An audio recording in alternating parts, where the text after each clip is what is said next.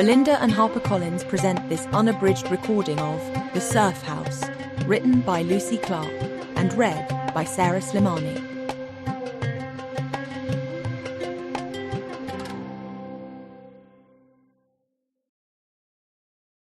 For the next generation of surfers in the family, Cash, Theo, Maggie, Sienna, Lucia, Benji, Noah, Tommy, and Darcy.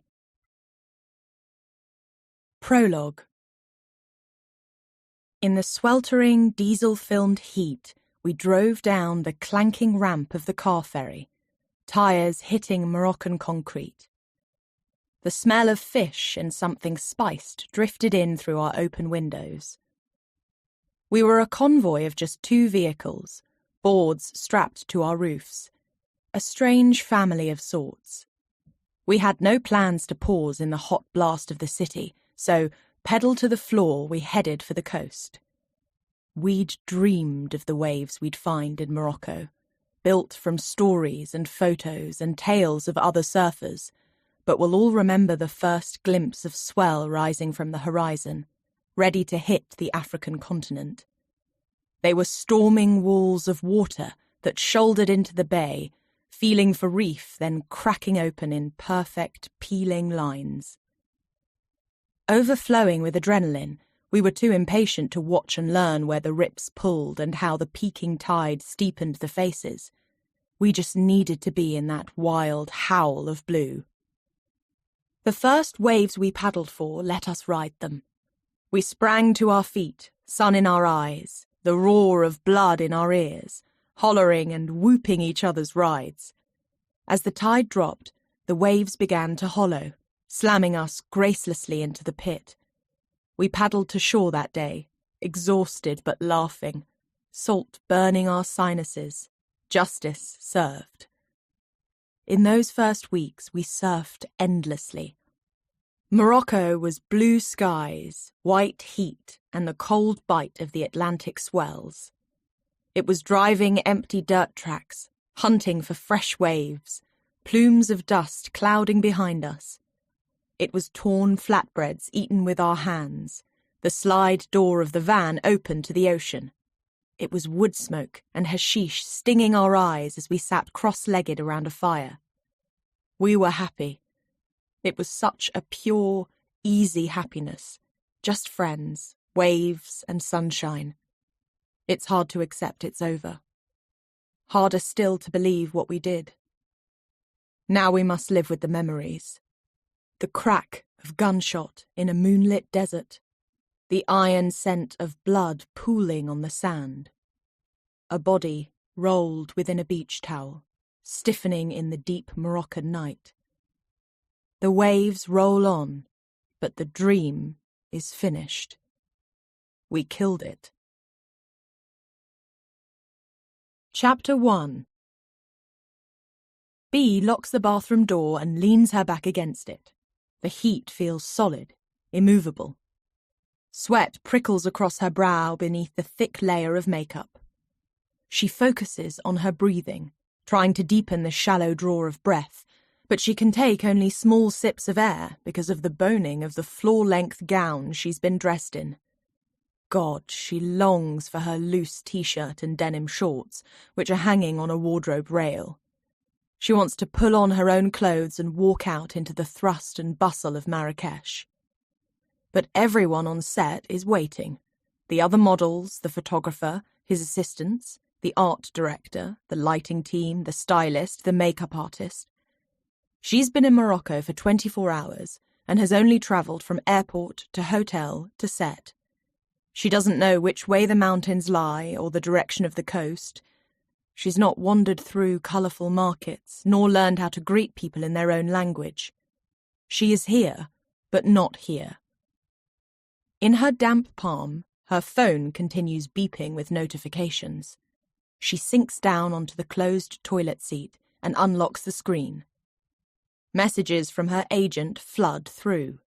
There's a schedule for next week's castings and fittings when she returns to London. She pictures herself zigzagging through the city, standing in lines of jittery girls waiting to be judged, or shivering in cool fitting rooms, a tape measure snaked around her hip bones. Dates and times and locations swim before her eyes. It feels like she's riding a carousel, spinning faster and faster, shrill music blasting so loudly that no one can hear she's begging to climb off. A WhatsApp message flashes up from her mum. Bea feels the briefest lifting of her heart, a butterfly wing of hope. She's heard almost nothing in the week since her mum moved to Spain. "Hello from Malaga. Babe, do you mind pinging me $1,000, just to tide me over? Things are a bit tight while we're getting set up out here. You're a peach." Bea stares and stares at the message, tears pricking the inner corners of her eyes. She presses her teeth together, her thumb hovering over the phone as she thinks of and discards a dozen replies. With a sigh, she deletes her mum's message and turns off her phone. She stands. A head rush sends black dots whirling in front of her eyes, the floor wavering beneath her feet. She reaches out, a hand pressed to the stall door. She's not eaten today, and it takes several seconds for the dizzying sensation to pass. Beyond the bathroom, she hears fast, clipped footsteps approaching. They halt outside, and there's a sharp drill of knuckles against wood, the jangle of bracelets. "Bea, everyone is waiting." She reminds herself how she needs to be, bright and pleasing and compliant. She drags in a breath, straightens, then unlocks the door. The photographer crouches, lens focused on Bea. "Go!" The 2 Russian models she's working with begin to walk towards the camera. Bea, a second late, starts to move. She crosses the ornate tiled floor in 4-inch heels, trying to work a smile into her features. Click. Exaggerate the sway of her hips. Click. Lift her chin. Click. Click. She sees the furrow of the photographer's forehead above his camera. "Again!" Bea feels the hot pinch of a blister as she returns to the start point. They are shooting in a riad in Marrakesh, and the heat is engulfing, throbbing between the high walls. Sweat slides down the backs of her knees. The photographer squints at the monitor, then looks up. His gaze searches out Bea. "Make it sexier." Heat spreads up her neck. The 2 models glance at her, then look away. "Sexier," she tells herself, as they are given the command to walk. The Russian models saunter. They toss their hair. They smile, all white teeth. Bea tries to do the same. She drags the corners of her mouth upwards and attempts to add a jauntiness to her movements, but she feels awkward, stiff, overly aware of her limbs. She is good at her job, usually, able to mould herself into the image a photographer or client or casting agent wants to see. Not today. The art director's gaze flicks warily to the photographer, who is now shaking his head. The 2 begin conferring in whispers, turning their backs to the models. Everyone's been on set since first light, and it is now approaching midday. The heat is relentless, and they are behind schedule. "Let's take 5, the art director says with a tight smile. "Sasha, we need a makeup refresh on Bea." Sasha unfolds himself from a stool with a sigh. He gestures impatiently to the vacated seat. Bea comes to him, sits. Her dress tightens across her ribs, forcing her to perch pin straight. Sasha doesn't talk as a series of brushes and powders are swept across her face. She's not vigilant enough and catches her eye in the mirror. The makeup is heavy, deep contouring sharpening her cheekbones, a slash of red lipstick widening her mouth. She can see the protrusion of her collarbones and the sharp points of her shoulders. Her hair has been scraped from her face into a high bun that's pulling at her temples. Her thick brows have been exaggerated and combed so that she is all edges and angles. She stares, wondering how this face can be hers when she recognizes nothing of herself. She looks and looks until her features distort and bleed. "Who are you?" Sasha draws back the blusher brush. "What?" She blinks, realizing she must have spoken aloud. Nothing. The hairstylist is upon her now, running clammy hands over her bun, tucking in stray strands. Bee tries not to flinch. Beyond her, she can hear the tinkling, light sound of the water fountain at the centre of the riad. She wonders how cool the water is, how the jets would feel running down her collarbone. She peers beyond Sasha's makeup brushes, needing to glimpse it. A tiny bird dips into the water, washing itself and sending a spray of droplets from its delicate wings. She stares at its fragile legs, its miniature beak, its perfect black bead eyes. It looks joyful as it shakes again, then lifts off, leaving the heat and stillness of this place behind. I need to leave, she thinks. It is a whisper of thought. The photographer, his assistant, and the art director are now crowded around the monitor, studying Bee's enlarged image. Do something with the eyebrows, the photographer tosses at the makeup artist. Tame them. The art director is pointing at the screen. I'm more concerned about this. She is indicating the waist of Bee's dress, where the fabric is bunching. Bee knows what they'll be thinking, that she's put on weight since last week's fitting. But how can she? She's barely eaten. She had a light dinner last night, no carbs, and skipped the hotel breakfast this morning, even though her stomach rumbled at the smell of the fresh, buttery pastries. Her fingernails dig into her palms. Sasha tells her to close her eyes, and she feels the press of eyeliner being dragged across the roots of her lashes. The air thickens with the sweet chemical vapour of hairspray, and Bee feels like she cannot breathe. There is not enough air. Her skin is too hot, the dress too tight. Sweat pools underarm. She wants to pull away, run, leave this stool, leave this riad, leave this shoot. She hears her mother's voice. We do not quit. She hears her agent's voice. There are 100 girls waiting to take your place. She listens for her own voice, hears the faintest whisper. Leave. It's her eyes, the photographer is saying. There's no light in them. She tries to draw herself away from her body, separating herself. It is a trick she's learned over the years to make this job easier, because then it is no longer her, Bee, whose eyes hold no light, whose brows look too masculine, whose waist is too wide, whose body isn't sexy enough. The hands all over her won't feel like an invasion, as she will be somewhere else. But today she cannot quite manage it. The voices and hands and gazes and heat and hunger are overwhelming. I need to... She pushes off the stool. She moves unsteadily on her heels, desperate to find somewhere cool, quiet, but there is nowhere to go. The riad crawls with people. She passes the Russian models who smile tightly. She aims for the marble fountain, which is cloaked by colourful climbing plants. Bee plunges her hands into the cool water, sighs with the relief. Somewhere behind her she can hear the photographer calling time on the brake. She doesn't move, just stays as she is, breathing slowly, her fingers swirling in the water. She hears someone close at her shoulder, saying, "We're restarting." Perhaps she answers, "Okay," because the person leaves. She removes her hands from the fountain and begins unbuckling her left shoe, then the right. Freed, she stretches and wriggles her bare toes. Then she hitches her dress and steps into the fountain. Cold water kisses her swollen, blistered feet. She can feel the faint slick of algae beneath her toes and scrunches them. She knows the bronzer that was lavishly applied to her too pale skin this morning will be starting to run.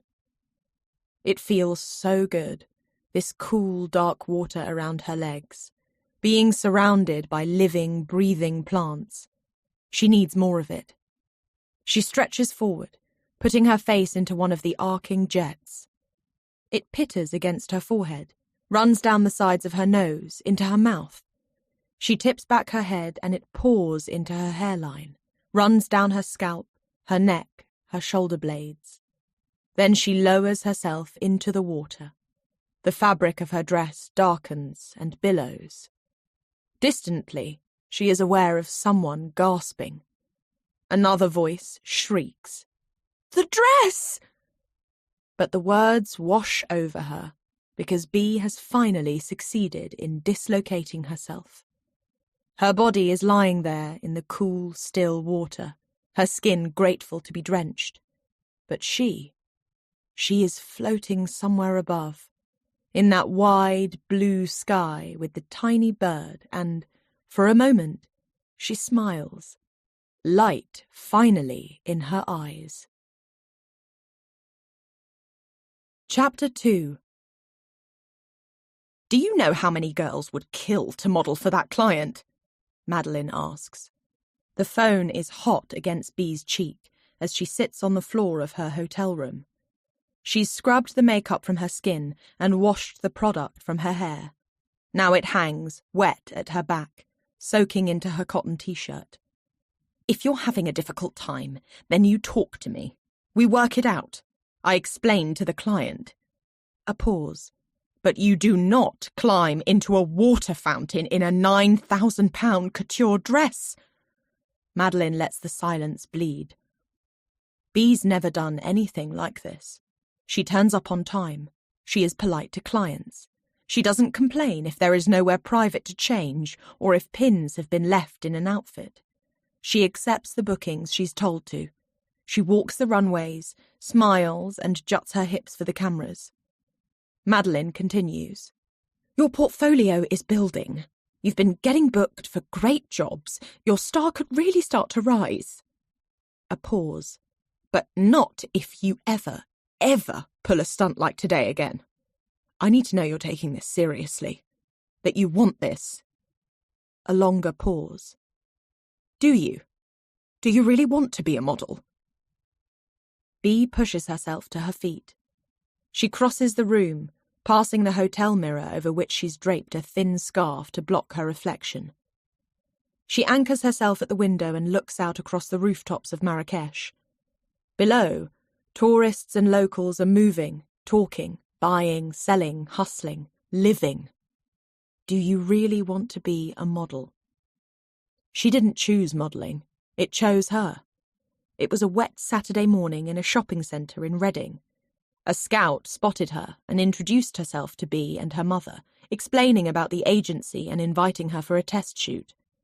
Bee had searched for a group of schoolkids laughing, certain that it must be a joke. Models were meant to be beautiful, and no one had ever used that word to describe her. She was gangly, all elbows and knees. Her brows were wild and bushy. Her eyes were so spaced apart that the girls in her class called her Space Bee.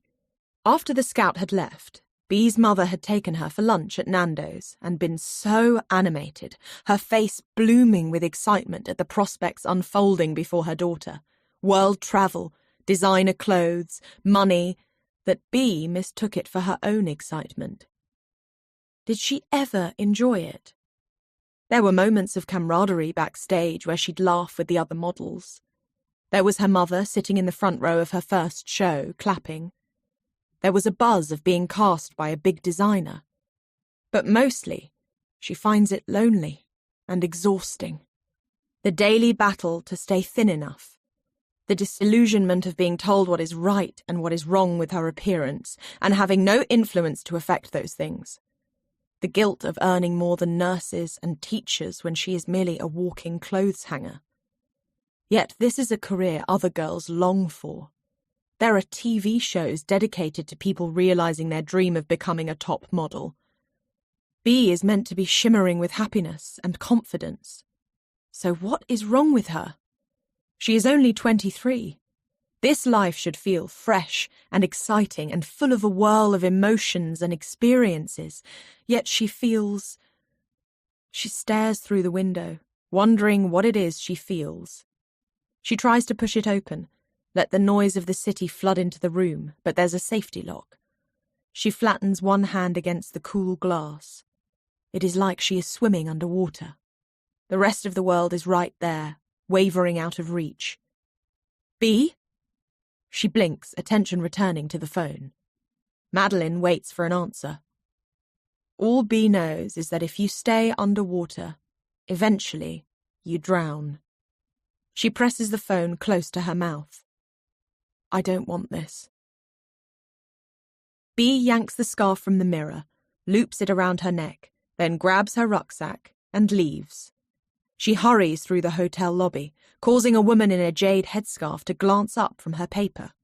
She skirts two tourists returning from the Medina, laden with shopping bags, and heads for the reception desk. I'm checking out early, she explains, handing in her key. She can't stay here with the risk of crossing paths with the team from the shoot. She'll find somewhere else for tonight and fly back to London tomorrow as planned. Her passport is returned, and Bea slips it into her rucksack. And then she is walking outside, into the bright slap of the day as the noise of the Medina floods in. A cacophony of music, voices, the shuffle and step of hundreds of feet, the cries of hawkers calling, "Lady! Lady!" Bea drifts through the throngs of people into the main square, eyes widening as she absorbs the chaos and colour pulsating around her. Tinkling music draws her attention towards a woven basket from which a snake emerges, tongue flickering. A teenage boy appears at her side, hawking a string of embroidered bags. Two live chickens squawk as they're carried by their feet by a young girl in tan sandals. Bea grips the straps of her rucksack, regretting its weight. Ahead, a stooped man in a jaleba pushes a juice cart decorated with Moroccan flags. She watches thirstily as the machine juggles golden oranges into a press. She's not drunk or eaten all day and feels hollowed out. She fishes in her pocket for some dirhams and hands them to the man.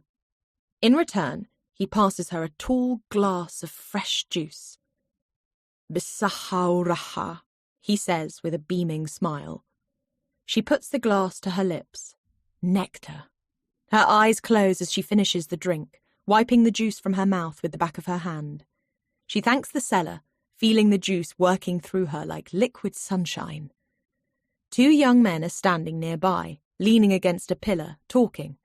The taller one, who wears a red football shirt, pushes his sunglasses onto his head to look at her. He grins, revealing crooked front teeth.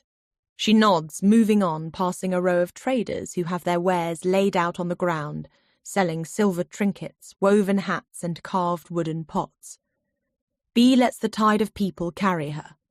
The air becomes richly scented as she enters the spice souk. Mounds of saffron and turmeric and cinnamon wait to be scooped into paper bags, the hot, still air punctuated with their aroma. The Medina feels impossible to navigate, a warren of narrow alleyways, shaded tunnels and wooden doorways leading her deeper and deeper. She weaves onwards, thoughts swirling in the heat, raking back through the day. She replays the gasps as she climbed into the fountain, every pair of eyes on her. She imagines the icy response when her mother hears she's quit. "What now, hotshot?" she'll ask. Bea doesn't know what comes next. There's no home to return to now that her mum has left. The few things she owns are in storage. She books cheap hotel rooms when she's in London. She doesn't own a flat. There are no family members or friends to crash with. She thinks of the remaining £2,000 in her bank account and wonders how long it'll last.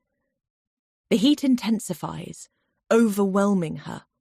Sweat gathers at her lower back, trapped between her skin and rucksack. She glances left and right. Turning, she has no idea where she is or how to exit the Medina.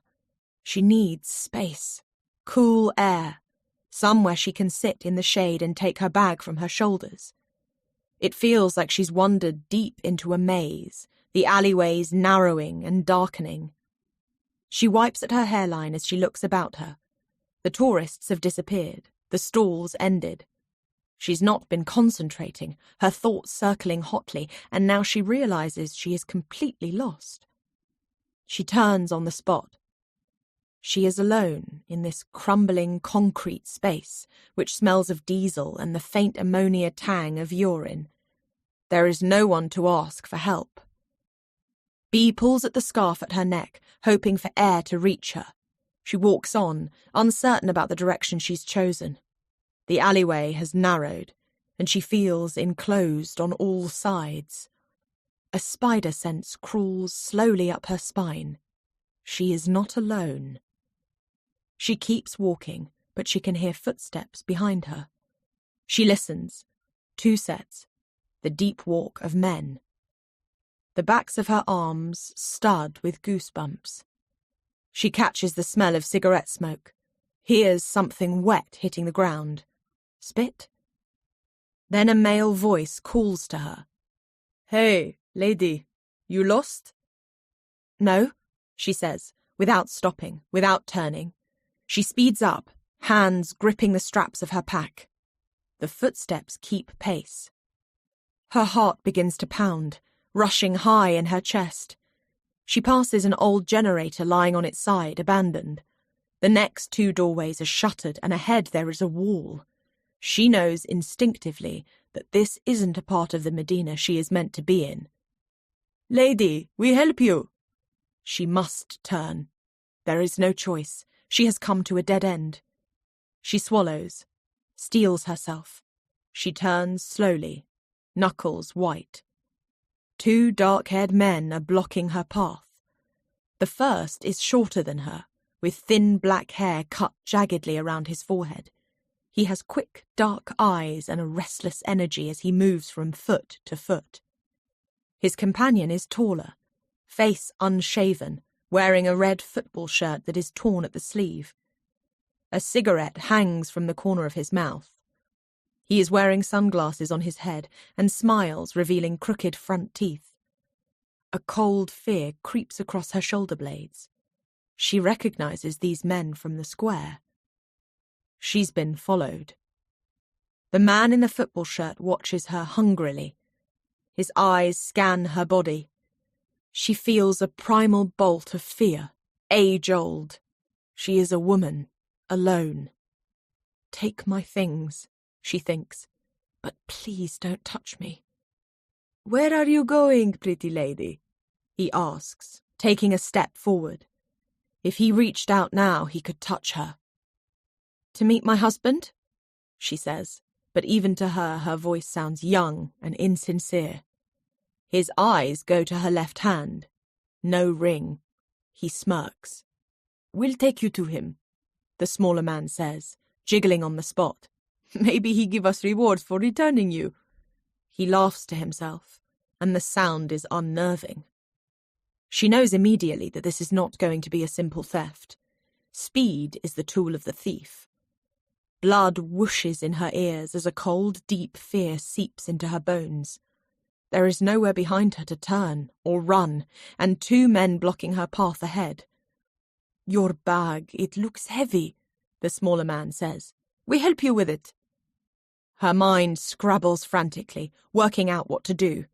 She decides to play along. "Thank you." She removes the bag from her shoulders and hands it to the smaller man with the jagged haircut. He looks pleased with himself as he sets it squarely on his shoulders. He tries to catch his friend's eye, as if saying, "I've got it, let's go." But the man in the football shirt is still looking at her, his gaze trailing down her face, moving slowly over her body. She is grateful for the thin scarf covering her neck and chest. He removes the cigarette from his mouth and flicks it to the ground. Then he reaches forward and pinches the end of her scarf.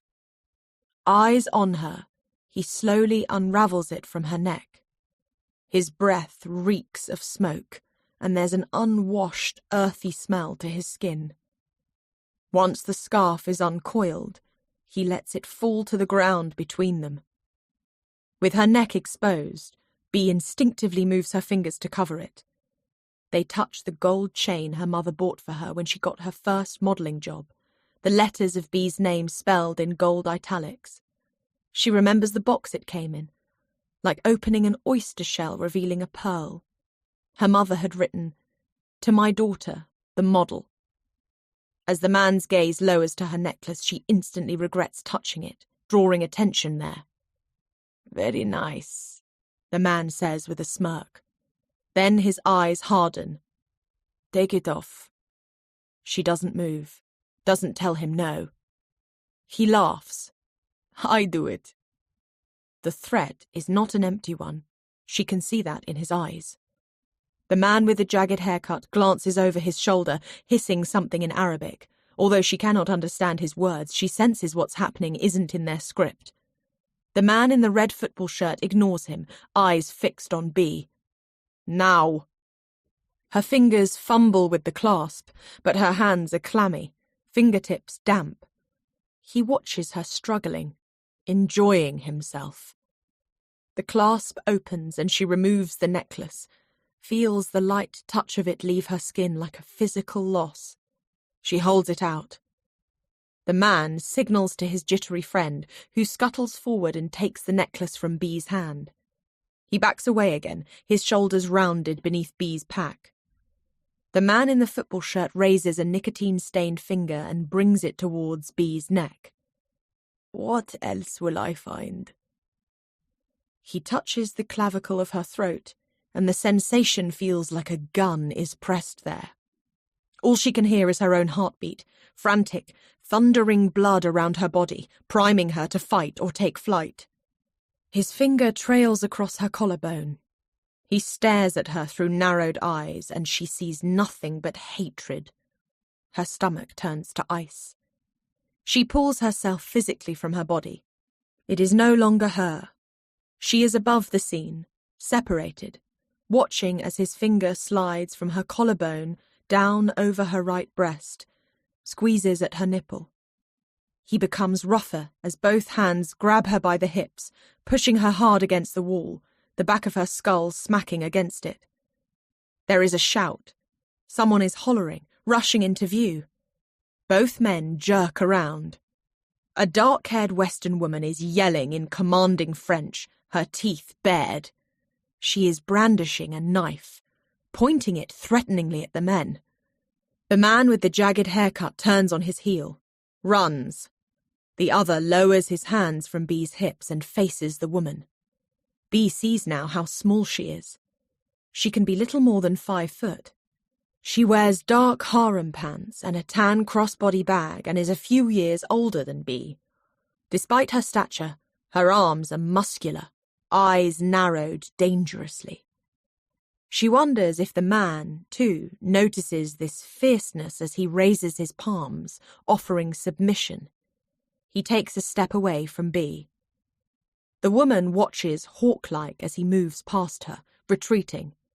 He smiles his slow, crooked smile, as if saying, "Congratulations, you have won."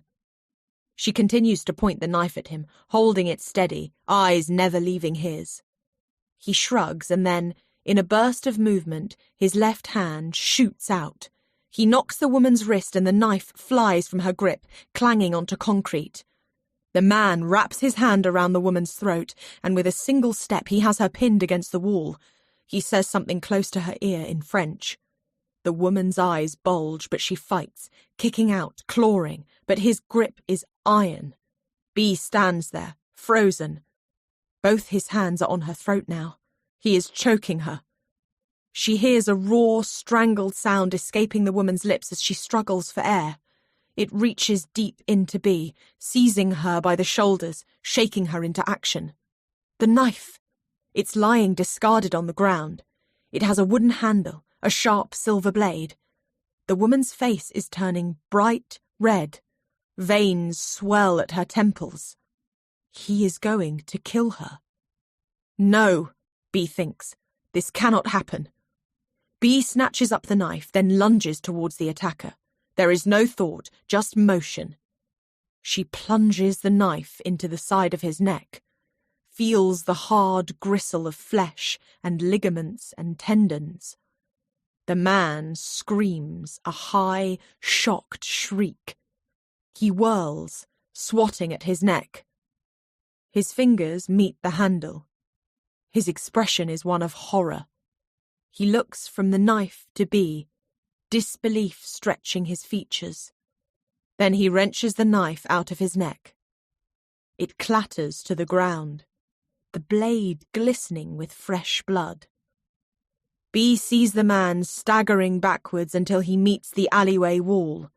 An awful jet of jewel-red blood pumps from the wound, arcing away from his body. His fingers press against it, and in moments his hand turns slick with blood. His eyes are wide with shock. He opens his mouth as if he's going to say something, but an awful gurgle comes out. He lurches, the wall catching him. Then she watches as his legs seem to give way, his body sliding down the wall, blood darkening his football shirt. Bee stands there, frozen. Behind her, she hears the woman's voice. "Come on!" It takes a moment for Bee to register that the woman is talking to her. She stares, mute. The dark-haired woman scrabbles for Bee's discarded scarf. She bundles the bloody knife within it and shoves it beneath her arm. With her free hand, she grabs Bee's fingers and, together, they run. Chapter 3. Their breath comes fast and shallow, feet pounding concrete as they race through winding alleyways. Ahead, they spot a growing crowd and slow their pace, weaving into the throng of tourists. Bee's heart punches at her ribcage. She glances at the woman at her side, who walks fast but without appearing to rush. Red finger marks bloom around her throat. I stabbed him," Bee whispers. The woman keeps her eyes ahead. Bee is trembling, her whole body vibrating with the shock. She put a knife in a man's neck. "Did I kill him?" The woman's gaze flicks to her. Her eyes are pale blue, washed out but glittering, like sea glass when wet. "He would have killed us." Bee glances over her shoulder. "What now?" Her voice is thin, breathless. "We get out of here." "The police, they need to know." "We had a weapon. There'll be an investigation. You could end up—" She doesn't need to finish the sentence.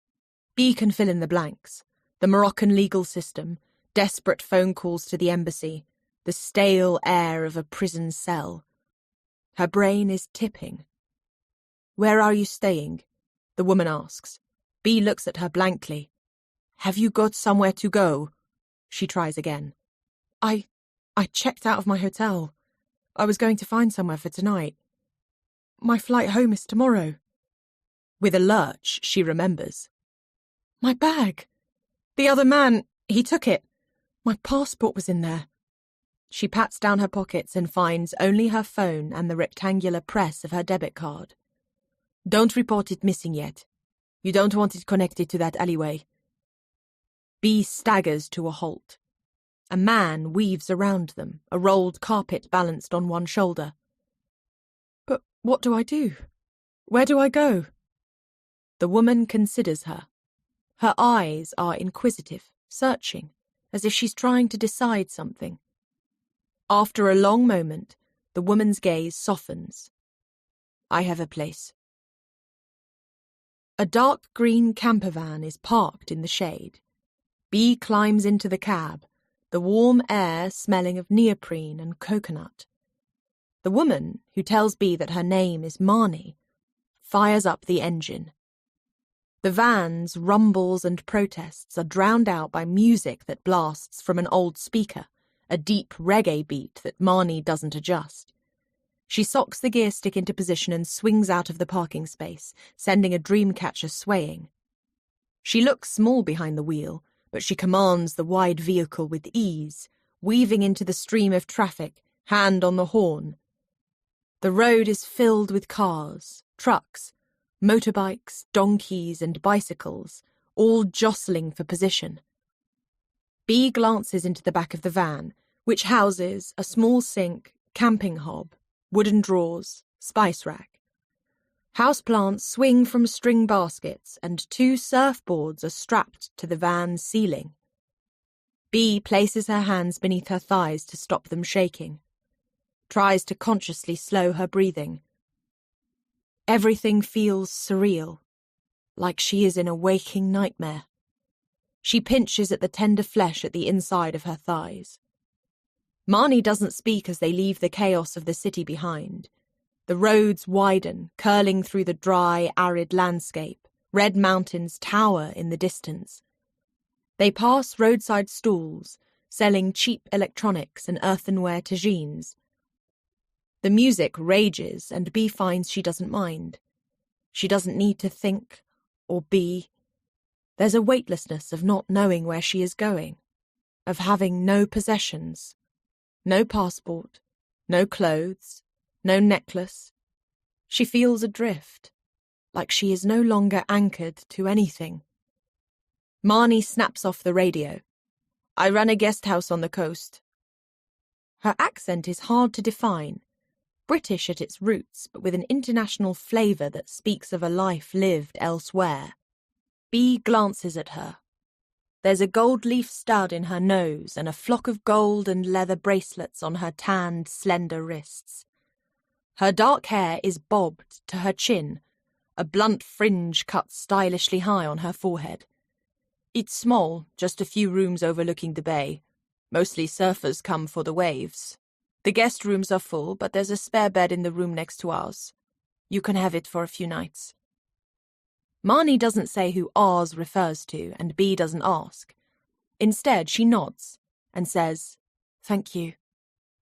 They drive in silence for a time, listening to the thrum of tyres against tarmac, the vibration of something loose rattling in the back of the van.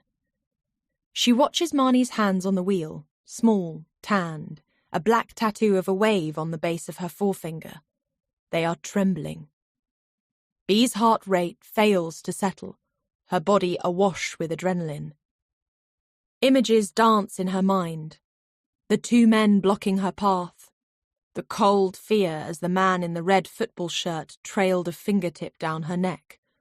The determined way Marnie barreled into that alleyway, yelling, pulling a knife.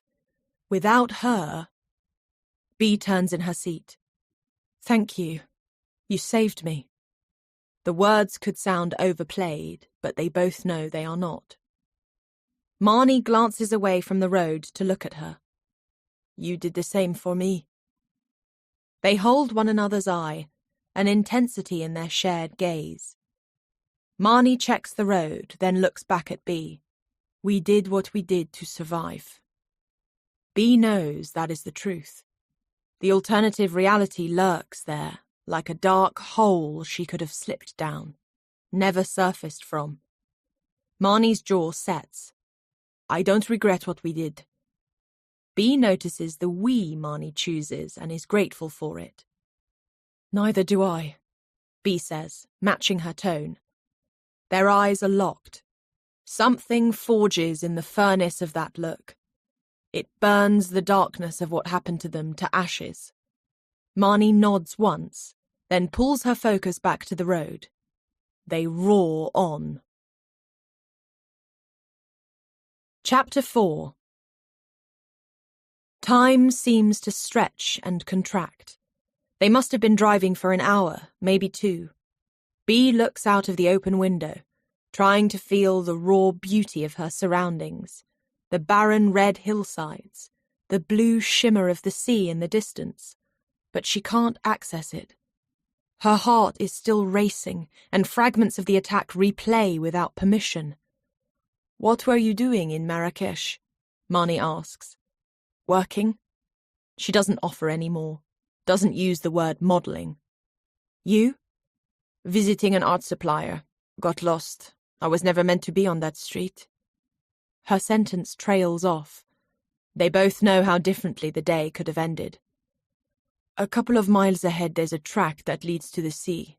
It's quiet. Always empty. We'll get rid of the knife and scarf in the water. Okay?" Bee glances towards Marnie's footwell, where the bloodied items are stuffed beneath her seat. "Okay," she agrees. She wants them gone. Hates the idea of that man, his blood, his DNA, still here, travelling with them. Once they discard the knife and scarf, there'll be nothing attaching them to what happened. Bee asks warily, How come you carry a knife? I was robbed years ago when I was traveling in Europe. Kept a knife in my bag ever since. I'm 5'3" and weigh 50 kilos. A knife gives me options. A warm breeze from the open window musses Marnie's dark hair, and she tucks a strand behind her ear, revealing an arc of delicate gold studs. I want you to know, Marnie continues, that what happened back there, that could have happened in any city in the world. Those men, they may not even be locals. Most people I've met here are kind. How long have you lived in Morocco? 3 years. Spent the first few months sleeping in this van with Ped, my boyfriend. He's an Aussie. We met on the road. He's away at the moment, but he'll be back soon. We found Mullah together. Mullah? It's a tiny fishing village. Nothing much there except cliffs and ocean. And the most incredible wave. We fell in love with it. Decided to build a place.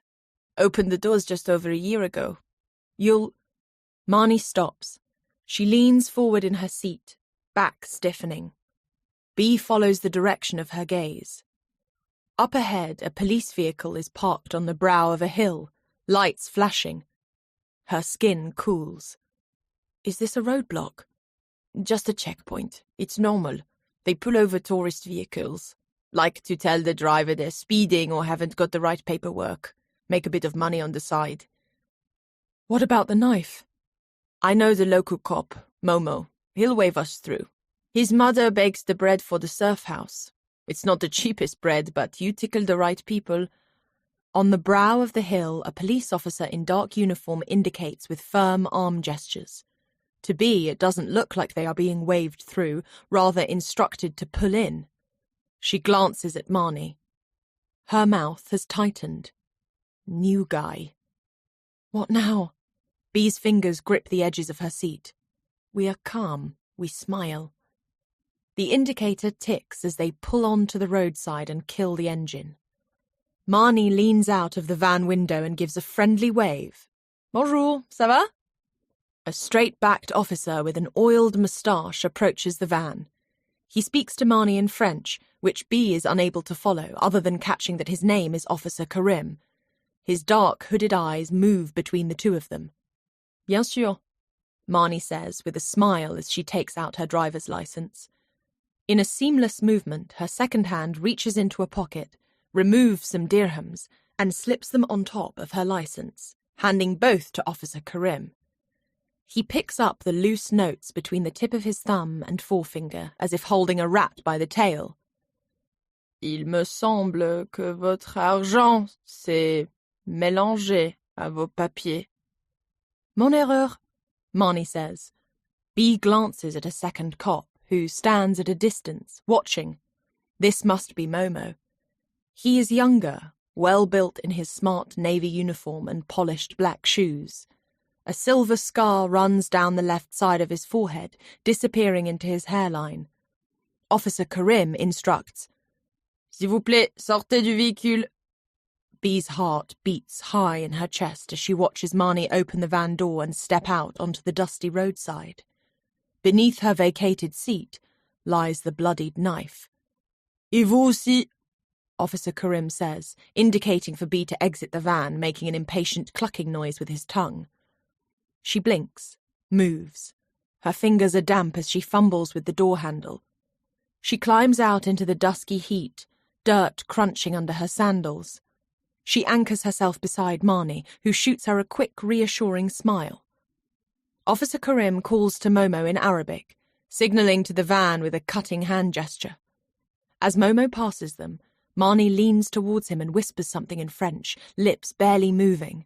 The exchange is a matter of seconds, and then Momo rejoins Officer Karim. The two men begin their search of the van. Bea's heart is hammering. She cannot watch. She turns away. Marnie draws a semicircle in the dust with her sandals. Then she repeats the movement below it, and below that until a rainbow emerges. Beads of sweat form at Bea's temples. Behind them, she hears raised voices, a displeased tone. She risks a glance and sees Officer Karim pressing the rear passenger side tyre.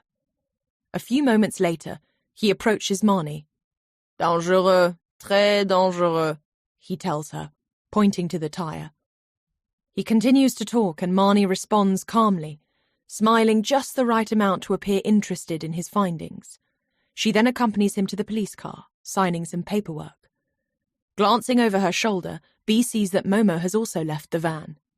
Did he take the knife? Hide it? Is that what Marnie whispered to him? When the paperwork is finished, Marnie says, "We can get back in."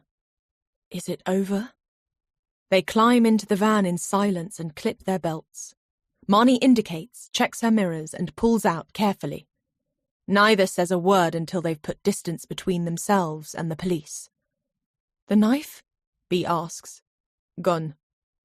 Momo took it. Marnie nods. A rush of relief floods Bea's body, but when she glances at Marnie, her jaw is tight. What's wrong? Marnie glances in the wing mirror, looking back towards the checkpoint. There's a furrow between her brows. Favors like that don't come cheap. Chapter 5. Marnie swings the van onto a rutted dirt track. "Wind up your window," she calls, as clouds of dust are kicked up by the tires. Bea grips hard to the seat as they fly along, clearing potholes. The cooking gear in the back rattles and clangs. Low roadside shrubs are shrouded in a ghostly veil of dust. As the track snakes downwards, Bea stares at the glimmer of blue where the Atlantic waits. A sweeping arc of golden sand is fringed by a rocky cliff line. High above sits a tiny village, little more than a cluster of buildings that cling like barnacles to the edge of the land. "Welcome to Mulla," Marnie says. "Only fishermen lived out here for decades, and then surfers discovered the wave and started parking up in their vans. Gradually, a small community has built up with a few hostels and places to stay." They pass low, flat-roofed buildings painted in sun-faded colours.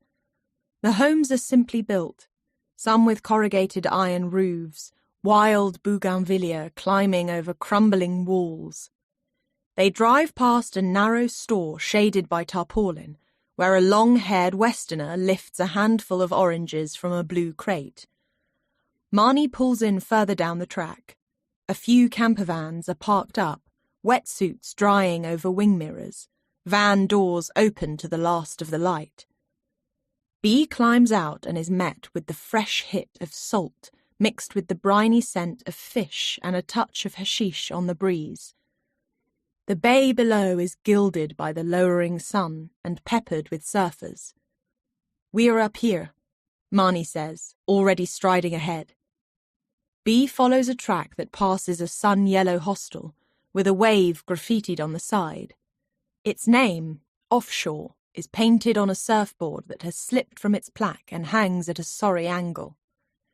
As they draw alongside a stylish white stucco building, Marnie says, "This is us." Bathed in light, the surf house stands proud on the cliff edge. Wide white pillars lead to a solid wooden door, framed by two huge cactus plants in terracotta planters. Bea steps into a high-ceilinged space filled with evening light. Her heart rate is still elevated, thoughts wound tight around narrow alleyways and police checkpoints, yet something about the calmness of the space seems to enter her bloodstream. White alcove shelves house smooth sculptures and ornate Moroccan teapots. Underfoot, stone-washed tiles stretch across the wide expanse of the main room, adding to the neutral, pared-back feel. Low pallet seating is gathered in the far corner, facing a projector screen. A stack of surf photograph books sits atop a wooden coffee table. A bank of folding glass doors opens to the view, making it feel as if the guest house is made of sea and sky. Drawn through them, Bea steps out onto a terrace studded with large planters containing olive trees, cactuses, and palms. A slim pool, its surface a mirror of the blushing sky, stretches above the sea. Floor lanterns are grouped at the centre of a cushioned seating area. A white, cube-shaped outbuilding is perched on the cliff edge, its exterior softened by a spray of orange blossom.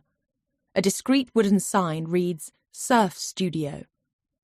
A group of travellers are sitting on a wall, watching the waves break. They turn and greet Marnie in a chorus of foreign accents. "How was the surf?" Marnie asks. "Pumping," a guy says, adjusting his cap over tight curls. "There was a bit of wind on it earlier, but it's glassed off now." "You get in, Amy?" Marnie asks a girl in a cropped yellow top who is stretching out her right shoulder. "Managed an hour. Great to be back in the water." Marnie smiles. "Everyone, this is Bee. She's going to be staying for a while." The group greet her with easy smiles and raised palms.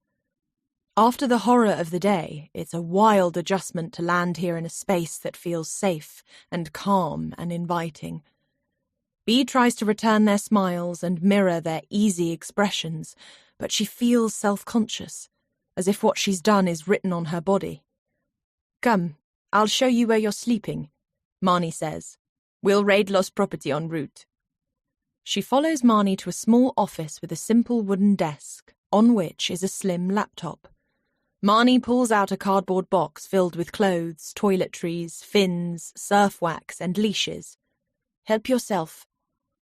Bee fishes out a bundle of toiletries, a spare t-shirt, an oversized hoodie, a phone charger, and a few other items, then follows Marnie upstairs. "This is me and Ped," Marnie says, opening a doorway onto a wide room filled with light. Bee glimpses a large bed with a bamboo headboard, textured cushions piled against it, and pale linen sheets turned back. There are 2 low bedside tables, books and lamps on both. A simple wicker chair is angled to face an open window that looks out over the water. "Your room is next door," Marnie says, leading the way. Bee steps into a smaller room, the sunset bursting through the window and splashing one of the walls gold. She notices a connecting door leading back into Marnie and Ped's room and wonders if they use this room as overspill. A yoga mat is laid on the wooden floor, and the only furniture is a narrow daybed covered with a woven throw and neutral cushions. It feels minimal, yet inviting. "It's beautiful," Bee says. She perches on the edge of the bed and takes off her sandals. Marnie rolls up the yoga mat and then sits beside Bee. Her eyes glitter with warmth and concern. "How are you?" "None of it feels real." Marnie squeezes her hand. "It's the shock. We'll adjust." "The knife has my fingerprints on it," she says, keeping her voice down. "What if Momo hands it in?" "He won't. There's no gain. He knows we want that knife, so there'll be a price." "A bribe?" Marnie smiles. "He'll call it a gift." "When will he want this gift?" "We'll let him come to us. We can't afford to look eager." Bee nods, trying to get a handle on the dynamics. "Whatever he asks, we pay him, and then it's done. Over." Marnie squeezes Bee's fingers as she says, "Then we put this behind us." "I keep remembering it," Bee says, her voice small. "All that blood.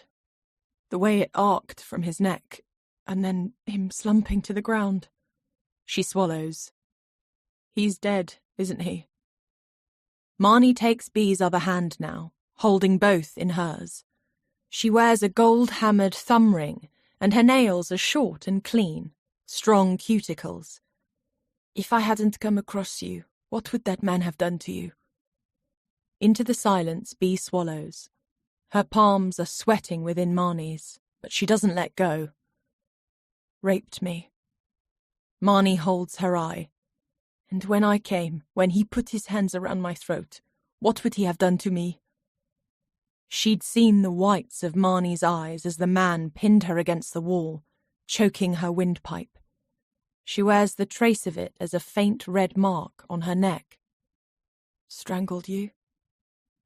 Marnie's pale blue gaze is locked on Bee's as she says, "I said it in the van. We did what we had to do.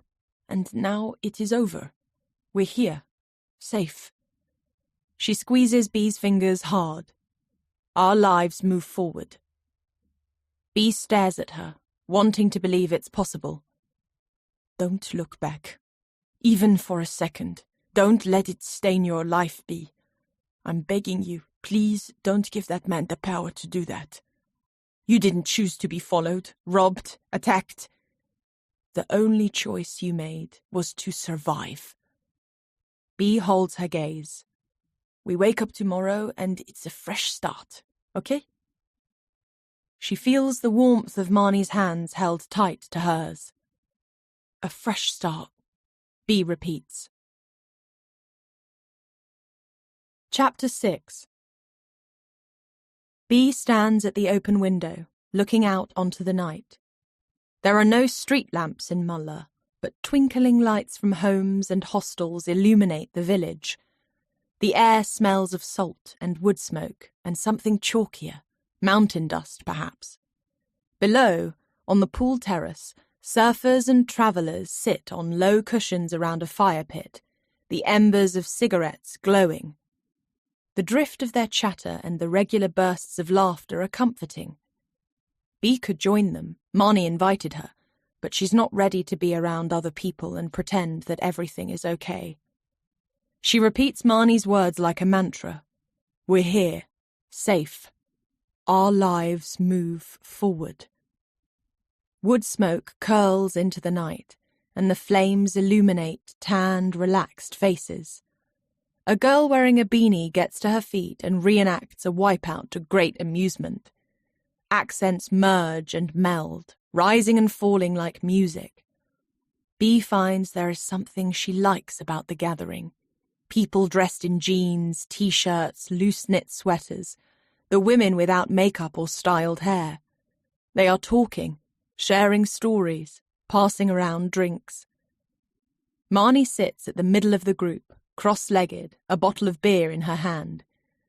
The gold ring on her thumb glitters in the firelight as she draws the bottle to her mouth.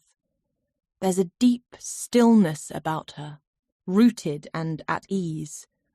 She's wrapped a light scarf around her neck, and Bee wonders if the finger marks are still visible at her throat. Bee catches drifts of conversation, talk of a movie night on the cliff top, a beach clean-up when the swell drops, other spots to surf if the wind swings east.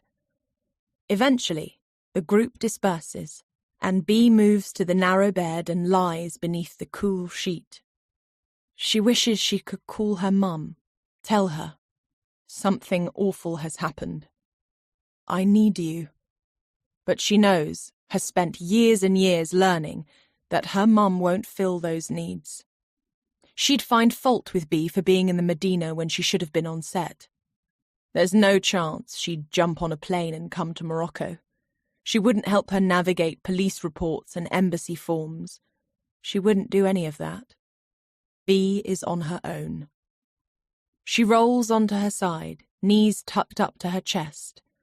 She catches the scent of Marnie on these sheets, the warming tones of coconut butter and vanilla, and breathes a little deeper. She hears footsteps along the corridor outside her room, and Marnie's bedroom light flicks on.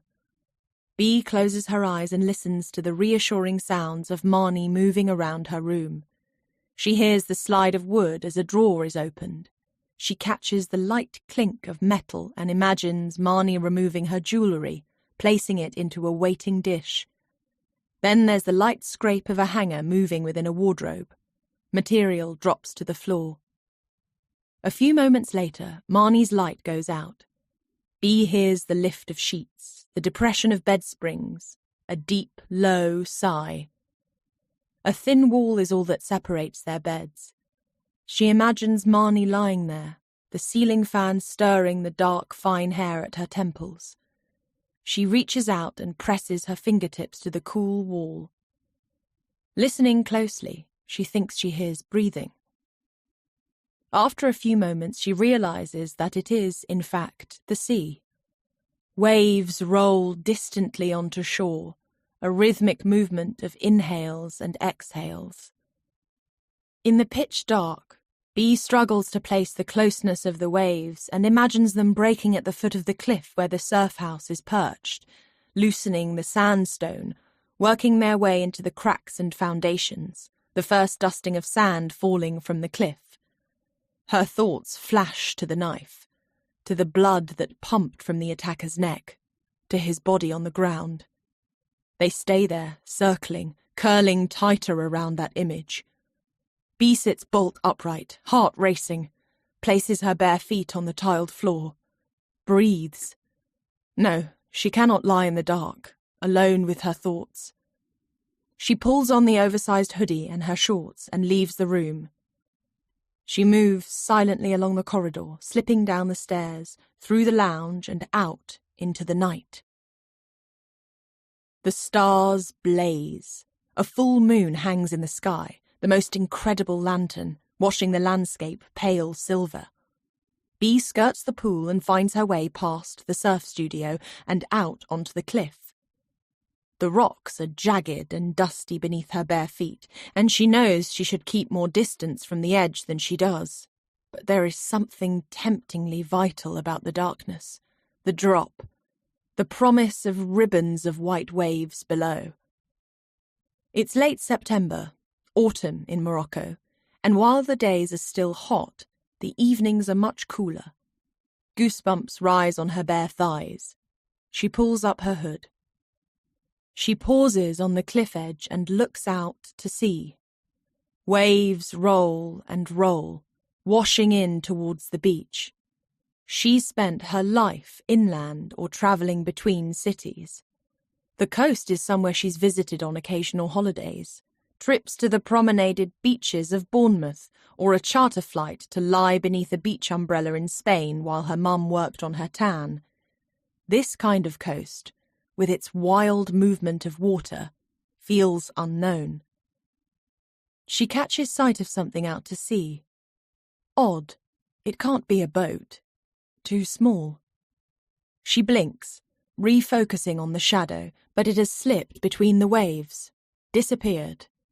She watches, arms hugged to her middle, wondering if she imagined it. The moon casts a wide silver glow. The lines of swell are indistinct in the darkness, only given shape when they break in a flurry of white water, which catches the moonlight. As she studies the ocean, she sees the dark shape again. It seems to travel with the wave, riding along its face. Is someone out there? Surfing? At night?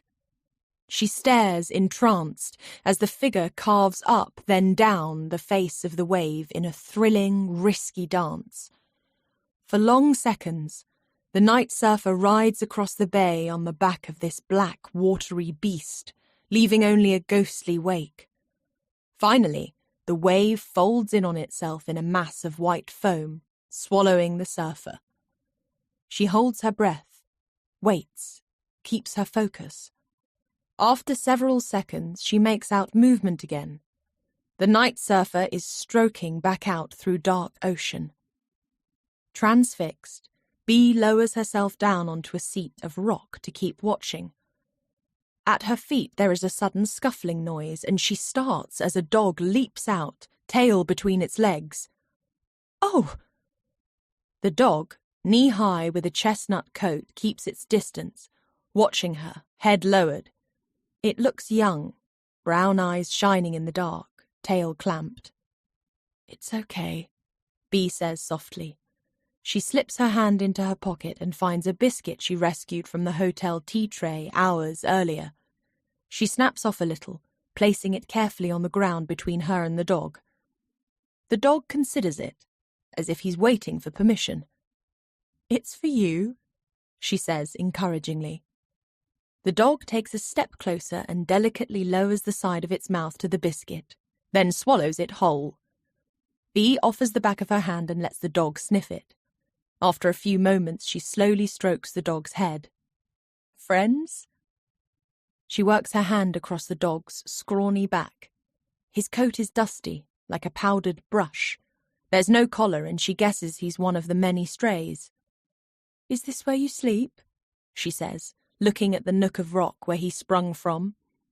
In answer, the dog flops down onto his side, setting his back against her legs, muzzle on his paws.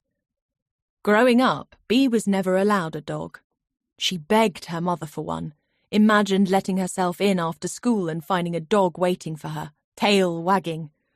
"Won't see me scraping dog shit off the pavement," was her mum's answer. The dog suddenly lifts his head, sniffs. He barks once. Bee follows his gaze.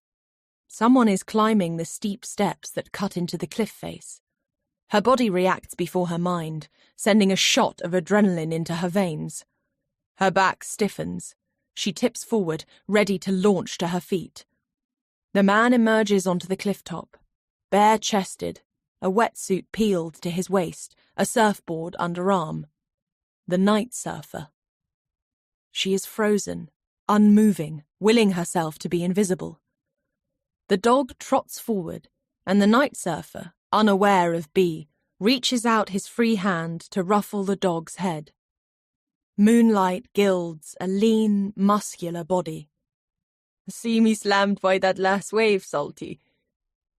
His voice is low, warm, unrushed. An Irish accent? The dog turns his back. "Not impressed, eh?"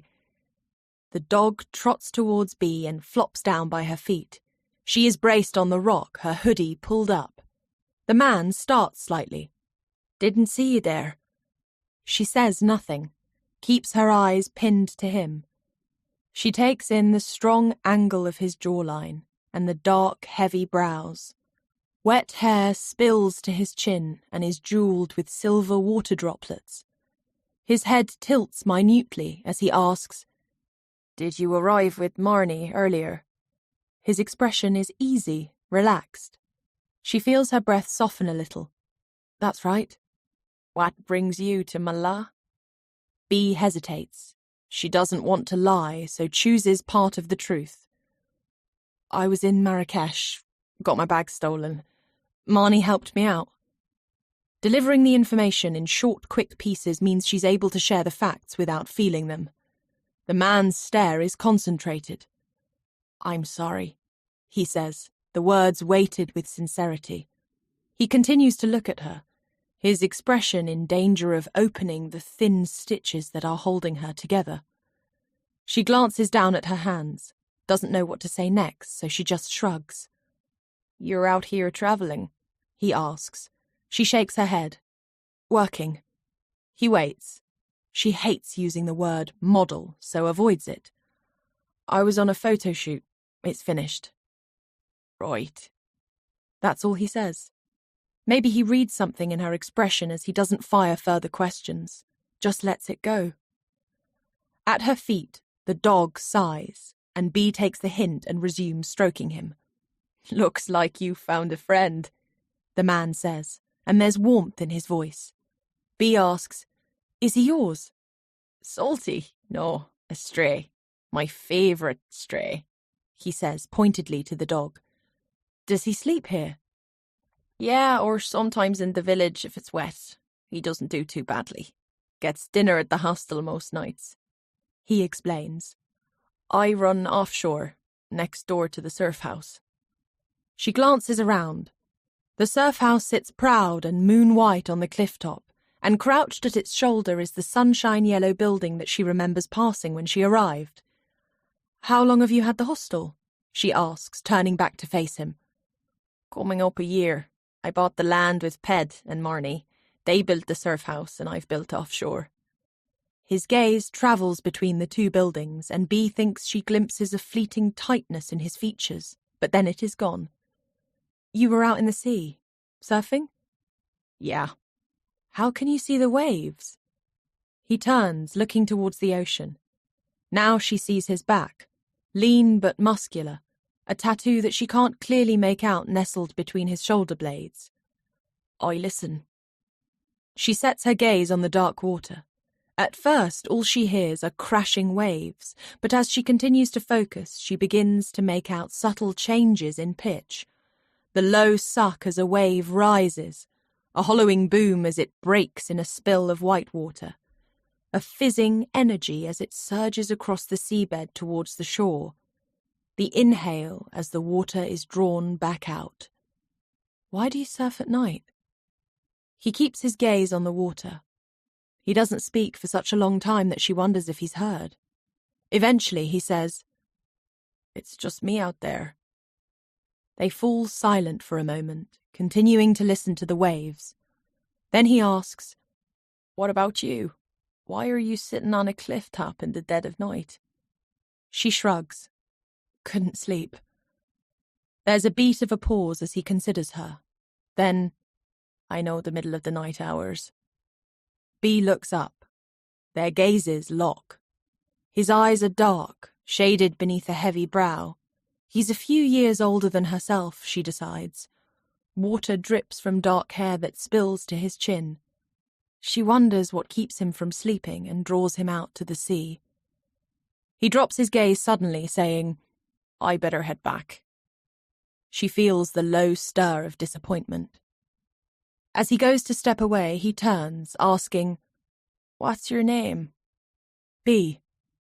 He considers her, his dark gaze examining her face.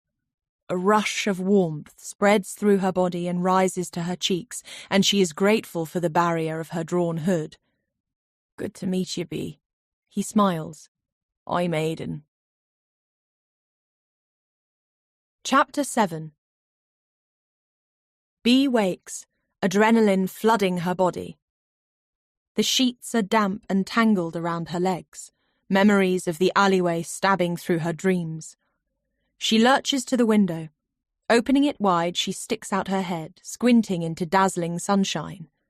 The salt-tinged breeze cools the damp skin at her neck.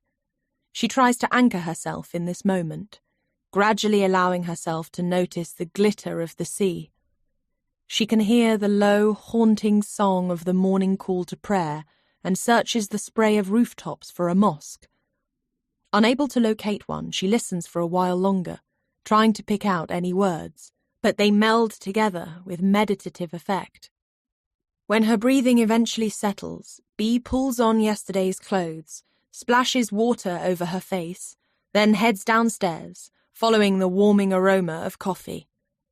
In the dining area, a wooden sideboard is laid with a simple breakfast buffet: toasted coconut granola, bowls of dates, jeweled pomegranates, creamy yogurt, sliced avocado, oven-roasted tomatoes, hard-boiled eggs dusted with sesame seeds. The glass doors are thrown open to the terrace, where a group of tanned 20-somethings are sitting at an outdoor table with glasses of freshly squeezed orange juice. B hangs back, watching. They look so relaxed and happy. They have food, friendship, a day of sunshine and waves waiting. She wonders what it must feel like to be that at ease. "Yesterday I put a knife in a man's neck," she thinks. "Morning!" B jumps when Marnie emerges from the kitchen, carrying 2 pots of coffee, her arms tanned and muscular.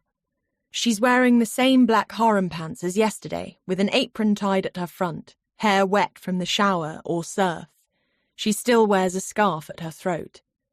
She steps outside and the guests thank her as she sets down the coffee. Not ready to let her go, they ask questions about the morning's conditions, and Marnie talks about the swell period, the wind swinging offshore, the tide starting to push. B listens, the lexicon of the conversation alien and intoxicating to her.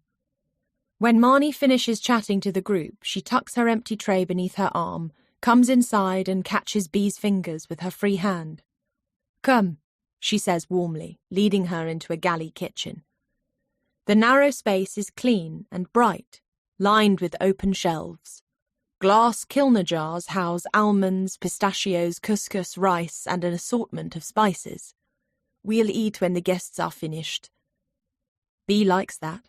She doesn't want to be treated as a guest.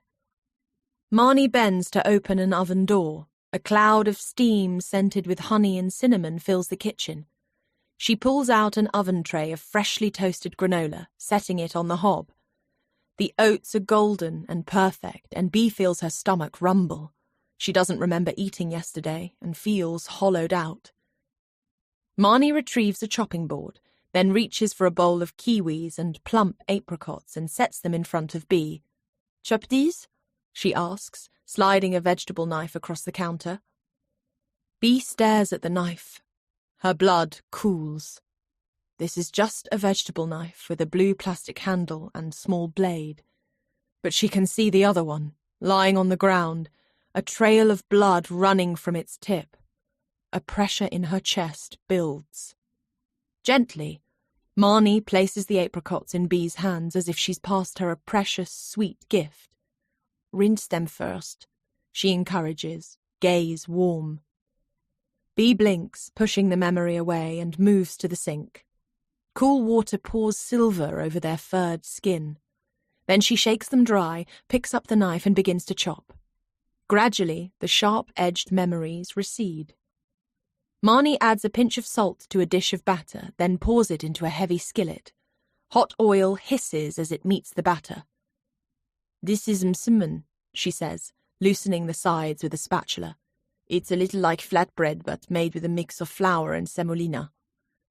After a minute or two of cooking, she turns it, revealing a crisp, browned underside. When Bee's prepared the fruit, Marnie asks, "Could you fetch the bread? It's left inside the front door by 8 each morning." A minute later, Bee returns with a woven basket covered by a tea towel. When she removes the towel, she's greeted by the yeasty sweetness of freshly baked bread. The still warm rolls are flat and golden, each pricked with 3 dashes. "Momo's mother made these?" she asks, thoughts tugging back to the police checkpoint. Marnie nods. She makes the dough, then brings the loaves to the communal oven in the village where they are baked. Each baker marks their bread differently so the loaves can be identified. Bee wonders if Marnie will say anything more about yesterday, but she doesn't. She thinks about Marnie's words. A fresh start. She takes a breath, then arranges the golden loaves onto a wooden tray and sets it on the sideboard with the rest of the food. It is an hour before the guests are all fed, dishes washed and surfaces cleaned. Marnie passes Bee a clean plate and points to the generous leftovers. "It's all got to go." On shoot days, Bee skips breakfast, not wanting to be bloated, but today she is ravenous. She loads a bowl with oven-warm granola, lavishing it with a hearty dollop of coconut yogurt and homemade compote, and then sprinkles toasted nuts and a handful of dates on top. Marnie fills a plate with avocado, eggs and hummus, then unties her apron and leads Bee out of the back door of the kitchen. It delivers them onto a private section of the terrace, shaded by a lemon tree, where they sit on a cushioned pallet to eat. Bee takes a mouthful of granola, and her taste buds explode with pleasure. She's always loved food, both cooking it and eating it. One of the ironies of her profession was that she could rarely enjoy either. Marnie watches her eat with a smile on her lips. "Get any sleep last night?"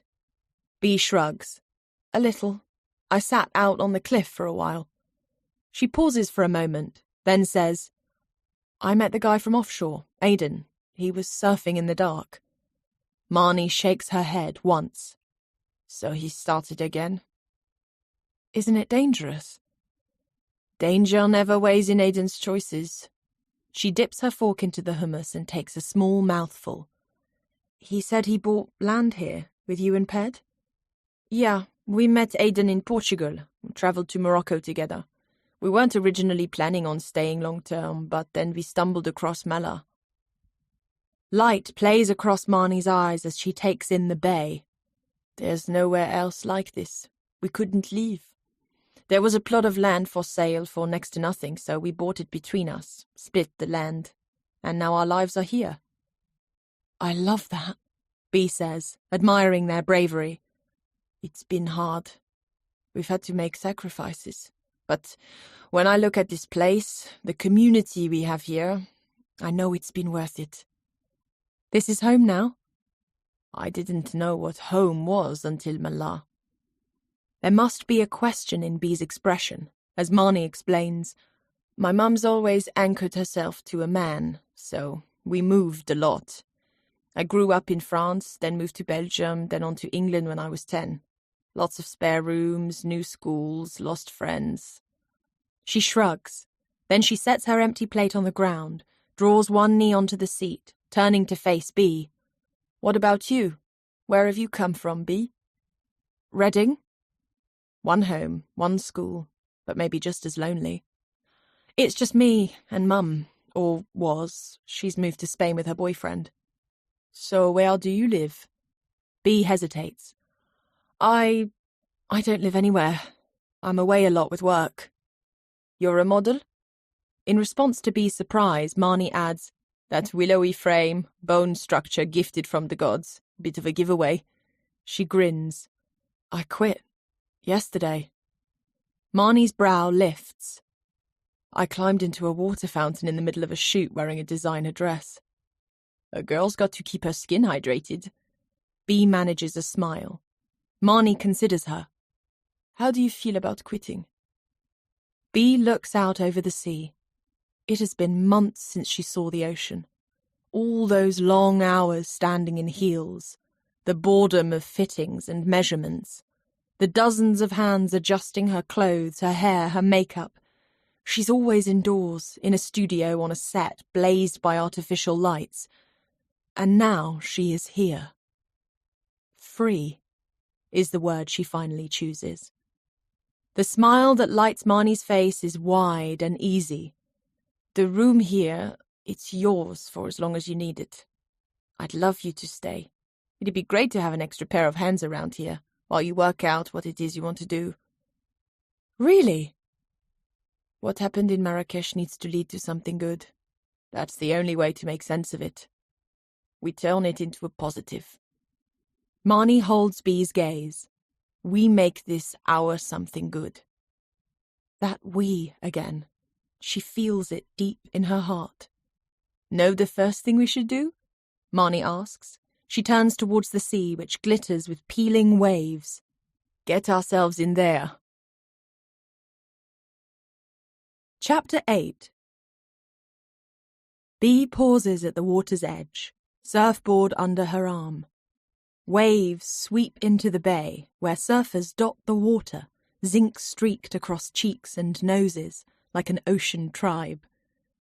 Ready? Marnie asks. The sun beats down in a cloudless sky, and B's skin is clammy within her borrowed wetsuit.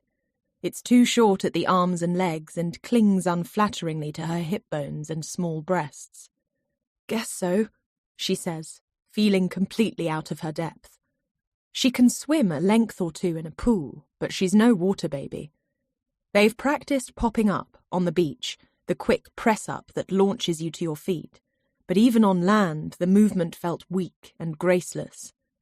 She follows Marnie into the shallows, the cool bite of the Atlantic sealing around her bare feet. Let's start in the reforms, Marnie says, pointing to the low walls of whitewater rumbling into shore. Marnie is sleek and athletic in a wetsuit with a flash of leopard print across the arms. She slides effortlessly onto her mint-green longboard and begins to paddle in smooth, easy strokes, her back arched.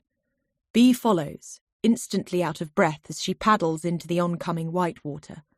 Spray slaps her in the face, filling her mouth with the taste of the sea.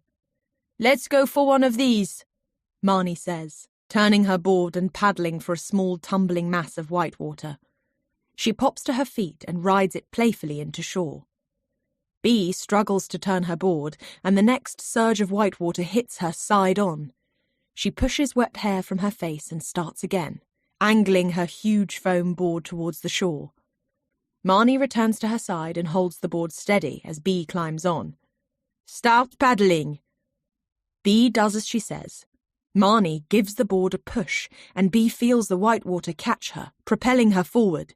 Stand up! Feeling the small surge of swell take her, B scrambles onto her knees and attempts to stand, but instead topples off sideways, arms windmilling uselessly. She yelps as she hits the water, going under in a bubbling mass of froth. She flails for a couple of seconds until she finds the seabed beneath her and pushes back to standing. B swipes wet hair from her eyes and glances around, half expecting to find people laughing. But no one's watching. She's not being judged on how she moves or what she looks like. Out in the water, she's just a girl in a badly fitting wetsuit who can't surf. She relaxes a little, tries again. Marnie gives her a few pointers, showing her how to select the right wave, when to paddle, where to position herself. On her 5th attempt, Bee finally makes it to her feet. The ride lasts no more than a couple of seconds before she's tossed off, the board clunking her on the head as she surfaces.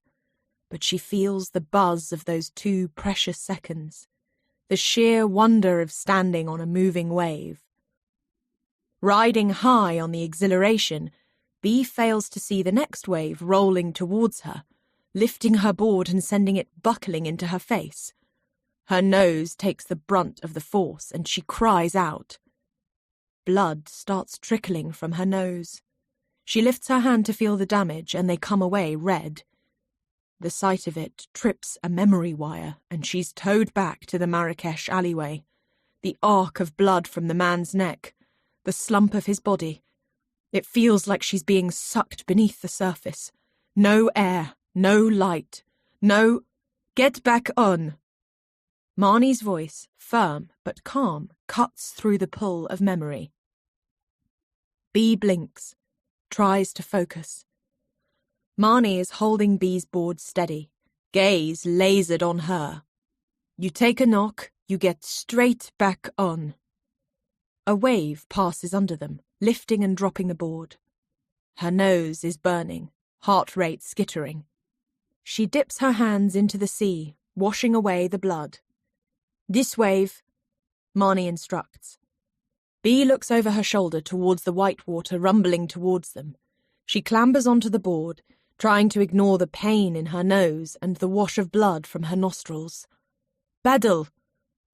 Bee plunges her arms into the sea. The board feels heavy and slow.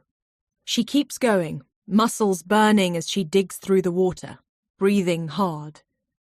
The board begins to glide as it's caught by the momentum of the wave. She picks up speed, the rush of water filling her ears. There's no time to think. She springs to her feet, and suddenly she is upright, riding straight towards the shore. Her nose streams with blood. Wet hair trails behind her. The pain recedes. The memories disappear. And she is storming towards the beach, gaze straight ahead. It can only be a few seconds, but it feels so much more. As the wave finally crumbles to nothing, she jumps from the board and bombs beneath the surface. She rises, face washed clean by the salt.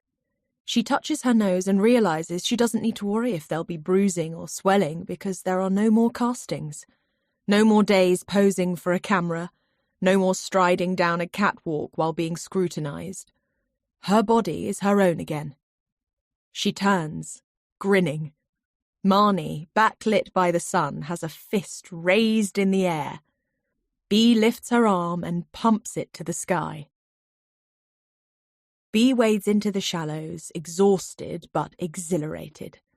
As she crouches to undo her ankle leash, Salty comes bounding towards her, tail wagging. He dances from paw to paw as seawater touches his feet. She reaches for a piece of driftwood nearby, then tosses it across the beach. He barks but makes no move to go after the stick. Not into fetch. Salty looks at her, eyes wide, ears pricked.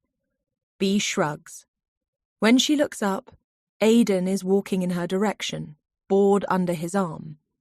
The sun is in his eyes and he squints or perhaps smiles. He is flanked by a group of surfers in fluoro offshore rash vests. They go on ahead as Aidan pauses. In the daylight, she takes him in. His skin holds a deep, even tan, his jawline darkened with stubble. There are shadows beneath his eyes, hinting that he hasn't slept, but they are offset by a burning energy that comes from his gaze. Bee.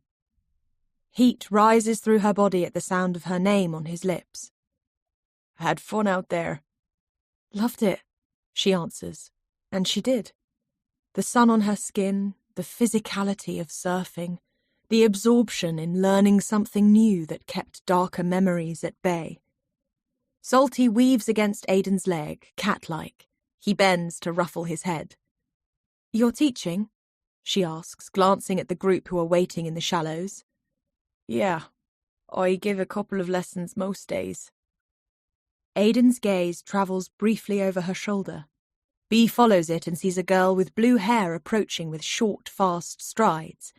She grips a tripod in one hand and has a camera around her neck. Aiden makes the introduction. "This is Ellen B." Ellen takes in the beginner board. "Just been in?" "First time." "How did you get on?" Apart from being smacked in the face by my board and also discovering how embarrassingly unfit I am, I had fun. 20 press-ups every morning, that'll sort the fitness," Ellen says matter-of-factly. "And if you need someone to help keep your board in check, you stood beside the best surf instructor in the bay." She throws a grin in Aiden's direction. "Camera woman and PR officer," Aiden says easily. "You got it. I'm going to set up by the rocks," Ellen tells him. She lifts a hand to wave at Bee, then disappears with her tripod. Aiden and Bee remain on the shoreline. He glances at her, and Bee becomes aware of her wet hair against her cheeks, salt water caught on her lashes. Up ahead, there's a shout from the group waiting for Aiden. He doesn't immediately turn, but continues to look at Bee. "Maybe I'll see you in the water another time." She smiles, nods. He holds her gaze for a final moment before turning and jogging to rejoin the others. Chapter 9. Bee takes one end of the sheet and Marnie the other, stretching it over the bed. She tucks the corners beneath the mattress, smoothing the sun-warm cotton which she has plucked fresh from the line. She's been staying at the surf house for over a week now, and her days have fallen into a rhythm. Mornings are for the guests, rising early to help prepare and then clear breakfast. She likes the comfort of being in the kitchen with Marnie, the two of them moving around one another, a warm dance of chopping and stirring, the kitchen full of the scent of cinnamon and pressed oranges and fresh coffee. Then the changeovers and cleaning begin. It's mostly mopping up salt water and sand or stripping beds, and she is grateful to keep busy, to fill her day with small tasks that push Marrakesh from her thoughts. There's been no follow-up from Momo, and with each day that passes, she lets herself hope there may not be. After lunch, she usually walks into the village with Salty, through corridors of homes painted in rich blues, the sea always in the background. She buys supplies for the surf house from the fruit and vegetable stalls, ripe vine tomatoes, fresh glossy aubergines, oranges with fragrant green leaves still attached. Bee's favourite time of day in Mullah is late afternoon, pushing towards dusk, when she pulls on her wetsuit, takes her board from the rack and jogs into the surf. She's not missed a day, even though her muscles burn and her ribs are bruised. She loves the physicality of it, and she can feel a tightening in her core and the first hint of tone in her arms. Her shins are stained with bruises, and the skin on her neck has chafed with wetsuit rub, but she welcomes it all, because out in the surf, her mind clears. They finish making the bed, plumping pillows and smoothing out an ochre throw. Bee looks around the room, thinking how beautiful it is. The high, white walls, light filtering in from every corner, the cactus plants on the balcony, the simple line drawing of a wave on one wall, a pale dream catcher on another. She sets fresh towels on the bed, then waters the large palm that sits on the balcony, while Marnie wipes the surfaces using a homemade spray of witch hazel, lemongrass and eucalyptus, which makes the air smell impossibly fresh. They leave the room together, and Bee feels a sense of accomplishment. Out in the hallway, they hear the main doors open as new guests arrive. "That will be Driss and Farah," Marnie says. A Moroccan couple in their early 30s arrive with boards underarm and a case on wheels. Marnie wraps them both in a hug. "Driss, Farah, so good to have you back. How was the drive?" Farah, slender and dark-haired in a floaty dress, says, "The normal chaos getting out of the city, but you know what it's like when you reach the coast. All that tension floats away." Her English is perfect, spoken with a soft, almost musical accent. "You both need to meet someone." Marnie turns, placing a hand on Bee's lower back. "This is Bee. She's helping us for a while. You'll note the standard of the breakfast has gone up a level." "Great to meet you." Farah smiles warmly, kissing her on both cheeks. Driss, her partner, is immaculately dressed in a palm motif printed shirt, open to the chest and loose cotton trousers. His gaze travels the length of Bee, and then he says with a wide smile, "I hope you know you're working at the best guest house in Morocco." "I do." "The waves are waiting for you," Marnie says. "It's just coming up to high tide, so your timing is perfect." "I'll take up our bags," Driss says. "I just want to flop by the pool," Farah tells him. He presses a kiss on her shoulder. "Of course." Marnie asks Bee, "Is there any of your incredible cake left? Farah must try it." "I'll bring it out," Bee says. In the kitchen, she sets out a tray and makes a cooling jug of iced mineral water infused with mint and cucumber. Then she generously slices the orange and cardamom cake onto plates for Marnie and Farah. There's a hunk left over, and although she already had an oven-fresh slice this morning, she plates the final piece for herself. Bee carries the tray to the poolside, where Marnie and Farah sit on loungers in the shade. Marnie moves up to make space for Bee, who sets down the tray and passes around the plates of cake. Farah lifts a forkful to her lips and takes the first bite. Her eyes flutter closed. "This," she murmurs, "is incredible." "I warned you," Marnie smiles. Bee feels a swell of pride in her chest. "Where did you learn to bake?" Farah asks, wiping a crumb from the corner of her mouth. She'd love to tell Farah that her mum taught her, that she would come home from school and find ingredients laid out, ready for the two of them to rub butter into flour or whisk egg whites into stiff peaks. What a nice story that would make. "I liked watching cookery shows," she admits. They were her company on the cold, dark evenings when her mum was out with whichever man she was dating. Bee's favourite show was the Great British Bake Off. She never tired of seeing a set of ingredients transformed into something that made mouths water and eyes roll delightedly. "Your family must love your flair in the kitchen," Farah says. Bee smiles in response, letting the assumption lie. She is thinking of their old flat in Reading, the faux oak dining table buried beneath piles of post and catalogues. She remembers a winter's afternoon when she cleared the table, placing down a ceramic dish bubbling with lasagna. "Smells good," her mum said, watching closely as Bee served. Bee assumed that she was admiring the deep colours of roasted vegetables or the creaminess of the melted cheese that was still sizzling. But then her mum picked up her knife, leaned over Bee's plate and sliced her portion of lasagna down the middle, scraping half of it back into the serving dish. "You've got the Topshop casting on Friday." Then she lifted her plate onto her lap, angled her chair towards the television, and reached for the remote. Bee pushes aside the memory, then digs her fork into the hunk of cake in front of her.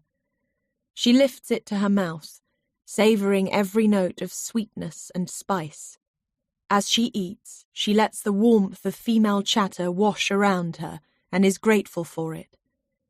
She learns that Farah lives in Marrakesh and is studying for a PhD in chemistry, and her fiancé, Driss, is an entrepreneur. "We've always driven down to Mallah to surf on weekends," Farah tells her. "That's how we met Marnie and Ped and the others. We were so happy when you bought this land," she says to Marnie. "Just look at what you've created." "I can't believe it's been more than a year since we opened." "Really? Already?" "Yep, and you and Driss were our first guests." "That's right. Then Savannah came next." Farah takes a sip of her drink. "Do you ever hear from her?" Marnie shakes her head. Not in a long time. I wonder if she made it all the way to Cape Town. I've no doubt she was thirsty for an adventure. They talk some more, and although the names and places mean little to Bea, she is content to let the conversation drift around her. Later, the three of them cool off in the pool, and Bea finds something lovely about talking as they swim slow lengths, a light breeze stirring the leaves of the lemon tree. They pause at the poolside, resting their forearms on the tiles. Farah looks up at the surf house and asks, "Where's Ped?" "Chasing waves," Marnie answers. "He hitched a ride with some French surfers." Farah presses her lips together as if she expected this answer and is sorry for it. "He needs it, the adventure," Marnie says loyally. "He'll be back soon." Farah nods. "And how's Aidan?" "Started night surfing again." Farah's expression grows concerned. "Better that he's surfing than drinking," Marnie says. "Offshore seems busy, which is something. He has a great rap with his surf students." "Particularly the female ones," Farah says with a grin. "What about him and Ped? Are things any better?" Marnie shakes her head. "Aidan still won't set foot here."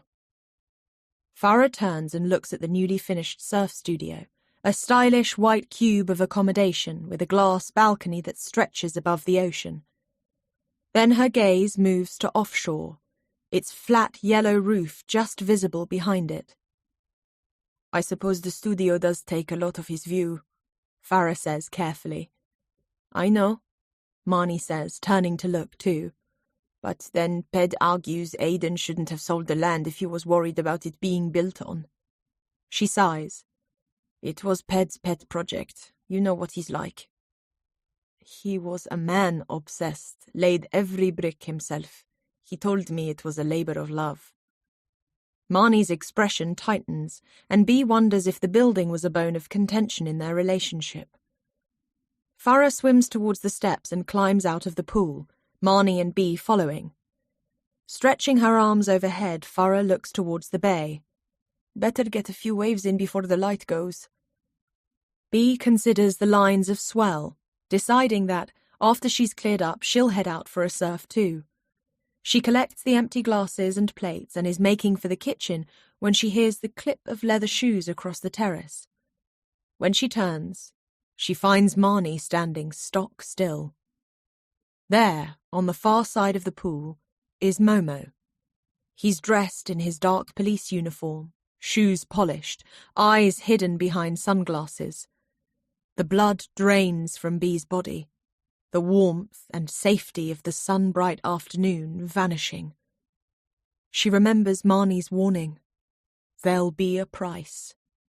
Momo is here to collect. Chapter 10.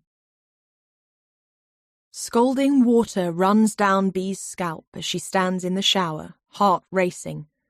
Marnie instructed, "Go inside, I'll handle it." But this, the waiting, feels worse. She tries telling herself it's a good sign that Momo is alone. That means bribe, not investigation, right? She just wants to know what he's asking for. Then this can be over. She jerks her face into the flow of hot water. The conditioner washes through the ends of her hair, trailing over her shoulder blades. She turns up the heat, needs it to be hot enough to steam the mirror so that she doesn't have to look at herself when she steps out. There's a quick knock, and then the bathroom door opens. There's no lock, and Marnie enters without waiting for an answer. Bea is used to stripping from outfits in the wings, but she's never felt comfortable with her own nudity and is quick to cover herself, snapping off the shower and reaching for a towel. She steps onto the bath mat, water sliding from her skin, a cloud of apricot-scented steam filling the room. Marnie sits on the toilet seat, hugging her knees to her chest.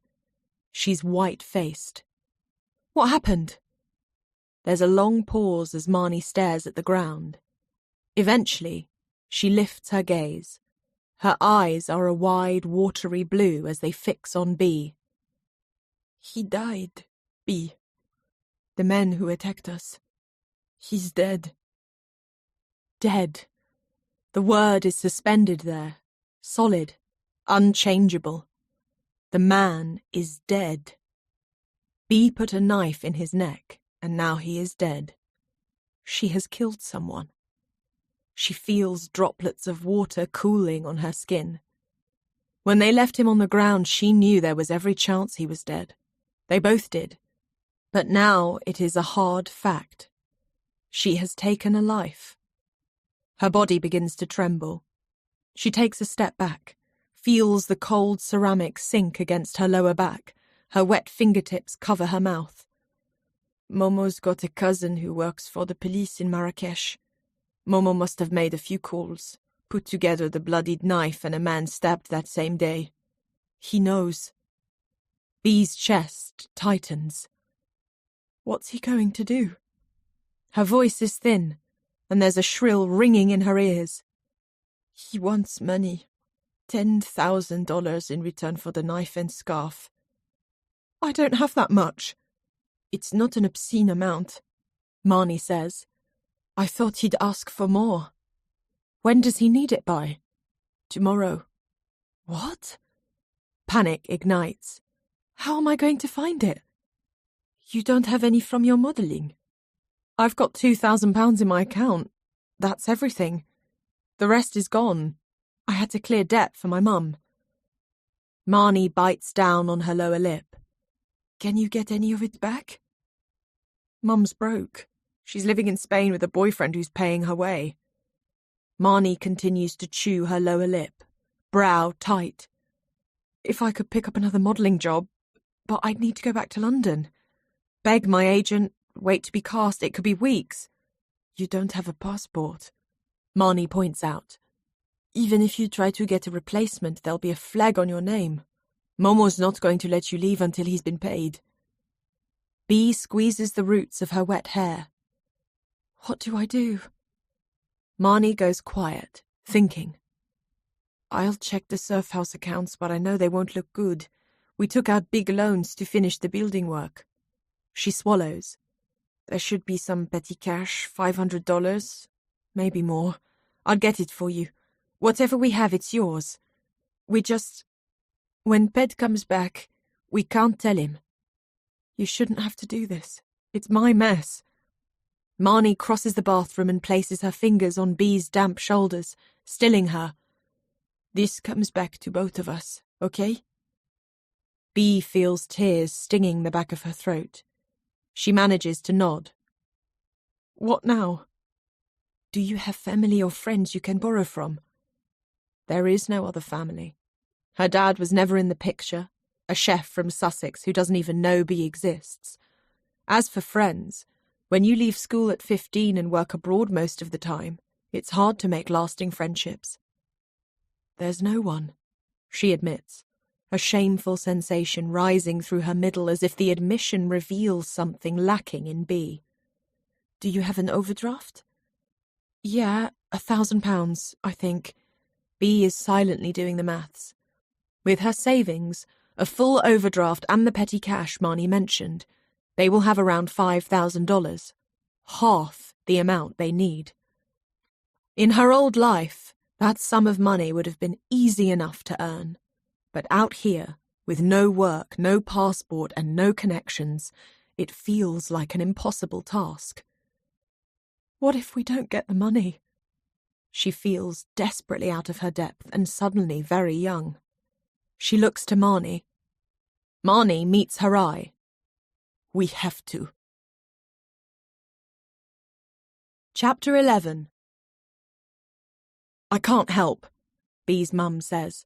I'm earning a few £100 a month waxing bikini lines in a scuzzy hotel block.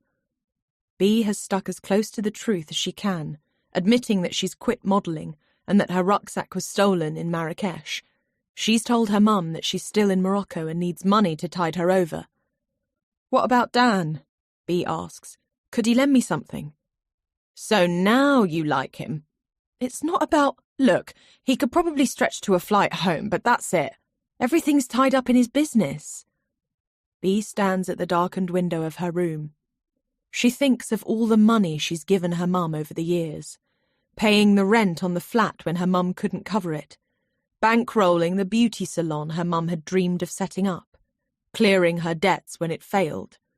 Bea would have saved thousands by now if her money hadn't been drained. Ring Madeline. Get your job back. What else are you going to do that pays like that? I can't do it anymore. No?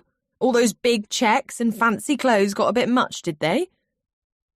There it is, the bitterness in her mum's tone. Money is her mum's altar, and she is devout in her worship. Her enthusiasm for Bea's career was always undercut with an "it's all right for some" attitude. She both boasted to her friends that her daughter was a model and resented Bea for having the career that she'd have loved. So you're not going to help? Bea asks. Sorry, I can't. You'll figure it out. And that's it. The call is done. Bea is on her own. She leans her head against the dark window, thinking, I always have been. The glass is cool and solid against her forehead, her breath creating a low mist. Outside, she can hear the waves breaking. There has been no argument or shouting. There rarely ever is. Growing up, she'd have preferred raised voices and slammed doors. At least it would have shown that her mum felt something. Instead, her mum's weaponry was withdrawal, pulling back, walking away. If she confronted her mum, she'd most often say, You obviously don't want me around, so I'll leave. Then she'd walk out of their flat. Bea doesn't hear the gentle knock on the connecting door or Marnie's footsteps crossing the room. She just feels the warmth of her hand on her lower back. The call didn't go well. There's no money. But you said you cleared her debt. Isn't she saving to repay you? Bea's head shakes. Mum sees that money as payback. Marnie's brow dips. She was 22 when she got pregnant with me. A mistake. She actually used those words. There was no softening it to a lovely surprise. She thinks I took away the life she should have had, her youth, her beauty, her opportunities. Bea wonders why she even bothered making the call. She knew there'd be no help, yet she keeps coming back for more. What is it she is waiting for? To hear the words, I'm proud of you. I'm sorry, Bea. Mothers aren't always the people we need them to be. There's something in the feeling way Marnie says this that makes Bea intuit that she has lived experience. Marnie pulls her into a hug and Bea lets her. For a few moments, the darkness that twists in her middle recedes a little. When Bea is ready, she takes a deep breath and steps back. Marnie is staring right at her, their faces close. Her expression moves from empathy to steely hardness as she holds Bea's eye. You know what? Fuck her. Bea blinks. I mean it. Fuck her. She doesn't deserve you. The sharpness of those words reaches deep and cuts out some of the despair. Fuck her. Bea repeats, the strength of anger like a splint to a broken bone. Bea lies in bed, unable to sleep. Anxiety wheels through her head, breaking her thoughts into sharp, unfinished pieces. She has no money, no passport, and no way of leaving. She curls onto her side. A wash of exhaustion crashes over her. Eventually, her mind wears itself out and allows her body to soften as she gives in to sleep. Some time later, she must stir, because there's a prickling of her senses, an alertness behind the groggy exhaustion. She has the unnerving sensation that she isn't alone. She holds herself still, listening, but only catches the sound of her own heartbeat. That prickling sensation sharpens. There's a change in the air. Since Marrakesh, she knows she's been on high alert. She tries to tell herself that she is safe in this room. Marnie is next door. Everything is fine. Then she hears it. The sound of someone breathing. Her eyes snap wide open. She peers into the darkness. Standing near the door, blocking her exit, She sees a figure. The proportions are tall, broad, masculine. She lies still, frozen with fear. There are footsteps, the low draw of breath as the figure moves closer. Then Bee is flying to her feet, stumbling away, shouting. Suddenly light sears into the room. Bee puts a hand in front of her face, blinking. A man stands on the far side of the room by the light switch. He has a shaved head and is bare-chested, wearing only his boxer shorts. He holds up his palms, but he doesn't look submissive. He looks furious. "Who the hell are you?" The connecting door opens and Marnie steps through, hair mussed around her face. She's wearing only a skimpy vest and thong. She scans the scene, squinting against the light. "I see you've met." "You could have warned me someone was in here," the man blasts. "I could have if I'd known when you were coming back." She smiles pointedly. Marnie slips a warm arm around Bee's waist and says, "Sorry, babe. He's not as scary as he looks. Ped, meet Bee, our new member of staff." His brow furrows. "And Bee, this is Ped, who is apparently back." Bee takes him in now. The broad surfer's shoulders, the thick-set chest ridged with muscles. His face looks weather-worn, serious. "Staff?" Ped says. "We'll do full intros tomorrow," Marnie says. She releases Bee, then crosses the room, moving towards Ped. Hands on his waist, she pushes onto tiptoes and kisses his mouth. Her vest lifts. "Good to have you home, baby." Then she slips her small hand into Ped's and leads him towards the connecting door. Just before crossing the threshold, she glances back at Bee. "Sorry about the excitement." She blows her a kiss, and then the door closes softly behind them. In the darkness, a spill of light shows from beneath Marnie and Ped's room. She can hear their hushed voices, the differing paces and tones. She catches her name on Marnie's lips, the single syllable lowered. Then a rush of words from Ped, something urgent. Then there is silence. Bee lies still, stomach knotted, teeth pressed together. She catches the sound of breath, a sharp intake, and then there are footsteps, the creak of the bed as bodies land on it. She hears a groan of pleasure, Ped's. Imagines Marnie's lithe, tanned limbs around him. She squeezes her eyes shut, but she cannot disappear. She is inches apart from them. Marnie moans with abandon, the sound primal and rich. Despite herself, Bee pictures their bodies, Ped's hands pulling aside Marnie's vest, exposing her breasts, his mouth hot against her nipples. She hears him now, a low sound of pleasure, something whispered that she doesn't catch. A rhythm builds in the darkness, slow at first, nothing urgent or rushed. This is a dance that they are experts in.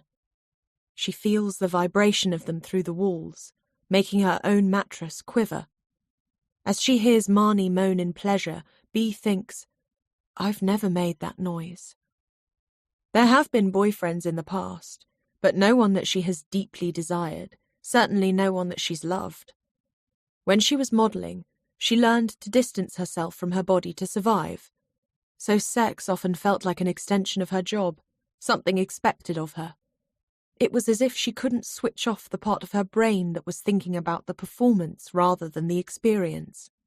She'd arch her back, push out her hips, make the right noises, but she felt so disconnected from her body that any pleasure was muted. She hears Marnie's voice, low, full of longing, saying, "I love you." Alone in the dark, Bee feels her own strangeness and loneliness like a crack that she is slipping down. She pulls the pillow over her head, gripping on. Chapter 12. Bee wakes feeling unrested and edgy. She splashes cool water over her face, then she changes into her shorts and vest and goes downstairs to prepare the breakfast service. She pauses by the open doors leading to the terrace, taking a moment to gather herself. It is another blue sky day with waves fringing the bay. There's not a breath of wind. It's beautiful, the surf glassy and clean, but she can't think about the pleasure of catching waves. She needs to get the $10,000 to Momo by the end of the day, but has no idea how she'll find the money. A sparrow dips into the still pool, wetting its wings, then shaking off the water droplets. Noticing something, she blinks, sharpens her gaze. There are a pair of tanned hands holding the poolside. Beneath the water, someone is standing on the bottom, head bowed. Through the refracted water, she makes out a tanned, shaven head and broad shoulders. Ped. She continues to watch, noting that he's now been submerged for some time. She wants to turn away, move off to the kitchen, but she needs to see the moment he breaks the surface. She shifts her weight from foot to foot, waiting. How long has he been under? A minute? 2? Just when she cannot bear it any longer, his head emerges, water sluicing from his skull, eyes closed. She watches as he draws a long, deep breath. She can see the expansion of his lungs as his chest rises. Then he opens his eyes. He stares right at her. It feels like she's been caught spying. Heat blooms in her cheeks and she spins away. Marnie is standing in the doorway of the kitchen, a tea towel in hand. He's breath-hold training. He can stay under for several minutes before he needs air. Could save his life out in the surf. Marnie flicks the tea towel over her shoulder and walks into the kitchen. After a beat, Bea follows. As Marnie puts on the coffee, Bea notices how tired she looks. Are you okay? Great, Marnie replies, but Bea catches a hint of vulnerability in her tone. Bea sets to work, taking a large glass jar of granola from the shelf and setting it on a tray with a stack of bowls and spoons. There is no music playing this morning, no easy chat. Is it good to have Ped home? Bea asks. Always. Marnie smiles, but there is something about it that feels off. They work in silence for a while. Bea slices an avocado in half, scooping out the flesh, then mashing it with a fork. She scrapes it into a ceramic bowl, adding a squeeze of lemon juice and a generous sprinkling of salt and pepper. Setting it aside, she asks Marnie, "What did you tell Ped about me being here?" Marnie glances up. Exactly what we agreed. We ran into each other in Marrakesh. You'd had your rucksack stolen, needed a place to stay, and here you are. You're helping out for bed and board. Bea nods. They both turn as Ped strides into the kitchen. He's thrown on a black t-shirt and shorts. His feet are bare. How was your session? Marnie asks. Good. Coffee? I'll do it, Ped says, opening the fridge and removing a carton of oat milk. He and Marnie begin talking about business, the running of the day, which guests are in, what Ped thinks of the conditions. Bea listens to the flow of the conversation, sensing this is a regular rhythm, the dynamics of the day being decided over breakfast. Ped's Australian accent gives a hard twang to his vowels, and there's little expression on his face as he speaks. There's an XL forecast rolling in soon, Ped says. And I thought you were back to see me, Marnie retorts lightly, although Bea wonders if there's a bite to her tone.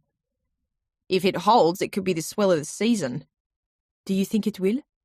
There's a big low pressure building across the Atlantic, so if it stays on course, then we could see something special. Ped moves to the far side of the kitchen, passing Bea. Getting the sense that she's in the way, she overcompensates and presses herself back against the kitchen counter. Her elbow connects with the granola jar, which teeters. She turns to grab it, but it slips through her fingers and falls. The jar explodes on the tiled floor, glass and oats flying across the kitchen. Oh, God! Bea cries. Glass glitters across the tiled floor. I'm so sorry. Marnie's hands go to her mouth. Ped? Bea turns. An inch-long shard of glass has fired out and lodged in Ped's right ankle.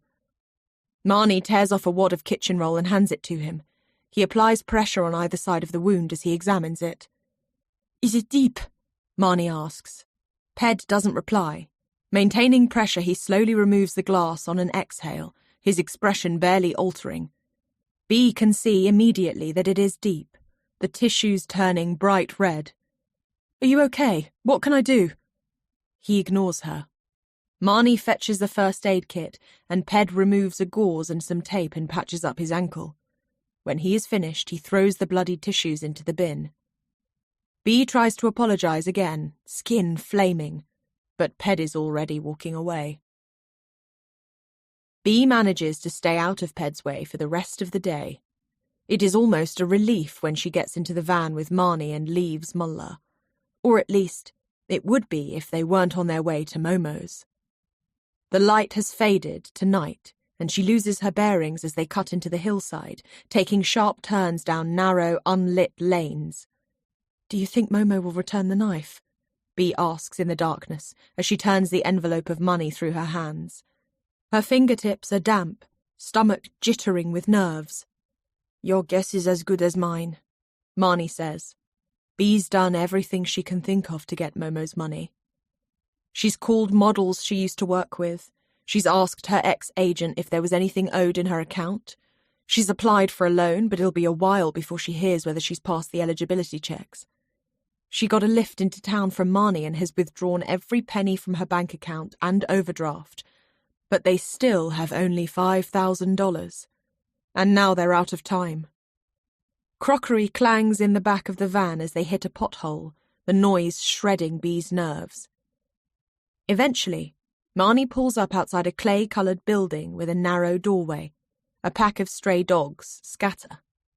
The small house is tired, but in better repair than most of the surrounding homes.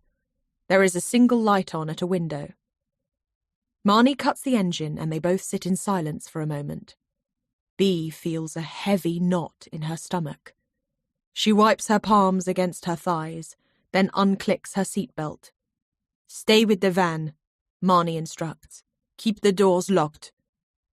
B should say, "I'm coming with you. We do this together." Only she's terrified of knocking on Momo's door and stepping over that threshold. As she hands Marnie the envelope of money, she catches her fingers and squeezes them. Marnie takes a deep breath and climbs from the van. She makes her way to the house, watched by a lone cat perched on a rusted motorbike, tails swishing. Reaching the narrow doorway, she lifts her fist to knock, but the door is opened by an older woman in a dark skirt. She does not smile or invite Marnie in, just turns and disappears within the house, leaving Marnie standing on the doorstep. B has a better view now that there is light flooding from inside the house. She can see a small room, a television in the corner, and a single chair from which Momo rises. He comes to the door dressed in shorts and a t-shirt, his feet bare. He glances towards the van, eyes alighting briefly on B. Through the open window, B hears him and Marnie conversing in rapid French. Then Marnie hands him the envelope. He doesn't look inside, simply passes it straight to his mother. She's the one who rips it open, peers at the money. She remains tight-lipped. Then she lifts her gaze, stares right at B. Marnie is talking now, speaking fast, her face tense as she turns and gestures at B. Everyone is staring at her as she sits pinned to the passenger seat, heart pounding in her ears. "Give us the knife," she silently begs. She watches as Momo and his mother address one another. Their faces are unsmiling. Then Momo's mother tucks the envelope into the pocket of her heavy skirt. She ushers Momo away, then closes the door, leaving Marnie standing empty-handed in the dark. Fuck. B reaches over and unlocks the van door. Marnie climbs in, her jaw tight. She shakes her head. "He wants full payment." Dread lurches in B's stomach. "He's extended the deadline. We've got 3 weeks to clear the debt." It's something, B thinks, yet Marnie's jaw is rigid. "What is it?" She swallows. "If we don't pay up, Then Momo's cop cousin in Marrakesh is going to discover the murder weapon. Then they'll come for us. Chapter 13. They'll come for us. The words twist through Bee's thoughts as she shifts restlessly in bed, searching for sleep. Eventually, she snaps off the covers and sits up. Her heart is racing, breath high and shallow in her chest as she reaches for the lamp. Blinking into the brightness, she knows she can't stay in this room a moment longer. She pulls on her hoodie and leaves. Moving through the darkened guest house, she heads outside towards the cliff top. The air is cool, the breeze up. Returning to her usual spot, she finds Salty curled into his nook. He stands, stretches, tail wagging as she strokes him. She continues to circle a hand over his flank, and the interaction relaxes her a little. She reassures herself that, for Momo, there's no gain in handing her over to the Marrakesh police. Money is what he's after. She just needs to find a way of getting him the remaining $5,000. She'll hear in a few days whether her loan application was successful. If it is, then they are in the clear. And if not, she'll need to rethink. Salty resettles himself at her feet, his warm back pressed to her bare ankles. She looks out to sea, scanning the dark contours of the waves for Aidan, but is disappointed to find the sea empty. She's found herself replaying their clifftop meeting, wondering what draws him into the sea at night. She looks up at the sky. The stars feel alive, glittering through a blanket of black. She should learn the constellations if she's going to be spending so much time awake at this hour. At her feet, Salty's head lifts, ears pricked. As if she's summoned him, Aidan walks towards her, board under his arm, wetsuit peeled down, just like that first night. He must have already been wading in when she looked for him. His eyes meet hers, and she wonders if he's pleased to find her here. "Can't sleep?" he asks. "No." Her eyes flick to the dark sea, recalling Farah's concern when she heard Aidan was night surfing again. How was the surf? Aidan thinks for a moment. "Peaceful," he says. She likes that word. Maybe that's what they're both searching for out here. "You've not missed a day in the water by my count." The corners of her mouth lift. Aidan's been counting.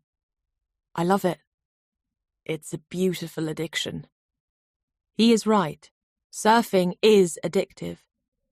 After all the paddling and waiting and wiping out, those moments when I'm on my feet feel so miraculous that I just want more. Aidan smiles, and it changes the shape of his face.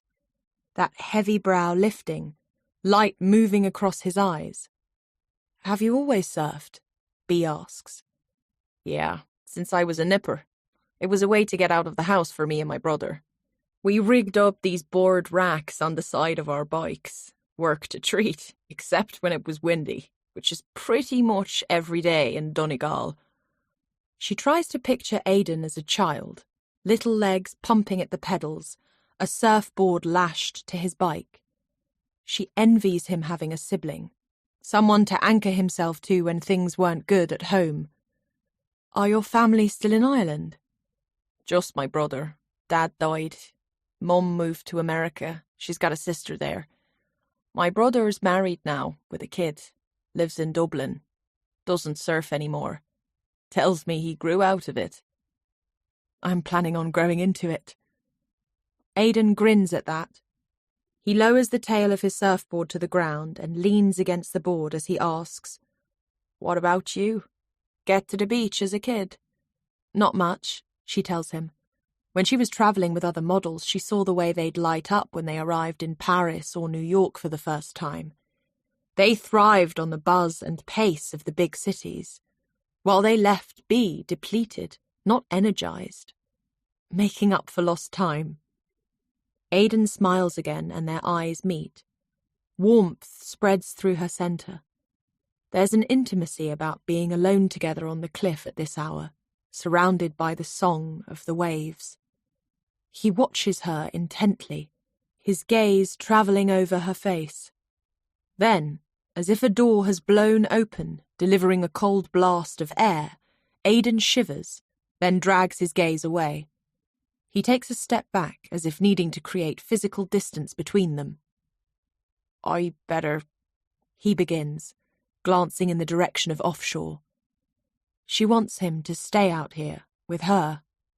She isn't ready to go back to her room, where dark anxieties will be waiting to chase away sleep. But all she says is, "Night, Aidan." Chapter 14. A week passes, and Bea thinks of little else than the money she must find for Momo. As she wipes down yoga mats on the terrace, she is so preoccupied that she doesn't notice the man approaching until he is almost upon her. She starts. "Didn't mean to scare you," the man says, and she catches his American accent. He doesn't look like their normal guests, who mostly arrive in salt-faded t-shirts, lugging board bags. This man, whose eyes are hidden behind mirrored sunglasses, wears a dark shirt with the sleeves rolled up, exposing winter-pale forearms and an expensive-looking watch. At his side is a black case on wheels. "You work here?" he asks. From the tilt of his head, she senses his gaze briefly travelling the length of her. She can't read his expression behind his sunglasses. "Yes, can I help?" "I'd like a room. I did email, but no one got back to me. Is there anything available?" "The owners aren't here today. Marnie and Ped have an appointment in Agadir and won't be back until late, but she knows they won't want to lose a booking. Let me check the folder. I've got a feeling the surf studio is vacant." Bea leads the way inside, and the man follows, wheeling his case. In the office, she goes to the desk and opens the green bookings folder. Glancing up, she sees that the American is standing in the doorway, blocking her exit. Her scalp prickles. The room becomes a narrow Marrakesh alleyway, and the smell of cigarettes fills the air. Her skin turns cold as the room recedes. "Everything all right?" the man asks. She blinks, makes herself look right at him, dragging herself back to this moment, this room. He removes his sunglasses, pushing them onto his blonde head, and she notices that his eyes are red-rimmed. She wipes a hand over her brow where a cold sweat has broken out. "Yes," she tells him, "just a head rush." She takes a steadying breath, then returns her attention to the bookings folder, scanning the calendar. "Looks like the studio is free. How long were you hoping to stay?" "A fortnight." "Is the room just for you?" He nods. "The surf studio has incredible views. You can check the waves without getting out of bed. It's $150 a night with breakfast included." "Fine." "We usually ask guests to pay the first night on arrival and the remainder when they check out. There's no ATM in Mullah." "I read that. I brought cash. Can I pay up front?" "Course." He removes his wallet, which is thick with fresh dollars, and counts out the full amount. Bea takes the money and tucks it into the petty cash box, her fingers hesitating for only a moment. "Can I take your name and address?" "Seth Hart," he tells her, then reels off an address in California. She asks for a few further details and takes a photocopy of his passport. Unhooking a set of keys, she says, "The studio is already made up. I'll show you to it." He follows. An odd, shifting energy radiates from him, which she finds difficult to read. "So are you in Mullah for the surf?" she asks conversationally. "No." It is rare to get guests turning up at the surf house who haven't booked. Mullah isn't on the tourist route, and unless you surf, there's little to it. "How long are you in Morocco for?" "I don't know yet," he responds, his clipped tone cutting the cord on any further questions. She leads him across the terrace towards the studio.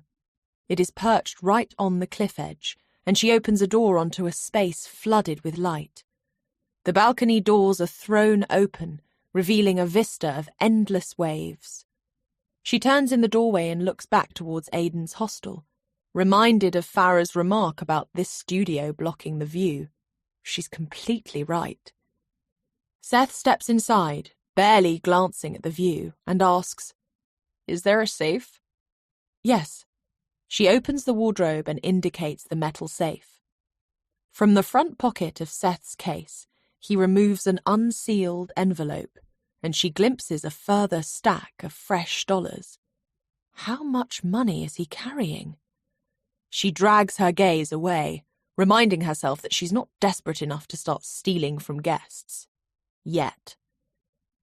Seth uncaps a bottle of mineral water, then tugs a sleeve of pills from his pocket and pops 2 into his mouth, washing them back. There's a sheen of sweat on his brow and a sallow look to his skin. A sense of restlessness burns from him. She's trying to decide if it's anxiety, exhaustion, or something else. "I'll leave you to get unpacked," she says as Seth removes his laptop from his bag, then places a black leather notebook beside it. "This is the only place called the Surf House in the area, right?" She turns back. "As far as I know. How come?" He shakes his head. "My sister, Savannah, stayed at the Surf House when it first opened." "Savannah," she repeats. The name is familiar. Noting her expression, Seth's eyes sharpen. "You know her?" "No, I've only been working here a few weeks." But remembering Farah's conversation by the pool, she says, "Another guest mentioned her name. I think she was one of the first people to stay here." "That's right." His gaze darts away, glancing towards the balcony as if he's expecting someone to be standing behind him. There's that strange energy again that she can't put her finger on. She isn't wholly sure whether she likes this man. "Is Savannah still in Morocco?" she asks. "I don't know where she is," he answers. "I'm here to find her." 1 year earlier, Savannah. Savannah stood on the roadside with her thumbs stuck out, backpack at her feet. She sighed, hot and exhausted, flicking her blonde hair away from her shoulders. Despite the boredom of waiting, there was also a thrill in hitching. It was the uncertainty of who'd pick her up or where they'd be headed. She liked not knowing what came next. It left space for possibility. She was done with interrailing, hanging around on train platforms, ears pricked for announcements, the saturated taste of buffet cart food, watching the world ride by from a carriage window. No thanks. She wanted an adventure. That was partly why she'd left California in the first place, right? She didn't want to climb a career ladder, leading only to longer hours and more accountability. She didn't want to accrue property, a car or a ring on a finger. That was Seth's world, not hers. She took out her cell and snapped a photo of her thumb sticking up in front of the empty road, the wide Spanish sky and blur of farmland in the background. She uploaded the image to Instagram, captioning it, "Where next?" Seth would see it. Of course he would. He liked to prowl, and she liked to provoke. Sure, there'd be a backlash, but she was on the other side of the Atlantic now. What was Seth going to do? Come get her. Hearing an engine approach, she slid her cell into her pocket and raised her thumb a little higher. A beaten-up tow truck rounded the bend, its flatbed empty. A man in a cap was behind the wheel. A bony, tanned arm rested on the open window, a cigarette between fingers. The driver's gaze slid over her body, travelling down her bare shoulders, the cropped white top, the denim shorts. One brake light flickered as the truck slowed. Hairs rose on the back of Savannah's neck. She lowered her thumb, gave a small shake of her head, signalling, "No, drive on." Tires moved over hot asphalt as the truck pulled in ahead of her. The engine remained running as the man watched her in the wing mirror. She shook her head again in case he'd missed it. She would not get in this truck. The truck driver lifted the cigarette to his mouth and took a long draw. Smoke curled through his open lips. He flicked the butt to the ground in a shower of embers and then clanked open the door. Her heart kicked hard between her ribs as she scanned the empty road and deserted land beyond. No houses, no people. Just sun-scorched fields panting beneath the blaze of blue. The man started walking towards her. Work boots, torn jeans worn low, a wiry, muscular frame. She racked her thoughts for Spanish, How to tell him she didn't want a ride? No, gracias. He didn't meet her eye as he continued his path, covering the ground in unhurried strides. She thought of her Instagram post. Where next? Now she wanted Seth here, wanted him to pull up in his big shiny car that smelled of leather and mints, wanted to hear one of his lectures and be told how foolish she'd been, wanted to sit in the cool safety of that vehicle and hear the doors lock. Her muscles constricted as the man neared. She squared her shoulders, made herself take up space. But the tow truck driver didn't stop when he reached her. He walked straight past towards the edge of the verge. Uncertain, she turned. He stopped and undid his flies. She heard the spray of piss against dry earth, could smell the ammonia tang of it. He let out a grunt-like sigh. She looked away. Half a minute later, she heard his zipper pulled. Then he was walking back to his vehicle, passing right by her as if she were invisible. Her head throbbed with a tight fury. What the fuck was that? As he placed a gnarled hand on the truck door, he hacked a thick glob of phlegm onto the roadside. Then he climbed in and gunned the engine. Chapter 15. Bea slides the granola tray from the oven, inhaling the spiced scents of cardamom and cinnamon, layered with the warmth of maple syrup. "That smells divine," Marnie says, entering the kitchen alongside Ped. She wears a creased playsuit, her slim, muscular thighs bare. She looks radiant, blue eyes glittering beneath her blunt, dark fringe. "You're back," Bea says warmly. Marnie plucks a still warm cluster of oats from the tray and drops it into her mouth. As she chews, her eyes roll with pleasure. "Who's in the surf studio?" Ped asks. "An American guy, here for a couple of weeks. I checked the folder and it didn't look like there was anything in the diary. He's paid up front." "Great," Marnie says, filling a glass with water. "We can't afford empty rooms in peak season." As Bea glances towards the studio, she sees Seth emerging from it. "That's him," she says, watching Seth cross the terrace towards the main house. "Apparently his sister stayed here when you first opened. Savannah." Ped turns and fixes his gaze on Seth, who approaches a shaded table on the terrace. As he sits, he hitches up his shorts as if he is used to wearing long trousers and can't shake the practice. "Got a call to make," Ped says abruptly, then leaves the kitchen. Bea looks to Marnie. "Sorry, did I—" "Ignore him. That was just a provisional booking he was holding. It's great we've got someone in. I'll go and welcome our new arrival. Will you bring him a glass of iced water?" Bea takes a glass from the cupboard and fills it with cool, filtered water. She carries it out to the terrace where Marnie is introducing herself to Seth. Bea sets down the water, then moves to a table nearby to clear it of empty glasses. "You're Savannah's brother," she hears Marnie saying. "She was one of our first ever guests here. How is she?" Seth pushes his mirrored sunglasses onto his head. "You haven't heard?" Marnie's brow dips. "Savannah's missing." "What?" "I've not heard from her in almost a year." Bea has paused from her glass collecting and sees Marnie nod slowly as if taking this in.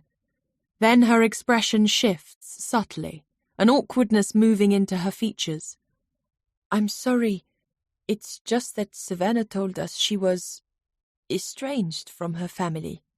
Are you sure she's not chosen to be out of contact?" Seth stiffens. "There was a fallout, yes, but Savannah wouldn't go silent on us for this long. Things have happened at home that she would have wanted to be there for." Marnie nods gently, concern creasing her brow. "I know she planned to travel overland to South Africa. A van trip with 2 Dutch girls, I think. Listen, I've got a few things that need doing right now, but why don't I find you later and we can get a coffee, talk?" "I'd like that." Marnie smiles warmly and moves away. As Bea follows with her tray of used glasses, she glances up. There, on the top floor, is Ped, standing at the open window, watching. The following evening, guests and other surfers are crowded into the surf house lounge. They sprawl on low sofas and lean back against the walls. Ellen, with her shock of blue hair, who Bea recognises as the surf camera woman, sits cross-legged on a rug, talking to a man with blonde dreadlocks. It feels like half of Mullah are here. But, Bea notes as she scans the room, no Aidan. She stole out to the cliff top last night, hoping to catch him there. She waited an hour, then another, and eventually, eyes burning with exhaustion, sloped back to bed. The room's collective gaze is trained on Ped. He stands beside a projector, which magnifies the surf forecast onto a white wall. He's wearing a black t-shirt which sets off his deep tan. His feet are bare, and Bea can see the white gauze covering the wound on his ankle. "I'll check the wave buoys again when the data refreshes," he says, his Australian accent easy and commanding. "The long period swell should hit around 3 a.m. Marnie is sitting on the armrest of a sofa, massaging the arch of her right foot, watching him.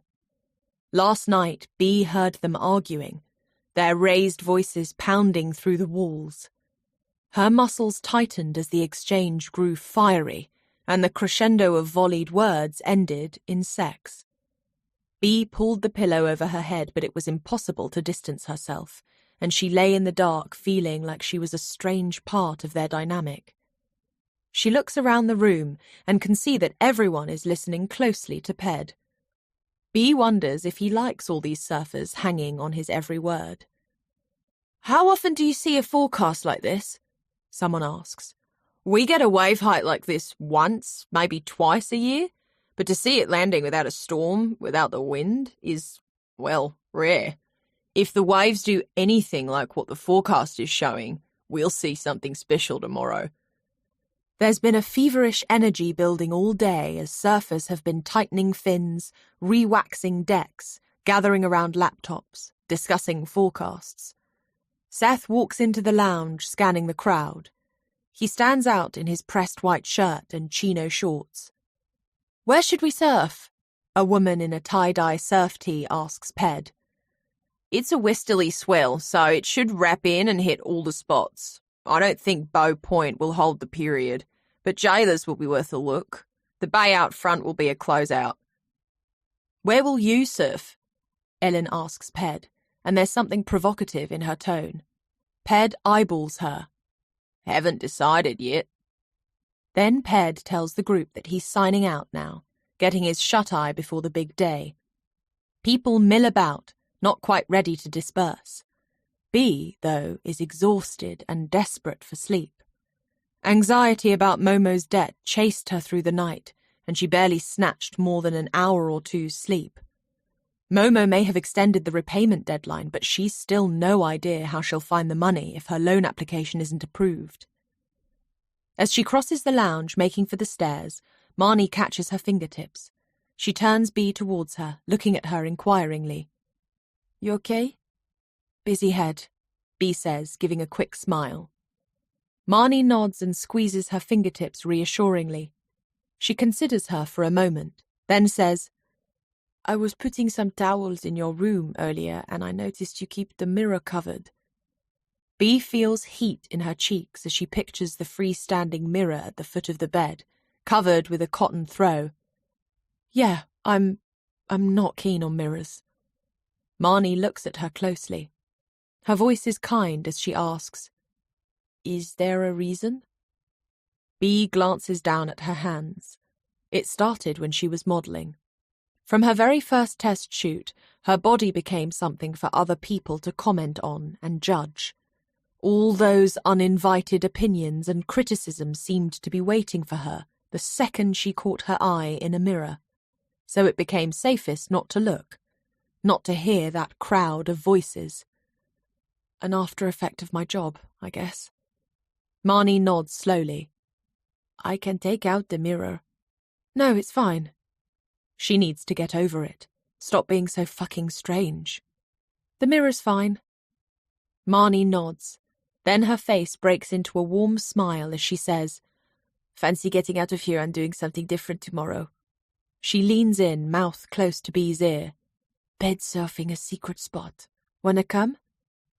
From what Bee's heard from other surfers, Ped is one of the best big wave riders. She knows that seeing him in conditions like those tomorrow is promising will be nothing short of a spectacle. Yes! Marnie beams.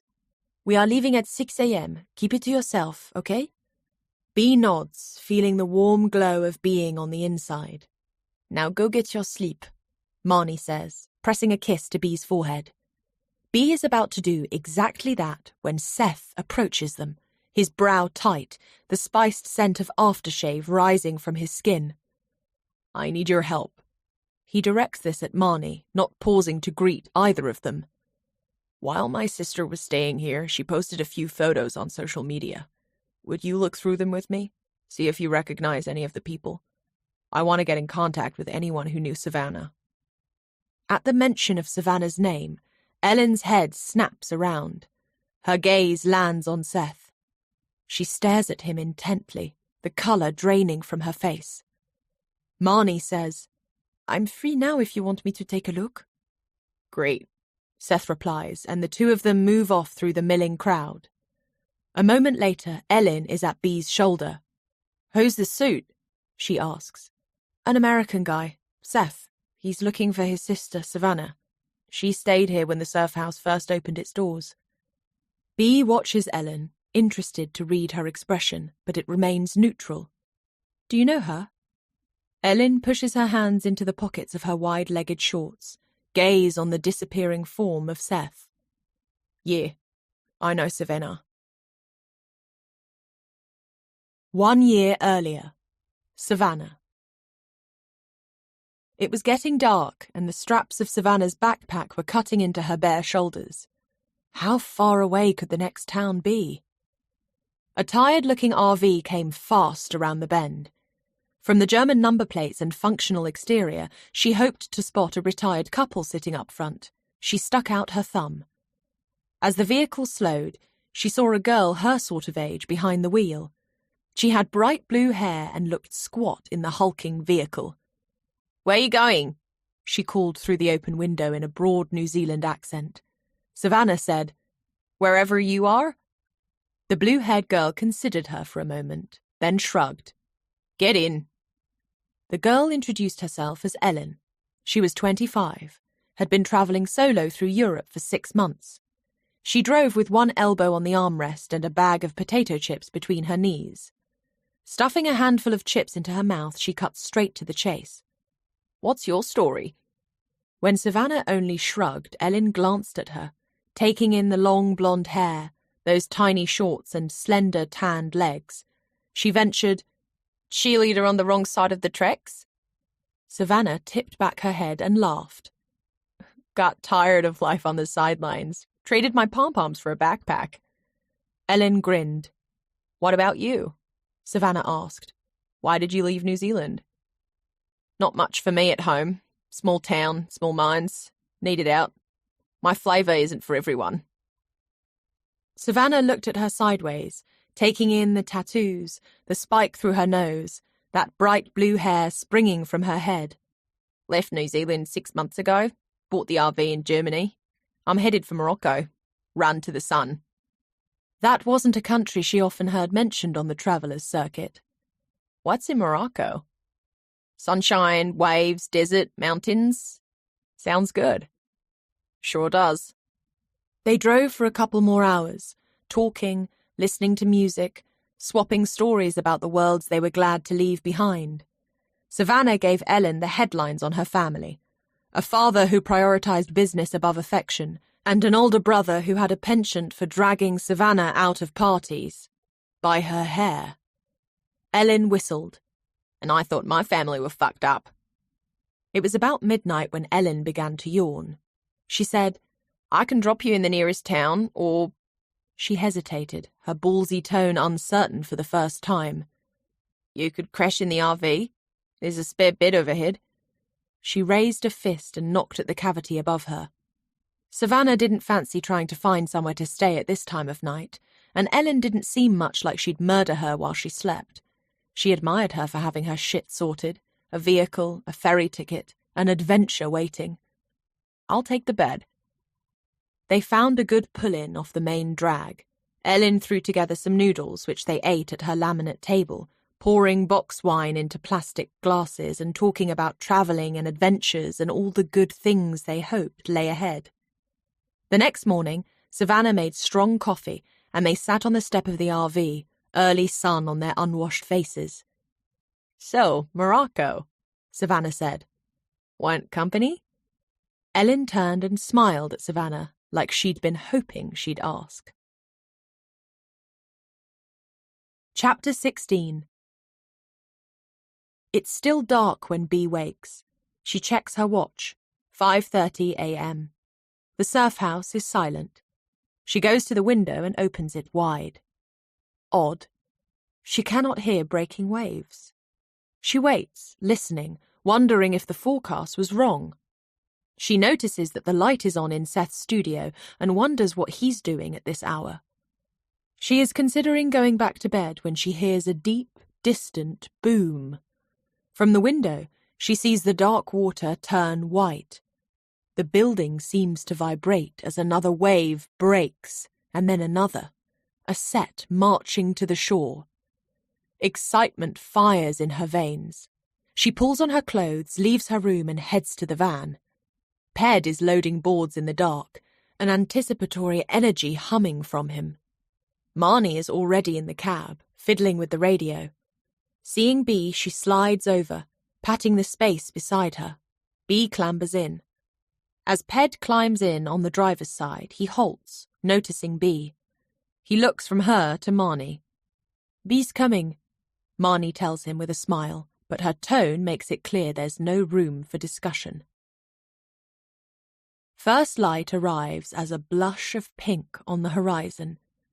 Ped swings the van wide to avoid a loose boulder as they follow a rough track towards the sea. Marnie sits forward, eyes on the water. From this distance, it's impossible to tell the size or scale of the waves. After parking up, Ped cuts the engine, and the three of them climb out. There's no beach, just a long, dark shelf of rock that falls away to the water. The sea looks bruised and churning. They walk to the edge of the rock and stand together in silence, watching. It's minutes before the first set rolls in, and when it does, it's like an army of waves lining up on the horizon. They look thunderous and wild as they rear into solid walls. Marnie plants her hands on her hips and whistles. "I've never seen it breaking like this," Ped says, and Bee can hear the awe in his voice. "What are you thinking?" Marnie asks. Ped focuses hard, hands tucked under his arms, lips pushed out as he considers the water. He's silent for a long time. Then he says, "It's going to get too hollow at low. Won't hold its shape. Now's the time." The anticipation is infectious, and Bee's stomach churns with it. At the van, Ped takes out his board, waxing it thoroughly, tightening the fins, checking the leash. Once he's in his wetsuit, he moves through a series of stretches, circling his arms at shoulder height, then twisting from a crouch position to standing. Each movement is focused and aligned with his breath. After that, he focuses solely on breath work, inhaling deeply and taking long, slow exhales. Behind them comes the roar of an engine. The three of them turn to see dust billowing as a truck comes speeding down the track. Aiden's. Ped's shoulders tense. Marnie places a hand gently on Ped's forearm. "He was always going to come." Aiden pulls up beside the van in a blare of music. He yanks the key from the ignition and climbs out barefoot.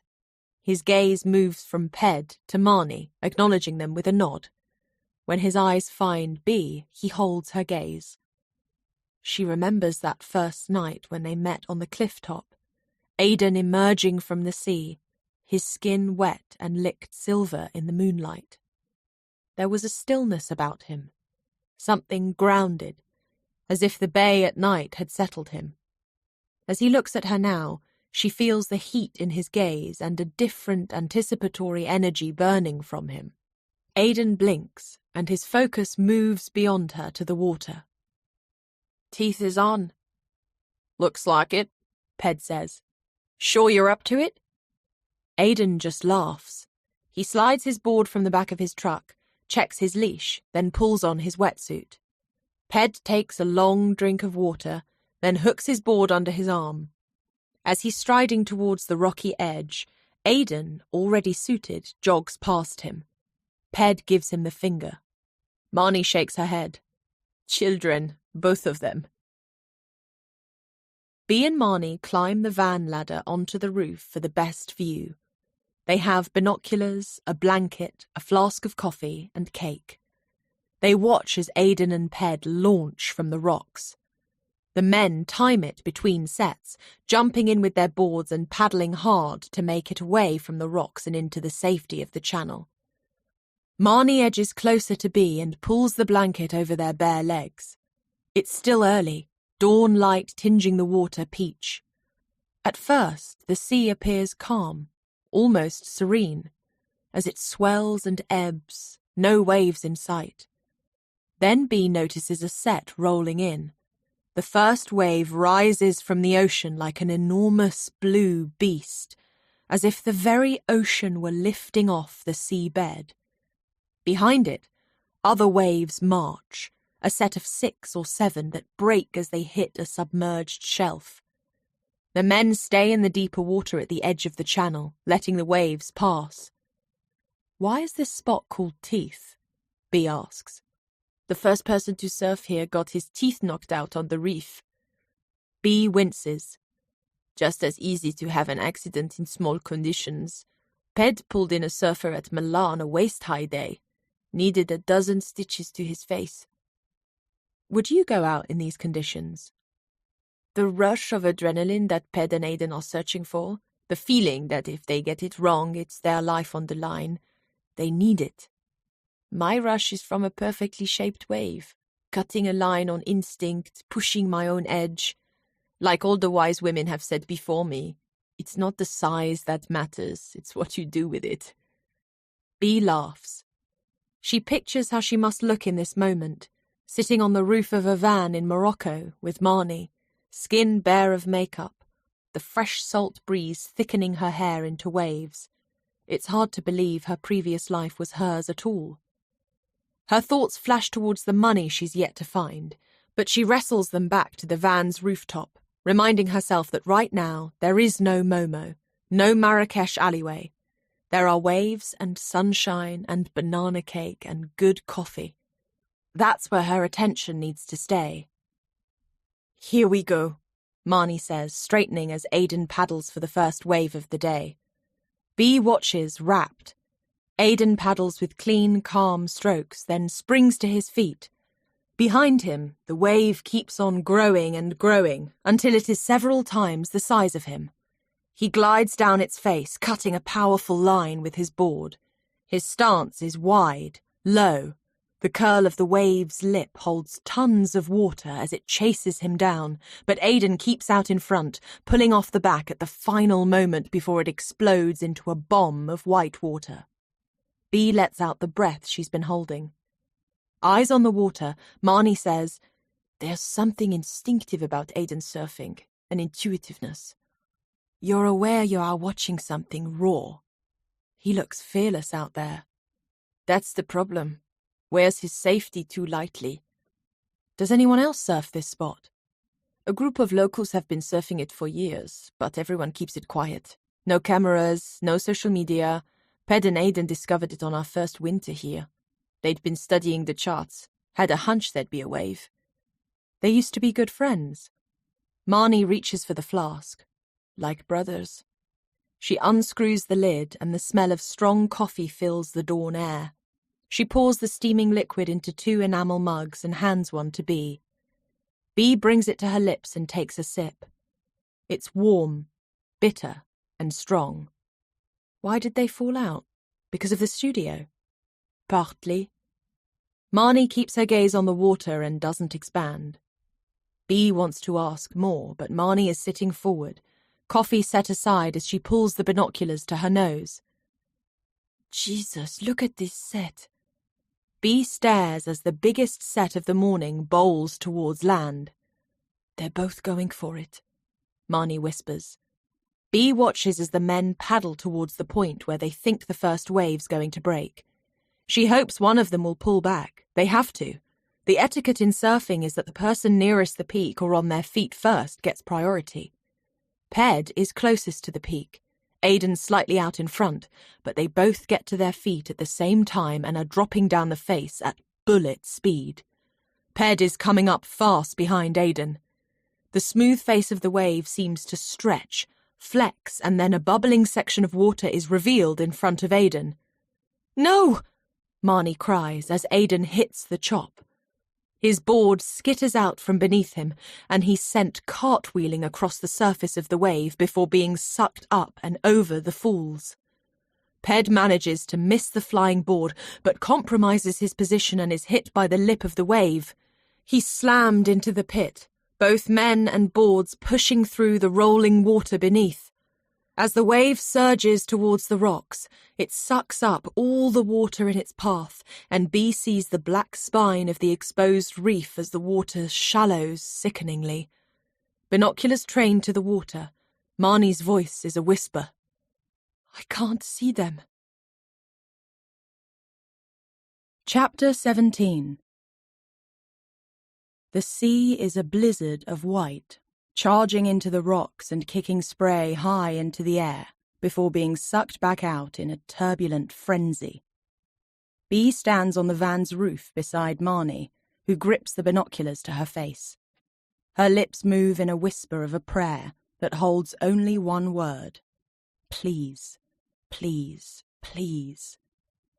Aidan and Ped crashed in the impact zone, the most dangerous and turbulent section. They need to get to the channel, where the water is deepest and the waves don't break. The next set of waves rolls in from the horizon, an army of watery giants that will not withdraw. Bee glimpses a flash of something white and points to it. "What's that?" Marnie focuses on it with her binoculars. "Ped's board," she says, voice thinned with fear. "Leash must have snapped." They're both silent as they scan the sea. Suddenly, Marnie's hand shoots out. "There! Ped!" He's swimming towards the channel, but, behind him, the first wave of the set is approaching. She hears Marnie's intake of breath as it walls up. Ped must see it too, because he fills his lungs with air and then dives deep beneath the breaking wave. He is down for long seconds, and Bee just catches a glimpse of him surfacing before the next wave charges. Again, he is lost in the froth and turbulence of whitewater. When they next catch sight of him, he has been pushed into the safety of the channel. Marnie clambers down the van's ladder, Bee following, and they race barefoot towards the rocks. Marnie is fast and agile, the muscles in her calves pronounced as she runs. She stations herself at the point Ped and Aidan launched. Seeing her, Ped seems to find renewed energy and he swims hard towards the rocks. "Where's Aidan?" Bee resets her vision, squinting hard against the glare of the sun. "There," Marnie says, pointing. Bee spots Aidan lying across his board. He's not moving. He's still in the impact zone, and although there is a lull between sets, it won't last long. She watches as Aidan slides his legs off the surfboard and begins to kick. Bee knows that you don't kick on a surfboard. You paddle. Ped, who is almost at the rocks, turns to look for Aidan now and must see him struggling. "Help him!" Bee cries. Ped treads water, watching. Aidan's progress is tortuously slow, and he barely manages to improve his position against the pull of the current. Bee's teeth press into her lower lip as she wills Aidan to hurry, but after another few kicks, he seems to give up. On the horizon, Bee spots the next set coming. She is about to yell to Ped, but he is already moving, swimming hard in Aidan's direction. His strokes are fast and powerful, and when he reaches Aidan, he grabs the nose of his board and begins dragging him towards the channel. Both men see the approaching set as it storms in. Bee reaches for Marnie's hand and their fingers twine together, squeezing hard. Neither of them speaks as they watch the men, two small dots in the ocean, stroking towards the channel. They must get lucky and catch a rip, because their progress picks up. Moments before the first wave of the set comes hollering into the impact zone, they're washed into the safety of the channel. As the men get closer to the rocks, Bee can see that Aiden's right arm hangs limply, and a swirl of blood washes over the surface of the board. Her stomach roils. Ped helps to swim Aiden to the rocks. Aiden reaches out with his good arm and finds a nook to hold, but a surge of white water roars in behind him, slamming him hard into the rock face. As the sea draws back out, the backwash sucks Aiden with it. "No!" Bee cries as Aiden disappears beneath the surface. Marnie's hand grips harder to hers, clammy palms meshed. The next surge of water shoulders Aiden back onto the rocks. Bee hears a roar of pain as his injured arm is slammed into granite. "Grab on!" Ped yells.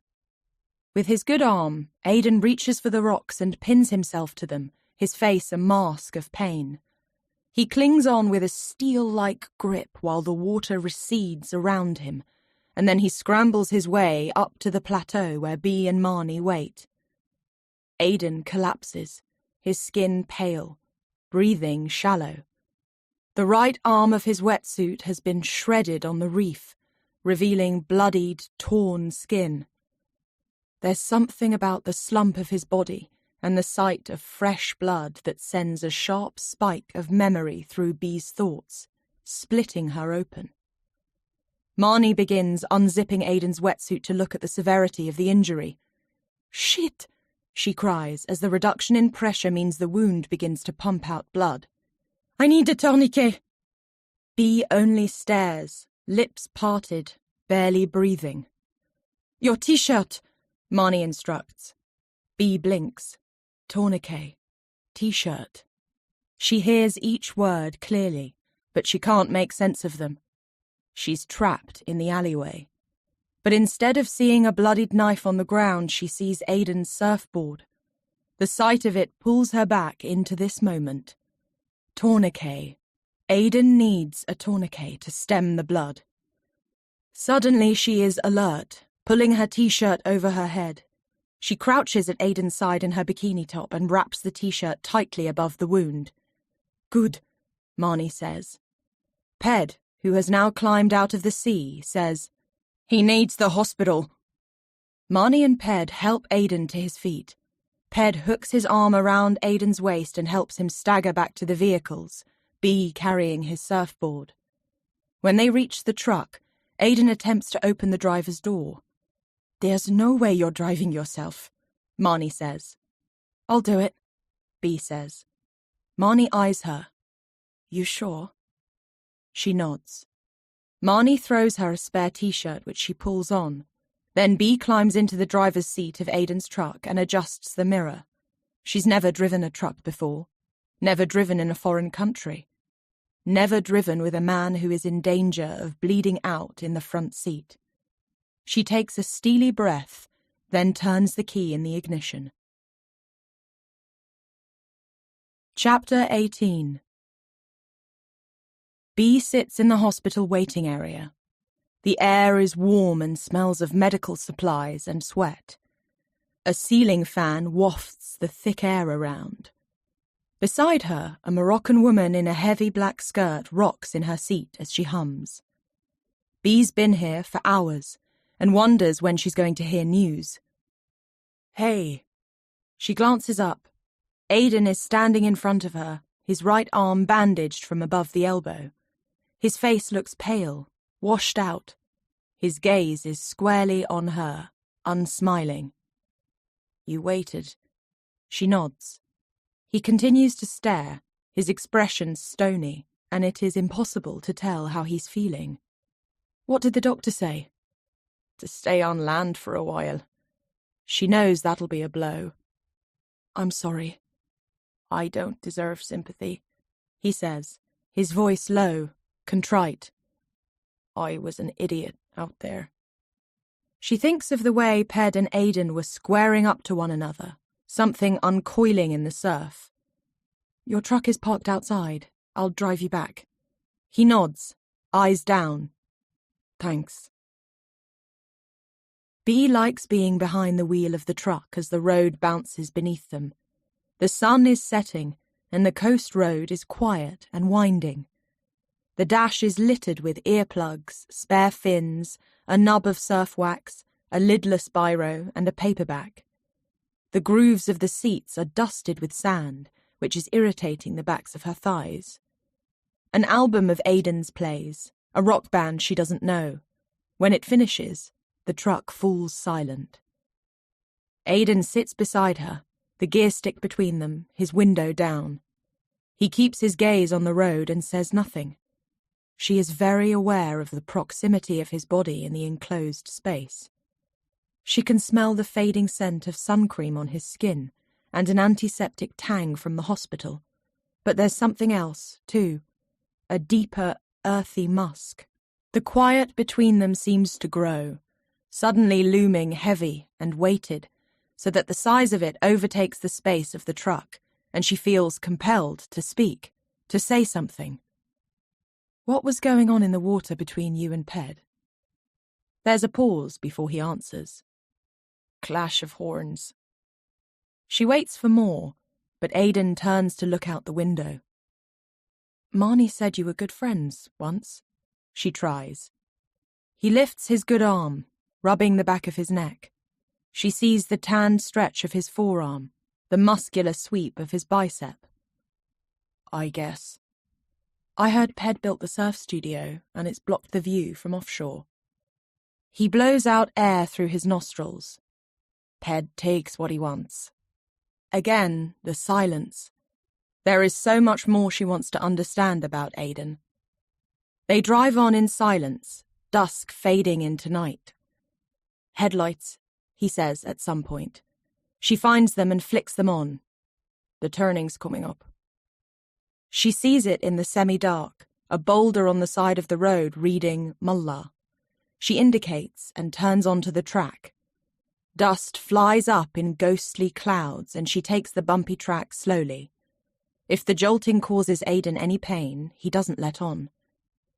The lights of the village come into focus. Where do you want me to park? There's space at the back of the hostel. She follows his instructions, finding a quiet spot to pull in. She kills the engine and the truck falls into darkness. Aidan makes no move to get out. Neither does she.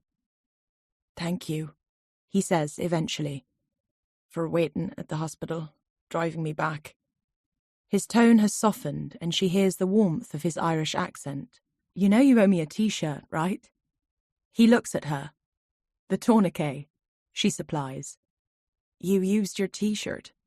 He stares at her, eyes drifting briefly over her body. Then he says slowly, I remember. She feels warmth in her cheeks. Aidan twists around, reaching into the back seat with his good arm. He produces a t-shirt. As seen at New York Fashion Week. The t-shirt unrolls to reveal a wave with the word offshore pulling out of the barrel. Is it couture? She asks, deadpan. That's all I design. She smiles and takes the t-shirt and folds it on her lap, the cotton smooth against her bare thighs. He watches her movements carefully. After a beat, he asks, Why'd you stop? Modelling. She pauses to think about his question. Bea may not have chosen modelling, but she did learn to do her job well. She understood what clients were looking for, translating it into how to behave in front of a camera. She would be peppy, or sultry, or vivacious, or imperious, an expert in shaping herself into the image they wanted. She distills her answer down to a single truth. It was making me unhappy. I'm sorry. She is too. I think you need to love it. Really, really love it. It's a competitive industry. There's always someone waiting to take your place. The money was good. I liked the travel, never minded being away from home, but What was it? She knew lots of models who were passionate about the industry and who grew in confidence with each job. But B felt like every shoot took something from her, depleted her. I never felt like I belonged. It's a strange thing to admit. She's not sure it even makes sense. She looks at Aidan and he's watching her closely, his expression open, interested. She lowers her gaze and sees how close her hand is to Aidan's, just an inch between them. She studies his hand, which is wide and tanned, fingernails cut short. Veins run like darkened rivers across the back of his hand, disappearing into his forearm. They are both silent. The air in the truck is sucked away. Then slowly, Aidan moves his hand closer, sliding it slowly over the top of hers, until his hand covers hers. His touch is like a wild heat. She cannot take her eyes off their hands. She turns hers so their palms meet. She's aware of the press of each of his fingers, feels the slide of them against her own. Slowly, he moves his thumb over her wrist, tracing the soft underside where tiny blue veins run. He looks up then, right at her, and she meets his gaze, holding it. He begins. She waits. He tries again. You. Then he gives up on words. He leans forward, presses his lips to hers. The kiss says, I shouldn't. But there is also desperation, hunger, release. It feels like 1,000 words. And it feels like one word. Want. They both want this. His lips are warm and soft. Every nerve ending is alive with his touch. It's like a door has opened inside her, and there is a level of pleasure that exists, a whole room of it, and she wants to live in that room. Her body responds to him on a primal, intuitive level, the way her throat stretches, her back arches, her mouth makes a low hum of desire. And then, just as suddenly, he is drawing back, lowering his gaze, eyes on their hands, which are still entwined. I'm sorry. I shouldn't have done that. He removes his hand. I'm not in a great place. I should... Oh, is all she says, face on fire. Aidan twists in his seat to open the door with his good arm, throwing it wide onto the night. She climbs out, too. She glances at Aidan, but he won't meet her eye. Not knowing what else to do, she begins to walk away. B? She halts, alert, waiting, wanting. She turns, facing him. My truck keys. Oh. The disappointment stings. She still has them in her hand and carries them back to him. As she reaches to pass the keys, his fingers catch hers. For a moment, he holds them there, his eyes pinning her like he is deciding something. A long moment stretches out. She feels the heat of his fingers and her own pulse in her throat. Then Aidan blinks and releases her hand, dragging his gaze away. Her hand swings emptily to her side. Chapter 19. 3 days pass and B doesn't see Aidan. She has been to the cliff top every night, but there will be no night surfing with his injured arm. She asks herself over and over how Aidan could kiss her like that, like his whole being was filled with heat and longing, and then walk away. It makes no sense to her body, which feels as if it has been electrified, as if there is a new charge in her veins, and she cannot settle to anything. Today there's no surf, so she walks into the village to keep herself occupied. Salty joins, trotting at her side. Occasionally she dips her hand to his head and feels the soft velvet of his ears. Her path takes her in a loop around the harbour, passing painted wooden boats where the fishermen are pulling in the day's catch. She takes a left down an alleyway where the narrow homes are painted in various shades of blue. Locals sit with their wares spread on blankets, ornate wooden boxes, woven hats, an array of colourful ceramics. Bea smiles and says hello to the people she recognises from her daily walks to the village. Her phone pings in her pocket with a notification. She pulls it out and sees it's an email about her loan application. Her stomach instantly knots. Everything hangs on this. Bea steps out of the throng of people, anchoring herself to a wall as she opens the email and reads. We regret to inform you that your loan application has not been approved. No, no, no. The loan was her lifeline. She tips back her head, hair snagging against the brick wall. Now what? There are other loan companies, but they all do the same eligibility checks. She has only 8 days left to find $5,000. A hot, panicky feeling engulfs her. She wants to escape, get on a plane, fly home. But she's trapped here. She has no passport and no way of leaving the country. Bea? She swings around and finds Seth staring at her. He pushes his sunglasses up onto his head, stepping nearer. What's happened? She glances at her phone, still open on the email. I was rejected for a loan, she says, unable to think of anything but the fact. Seth looks like he isn't sure what to do with the information. After a long pause, he says, Maybe you could ask for a pay rise? I had a slice of your lemon cake. Based on that, I'd say you deserve it. She manages a flicker of a smile. I'm going for a drink. Let me buy you one? Maybe I can help. Bea doesn't particularly want Seth's company, yet her throat is dry, and she can feel a tension headache burning behind her eyes. The thought of a cold drink beats going back to her room alone, so she finds herself saying, Okay. Bea sits at a plastic table shaded by a fraying sun umbrella. Salty crawls quietly beneath her legs. He finds a forgotten crust of bread on the ground and eats it delicately. Bea orders a Coke, which arrives a few minutes later in an ice-cold glass bottle with a red straw. She takes a long drink, the syrupy, sweet bubbles instantly refreshing her. Her head is whirring, and she is grateful for a seat, the shade, an iced drink. Seth sips from a bottle of mineral water, watching her.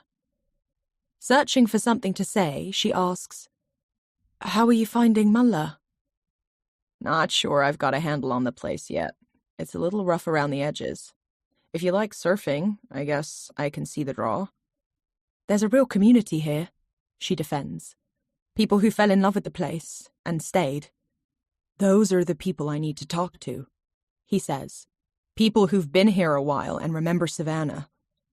There's an intensity about Seth that borders on desperation.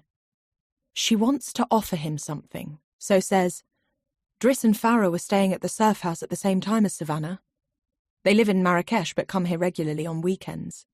I can introduce you. They're back in a couple of days. That'd be helpful.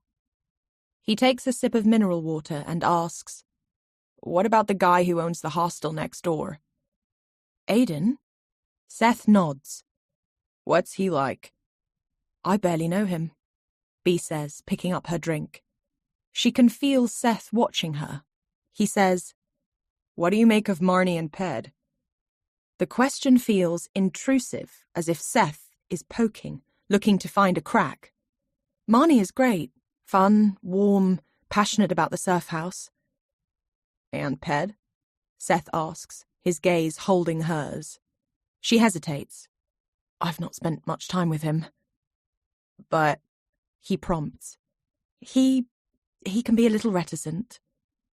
Seth leans back in his chair, his expression thoughtful, as if there is a subtext that interests him. Bea fixes her gaze on the waterline, where fishermen are pulling in their boats. A tractor drags each of the boats out of the water onto a narrow strip of sand where the catch is unloaded.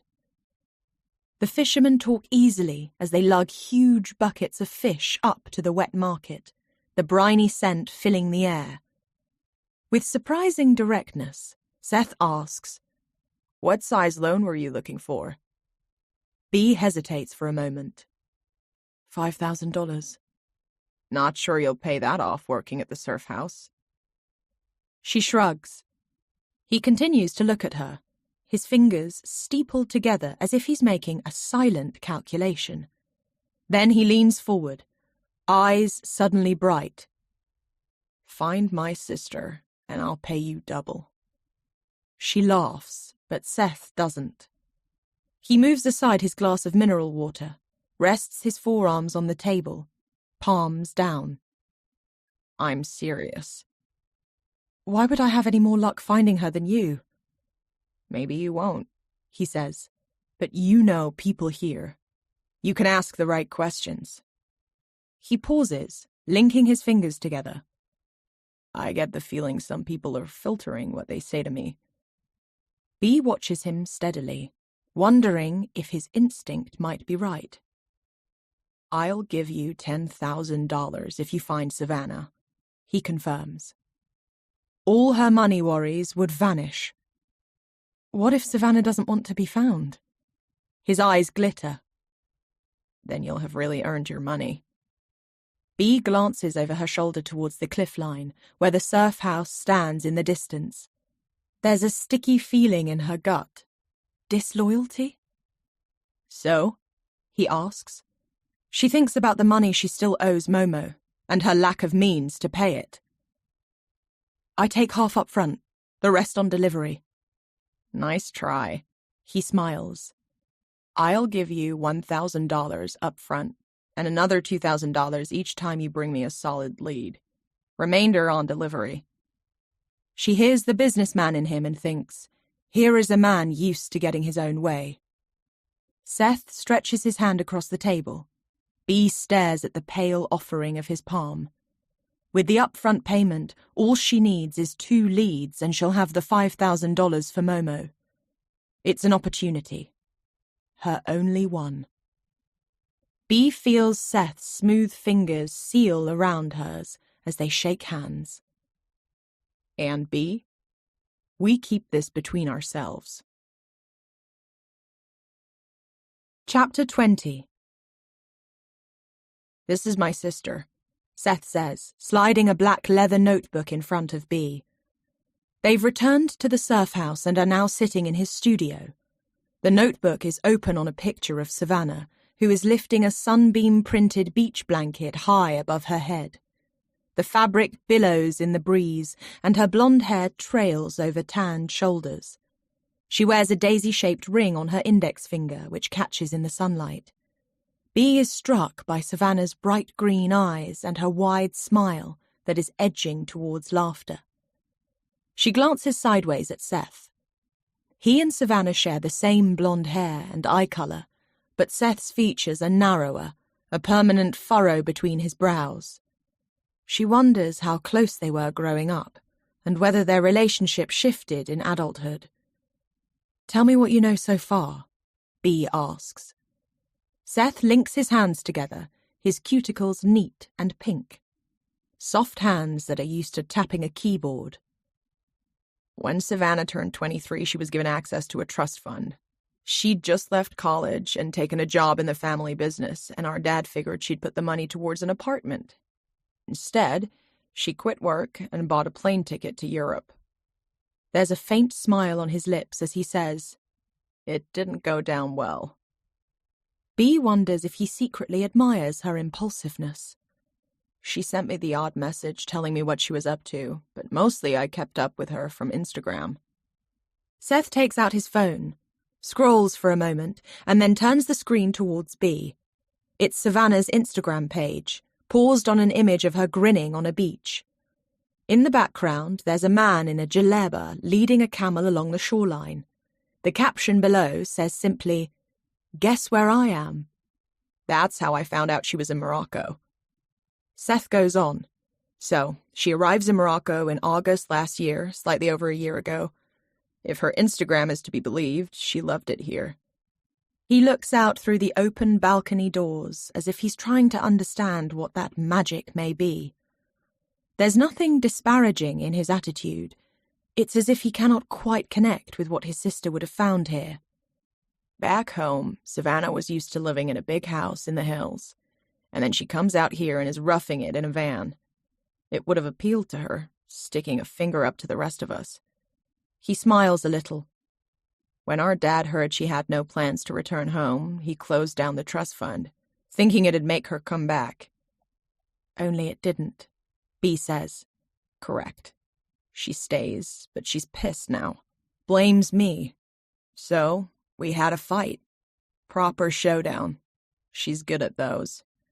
And then Savannah cuts me out, too. As B listens, she wonders if this is the full narrative, or whether Seth is curating their history. Next thing, Savannah emails Rachel, that's her best friend back home, lived next door to us growing up, telling her she's going offline. Says that her family aren't good for her head. Seth turns through the pages of his black leather notebook, showing printouts of emails to this friend, Rachel. So, that's what Savannah does. Gets rid of her phone, cuts contact with everyone. It was dramatic, yes, but not out of character. Savannah thrives on the big gesture. He sighs.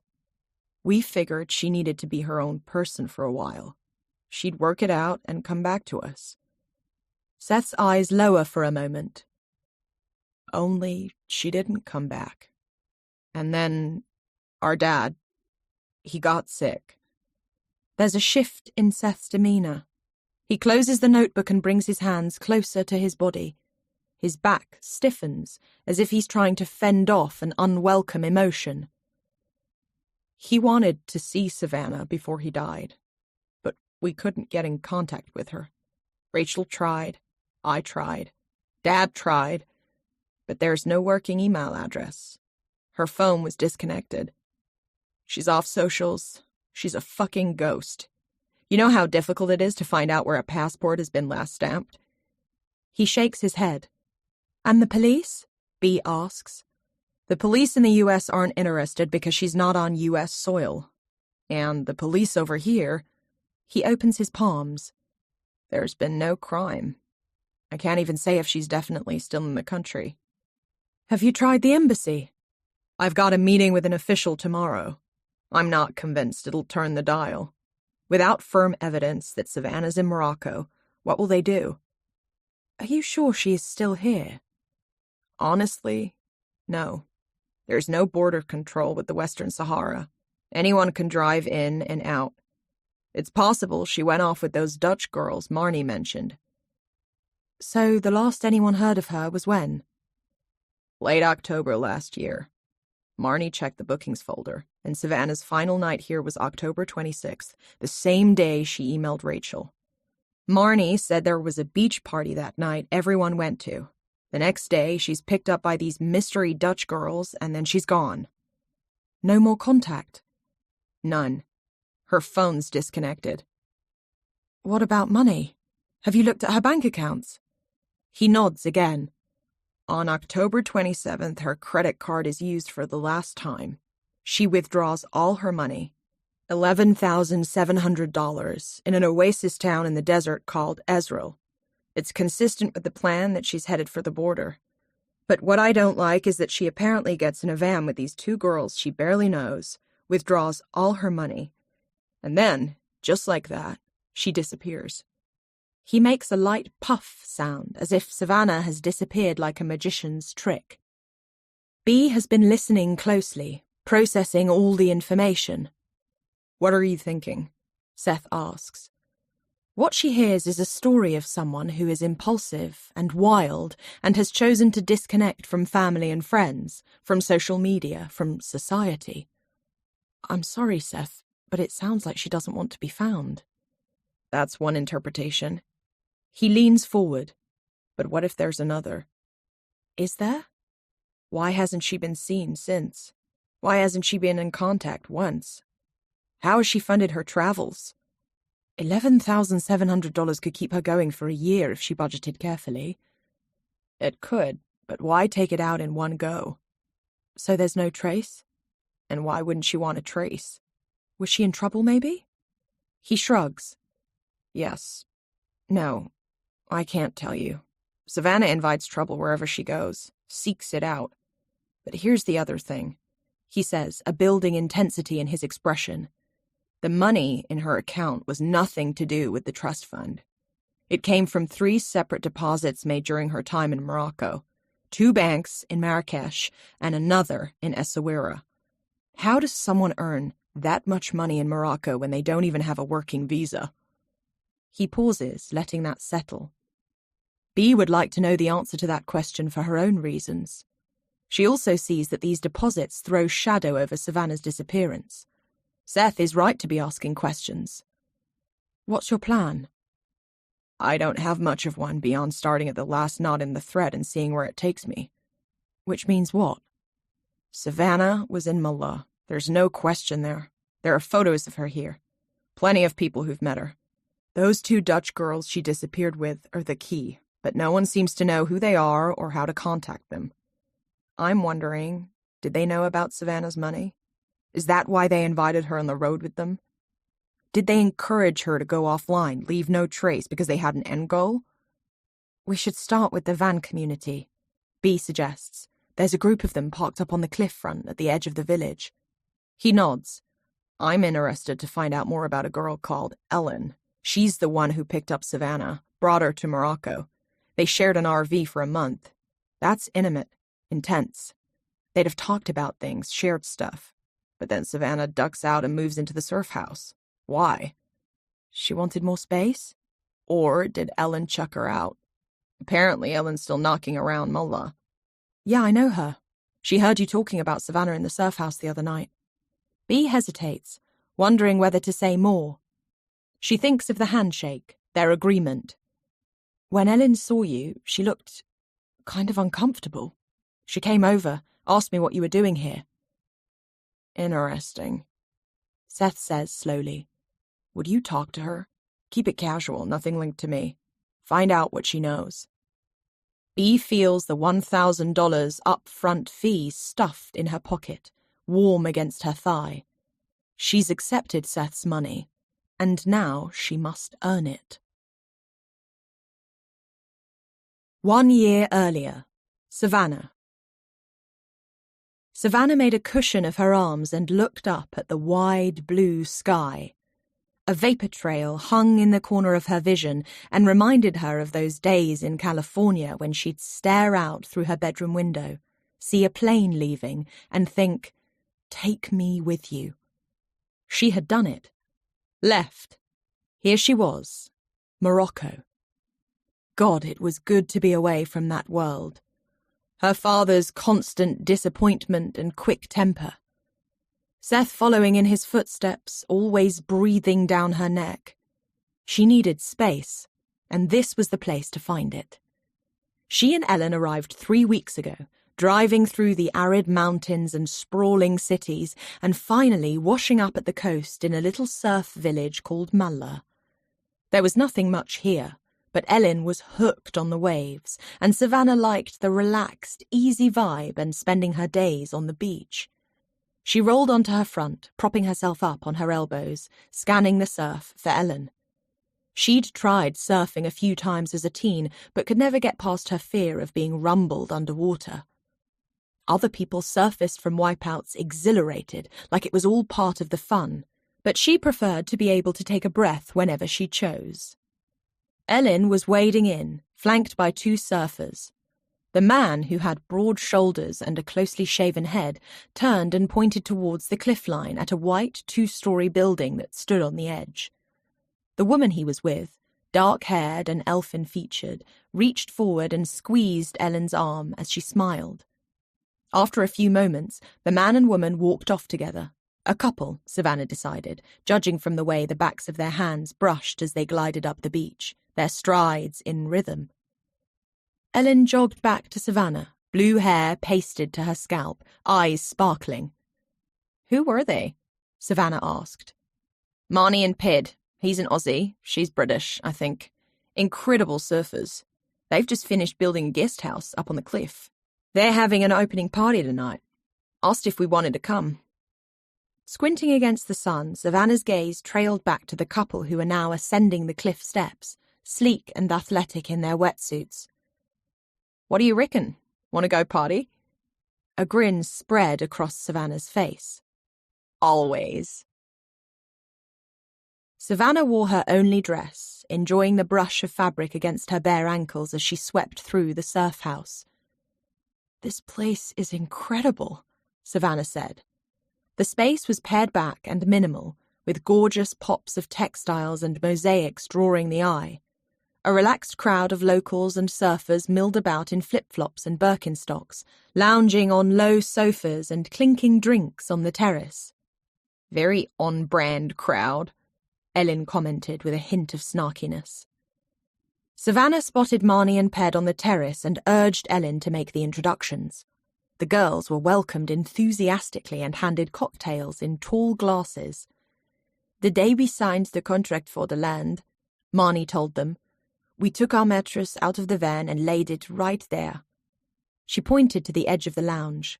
"We slept beneath the stars and, God, we could feel it in our bones, how right this place was." And then 18 months of building nightmares and near bankruptcy followed, Ped added.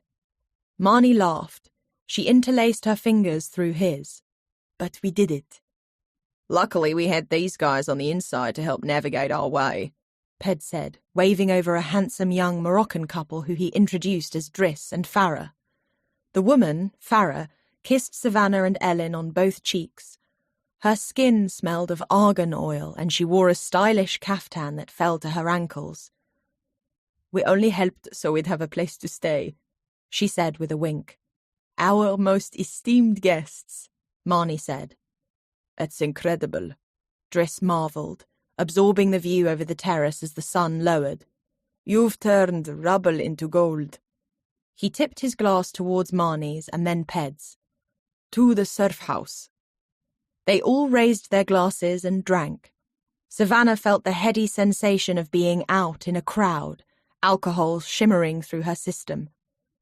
Ellen was standing so close at her shoulder that she could feel the nub of her elbow against her bare arm. Savannah took a small step back. They were joined by a man who was introduced as Aidan, an Irish surfer with shaggy dark hair who arrived with an 8-pack of beer. He clapped hands with Ped, then hugged Marnie with his free arm. "Won't be long till we're toasting offshore," Driss said. "Dunno about that. We've still not got electrics." Marnie explained. "Offshore is the hostel next door." Savannah had seen the bright yellow building, its name painted on a surfboard and hung above the door. "When are you hoping to open?" Savannah asked. "Yesterday," Aidan said with a smile. He slung an arm around Ped's shoulders. "These guys are showing me up." "We found Muller together," Ped explained. "Bought a plot of land and split it down the middle." Aidan talked about how the three of them had been travelling through Europe together, then came to Morocco, found this place and decided to stay. Savannah listened, entranced. Here was a group of friends building something beautiful that had purpose and meaning. "I love it here," she said, feeling the draw of this place. Marnie smiled. "If it gets too cramped in the RV or you need a proper shower, you know where we are." "We're happy in the RV," Ellen said immediately. Her gaze swung to Savannah, an inquiry in her expression. "Aren't we?" Chapter 21. When Bee arrives at Tazi Shisha that evening, Ellen is sitting cross-legged on a floor cushion, wearing a pair of dungarees. Her blue hair is piled into a scrunchie, and she waves Bee over. "You have exceedingly long legs," Ellen remarks as Bee folds her legs beneath her to sit opposite. "I do," Bee agrees. "You smoked shisha before?" Bee shakes her head. She looks around the space, which is lit by low lanterns, and sees travellers and local surfers sitting around ornate silver pots that have long blue hoses attached. "It's like breathing a rainbow," Ellen says. She signals to the owner and takes her order in French. To B, she adds, "I've ordered us coffee. Moroccan tea rots your teeth." The shisha arrives on a circular wooden tray that is set on the low table between them. Ellen explains that flavoured tobacco is heated over coals and then filtered through water. She demonstrates by sucking on the pipe, and B hears the water bubble lightly. Ellen passes her the second hose, and B takes a sip of flavoured air. Her mouth fills with cherry smoke. Her eyes water a little, although it's not unpleasant. "I Googled you," Ellen says matter-of-factly. Okay. "Lots of photos of you on the internet." There are, B agrees, thinking this is the reason why she's never agreed to anything that involves nudity, because you don't know who you're going to be sitting cross-legged with in a shisha bar who may have Googled you. In one, you're wearing a red ball gown on the back of a horse. Found out I was allergic to horses on that shoot. Ellen's expression is bright with interest as she asks more questions about B's modelling, the countries she's travelled to, what it's like to stride down a catwalk. When their coffees arrive, B takes a sip, preferring the bitter taste to the shisha. How long have you been in Morocco? Just over a year. Always in Mala? Mostly. When the rains arrive, I head off to the desert or the city. Mala and rain don't mix. The tracks turn to mud. There's nowhere to eat. The surf drops out. Under the endless blue skies B's so far witnessed, it seems almost impossible to imagine the rains. She steers the conversation towards Savannah, saying, I was talking to Seth earlier, you know, the American guy who's looking for his sister. Ellen nods, her expression remaining neutral. You and Savannah came to Morocco together, right? Yeah, she lived in my RV for a while. You get to know someone pretty well in those close quarters. What's she like? Savannah? Spoiled, loud, self-obsessed. So you liked her? Ellen laughs. She's all of those things, but she's also fun, impulsive. She's like this unstoppable whirlwind of energy. There's a light in Ellen's eyes as she says, I've never seen Savannah do a single thing because she should. She goes after what she wants. B lets that description settle, turning the words should and want through her thoughts. She knows which she's been obedient to. Maybe she'd like to meet this girl who chases down her desires. We had a laugh for a while, Ellen goes on, but Savannah was only playing at van life. How do you mean? She's a spoiled California kid at heart. Soon as the surf house opened its doors, she was off. She sighs. That lot up at the surf house, they're the barefoot royalty of Mala. Savannah got in with them, of course. I even went up to Marrakesh a few times to visit Driss and Farah. Cast me off. Ellen does nothing to disguise the bitterness in her tone. Did you know the Dutch girls she left for Cape Town with? There's the smallest hesitation before Ellen answers. They blew in for a couple of weeks in an old Bedford van. Savannah liked the idea of going overland to Cape Town, but she won't have made it all the way. Something bright and shiny will have caught her attention, and she'll have been off. Ellen takes another draw on the shisha. So, Big Brother's come out here to track her down, has he? Something like that. You don't know where she is, then? No. And even if I did, I wouldn't tell him. B looks at her closely. No? He's an asshole. Savannah just wanted to be free of her family. B feels a prickle of unease and asks, Why? What did she say about them? Ellen shrugs. B waits, but Ellen doesn't expand. She gets a shadowy sense that Ellen knows more about Seth than she's letting on. B changes track. When did you last see her? A fleeting look of discomfort travels across Ellen's face. Night before she left with the Dutch girls. There was some big beach party, right? Yeah. Everyone from Mala went. It was put on by a few guys who run a surf camp. Music, DJs, fire eaters, that kind of thing. It was a little way up the coast at Jailers. Savannah was there. We all saw her that night. B notes the emphasis in we all saw her. And then, the day after the beach party, Savannah left with the Dutch girls. I guess, she says with a shrug. Again, there is an off note. Before she has time to examine it, Ellen is lifting a hand and waving. Aiden, hi. Bea turns to see Aiden crossing the bar, one hand in the pocket of his shorts. She feels an instant warm flutter in her belly. When he spots Bea, he hesitates, as if deciding whether to come over or move on. Have shisha with us, Ellen calls, patting the floor cushion beside her. He removes the hand from his pocket and rubs the back of his neck, exposing the gauze on his bicep. I'm just about to meet Yaz, so hang with us until he's here. He glances at Bea as if seeking her approval. She nods. As Aiden lowers himself down at their floor table, she catches the salt earth scent of him and something sharper. Alcohol, she thinks. How's the injury? Ellen asks. He glances at his arm. Getting there.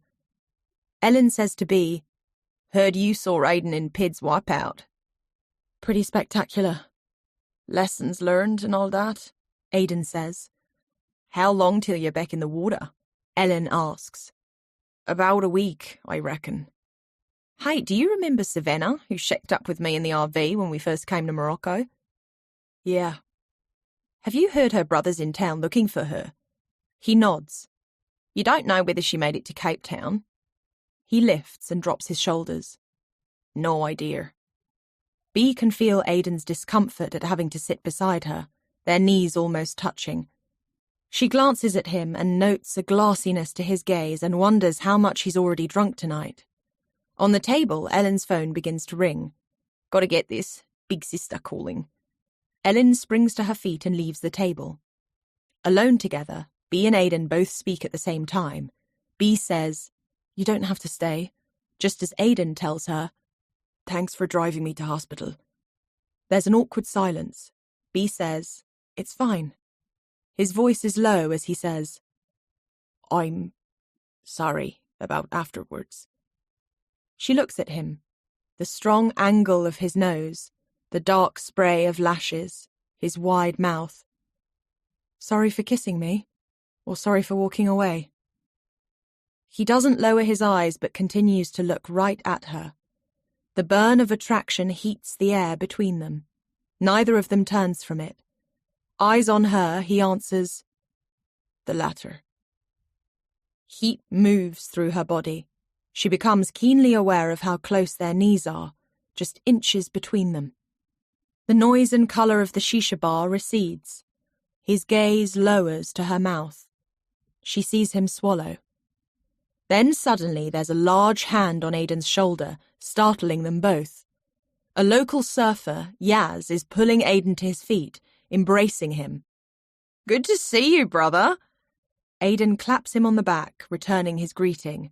I gotta steal this boy, Yaz says to Bea. He promised me a date night. Course, Bea says. Aiden throws Bea an apologetic smile as he steered to the other side of the shisha bar.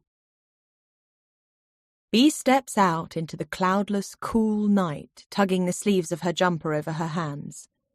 She wishes she was still inside with Aiden. She can't remember a man ever filling her head the way he does. Maybe it's because he wants so little from her. He's not chasing her down or asking for anything. It's more like Aiden's trying to hold himself at a distance. She passes a lantern-lit tea room where two travellers sit on low stools with a backgammon set between them. As she moves beyond them, she feels eyes following her. She glances back and finds the travellers engaged in their game. She must have imagined it. Yet as she walks on, she can't shake the feeling that she's being watched. The sensation is like a prickling across the back of her neck. Her elbows pull tighter to her body, tension stiffening her spine. A hot flush of fear washes through her body at the memory of Marrakesh, the footsteps of the men. Her instinct is to hurry on, shrink herself down, but then she remembers Marnie barreling into that alleyway, yelling. Bea makes herself stop. Turn. Standing in the shadows of the tea room, an older woman is watching her, expression cool. In the darkness, it takes Bea a few moments to recognize her. Momo's mother. As their eyes lock, Bea's heart rate flares. Momo's mother stares for a beat longer, then turns and disappears inside. In the surf house, Bea pulls her bedroom door closed and stands with her back against it, pulse racing. She needs to get Momo's $5,000. She takes a breath, reminds herself that she already has $1,000 tucked away from Seth's initial cash payment, so now she only needs to be paid for bringing him 2 more leads on Savannah. Then she'll have the full amount. This line of thinking calms her a little, and she goes to the window and pushes it open onto the night. The stars glitter over a darkened village. The evening call to prayer drifts from the local mosque, the low chant rhythmic and soothing. There's a light knock at the connecting door, and Marnie enters. She joins Bea at the window, carrying on her skin the smell of freshly applied moisturizer. "I've just seen Momo's mother in the village," Bea confides. "Did she speak to you?" She shakes her head. "She was watching me." "Ignore her. This is Momo's business." "We've only got 8 more days to find the money, and my loan application was rejected this morning." Marnie's brow creases. "Are there other banks you can try? Are there loan companies?" "Yes, but they all do similar eligibility checks. I've applied anyway." "Listen, the surf house bookings are good this month. I could see how the accounts are looking, try to keep some back. That could put a dent in it. We'll make this, okay? I promise you," Marnie says, squeezing her hand. Bea feels the warmth and reassurance in their joined fingers. "What were you doing in the village?" Marnie asks. "I went to the shisha bar with Ellen." "Fun?" "It was okay. Ellen was talking about Savannah. Said she stayed in Ellen's RV before moving into the surf house." "That's right. I seem to remember the move being a sore point."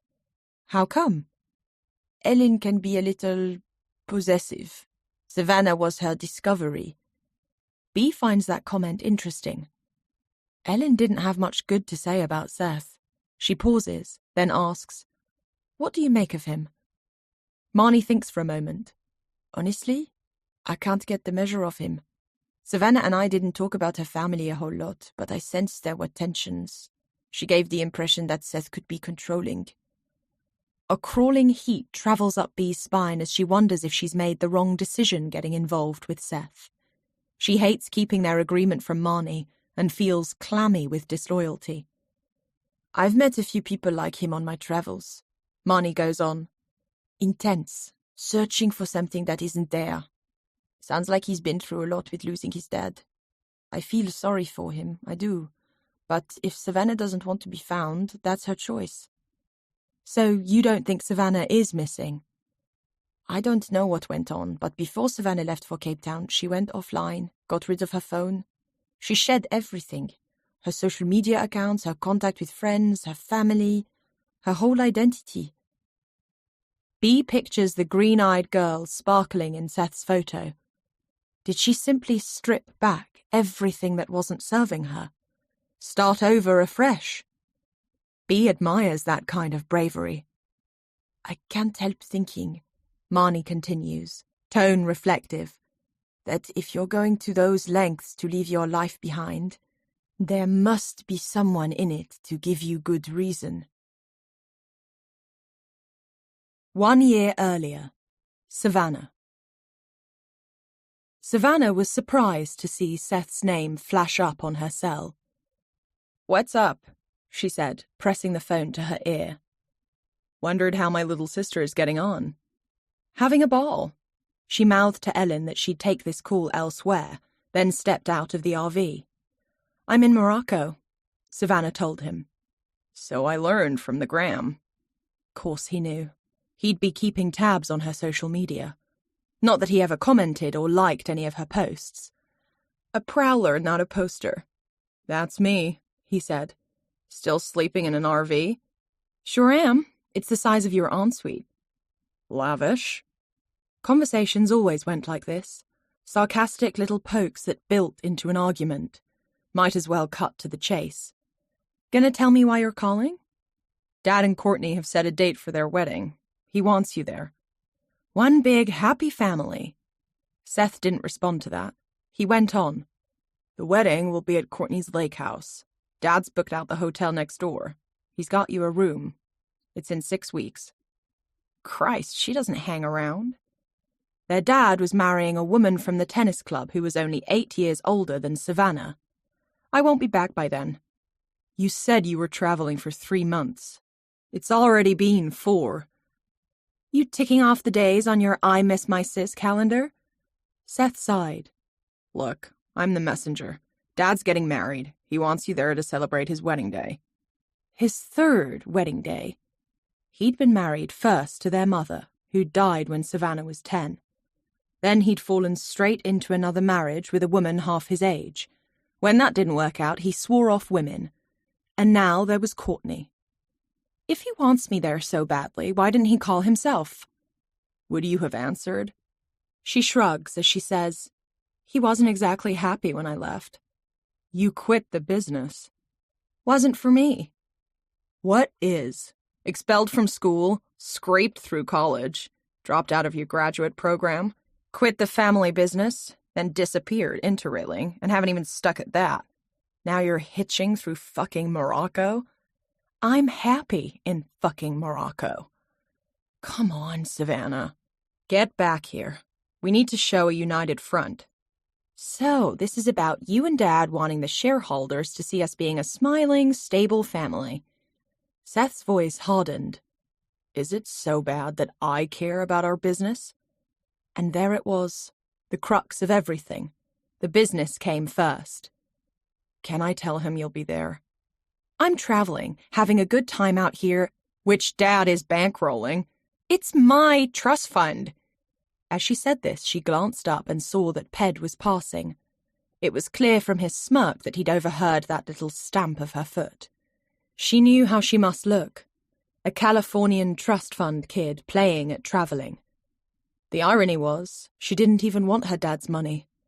She had only ever wanted his time. What should I tell Dad? She thought for a moment. To have a great wedding. Chapter 22. Bee sits astride her board, hands sculling through the cool blue water. She needs this, an afternoon in the waves to clear her head. It's like her thoughts are hundreds of busy footprints crisscrossing on the shore, and the sea has the calming power to wash them clean. She glances across to the rocks, where Aidan sits with Ellen, face shaded beneath a trucker's cap. Since his injury, he's often out here helping with Ellen's camera work or instructing his surf school students from the beach.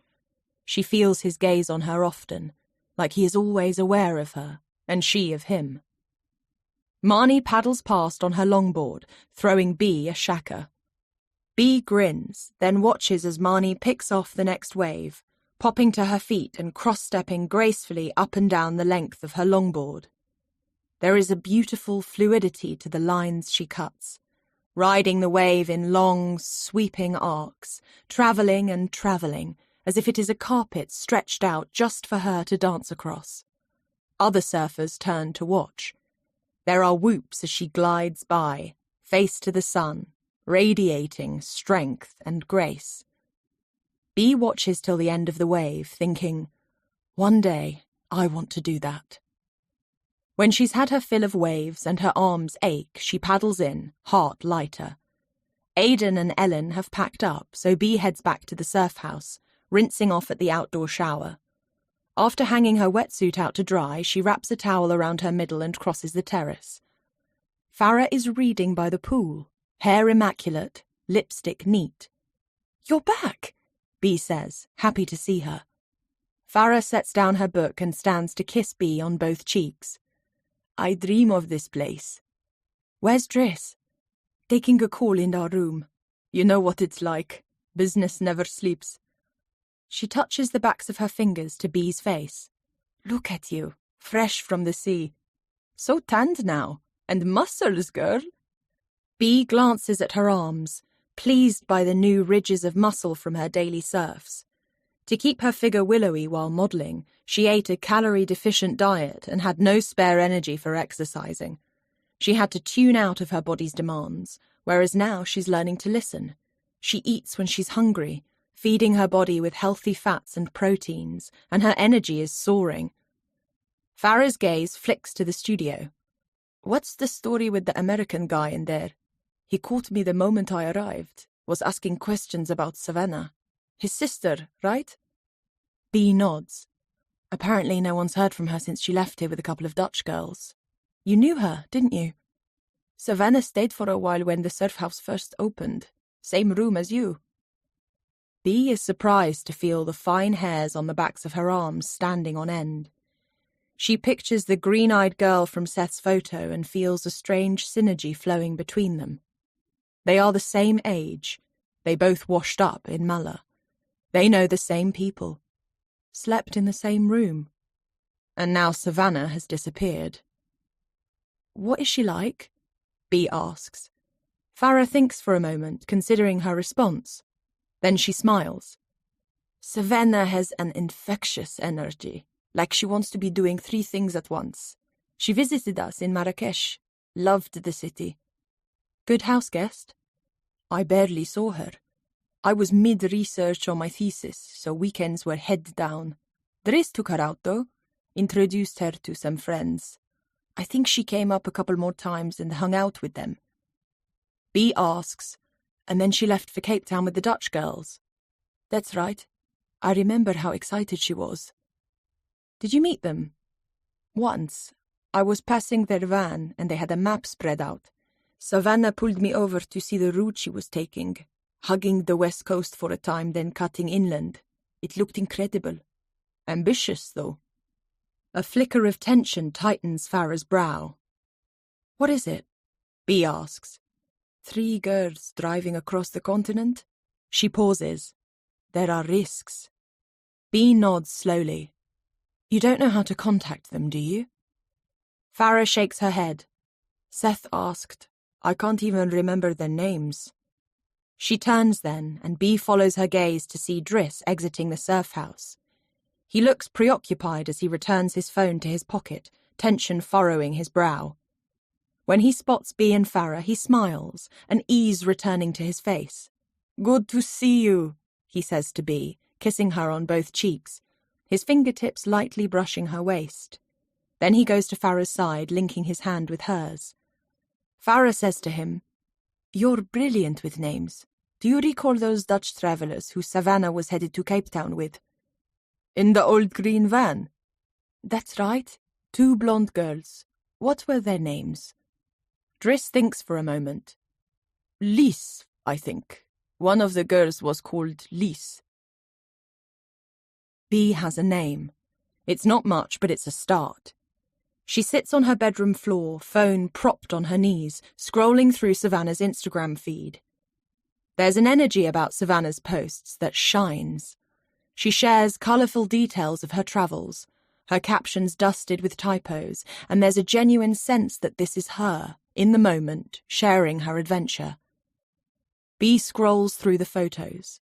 A picture of Savannah's bare toes dug into the black sand, pouring mint tea from an ornate teapot, a blue corridor of painted doorways, the caption reading, Monday Blues.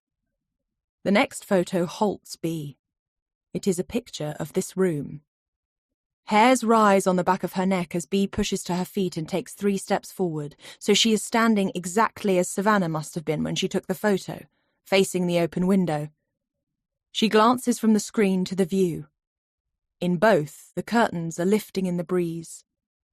Studying the photo, she sees Savannah's side profile caught in the reflection of the freestanding mirror. B adjusts her position, taking a half step until she's in the exact same spot as Savannah. She yanks off the cotton throw that's covering the mirror, then glances sideways at herself. Savannah's presence suddenly feels so strong, it's almost as if B expects to see Savannah's face staring back at her. She feels a gossamer thread shimmering between them. She and Savannah are the same age. They have slept in the same room, stood at the same window. And now Savannah is gone. She's cut herself off from everyone and everything she knows, and disappeared. B feels the echo of that. The difference is, Savannah has someone who cares enough to fly out to Morocco and search for her. If I went missing, Who would look for me? With a jerk, Bea turns her back to the mirror. She fixes her attention on Savannah's Instagram feed, reading the comments below her image. Moonchai 33. What a place. The girl surf. Loving seeing your adventures. Rachel_Yak. Surf's up. Mwah. She continues looking through the remainder of Savannah's Morocco photos until they stop on the 26th of October. The day Savannah emailed her friend Rachel to say she was going offline.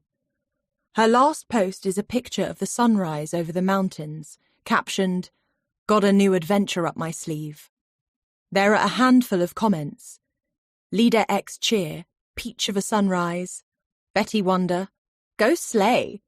Jake 9 Jordan, room for another. Lise W_A1, more beautiful views to come. Bea's gaze stays pinned to that final comment. She looks again at the handle. Lise W_A1. Her heart picks up its pace. One of the Dutch girls? She clicks on the picture of her. Lise W_A1's profile reads, Overland Traveller, 22 countries, currently in South Africa, from Amsterdam. It's her. It's got to be. The account isn't private, so Bea clicks on the message icon. She pauses for a moment, thinking, then types. Hi, I need to speak to you about an American girl you met in Mullah called Savannah. Is there a number I could call you on? It's important. Thanks, Bea. She presses send, and then she waits. Chapter 23. Bea glances over her shoulder, then knocks once on the studio door. Yes, Seth calls. When she walks in, Seth is sitting on the edge of his bed in a rumpled shirt, shoes off. His hair is dishevelled and he looks exhausted, mauve shadows beneath his eyes. How was your meeting? She asks. Waste of time. The consulate won't do anything because I can't confirm that Savannah disappeared in this country, so legally they don't need to help. Want some news to cheer you up? He glances up, eyes sharpening. I found one of the Dutch girls. She's currently in Cape Town. He's on his feet. You found her? How? Driss remembered the name of one of them, Lise. Then, when I was trawling Savannah's social media, I saw that someone called Lise had posted a comment. I messaged to say I wanted to talk to her about Savannah. She replied straight away. She takes out her phone and shows Seth the message. I'm working today, but you can call tomorrow any time after 6 p.m. My number's below. Lise. Seth reads the message twice. He hands back the phone, then runs a hand over his face, as if he can't quite take it in. We've got a lead, Bea says. Seth's face breaks into a wide, spontaneous smile as he moves towards her. We've got a fucking lead. For a moment, it looks as if he's going to hug her, but at the last moment, he puts out his hand and they shake. It feels a little transactional and businesslike, leaving them both standing awkwardly. Seth pushes his hands into his pockets and asks, Do you think Savannah is still with Lise?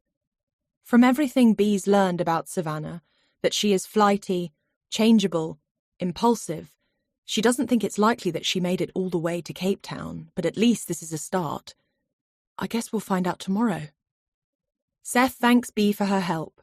Before she goes, he takes out $2,000 from the safe.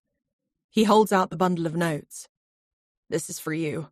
You got your first lead. Bea stares at the crisp block of dollars in his hand. The money will take her one step closer to paying off Momo. You sure? A deal is a deal. As she tucks the notes into her pocket, sticky guilt crawls over her skin. She pictures Savannah, bright-eyed and smiling, roaming free on a beach in Morocco, and wonders, do you want to be found? Chapter 24. The following evening, after a day of chores and surfing, Bea returns to Seth's studio. Her body hums with anticipation. If they make this call and Lise tells them where Savannah is, then Seth will have his answer, and Bea can clear her debt to Momo. Seth paces the room, hands jangling loose change in his pockets. You ready? She asks. Seth nods. They both stand close to the table where B has placed her mobile. She presses call and hits speakerphone. Their eyes are pinned to the screen as they listen to it ring. A few moments later it connects, and B and Seth glance at each other, their anticipation mirrored. Hello? Hi, this is B. I messaged you yesterday about Savannah. Yeah, listen, I'm in a bar, so I need to keep it quick. There is a lot of background noise. Music, voices, the scraping of chairs, and B hopes Lise can hear her as she explains that she is looking for Savannah. I met her in Mullah. Lise replies, her English crisp. There's a crash of noise in the background, followed by a peal of laughter. B says, Savannah planned to travel to Cape Town with you and your friend. Is that right? Yes, but... There's another burst of laughter in the background, and what Lise says next is lost. B glances at Seth and can see that his jaw is clenched, gaze pinned to the phone. Sorry, I didn't catch that. I said that was Savannah's plan, only she didn't turn up. Wait, what? This from Seth. He's leaning forward now, hands planted on either side of the phone. Who is that? Lise asks, wrong-footed. I'm Savannah's brother, Seth. I'm trying to find my sister. Lise sounds wary as she says, What is this about? I was told Savannah left Mullah with you and another girl, that you were headed to Cape Town. He pauses. You're there, but where is my sister? There is a defensive note to her voice now. How would I know? I've not seen her since we left Mullah. Seth's brow ridges with confusion. Lise goes on. Her plan was to come with us, but she changed her mind. She changed her mind? Seth repeats, alarmed. One of her friends came to tell us. Who? B asks. I can't remember her name. She was staying in Mullah, living out of her RV. A New Zealander, I think. Blue hair. Seth and B both look up, meeting each other's gaze. 1 year earlier. Savannah. Ellen pointed to the sopping bikini that was hanging from the RV's wing mirror. Salt water rusts the bodywork. Savannah, who was lying on the bed, writing her travel journal, rolled her eyes. Hang it on the rack. Savannah sighed as she pushed her journal aside. With visible effort, she took out the drying rack from beneath one of the seats and set it up. Jesus, this RV is getting small, she thought. Ellen went to the fridge. Savannah knew she'd be looking for the orange juice. She always had a glass post-surf, and Savannah had finished it. Where's the juice? I've decided to stay at the surf house for a bit. Ellen's head shot up. What? Savannah hadn't planned to say it. The words just came out. She rarely knew what she was going to say until she was saying it. When did you decide that? Ellen asked, clearly hurt. Been thinking about it for a while. And she had. That calm space, the interesting crowd, the privacy of a room to herself. I've loved traveling with you, but you've got to admit it's cramped with two of us. I like it, Ellen said, a slight flare to her nostrils. You like me hanging my bikini on your wing mirror? Finishing your juice? Leaving my damp towels on the driver's seat? You make it more fun. Ellen said this in a small voice, and Savannah felt a tinge of guilt. They'd had fun, it was true. Dancing late at night in the tiny space of the van, driving with their music pumped loud, getting lost in the souks and finding themselves drinking tea with an old lady with no teeth. I've loved it too, but I'm just not cut out for van life. That wasn't strictly true. Savannah loved the freedom of pulling up each day in a different spot. What she meant was, she wasn't cut out for van life with Ellen. Ellen looked down at her feet. Is this about the other night? Course not, Savannah said, with a smile that she hoped looked easy. They'd got stoned, lying out on a blanket beneath the stars, heads together, talking. Savannah had squealed when she saw a dazzling shooting star exploding above them. She'd reached for Ellen's hand and clasped it to her chest, giddy on freedom and beauty and Moroccan-grade weed.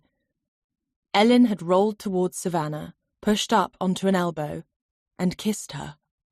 She'd tasted of smoke and noodles, and Savannah had laughed and said, "Jesus, you're more wasted than I thought." Ellen laughed, then apologized, then got to her feet and announced she was taking a piss.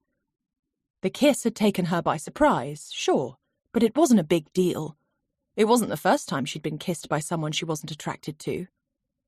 But after that, the atmosphere between them had shifted. It was subtle, more of a lost easiness.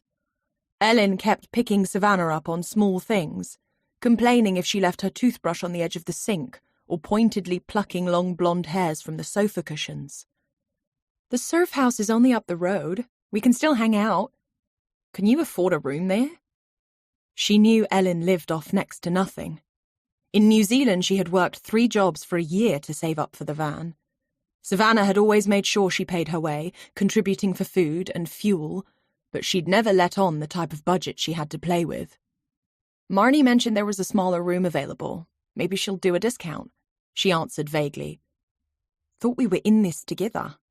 You said you wanted to travel on, explore the Atlas Mountains." "We can still do all that," Savannah said, again words coming out her mouth that she didn't even mean. "I'm just switching it up at the surf house for a while. We can have our adventures when the surf season is done." Ellen looked mildly appeased, although her tone still held a sulky note as she said, "You promise?"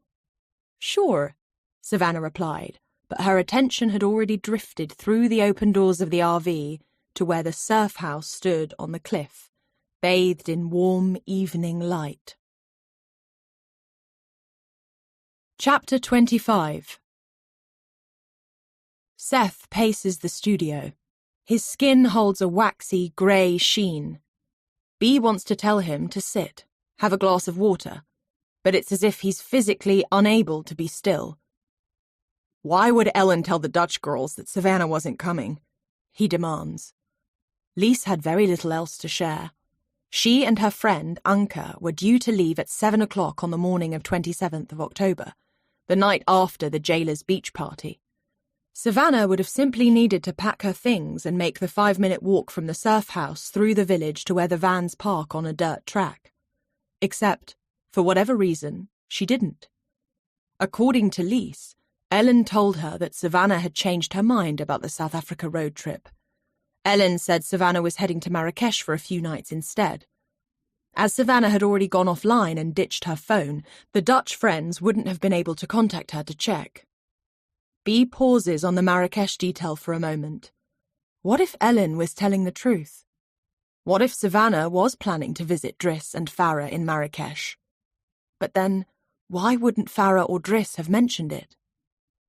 Bea says to Seth, "Changing her plans like this, suddenly heading off to Marrakesh, from what you've said, it's the kind of thing your sister might do, right?" Seth pauses his pacing.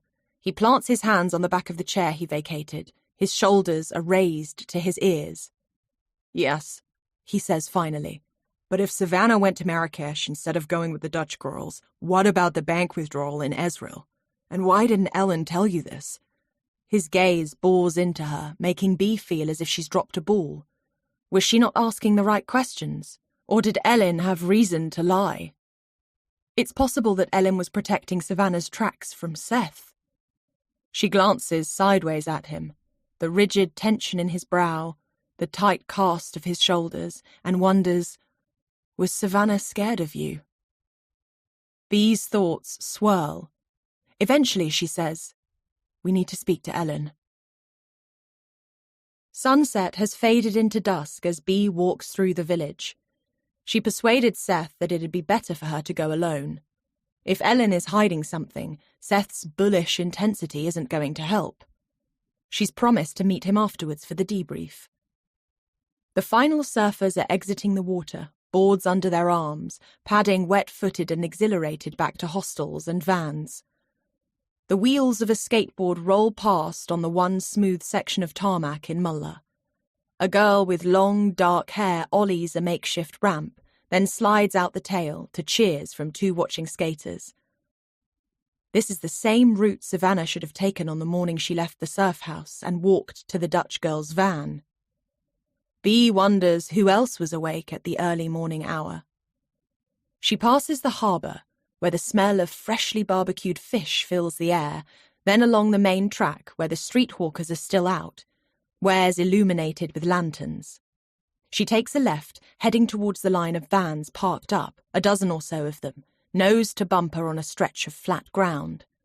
Wetsuits hang off wing mirrors and slide doors are open wide to the view. Passing an orange van, Bee smells noodles cooking, a curl of steam escaping from an open window. There's something romantic about these homes on wheels, she thinks. Maybe it's having everything you need in one place, paring back your belongings to the bare minimum, knowing you can move on whenever you like. A couple have set their camping chairs arm to arm and are drinking beers, watching the final shift of light as dusk is swallowed by night. They don't speak, just keep their gazes on the water, enjoying the moment of quiet together. An unexpected pang of loneliness hits hard between Bee's ribs. It surprises her. Does she want someone to watch the sun go down with? She has never chased after relationships. Being single is simpler, less emotional territory to navigate. And yet, she finds her thoughts drawing towards Aidan. She thinks of the intensity with which he listens when she talks, and that hard-won smile that chases out the darkness in his eyes. This feeling of wanting more from him catches her off guard. Drawing her gaze away from the couple, Bee sees that she's reached Ellen's blocky RV. It has none of the style of the smaller campers and is coated by a thin layer of dust, rust beginning to show above the wheel arches. The lights are on inside and the door is open. Bee calls. "Hello?" "Yeah?" She steps inside and finds Ellen lying on the bed, watching something on her phone, which is propped on her stomach. "Got a minute?" Bee asks. "Sure," Ellen says, turning off the phone and sitting up. "Want a beer?" "Thanks." Ellen opens a small solar-powered fridge and rummages at the back for 2 bottles of beer. She snaps off the caps using a bottle opener attached to a cupboard door, then places the beers on the small rectangular table and sits down. "What's up?" Ellen asks, as Bee sits down opposite her. "The other day we were talking about Savannah and you mentioned she'd left Mulla with a couple of Dutch girls, went travelling to South Africa." "That's right," Ellen says, picking up her beer. There's a faint narrowing of her eyes. "Do you remember what day this was?" "Yeah, after the beach party, 27th October. "And you're certain Savannah was leaving with them?" Ellen shrugs. "That's what she said she was doing. She was telling everyone about it at the party." "It's just... Seth managed to track down one of the Dutch girls, Lise." Ellen's discomfort is immediately visible. Her gaze flicks to the door as if she's thinking about exiting through it. "Lise said Savannah never got in their van."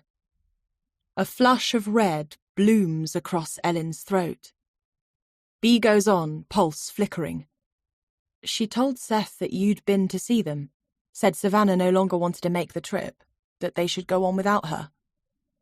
Ellen stands, knocking the table with her knee, causing the beer bottles to judder. Ellen rescues hers and moves to the open doorway, keeping her back to Bee. There's a long silence. "Is that true?" Bee eventually asks. Ellen presses the cool glass bottle against her neck, says nothing. "I'm just trying to understand," Bee says, wary now that Ellen blocks the exit. "I was angry," she says, swinging around, her voice tight, defensive. "She told everyone she was leaving, going on this big adventure to Cape Town, but she hadn't told me. We had plans. We're meant to be headed to the Atlas Mountains. That's what she'd said." "And you found out at the beach party?" Ellen nods, jaw tight. "I was the one who brought her to Morocco. It was my adventure, but I let her in on the ride. And then, when we get to Mulla, she meets the rest of them. Marnie, Ped, Driss, Farah, Aidan, the cool people," she says, and there's a note of bitterness there. "Ditched me for the surf house." She pauses. "Then, the next thing I hear, she's signed up to spend the next 6 months living out of someone else's van." There's a tremor in Ellen's voice, her anger cut through with hurt. We argued, and I left the beach party, got back here and saw the Dutch girls. They were packing up their gear ready for the early start, so I told them that Savannah wasn't coming. Said she'd met someone and was heading to Marrakesh instead. She drops her gaze. It was petty. A stupid lie. I just wanted Savannah to know what it was like to be ditched, to be left on the side of the road. Because that's what she does to people. Bea asks, so they went without her? Slowly, Ellen nods. I heard the Dutch girls leave. It was early, probably around 6 a.m. Savannah wasn't with them. Did she turn up looking for them? I didn't stick around. I got my board and headed in for a Dorney. When I got back to the van, it was mid-morning. Still no sign of her. I figured she'd be at the surf house working out her plan, but she wasn't. She had packed up. Gone. Bea looks at her. Where? Ellen shakes her head. This time, she meets Bea's eye. I've no idea. Chapter 26. The waiter pours the Moroccan tea from an ornate silver pot held at a great height. First Bea's cup, then Seth's. He makes a theatrical finishing flourish, then gives a beaming smile as he departs with a backward step. The mint tea is too sweet for Bea's taste, but she sips at it anyway, her throat dry. She and Seth are sitting in a tiny cafe, lit only by flickering lanterns. They chose it because it's off the main street and visited by few people. Beneath the table, Seth's leg bounces up and down as he asks, "If Savannah didn't leave with the Dutch girls, what now?" Earlier, it felt like they were so incredibly close, but now everything is once again out of reach, which means the money Bea was hoping to be paid is also out of reach. "Here's what we know," she says, trying to keep a cool head. Savannah was at the jailer's beach party on the 26th of October. She and Ellen had an argument, and Ellen left. Ellen tells the Dutch girls that Savannah is bailing on their adventure, so the next morning they leave without her. At some point, Savannah packs up her belongings and... what? Does she turn up to find the Dutch girls gone? Seth is watching her closely. If so, she's got everything on her back. She's already said her goodbyes. She's ready for her next adventure. So, what would she do? Seth's eyes lift as if he's conjuring the image of his sister, as if he's trying to picture her next move, rucksack on her shoulders. Savannah met Ellen by hitchhiking. So she'd do the same again? Seth nods. They let that image sit there, with all the possibility and uncertainty that it holds. But, Bea muses, we know she withdrew all her money in Ezril, that desert town you mentioned, on the 27th of October, so she must have got there. How far is it from Mullah? Seth takes out his phone and opens Google Maps. After a moment, he says, 7 hours drive. And what time was the bank transaction? 6 o'clock in the evening, Seth says. So she was on the road for most of the day. She must have left Mullah by 11 a.m. at the latest, then arrived in Ezril by evening. Seth is quiet. What is it? If she arrived. But her bank statement shows that she used... Her bank statement shows that her card was used, but not who used it. Wouldn't you need to show ID to get out that much cash? I don't know, but I think we need to find out. Seth pays for their Moroccan tea, leaving a generous tip for the proprietor, and then they step out into the night. Bea says goodnight to Seth outside the studio, her head buzzing with the events of the day. When she enters the surf house, the lights are on, and she finds Marnie and Ped playing cards with Driss and Farah in the lounge. Marnie, dressed in a dusky green jumpsuit, sits close to Ped, their thighs touching as he stretches forward to pick a card from the deck. There is music playing, easy talk, laughter. "Bea," Marnie says, spotting her. "I knocked for you. Poker night. In for the next round?" "Sure," Bea says, lowering herself down beside Marnie. This is where she wants to be, she realizes, not sitting in Ellen's RV probing for answers or analysing conversations with Seth. "Where have you been?" Marnie asks. Guilt heats her cheeks at the thought of the arrangement she's made with Seth. She hates not being honest with Marnie. Their friendship was forged by what happened in Marrakesh. Marnie has her back in a way that no one else ever has. Truth is fundamental. She doesn't want this role as Seth's insider, but she needs to get Momo's money, and locating Savannah is her best chance. "I went to the tea house," Bea answers, not offering up who she was with. There's a light, easy atmosphere as Driss pours another round of drinks. She accepts a glass of wine and watches as Ped raises the stakes, pushing a pile of dirhams across the table. His expression is confident but closed, giving nothing away. Marnie is the first to fold, seemingly caring little about the outcome and settling back with her glass of wine. When Driss reaches for a card and peers at it, his expressions are theatrical, the pursed lips and narrowed eyes. On Farah's turn, she matches the pot, but her expression holds a hint of uncertainty. Bea suspects she'll be the next to fold. Yet Farah raises the stakes further. Ped and Driss both watch her carefully. Farah returns their scrutiny with a confident, easy smile, and both men promptly fold. As Farah is scooping the money towards herself, Ped asks, "What did you have?" She fans out her cards, revealing one pair of sevens. Marnie bursts out laughing.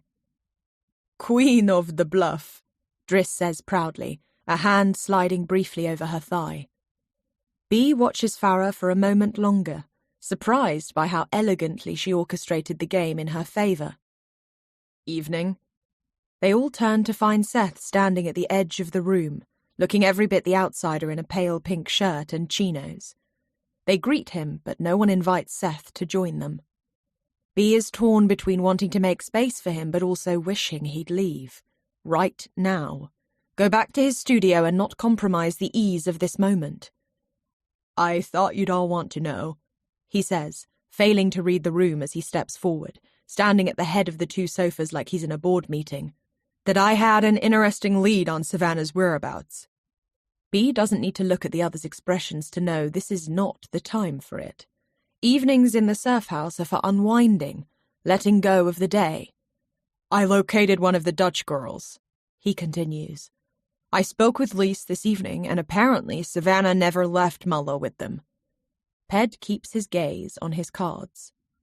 "Ellen told the Dutch girls that Savannah had changed her mind about the trip, so they left without her." Marnie's face is stretched with surprise. "Wait, Ellen said that. Why?" Seth explains about Ellen and Savannah's fight at the beach party and Ellen's petty vengeance. "Ellen saw the Dutch girls leave early. Savannah wasn't with them." "Strange," Driss says. Seth asks Marnie, "When you checked Savannah's room in the morning, was it empty?" "Yeah, all her stuff was gone." Seth nods.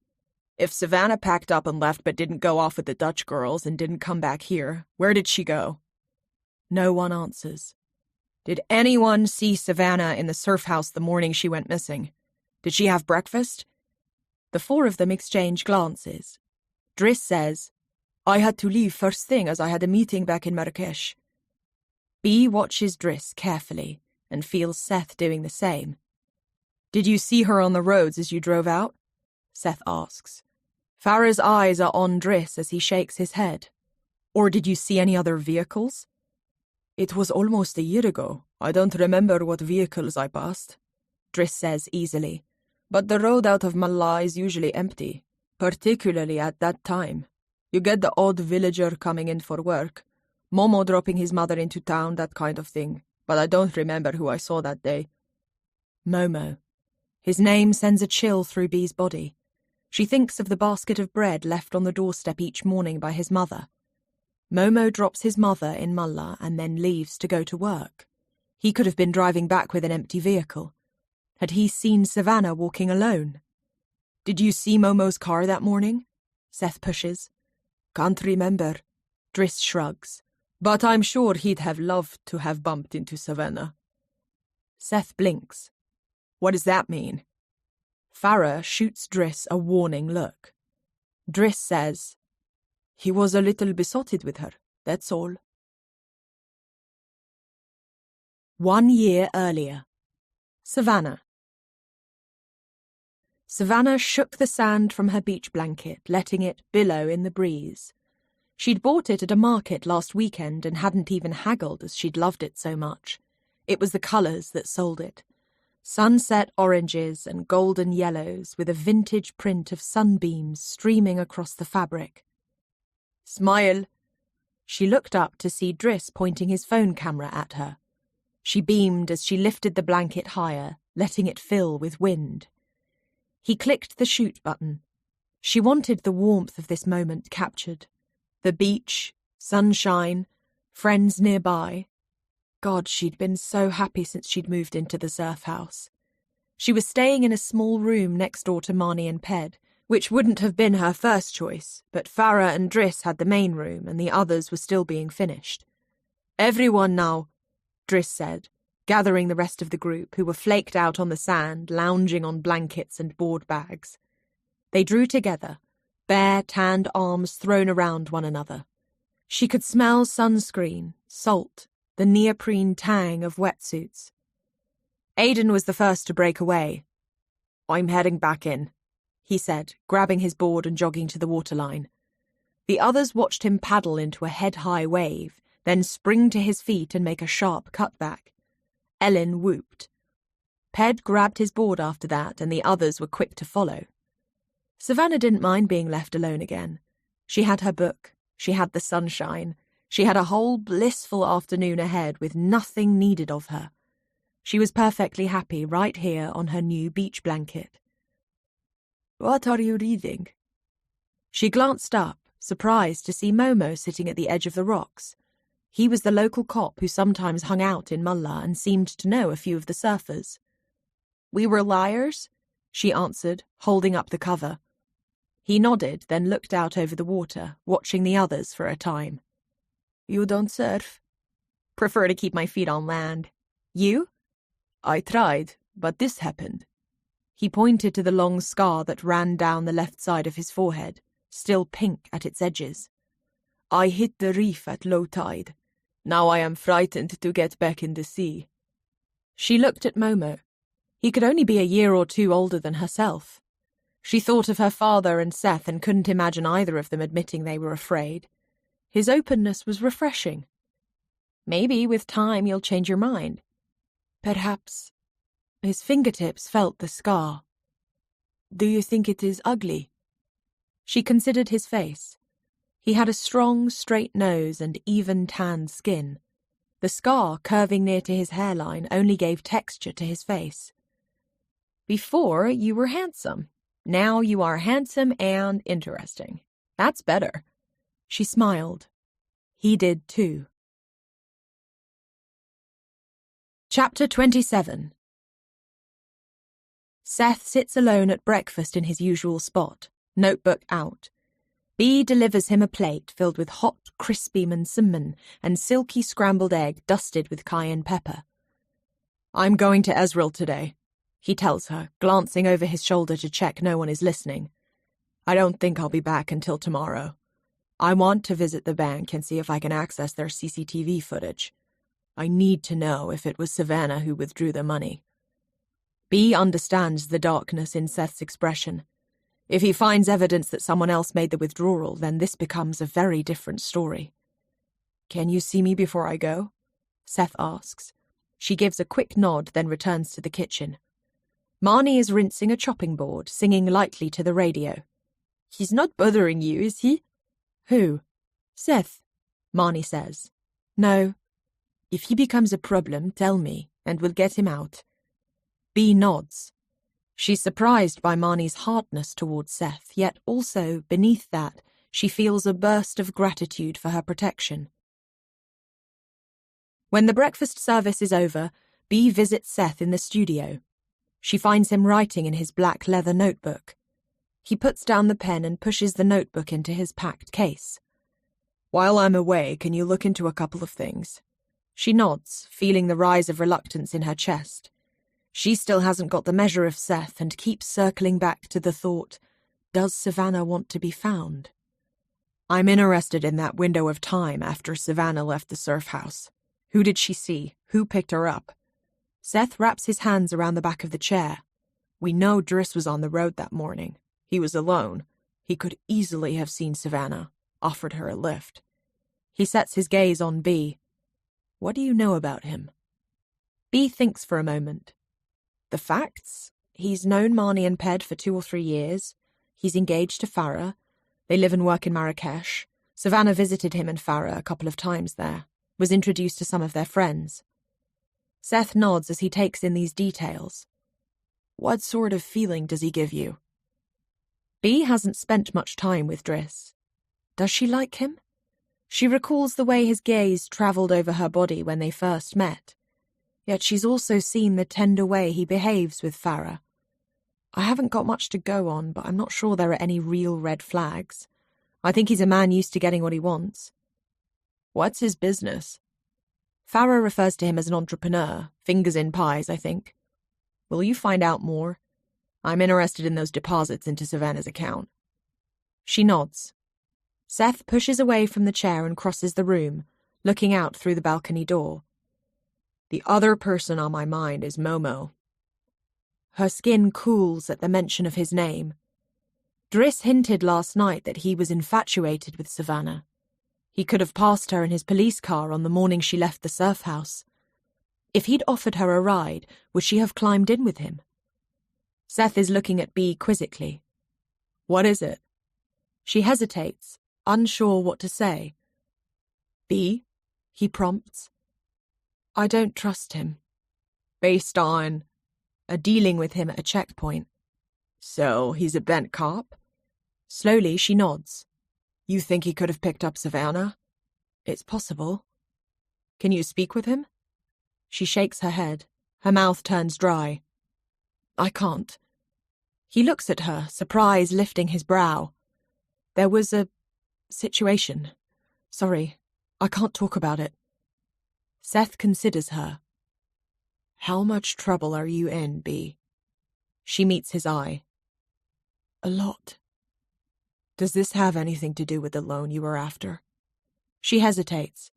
Seth holds her gaze, waiting. Eventually she nods. How much do you owe him? $10,000, she admits. I've paid half already, plus I've got the money you've paid me. So you're $2,000 short. She nods. Seth crosses the room and moves to his wardrobe. He crouches down and B realizes he's opening the safe. He removes a stack of notes and counts out $2,000. Holding out the money, he says, Upfront payment for the next lead you'll bring me. She stares at the money. Really? Really. She takes the money, feeling the weight of the notes in her hand. I don't know what to say. It's an advance. When I come back from the desert, have something else for me, okay? Chapter 28. B finds Marnie pulling her longboard from the rack, 2 streaks of zinc pasted to her cheeks. She turns, smiling when she spots B. Coming in? Soon, B says, gaze flicking to the bay, where peeling lines are gliding alluringly towards shore. She steps closer to Marnie. Her voice is lowered, but she cannot keep her excitement from it, as she says, I've got the money. What? Marnie's eyes widen. All of it. All of it. Relief bursts from Marnie's features, mouth breaking into a wide smile. How? B cannot tell her about Seth's payment, so she says that one of the new loans she applied for came good. This is incredible. Marnie leans her longboard against the rack so she has both arms free to hug B. B breathes in the scent of her sun cream and perfume oil, feeling relief and warmth wash through her. When Marnie steps back, she keeps hold of B's shoulders, their foreheads almost kissing. I knew this would come good if we kept cool heads. I just knew it. B asks, when shall we deliver the money? Marnie thinks. Maybe we should wait until his deadline? B nods. That's what I was thinking. If we take the money to Momo early, it looks like it came too easily. 5 more days until the knife and bloodied scarf will be returned. For the first time in weeks, she feels light, buoyant. Farah emerges from the terrace, zipped into her wetsuit, a white shortboard under her arm. Look at you gorgeous women, she says, beaming. Shall we go get some waves? Board under her arm, Bee stands on the shoreline. The sky is cloudless, the heat pure and sharp. Shoulder-high waves roll across the bay, glassy blue faces glittering beneath a high sun. Her senses feel sharpened as she breathes in the fizz and energy of the sea. Perfection, Marnie says beside her, awe in her tone. Farah attaches her leash, and then the 3 women wade into the glimmering shallows. Bee slides onto her board and strokes through the water, finding an easy, confident rhythm. Today is a good day. A day for riding waves beneath a blue sky with friends. Once they reach the lineup, Bee sits astride her board, face tipped to the sun, catching her breath. Marnie, hardwired to never let a wave go unridden, paddles for the first of the set. She springs lightning fast to her feet on the drop, and Bee cannot take her eyes off the smooth line she draws across the wave face. She rides with her chin lifted, face lit by the sun, otter-dark hair gleaming.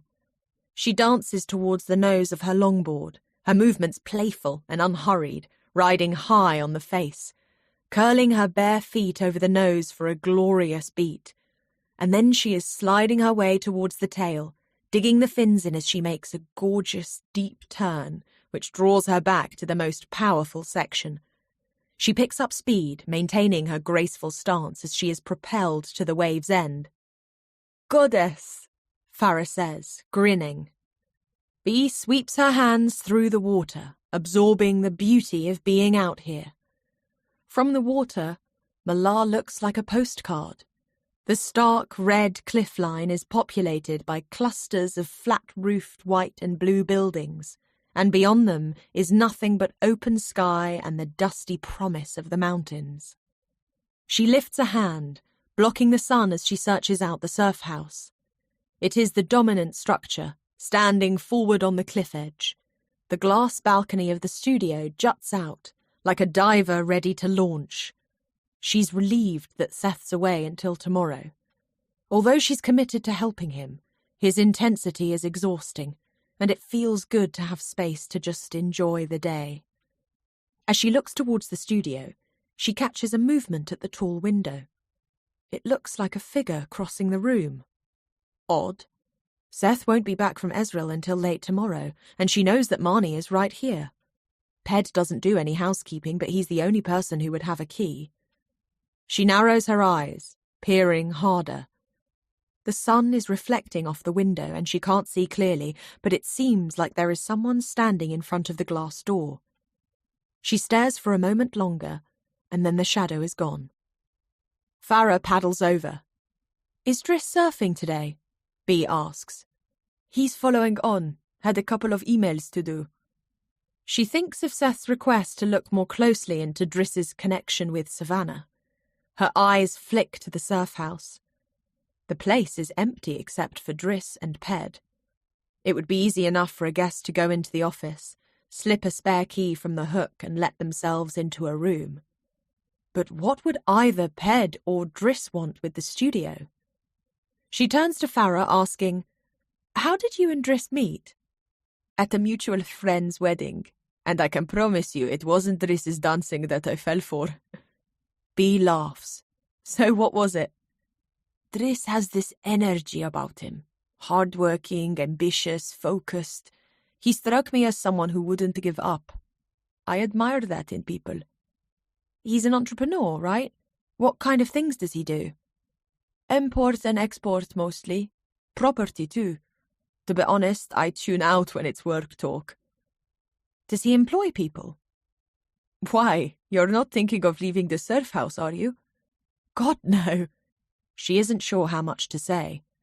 Seth was talking to me about Savannah earlier. He said there were deposits made in Savannah's account in Marrakesh. He couldn't work out where the money came from. I wondered if she'd started working for someone. Not that I heard. Farah smiles easily, but B is reminded of something Driss said. Queen of the Bluff. 1 year earlier, Savannah. The dunes were like no landscape Savannah had ever seen. It felt almost lunar as she followed the others barefoot through warm, shifting sand. The air was dry and tasted faintly of chalk. Already she was thinking about reaching for her water bottle. "Who's up first?" Marnie called when they reached the highest dune. They were on a golden ridge of sand that had been sculpted by the wind. From up here you could see the sea shimmering in the distance. "Me," called Aidan, who was holding a beaten-up surfboard with no fins. He tossed the board over the ridge, then ran and jumped on it. Within seconds he was bucked off and went rolling down the dune in a spray of sand. Ellen was standing at the bottom with her camera and took Aidan's photo as he surfaced, laughing, shaking sand from his long hair. "Let's see what you've got," Marnie called to Savannah. Savannah jumped on without hesitation, instinctively crouching low, and found herself screaming with the adrenaline rush. Rocket speed, hair flying behind her, she somehow kept her footing, and at the bottom the board slowed gradually, enabling her to step off to a round of applause. "You are a wild woman," Ellen declared, camera pointed at Savannah. Savannah raised her fists to the sky and gave a roar as Ellen snapped the photo. They had good moments like this, when it felt easy and light again, but Ellen's mood, Savannah had learned, could switch in an instant. They all took turns to surf the dunes, everyone's style becoming more flamboyant. Ped and Marnie rode tandem, then crashed in a tangle of limbs and laughter. "Let's go together," Driss called to Farah. "Absolutely not," Farah replied. "I like my bones unbroken." Driss looked around, caught her eye. "Savannah?" She shrugged. "Fine." Driss leaped on the front of the board, and Savannah clambered on the back. They crouched low, sun on their faces, the spray of sand stinging her shins as they flew. Driss wolf-howled their way down, the sound free and vital. When the dune levelled, the change in speed sent them flying. They rolled across the sand and Savannah came to a stop on top of Driss. "Oh, God, sorry." Looking down at Driss through the curtain of her hair, their eyes locked. She could feel the heat of their bodies against one another. Then she blinked and was quickly on her feet, extending her hand to yank Driss up. He grinned at her. Savannah trudged back up the shifting dunes, her calf muscles protesting.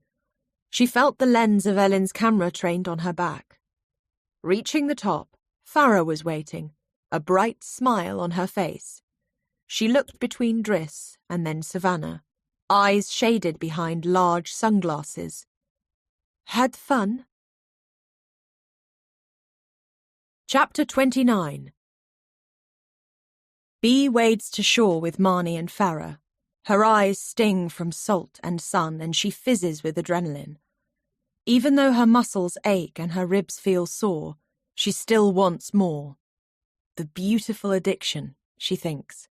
Her gaze travels to the rocks, where Aidan sits with Yaz. He looks up, and when their eyes meet, she feels a burst of warmth move through her body. Her lips lift into a smile. Farah, noticing, nudges Bee. "Anything you want to tell us?"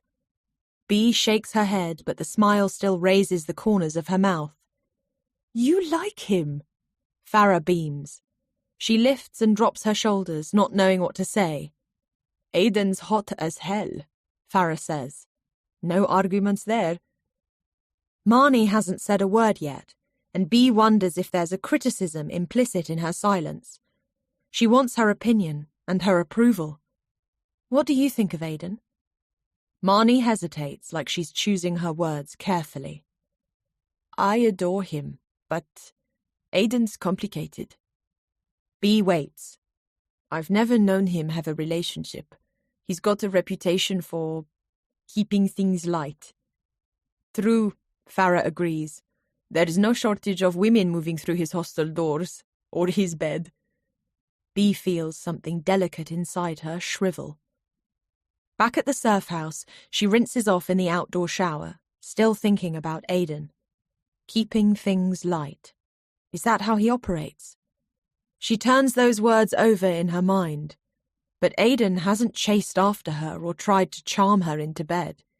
It's almost the opposite.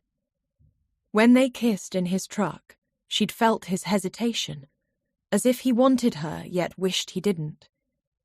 Inside the surf house, Ped and a handful of guests are sinking beers in the lounge and talking about tomorrow's forecast.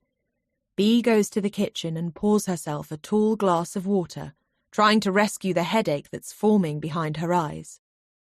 She cuts 2 slices of crusty white bread and slathers them with butter and homemade apricot compote. She eats standing up, relishing this new, guilt-free experience of eating. Her senses tingle with delight. She rinses her plate, then slips away to her room, wanting to be alone to think more about Aiden. When B opens her bedroom door, she hesitates. The hairs on the backs of her arms stand on end. There is a smell in the room she cannot place, almost stale, musty. Something isn't right. She scans the room, pulse fluttering in her throat. Then she sees it. A large bag on the center of her bed. B blinks. It is a rucksack. Navy. The buckles closed. Hers. The one that was stolen in Marrakesh. B swings around as if expecting to find someone at her shoulder, but there is no one there. Blood crashes in her ears. She remains frozen in the doorway, unwilling to cross the threshold into her room. She catches the faint drift of voices from downstairs. There's a deep gnawing at her gut. In Marrakesh, she was attacked by 2 men. She killed one, and the other took her rucksack and ran. Had the surviving man tracked her down? Was he leaving it here as some kind of threat?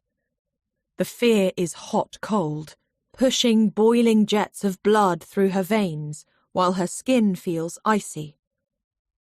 "Marnie?" she calls, her voice small. There's no answer. She takes a couple of steps along the corridor and pushes open Marnie's door. "Marnie?" The room is empty. Their bed is made, a cream throw turned back. A light breeze blows in through the open window. B backs out of the room, then races downstairs. She checks the lounge, office, and kitchen before finding Marnie in the utility room, soaking a stained tea towel. She turns, smiling, hair still wet from the surf. Seeing B's expression, her smile vanishes. "What is it?" B shakes her head. "You need to see this." Marnie follows B upstairs. B pushes open her bedroom door and points. "My rucksack, the one that was stolen in Marrakesh." Marnie's eyes widen. "Are you sure?" "Yes." "How did it get here?" "I've no idea." "Have you looked inside?" B shakes her head. Marnie draws in a breath as if gathering herself. "We need to." The rucksack looks exactly as it did when B was last wearing it, but there is a faint smell of mildew, as if it's been stored somewhere dank. B's hands tremble as she unclips the front buckles and then unzips the main section. She begins to remove items of clothing. A black vest, a pair of jeans, underwear, a jumper from anthropology that she used to love, relics of her old life. Everything is creased and bunched, her toiletries mixed in with the clothes, as if everything has been pulled out and repacked in a hurry. She lays each of the items on the bed, feeling like she wants to wash her hands, as if everything has been contaminated. From the front pocket, she removes her purse, unzips it. "Everything is here except for the cash." Marnie considers her belongings. "Anything else missing?" She does a mental tally of the items. Her Kindle is here, along with her phone charger and her earpods. Then there are her clothes and wash things. My passport, she says with a lurch. Marnie nods slowly. Who put my rucksack here? Bea asks, unable to mask the fear in her voice. Marnie's brow is furrowed, her teeth pressing into her bottom lip. Her head shakes from side to side.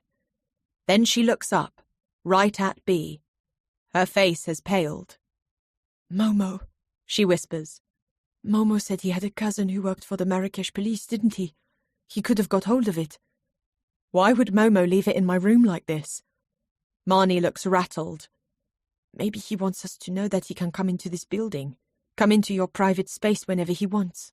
They both look around, gazes snapping to the doorway as if he could still be lurking there. It's another threat. A reminder that he holds all the cards, Marnie says darkly. What do we do? Marnie chews on her lower lip as she thinks. We stick to the plan. In 5 days, we deliver the money. You think he'll give us what we need? That was the deal, Marnie says. Bea eyes the rucksack and its spilled contents. But now there is this. Chapter 30. Bea feels bleary-eyed and edgy the following morning as she fetches the basket of fresh bread from the doorstep. In the kitchen, she removes the clean tea towel and is greeted by the sweet, yeasty smell of oven-warm rolls. Then she blinks. Slipped between the fresh bread, there is a note. Marnie, who's spooning apricot compote into a white bowl, pauses. What is it? Bea doesn't take her eyes off the note, just points. It's from Momo, she says with dead certainty. Marnie sets down the bowl, wipes her hands on her apron and takes out the sheet of paper that contains several lines written in French. As she reads, her jaw tightens. No, no, no. What is it? Bea asks, heart hammering. Marnie looks at her, face pale. Momo wants more money. She shakes her head. But we had an agreement. He's asking for an extra $5,000, Marnie says, reading from the note. He can't do this, Bea whispers. Marnie translates. This rucksack came to the attention of a police officer in Marrakesh. Marnie glances at Bea and says, Must be Momo's cousin. She continues reading.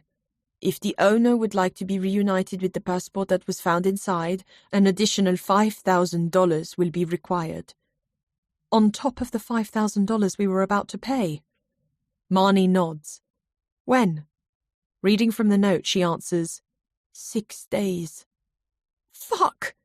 Can you get more money? Is there any spare from your bank loan? It takes Bea a moment to understand Marnie's question. No, she says. None. Marnie's face falls. They stand in the kitchen together, silent. What now? Bea asks. Anxiety shadows Bea throughout the day. She has no appetite, is too preoccupied to surf, and is barely able to raise a smile for Salty when he lingers at the back door of the kitchen. Needing to put her attention somewhere, she decides to spend her afternoon researching Driss, having promised Seth some progress. She's scrolling through a slim article about his rags-to-riches success when Seth walks into the lounge. His shoes are dusty, cheeks shining with sunburn. You're back already, she says. How was Ezreal? He just shakes his head. Would you bring me a carafe of water? Headache. Sure. Bea goes to the kitchen and takes a fresh bottle of filter water from the fridge. She sets it on a tray with a clean glass and follows Seth out to the studio. He slumps on the edge of his bed and removes his shoes. She pours him a glass and he drinks thirstily. You okay? Bea asks. When he sets down the empty glass, there's a slight tremor in his hand. Fine. Did you visit the bank? No one remembers Savannah. I showed her photo around and not a single person could recall seeing her. What about CCTV? It's all stored on some cloud or other. There are permission issues, but they've agreed to trawl back through. For a price, of course. You think they'll find the transaction? I'm going to call every day until they do. B nods, pleased by his determination. What's been happening here? She thinks of her returned rucksack and Momo's latest threat. Instead of sharing this, she focuses on what Seth wants to know, whether she's made progress with locating Savannah. I've been doing some digging into Driss. I've found 2 businesses he's involved with. They both appear to be above board. Seth listens without expression. The thing I keep returning to is that Driss was alone in his vehicle on the morning Savannah left the surf house. He said he'd been driving back for an early meeting. Do you remember? Seth nods. So I tracked down the contact details for his PA. She confirmed that Driss was at the meeting he'd claimed to be at. How did you get that information? I pretended I was on the staff of the company he met with and needed to check a detail for the fire safety log. He nods, impressed. So, what's your feeling on Driss now? Just because he was at the meeting, it doesn't mean he didn't see Savannah on the way to it. That's true. Anyone could have driven past her. Talking of which, I've arranged to see Momo later. Bee's stomach instantly tightens. She pictures him slipping quietly into her room, depositing the rucksack on her bed. Did he look around, touch her things, press his fingers to her pillow? It's right that Seth is putting his focus on Momo. She knows firsthand that he's capable of deception and bribery, and Driss hinted at his infatuation with Savannah. Seth says, I've framed it that I'd like his help tracking Savannah's movements, but really I want time with him to see if he lets anything slip. Where are you meeting? Right here. Momo arrives later that afternoon. Bee, who is baking in the kitchen, feels her entire body stiffen as she listens to the clip of his polished shoes crossing the lounge. His presence feels like a physical threat. She wants to crouch, hide, but she knows that intimidation is his game. Instead, she draws a deep breath into her abdomen. Then she fills a glass jug with ice, fresh lemon, and filtered water and delivers it to the studio. Seth opens the door and she enters. She keeps her head held high, shoulders back. She feels Momo's gaze on her as she sets down the tray. The air smells masculine, the spiced scent of aftershave and a hint of sweat. It is strangely empowering to be in the same room as Momo and not cower or run. Let me know if you need anything else, Bee says to Seth before leaving the studio. In the kitchen, she continues baking, thankful for the distraction of sifting flour and rubbing in butter. Her gaze regularly flicks to the studio, and it's only 15 minutes before she sees Momo exiting. Once Seth has seen him off the premises, he returns to speak with Bee. So? She asks from the kitchen doorway. Momo was very interested to hear about Savannah's disappearance. Asked lots of questions, wrote things down, said he remembers her well. What did you make of him? Hard to read. Did you ask him whether he was on the road that morning? Yes, and he said he was, that he wishes he'd spotted her. He sounded emphatic on that point. Did he say anything else? No, but he did do something that surprised me. Bee waits. A work call came in for me, so I stepped out onto the balcony to answer. I'd left my notebook on the table. Momo saw it. Seth nods. It was open on a photo of Savannah. Momo just stood there, staring. Then he... Seth hesitates. He shifts his weight, looking uncomfortable. He reached out and ran a finger over her face. 1 year earlier, Savannah. Savannah held up her palms to the heat of the beach fire. It was Marnie's birthday, and a big group of them had come down to the bay at sunset to celebrate. A local woman Marnie knew had cooked up a huge tagine, and they'd eaten in the traditional way, all sitting around together, scooping up steaming vegetables and tender chicken with their warm, charred flatbreads. Savannah's phone began to ring, cutting through the night, interrupting the sounds of the waves, the crackle of fire, laughter. Glancing at the screen, she saw Seth's name and silenced the call. "You're not going to get that?" It was Driss. He lowered himself down at her side. He smelled of fresh aftershave. "My brother. She lifted the phone, revealing the screen, which read 14 missed calls. He's keen to get hold of you. He's keen for me to come back home. And you don't want to? She looked around her, at the beach, at her friends, at the surf house. I'm happy here. You weren't happy in California. My father and brother think there is only one way to live life, like they do. She shook her head. Plus, I feel like I've only just scratched the surface here. It is true. Farah and I still need to show you our city. Exactly. How can I leave Morocco without going to Marrakesh? She smiled, her mood improving a little. Her cell rang again. Driss looked from the phone to her. Maybe it is time to tell your brother. Savannah walked to the shoreline with the phone pressed to her ear. I've been trying to get hold of you. Jesus, answer your phone, would you? Seth snapped. She sighed, looking out over the dark water. I'm trying to sort the travel details for Dad's wedding. I've put a flight on hold for you from Marrakesh. I'll pick you up at LAX and we'll drive straight to the lake house. I told you, I'm not coming back. There was a long silence. Savannah heard laughter behind her and saw Farah and Driss with their heads bent together. Of course you are. It's Dad's wedding. He's not called, not sent me an invite. You know what Dad's like. Yeah, I do. There was a long silence. She and Seth had been so close once. When they were kids and their mother had still been alive, their favourite thing had been driving out to the Andrew Malera State Park to walk in the hills. Savannah would stalk the paths, hoping to catch sight of a mountain lion, Seth sticking close at her side with a stick in case she needed protection. Seth, she said, trying to appeal to him, I don't want to leave here. I'm happy. Seth sighed like her happiness was of little relevance. Then Dad's going to cut off your trust fund. What? That's what he said. He can't do that. There's a clause that means he can still access it until you're 25. The asshole! He's stopping your money because he wants you to come home. He loves you. There's a difference between love and control. When Seth spoke again, there was a weariness in his tone, as if she were a child testing his patience.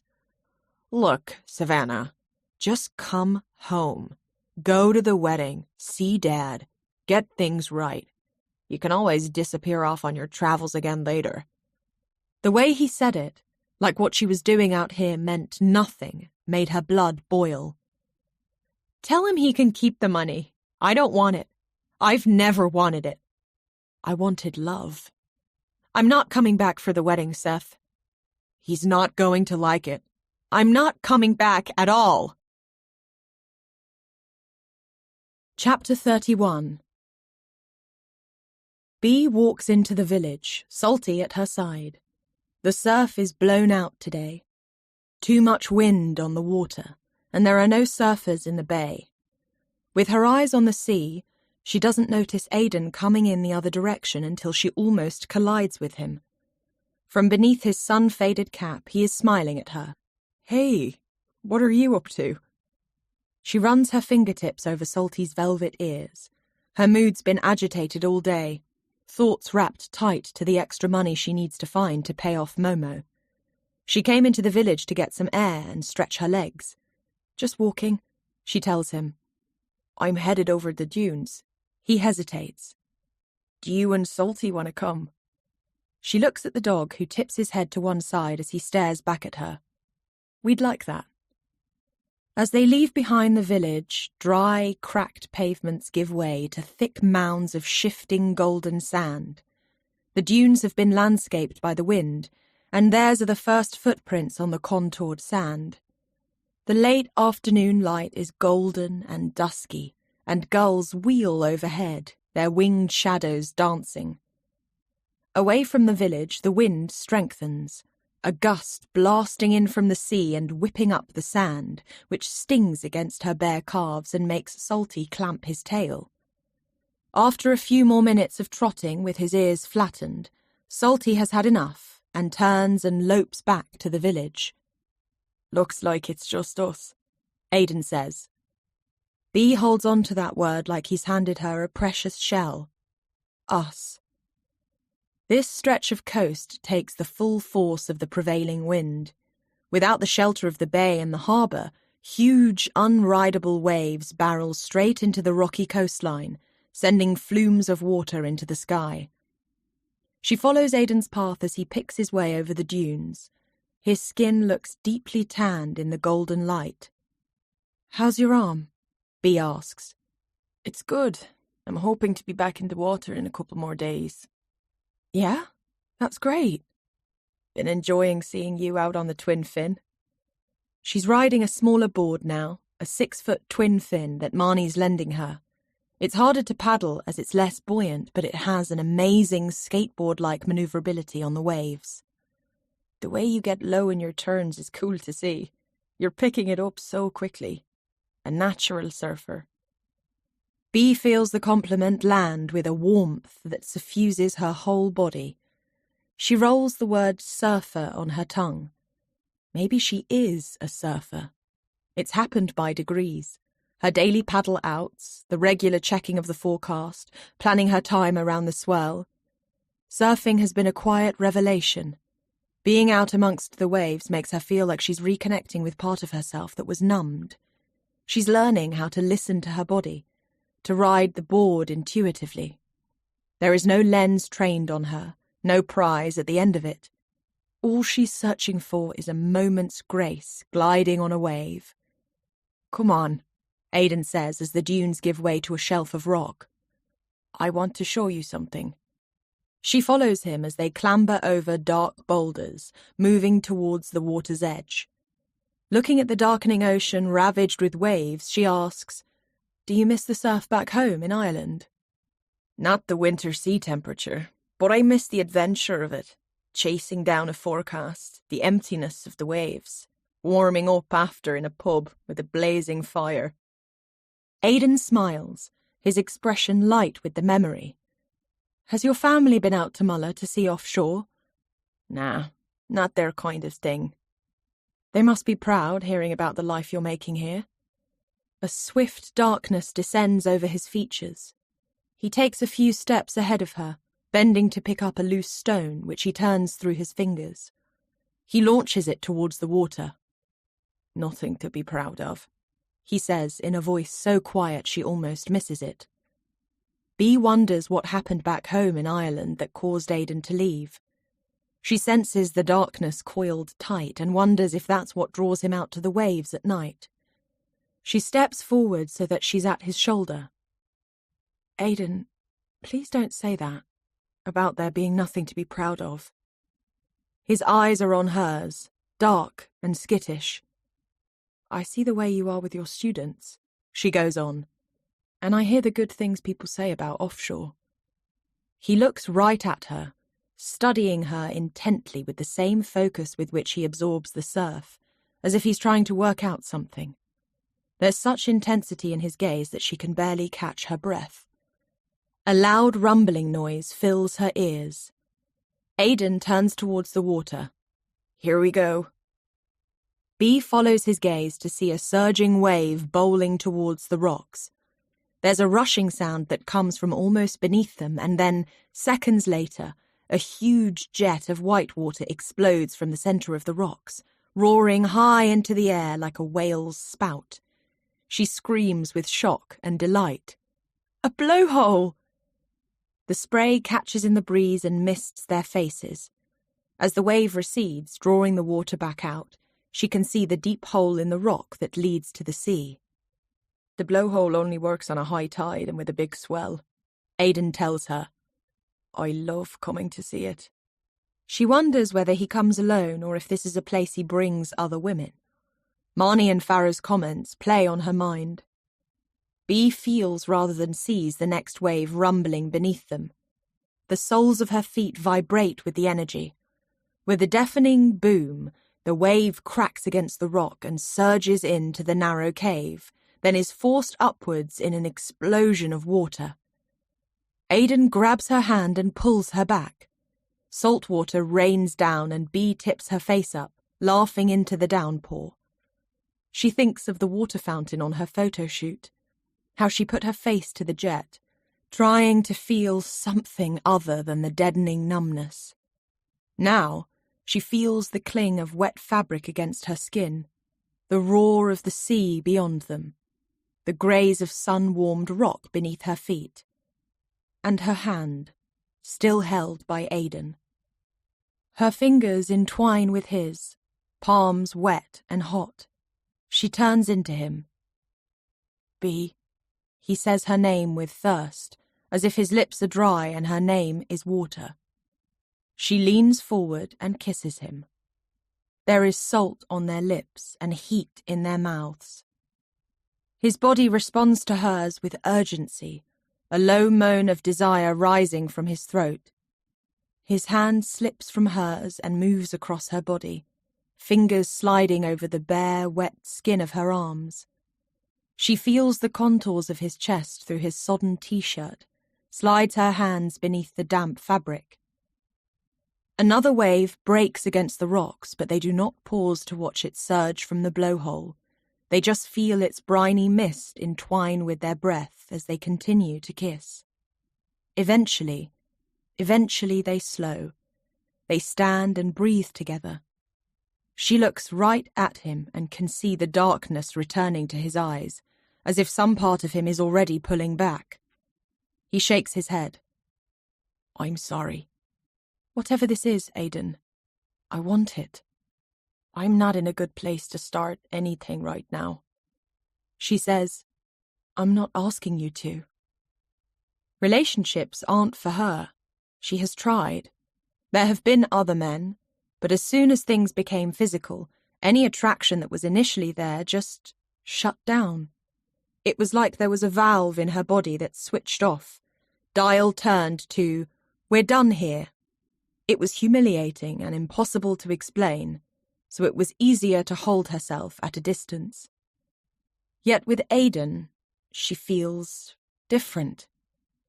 Maybe it's because other men chased after her, wanting to show her off because they were dating a model. But with Aidan, there is no parading. Their places are outside. The cliff at night, the sea, this blowhole. Maybe because he wants nothing, she is able to give something. His eyes hold her. "What are you asking for?" She looks right at him. "Only this," she says, before she presses her mouth to his. It is after dark when Bea returns to the surf house.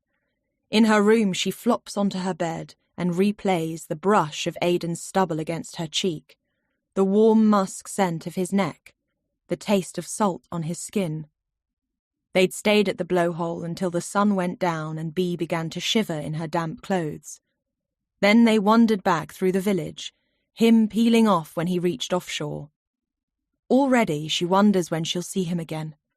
There are no plans laid, no dates set, no numbers swapped. The unpredictability of what happens next is intoxicating. There's a shout from next door and Bea sits up. Through the paper-thin wall she hears Ped's booming voice. The frequency of his and Marnie's arguments has been increasing, and she hates living on top of them, having to bear witness to the cracks in their relationship. The wall muffles some of Ped's words, but his tone and volume shred at her nerves. There is a pause. She waits, wondering if Marnie is now speaking, but she cannot make out her voice. Then Ped speaks again, not loud this time, but urgent, rushed, hissing through clenched teeth. Bea holds her breath, listening. Marnie's response sounds panicked, quick. There's the rush of footsteps across the room, and then a sharp cry. Something smashes into the joining wall, hard enough to rattle the window frame. Silence. Bea waits, stomach clenched. Eventually she hears Ped say something in a low, urgent voice, followed by the faint sound of crying. Then comes a dull thud, the sound of something, someone, being hit. Without pause, Bea is on her feet, bursting through the connecting door. She finds Marnie sitting on the floor, her back to the wall, head in her hands. There's a smashed lamp at the foot of their bed, the ceramic base splintered into dusty pieces. Ped is standing by the desk, his face a mask of fury, eyes glittering with rage. He looks possessed. All that controlled energy exploded. He glances from B to Marnie and then stalks out, slamming the door behind him. B goes to Marnie, gathering her in her arms. "It's okay," she whispers. She kisses Marnie's face, which is wet with tears. "He didn't mean it," Marnie says. B helps Marnie to her feet. She leads her to a wicker chair in the corner of the room. Marnie sits, drawing up her bare feet and locking her arms around her knees. She digs her nails into her calf muscles, raking at her skin. B places a blanket around Marnie's shoulders, then crouches at her side. "Marnie, did he hit—" "God, no!" Her face creases with disgust at the suggestion. "Ped would never do that." "Sorry, it just sounded—" "Ped is stressed, okay? We've got shit going on." She gets to her feet, the blanket falling from her shoulders, and paces to the window. B wants to tell her to watch out for the smashed lamp, but Marnie is already on the other side of the room. She forces the window wide and then leans her upper body right out. "Careful," B warns, stepping forward. Marnie ignores her, taking a deep lungful of salt air, head tipped to the stars. She stays there, hanging half in the room, half out, breathing in the night. B wills her to come back into the safety of the room. After a few more breaths, Marnie lowers herself from the window and turns to face B. She looks calm again, all traces of fragility vanished. "I'm sorry we disturbed you tonight. It's not fair. We'll do better." Her gaze flicks back to the darkened sea, voice fixed as she says, "We have to do better."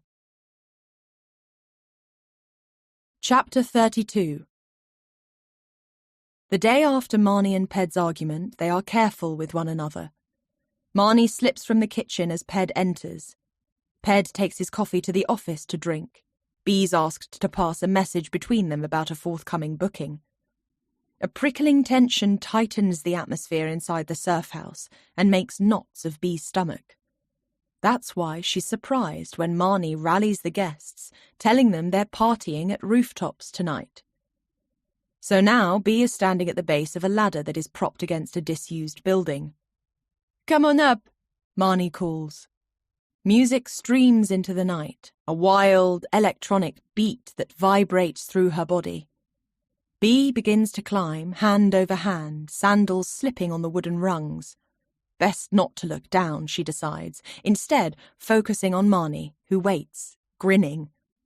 When she's on the top rung, Marnie stretches out a hand, pulling her onto a flat roof festooned with lights. Rooftops is the remains of a hostel that folded during construction, so it is only a shell of a building. There are sheer drops on all four sides of the roof, which are only partially blocked by some low pallet seating and clusters of planters housing cactuses. "What do you think?" Marnie asks, opening her arms to rooftops. Rafiq, a DJ from Marrakesh who has wooden beads plaited into his goatee, has set up his decks on a makeshift table. Beers are sold from a huge cool box, and no one asks questions about how they were sourced. After a day of clean swell, the vibe is one of celebration. Surfers, still with telltale streaks of zinc on their cheeks, fill the space, wearing large tees and narrow shorts. B recognizes most of the crowd. Travellers who park up in their vans, surfers staying at offshore and other hostels, the seasonal staff and local surf instructors and cooks. She scans rooftops for Aidan and is disappointed not to find him. "Here," Marnie says, passing B a drink. "Rum and coke." They clink plastic glasses and B takes a sip. It tastes like there's almost no mixer and she coughs and laughs at the same time. "You trying to get me drunk?" "Would you like me to?" Marnie says, holding B's gaze with a challenge. Marnie's wearing a thin cotton playsuit that reveals her slender, tanned thighs. Her gold earrings are jagged and dazzling, and her throat is bare. There is something about her tonight that feels loose, untethered. When Seth's head emerges warily above the stepladder to rooftops, Marnie calls, "Up here!" "You invited him?" Bea asks, surprised. "I didn't think you liked him." "Maybe I've been too quick to pass judgment. He's just lost his dad, and Savannah's cut ties. I think he's lost. Needs to be made to feel welcome." Surprised by Marnie's U-turn, Bea greets him, and the three of them settle on low pallets softened by cushions. Seth leans forward, elbows on his knees, glancing around. "This is different," he says, eyeing the cross-legged group on a floor rug who are taking turns to draw from a huge shisha pipe. He assesses the drop at the roof's edge. "A health and safety issue, right?" Marnie says with a grin. He smiles. "I'm going to fetch us more drinks," Marnie announces, springing to her feet. The night is airless and humid, rare for it to feel that way on the coast. Bea feels her lower back slick with sweat. Seth leans into Bea. Voice lowered, he says, "I've got something." "A lead?" He nods. "On Momo?" He shakes his head. "Ped." She blinks. "Ped?" Seth looks enlivened, thrumming with whatever it is he has found out. "Have you noticed that he's rarely in the same room with me? Always goes out of his way to avoid me?" Ped has been closed, almost aggressively so, in his answers to Seth's questions. Bea has put it down to Ped's reticent manner, and yet, with the other guests on occasion, he can be expansive. She glances across the bar, which is filling with travellers in sandals and crossbody bags. Ped stands at the edge with a couple of surfers she recognises from the lineup. Marnie is further along, ordering drinks. They don't acknowledge one another. She thinks of last night's raised voices and rough words, the crash of the lamp splintering against the wall. Marnie hunched on the ground. Bea turns back to Seth. "So Ped avoids you?" "He won't be able to tomorrow." There's a feverish look in his expression. "I've booked a surf lesson." The corners of Seth's mouth lift into a triumphant smile. "You? Surfing?" "Don't judge me on the shirts. I grew up in California. It's practically part of the curriculum. I may not be a natural or have surfed for a decade," he adds, "but hey, that's what an instructor's for, right?" "What's the lead?" Seth clocks Marnie returning with Driss, Farah, and Ellen, who are carrying glasses and jugs of cocktails, and the conversation halts. They squeeze up, making room for the others, while Marnie pours generous measures of the cocktail and passes them around. Bea sips the sweet, strong liquid, unable to place the ingredients. It's cloying, and she can feel the vapours in her mouth. Marnie tips her glass towards Seth's, then drinks hers down in one. He mirrors her action, then proffers his empty glass for a refill. "What do you think of Morocco?" Driss asks Seth. Seth glances across rooftops, taking in the makeshift bar. "It's like nowhere I've ever been." It is a careful statement, neither a compliment nor a slight. "Savannah loved Mullah," Ellen says defensively. Bea's noticed that Ellen hasn't yet met her eye, awkwardness still lingering from their last conversation. Seth nods at this, then addresses Driss and Farah. "I heard Savannah came to stay with you in Marrakesh." "Yes," Farah answers, eyes bright. "The city isn't for everyone, but Savannah thrived on the chaos and colour of the place. It's what we love, too. But you need a balance. That's why we came here." Driss and Farah share stories of their earlier travels to Mullah, the sandstorms that blew in off the desert, the wild evenings on the beach. Marnie finishes her drink and refills it. Bea places her hand over the rim of her glass as Marnie tries to top it up, already feeling lightheaded, but Seth keeps pace. There is something intense in the way Marnie and Seth lift each drink to their mouths, almost in time, eyes on one another. Marnie glances across the room at Ped. He meets her eye, but there is no smile or warmth. "Ped's not going to join us?" Bea asks Marnie. "No." "I don't think Ped likes me very much," Seth says, the edges of his words now loosened by alcohol. Marnie takes a slow sip of her drink, then presses her lips together. Ped doesn't like many people. Did he like Savannah? It's Driss who answers, laughter in his voice.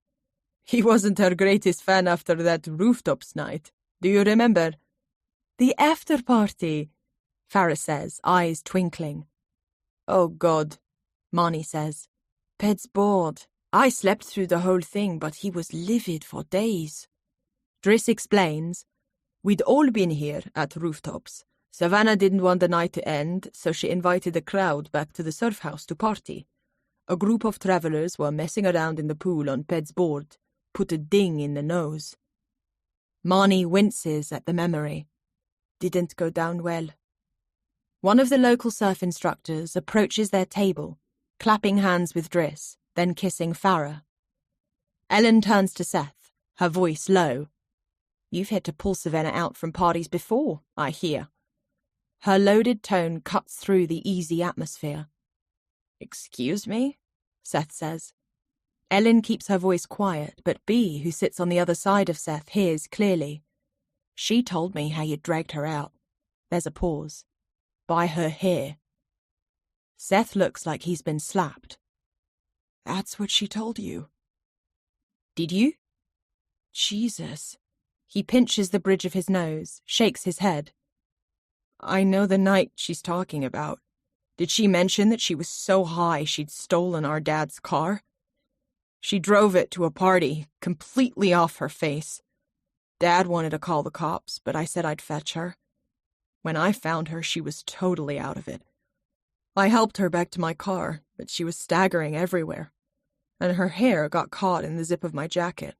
She started yelling, freaking out, screaming at me to get off her. Everyone was watching. He shakes his head, expression raw with emotion. Do you know how that feels?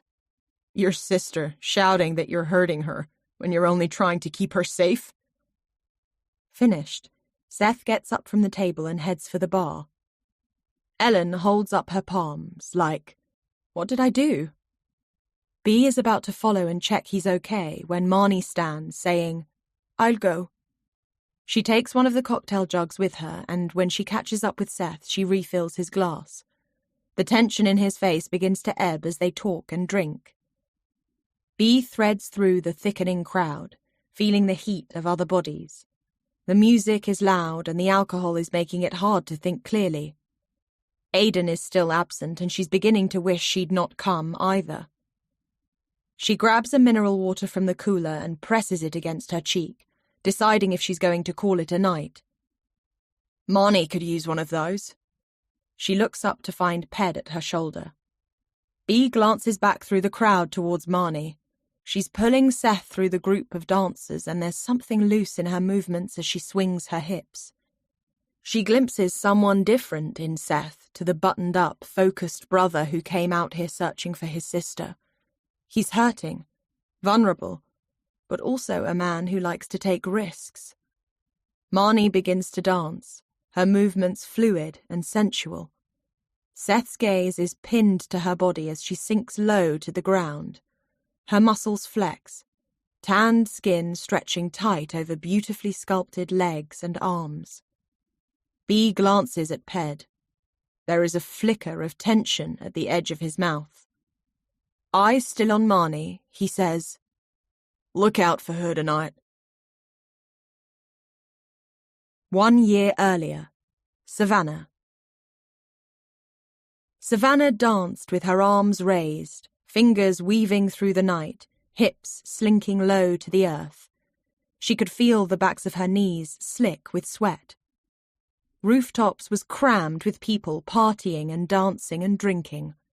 She swayed closer to the edge, peering down at the long drop to the ground below. There was a hand on her arm. Careful there. Driss was at her shoulder, dark eyes warm. He guided her away from the edge. Looking out for me, Savannah said, and she laughed and kept on spinning, feeling the night against her bare midriff. Nights like these, she thought. Here she was, dancing beneath the stars, no one to keep tabs on her. She loved Morocco for its souks and sunshine and incredible flavours, and for its distance from California. When the night at Rooftop started to wind down, Savannah wasn't ready. "After party at the surf house," she announced, gathering a crowd. She looped an arm around Ellen's waist and called to Aidan to keep up. A trail of people followed her to the surf house. She flicked on the pool lights and the water glowed turquoise, alluring and cool in the warm night. Lanterns twinkled, music spilled across the terrace. Driss and Farah lounged back on sofas, smoking, their legs entwined. A group of German surfers who were staying in another hostel grabbed a board from the rack and skimmed it across the pool, seeing who could stay on their feet from one side to the other. Ellen, beer in hand, glanced around the terrace with a smirk. "Sure Ped and Marnie will want you partying here?" "They're cool. They'll probably join us." Ellen raised an eyebrow. Savannah weaved to the speaker and turned it up. She hopped up onto the wall, dancing along the edge of it to cheers. She could feel her hair swaying at her back. Out beyond the cliff top, she could see a figure standing in the dark, watching. She didn't stop moving, but let her gaze wander across the person, taking in their shape and silhouette. Momo. He always stayed on the edge of things. He was a young man, drawn to this world of partying and surfing, but he was also a police officer, so he couldn't be where people were drinking and casting off the order of things. Savannah wanted him to come play, loosen up. She slowed her dancing, rocking lower and lower, sensuous. Suddenly, a booming voice cut across the party. "What the fuck?" Ped was standing on the poolside, feet planted wide, shoulders back. He was only wearing a pair of shorts and looked like he'd been roused from sleep. Someone else who needed loosening up. "Is that my board?" The German surfers clambered apologetically from the pool, water sluicing across the terrace as they sheepishly returned the board to the rack, then disappeared back to whichever hostel they came from. Someone turned down the music, and the atmosphere drained away. Ellen exited, lifting a hand in salute to Savannah as she disappeared over the cliff path. The party didn't need to stop, Savannah decided. Ped just needed to relax. He was as bad as Seth. She wasn't going to let a little tantrum ruin things. "Everyone out," he said to the final stragglers, casting a thick arm towards the exit. Driss clapped a hand on Ped's shoulder as he moved inside the surf house, apologizing for the disturbance, but Ped's expression didn't mellow. Savannah made no move to leave. Ped spun around, eyes shining. "This was you, wasn't it? Bringing everyone back here?" She could guess what he was thinking from the disparaging way he looked at her. Spoiled trust funder. Well, she wasn't anymore. She was making her own way. "Go to bed, Savannah," he said, as if she were a child. She smiled at Ped, her lips peeling over her teeth. She felt the alcohol warming her veins, shimmering through her skin. She walked towards the shallow end of the pool and paused there. A ripple moved across the surface as she dipped in her first foot. She took another step, and another, the water sliding over her bare legs, soaking into her shorts, making her top stick slickly to her skin. She dived forward, kicking down to the bottom of the pool. She hung there, eyes open to the water blur, hair fanning around her, that shimmer burning deep in her lungs. Down here, Ped's anger was only a shadow on the surface. Chapter 33. Leaving rooftops behind, Bee wanders along the cliff top. The deep reggae bass softens, pulsing into the starlit night. Sweat cools pleasingly against her skin as she moves further away from the crush of the crowd. As she nears Salty's Nook, she looks to see if Aidan is there, but finds it empty.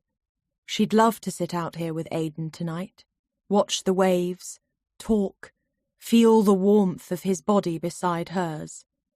She knows what their deal is. Light, casual, nothing deeper. Yet she finds herself storing moments of her day ready to share with him.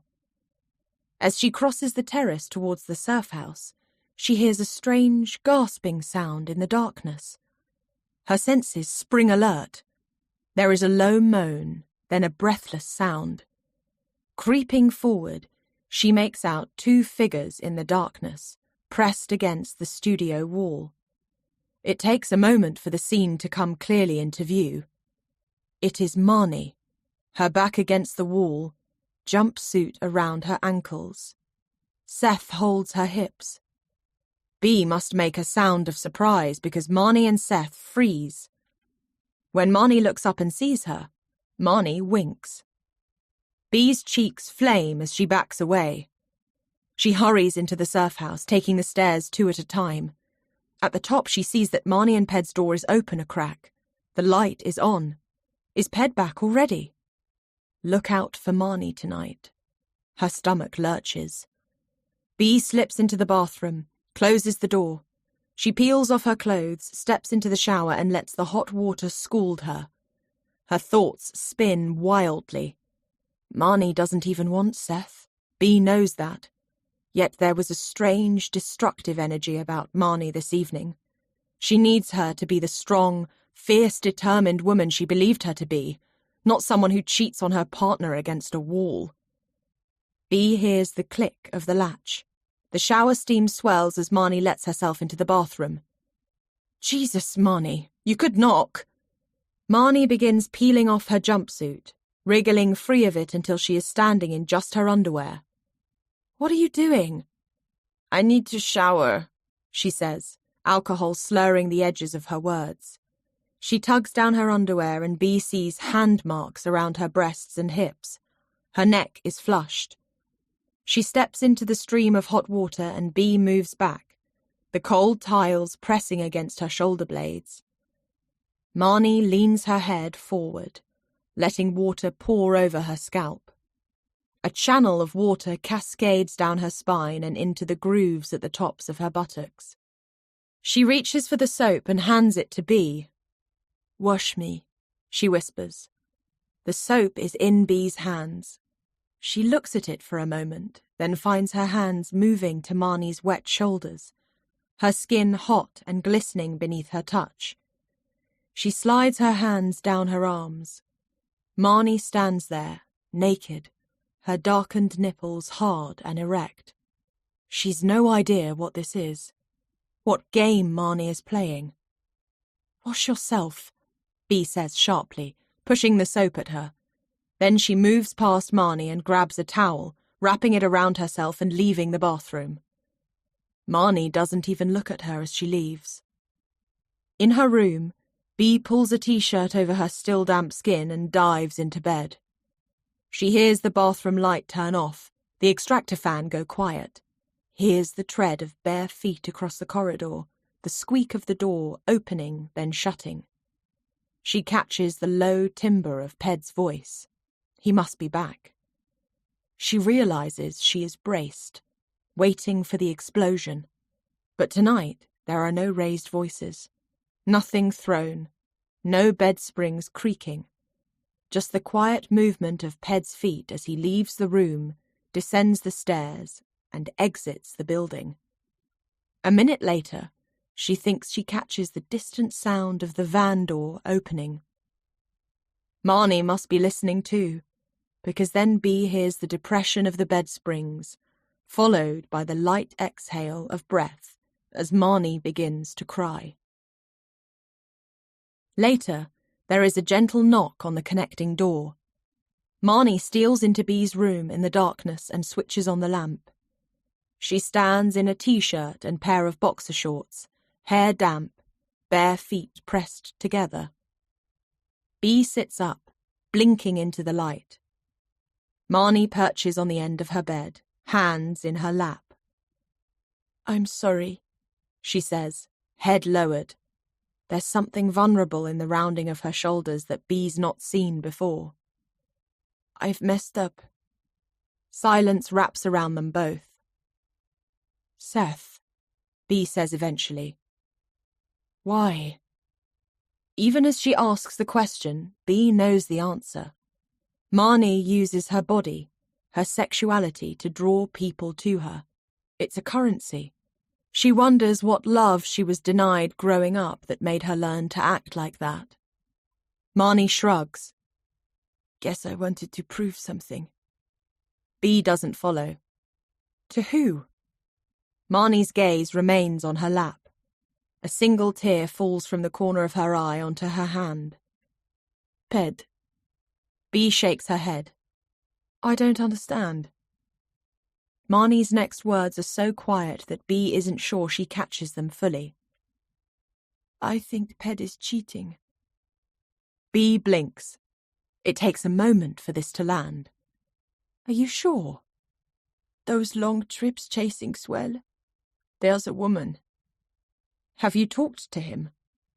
More tears leak from the corners of Marnie's eyes. She shakes her head. What if he loves her? What if he leaves me? B is at her side now, taking Marnie's small hands in her own.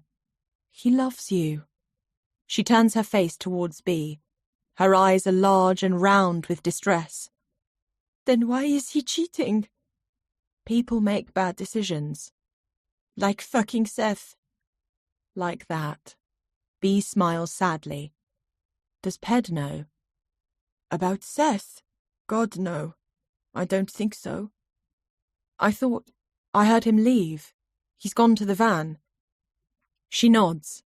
He sleeps there some nights, she says with a small shrug of her shoulders. This room, it's Ped's. B doesn't follow. We've been having problems for a while, so sometimes he sleeps in here. Which is why Ped came in on the first night he returned to the surf house, B realizes. Marnie squeezes B's fingers. I love you, she says. You are my family.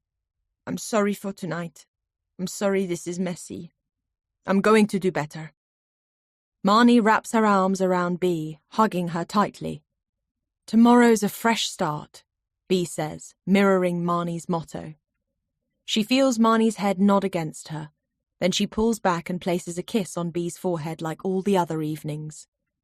Good night, B. Chapter 34. B is relieved when Marnie doesn't come down to help prepare breakfast. She's not got the headspace to navigate her emotions. She opens the kitchen door to say good morning to Salty, who lies in a patch of sun on the doormat. She strokes the soft fur on his tummy, and he submits easily to the pleasure, flopping fully onto his side. Dogs are so much simpler than people, she thinks. As she continues to circle her hand across his belly, she sets her gaze on the bay. The morning is hazy, the desert wind kicking up enough dust to raise it to the sun. The swell is solid, but it's ruffled by the strong breeze. Still, good enough to surf. She'll get in after breakfast, clear her head. She notices Ped out on the terrace, feet planted, breathing deep into his abdomen. Her teeth press together as she thinks about what Marnie confided last night. All those long trips away. Not surfing, but cheating. Ped's gaze is focused and still as he watches Seth emerge from the studio. His skin is dour, eyes puffy, and his short blonde hair is rumpled at the back of his head. He fumbles in his pocket for his sunglasses and pulls them on. Ped's attention remains lasered to Seth, the muscles in his back tense, his shoulders stiff.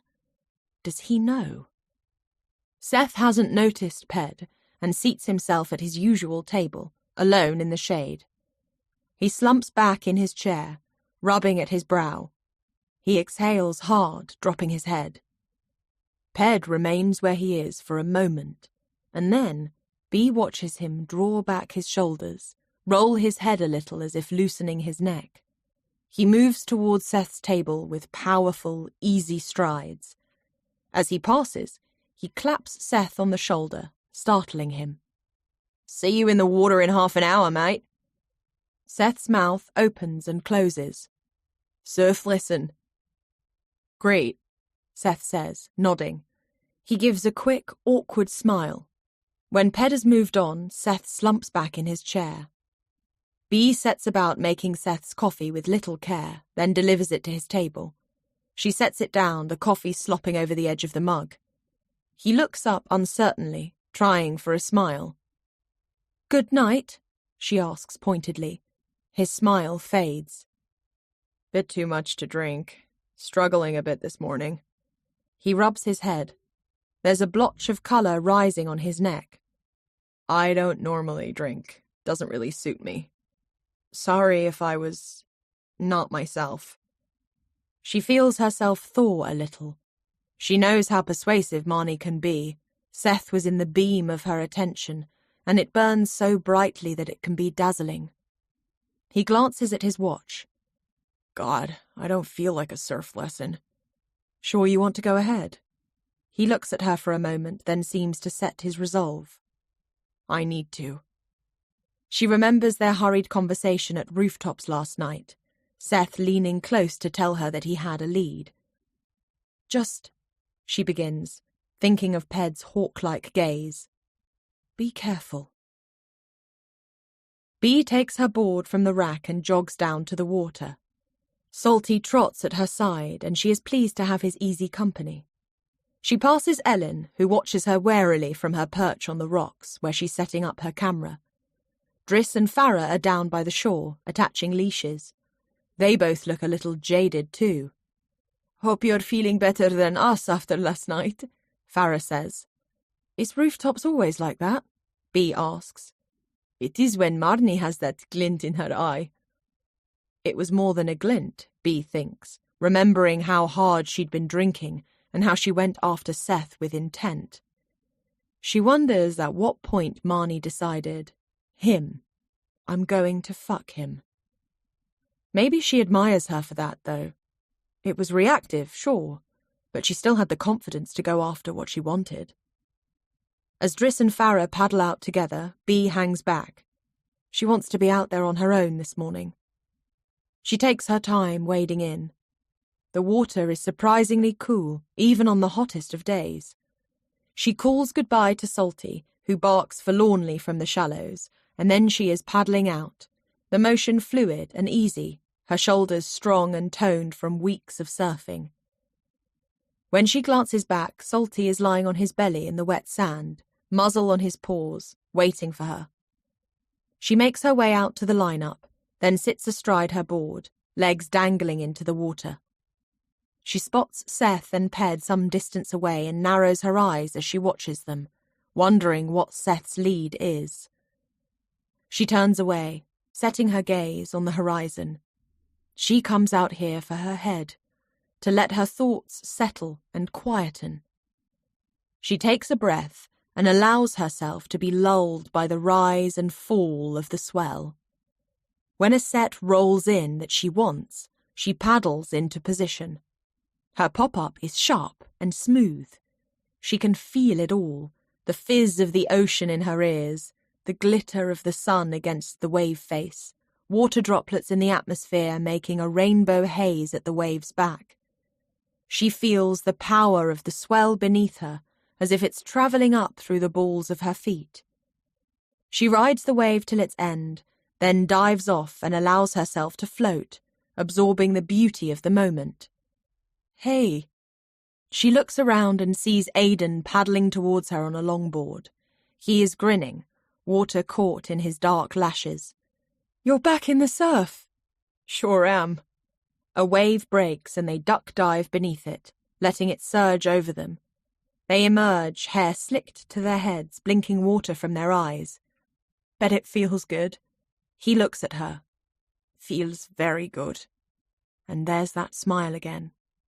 When the next wave comes, they both paddle into position. It's a clean, shoulder-high wave, and Aidan calls, "Let's get this one." They begin to paddle, Aidan out in front, Bea nearest the peak. They take off together and, surfing at Aidan's side, Bea can see the beauty of the line he carves, cross-stepping to the nose of the board. Then he is hanging 10, right in front of her, toes on the nose, back arched, hands clasped with insouciance at his back. As the wave slows, he cross-steps back and digs his heels in over the fins, turning the board. Bee feels a powerful sense of belonging, that this is where she is meant to be. She comes off the wave a little earlier than Aidan, beaming with the pleasure of it all. Last night is washed away, and there is only this moment, laughing beneath the hazy sky. She looks around for Aidan and sees a board floating. Not his, but a blue foamy. Then she spots a dark shape nearby. A surfer, spread-eagled, face down. Immediately she is paddling hard. The surfer doesn't move or lift their head for air. Even before she's reached them, she feels it somewhere deep inside. A knowledge settling. She screams for help. Grabbing the surfer by his shoulders, she tries to turn him, but he is a dead weight and she cannot flip him onto his back. Farah has spotted and is paddling over, fast. She slips off her board and, together, they manage to turn the surfer. "Oh, God," Bee whispers. Seth floats on his back, eyes unmoving. "We need to get him onto the beach," Bee yells. She hooks her arm around his neck and begins to swim him to shore. "Undo his leash!" Farah does as she says, releasing the drag of the board from him. The white water from a broken wave rolls towards them, pushing them the final distance to shore. Other surfers have spotted them now. Aidan, ditching his board, comes sprinting along the shoreline. "On his back!" he yells as they lower Seth onto the sand. Then Aidan is kneeling at Seth's shoulder, white face as he checks his breathing. "Ambulance!" Bee yells to someone, who begins to run. Aidan starts to administer chest compressions. He counts to 30, then lowers his mouth to Seth's and breathes into it. Bee waits for the moment where Seth's eyes open and he coughs up seawater, but it doesn't come. Seth's eyes remain closed. Aidan performs another round of chest compressions. Salty slinks over, ears flattened, wheedling around Aidan's ankles. "Away!" Bee calls. Salty scuttles to the side, tail between his legs, and Bee notices Ped standing there. His arms hang loose at his sides, watching. Bee looks past him, up towards the cliff, desperate to see a medic, an ambulance, anyone who could help. But she knows the nearest hospital is over an hour's drive. Marnie is descending the steps with her board, and, seeing the commotion, she suddenly begins to run. "Keep going!" Bee begs Aidan. He repeats another set of chest compressions, counting aloud as he pumps Seth's chest, his own face red with the exertion. Aidan completes 6 rounds, then staggers back, hands on his knees, salt water dripping from his hair. He looks at Bee, then shakes his head. Seth is dead. Chapter 35. They must move Seth's body because of the incoming tide. Bee hangs back with Salty, trembling fingers twined in his fur. Driss, Ped, Aidan, and Farah lift Seth's body on the count of 3. There is no way to do it gracefully. They hold Seth by his arms and ankles, but his head lolls, the back of his skull dusting the beach. Driss looks waxy-skinned as he staggers through a deep patch of sand, and, for a moment, Bee thinks he's going to let go. Farah says something to him, and Driss regains his footing and keeps his gaze on the ground. The group reach the cliff, readjusting their positions so that they can carry him up the narrow, steep steps. There's a hand at Bee's back. "You okay?" She turns and finds Marnie, her wetsuit peeled down to her hips. The skin at her chest is flushed and blotchy. Bee begins, her throat dry. She can barely swallow. She cannot seem to find the words she's searching for, isn't even sure what she's trying to say. All she knows is that this morning she made Seth coffee, talked with him, watched him walk from the surf house towards the beach. He was alive. and now he isn't. She pulls her gaze to the water. The tide is coming in, the rocks will soon be hidden. What happened? Could he have hit the reef? Marnie lifts and drops her shoulders. I didn't see any marks. Neither did she. Drowned, then, Bea thinks. But how? How? He was with Ped. That's what she knows. Her heart is racing. All she keeps thinking is, Seth had a lead on Ped. And now he's dead. Salty noses her leg, reminding her that he's there. She lowers her face to him, breathing in the biscuity smell of his coat. You're shaking, Marnie says. We need to get you out of your wetsuit. Bea looks up towards the cliff edge. The group carrying Seth's body are silhouetted by the sun. 4 dark figures delivering a body to the surf house. It was once a place of sanctuary. And now? It is a couple of hours before the police and ambulance arrive. Bea hears the rap at the door. She moves slowly, distantly, like she is behind a thick pane of glass, and everything else is on the other side of it, muted, distant, unreachable. She knows this feeling, the numbness, the safety of it. Officer Karim enters first. She recognizes him immediately by his neat moustache and the dark, hooded eyes that once swept over Marnie's van at the checkpoint. He is followed by Momo, who looks at Marnie, then at Bea. She finds her gaze narrowing as she stares at Momo, thinking of him drifting into her bedroom, planting her stolen rucksack on the bed, leaving his bribery note demanding more money. Her throat turns slick with saliva as the pressure twists at her stomach. Marrakesh, the bribes, Seth's death. It's too much. Marnie begins leading the officers through the surf house, their dark uniforms and guns incongruous in the light space. Bea knows she needs to join them. The police will want a statement. Her legs are trembling, but she takes a low, steady breath and follows. He's out here, Marnie is saying, leading them along the poolside to the small shaded terrace that backs onto the kitchen. The tide swallows the beach, so we had to move him. Seth's body is laid in the shade of a lemon tree. A beach towel has been draped over him, but it's too short to cover him entirely. His feet poke out, bare and white and exposed. Officer Karim pulls back the beach towel. Bea forces herself to keep looking, not to flinch from the sight of death. Already Seth's skin has a strange, waxy sheen. A blue thread from the towel hangs limply across his cheek, and she wants to brush it off. "Who is this man?" asks Officer Karim. "Seth Hart. He was one of our guests," Marnie answers. "You are the owner of this place?" "Yes, I run it with my husband," Marnie says, although Bea knows she and Ped are not married. "Where is he?" "Inside," Marnie says. "Bea, would you mind fetching Ped?" Grateful to have a task, she turns quickly and walks into the surf house. The place is deserted, no sign of Ped in the kitchen or lounge. She checks the office and his bedroom, but finds them empty, too. Bea is crossing the terrace when she spots him. He is backing out of Seth's studio, closing the door softly behind him. She watches as Ped slips something into the pocket of his shorts. He pauses for a moment, tips back his head, and takes a long, steady breath. Then Ped pushes away from the wall, about to move off, when he sees Bea. Their eyes meet.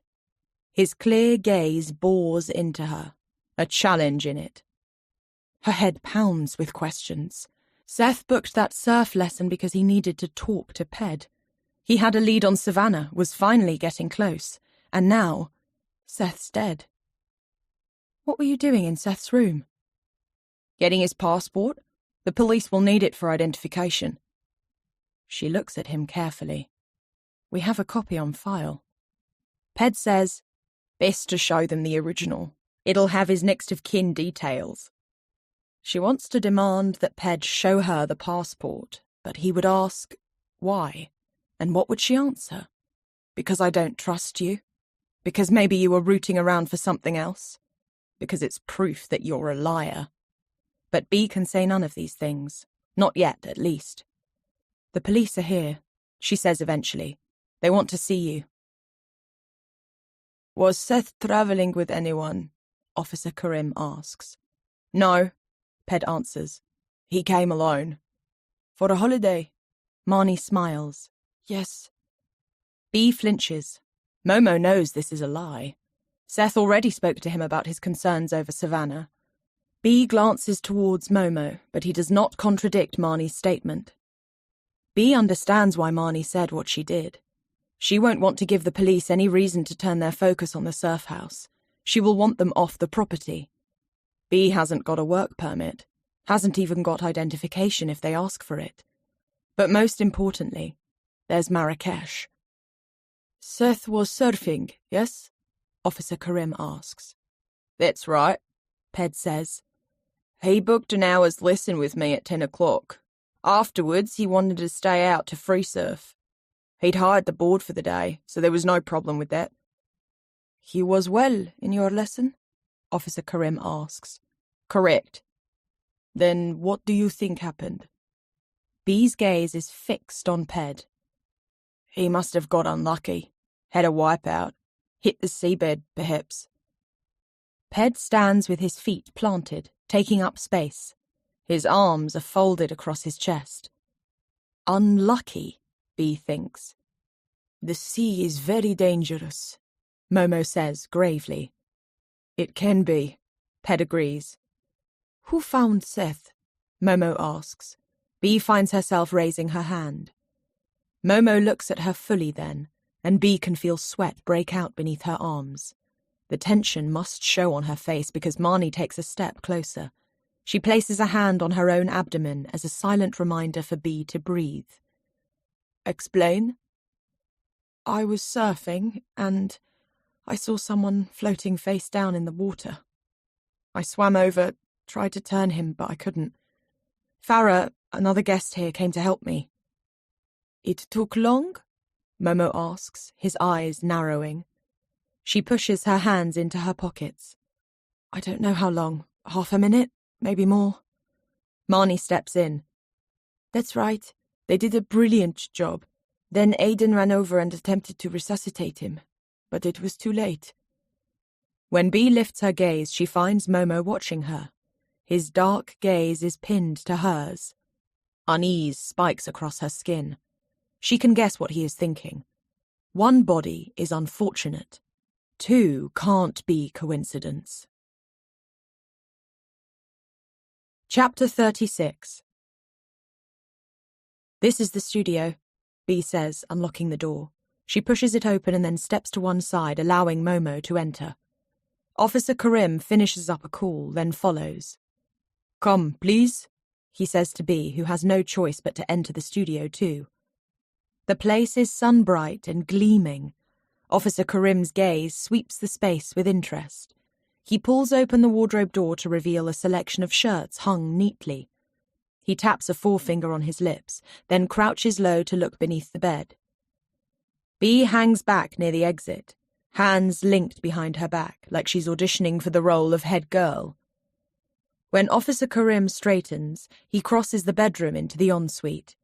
She can see his reflection in the mirror as he opens the bathroom cabinet and peers inside. Is this how Seth Hart kept his room? He asks B. She nods. Officer Karim looks satisfied. Please pack Seth's belongings. Yes. She removes Seth's black suitcase from beneath the bed. She begins with the wardrobe, folding pressed shirts carefully. Then she opens drawers, removing underwear, socks, cotton t-shirts, shorts. The smell of laundry detergent and expensive aftershave reaches her. The clothes he must have changed out of this morning are folded neatly on a chair, waiting for him to step back into on his return. Who will receive his repatriated body? His parents are deceased, and Savannah is... what? Missing? Hiding? Dead? It doesn't feel right. None of this feels right. Something on the wall must catch Momo's eye. because he calls out in Arabic to Officer Karim, who joins him. Momo runs a finger down the long crack following its path. It is partially concealed by a wall hanging, which Momo pushes aside so they can examine the full extent of the crack. They converse in Arabic for a few moments, and then they step out onto the balcony together. B continues to pack, moving to Seth's desk and carefully slotting his laptop within its case, then removing the charger from the wall. She zips the suitcase, everything stowed, then sweeps the room one final time. She turns on the spot and looks at all the cleared surfaces. Something's bothering her. She moves around the room once again, rechecking the desk, the bedside drawers, the wardrobe, even crouching as Officer Karim did to look beneath the bed. There is nowhere left to check. Every surface and drawer has been cleared, but she has not seen it anywhere. Seth's notebook is gone. Chapter 37. Every detail regarding Savannah's disappearance is contained in that notebook. It includes printed emails, correspondence, notes on leads. It was the map of information that Seth was following to find his sister. B stands in the centre of the studio, heart pounding dangerously. Her hands are clammy. It's gone. Someone has taken it. When Ped exited the studio earlier, he slipped what he claimed to be Seth's passport into his pocket. Was it? Seth's notebook is A5 size, too large to fit in a pocket, but it's possible Ped could have concealed it beneath a t-shirt or slotted it into the waistband of his shorts. Then B's gaze moves to the balcony, where Momo and Karim are talking. Momo points with his right hand towards the bay. He keeps his left pressed to his side. What if he has Seth's notebook? When she unlocked the studio for the police, Momo was the first to step inside. Karim hung back for a few moments, finishing his call. Momo would have had enough time to swipe the notebook from the desk and tuck it out of sight beneath his thick uniform. Her head swims between Ped and Momo. One of them has the notebook, she's certain. She knows in her gut that Savannah's disappearance is much more than a traveller choosing to go off-grid.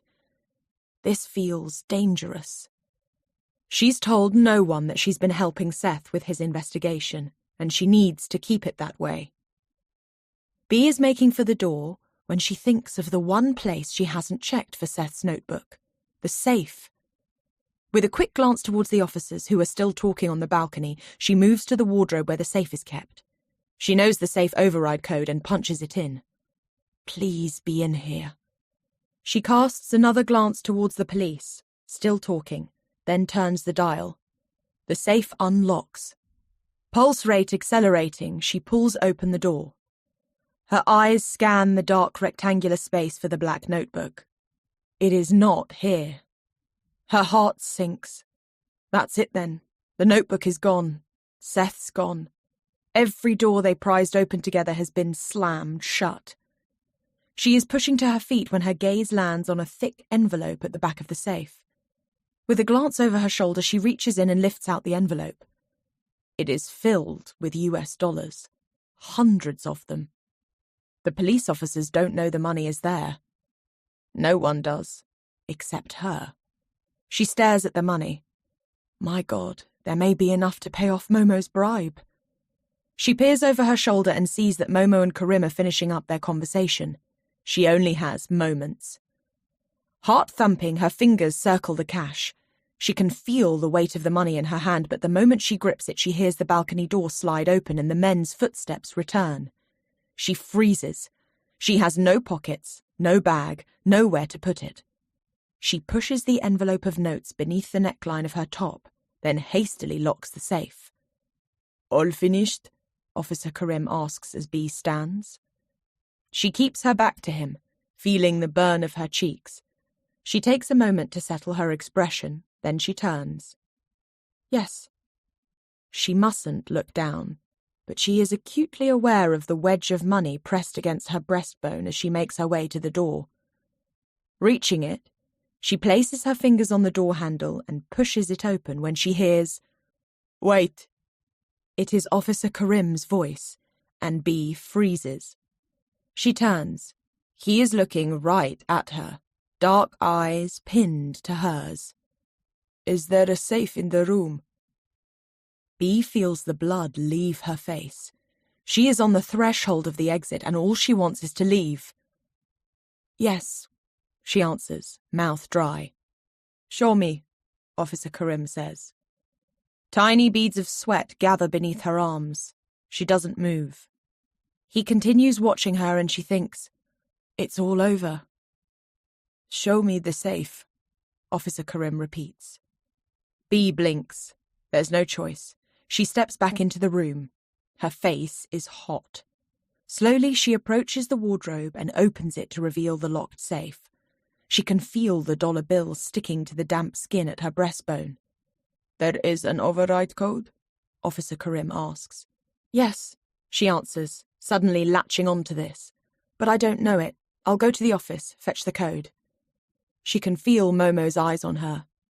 Is she imagining it, or have they lowered to her chest where the money is hidden? Her heart pounds against the block of notes. She cannot help it. Her gaze drops to her chest. She can see the outline of the banknotes pressed beneath her t-shirt. Instinctively, she lifts a hand to conceal it, pretending to scratch her throat. Momo is watching. Officer Karim says curtly, "Fetch the code, please." She nods quickly and hurries from the studio, blood crashing in her ears. Inside the surf house, she rushes through the lounge and takes the stairs 2 at a time. In her room, she locks the door behind her and removes the money from her bra. She's breathing hard as she flicks through the bills. Almost immediately, she loses count. She starts over, trying to focus as she splits the notes into piles. She makes the final count as $4,000. She's only $1,000 short of being able to cover Momo's price for the return of her passport. There's no time to reflect on this, because the police are waiting. She shoves the money beneath her pillow, then heads for the door. She descends the stairs, then crosses the terrace towards the studio. She walks in to find the men waiting, arms folded. "You have the code?" Officer Karim asks. "Yes." Both officers stand behind her as she crouches at the safe. The air is thick with the masculine scent of sweat and fading aftershave. Her fingers are clammy and trembling as she punches in the numbers, then turns the dial. She reaches for the metal latch and pulls open the safe door to reveal the empty space. Both officers lean closer. There is a long moment of silence. "Nothing," says Officer Karim finally. She slowly closes the safe door, then pushes to her feet. Momo is watching her. With her shoulders drawn back, they are almost the same height. Their eyes meet. She makes her lips turn up into a warm smile. "If you need any more help, do let me know." Chapter 38. When darkness arrives, Bee pulls on a hoodie and steals out onto the cliff top, alone. Muller is lit by stars. She breathes in the salt dust air as she walks towards the rocky nook where Salty sleeps, but is disappointed to find the cliff empty, of both Salty and Aidan. She slumps down, shoulders rounded. Her fingers pick at a cracked piece of rock. She works at the jagged edges of it, seeing if she can loosen it. Her mood is low, racked by worries. Thoughts dart anxiously, raking through the past 24 hours, then arrowing further back to a childhood memory she's not examined in years. She must have been only 9 years old, and remembers she'd just broken up for the Easter holidays. To mark the occasion, she asked her mum if they could have a movie night. Bee chose a film, poured popcorn into a large bowl, and fetched a blanket to wrap around them, but her mum sat on the other end of the sofa, messaging someone on her phone. Bee waited for her to finish, but after 40 minutes of hearing her bursts of private laughter, her mum still showed no interest in the film or Bee. "Please watch with me," Bee asked, hitting pause on the remote. "This was meant to be our night." Maybe she sounded sulky or demanding, because her mum's face instantly hardened. "I've been working all day. Can't I have a bit of time to myself? Is that too much to ask? Bea doesn't remember the back and forth of the argument, just that it ended with her mum snatching up her bag and saying, "If you're going to be a brat, I'm leaving." The front door slammed, and Bea drew her knees to her chest, tears stinging the corners of her eyes, certain that her mum would walk around the block, cool off, and return. An apology waited on the tip of Bea's tongue, ready to salvage what she could of the ruined night. But an hour passed, and then another. Scared by the darkness and the strange noises in the empty flat, Bea wanted the safety of her bedroom. She counted to 3, then sprinted from the lounge to her room, shut the door and barricaded herself inside, piling up books and toys as high as she could. Then she sat, huddled in her bed, trying to ignore her full bladder, the duvet wrapped tight around her like a protective cloak. Eventually, she must have fallen asleep, because she woke to daylight and the sound of her mother's key in the lock. After that, whenever Bea behaved in a way that her mum didn't like, she walked away. Left the room, left the flat, left her. Bea learned that if she felt a difficult emotion, fear, anger, anxiety, she must take great pains to not show it in case her mum left. She kept quiet rather than confronting her. She smiled when she wanted to cry. She said yes when she meant no. Maybe that's why she made a good model. She could pretend to feel whatever emotion was asked of her, sexy, confident, vivacious, rather than showing the ugly loneliness inside. Her fingers finally pull free the loose rock. She feels the sharp, hard edges in her palm as she tightens her grip around it. Lurching to her feet, she moves to the edge of the cliff and makes a fist around the rock. Rage boils. She feels the heat of it in her bones and teeth, a furnace that cracks something open. She launches the rock out into the night, watching as it hurls downwards towards the sea, hitting the moonlit water. Then she is turning, grabbing more rocks from the earth, filling her hands with them, launching them. Wild fury overtakes her. She is furious with her mum for leaving her, with Momo for threatening her, with Ped for lying, with the men in Marrakesh for attacking her. Tears stream down her cheeks. Her breath is ragged. The rock she clutches slides from her fingers as she realizes that, most of all, she is furious with herself. In that Marrakesh alleyway, she stood there, silent and scared, and she didn't fight or even shout. Neither of those men had a weapon, yet she did nothing. Not until the moment Marnie barreled in and forced her into action. Bea has been quiet for too long. She looks over her shoulder at the surf house. Seth is dead.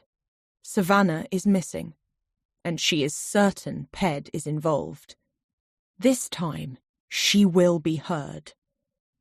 She's still on the cliff top, cheeks stiff with dried tears, when Aidan comes across her. "Bea?"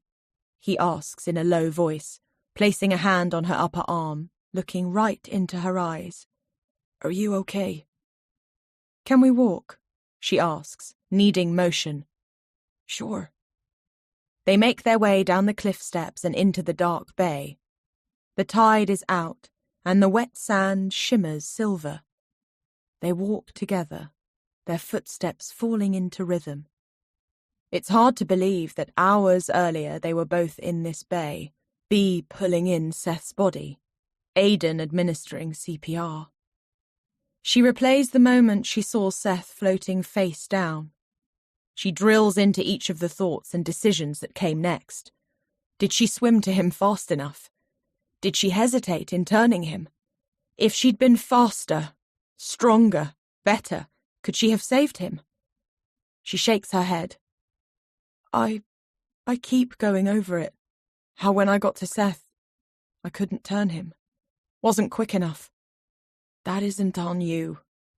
She glances at Aidan, thinking of how hard he fought to save Seth's life, repeating round after round of CPR with an exacting focus. He tells her, "We can replay a scenario as much as we like, create our different endings, but it won't change the one that happened." She can see the weight he's carrying, the heaviness of trying to revive Seth's breathing with his own. She finds Aidan's hand and holds it tight to hers. They walk on in the dark, listening to the breaking waves.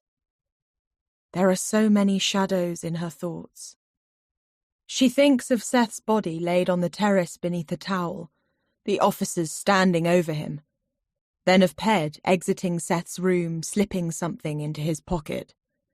Then of Momo, watching her as she kneeled before the empty safe. Her thoughts feel like waves, continually rolling onwards with an energy of their own, crashing on top of one another, crushing her beneath their weight. She doesn't want to think about any of it. Her head is spinning. She wants to feel anything else. She reaches for Aidan, finds herself pressing her mouth to his. Her kiss is urgent, desperate. For a moment, she thinks he's going to pull away, leave her. But after a beat, his body responds. Lips and mouths and tongues meet. His hands find her waist, pulling her close. She lifts his t-shirt, feeling the heat of skin, the ripple of muscle. It's as if she is melting, turning liquid against him. This. She needs this. Aidan kisses her with possession, matching her urgency. It's as if, all this time, they have been waiting for someone to fire the start gun. She sinks her teeth into his shoulder, tastes salt on his skin, feels his hands lower to her hips. She presses herself to him, skin against skin. Her fingers undo his shorts. He yanks down her underwear. Her wanting is deep and overwhelming. He lowers her to the ground, the damp sand cool against her shoulder blades and the backs of her thighs. Aidan's mouth finds her left nipple, and she feels the low vibration of his lips as he moans. Desire is sheer and red and consuming. She angles his hips against her own. She cannot wait, will not slow. She gasps at the bloom of pleasure as she draws him inside her. Their bodies move together, wild, rhythmic. Her fingers press into his back. "Be," he says, his mouth against her ear. They slow, look at one another. There is wanting in his gaze. With delicious slowness, a new rhythm builds like a wave, drawing in and out. His hands grip her by the hips as they rock. She lets out a low, deep moan. The beach disappears.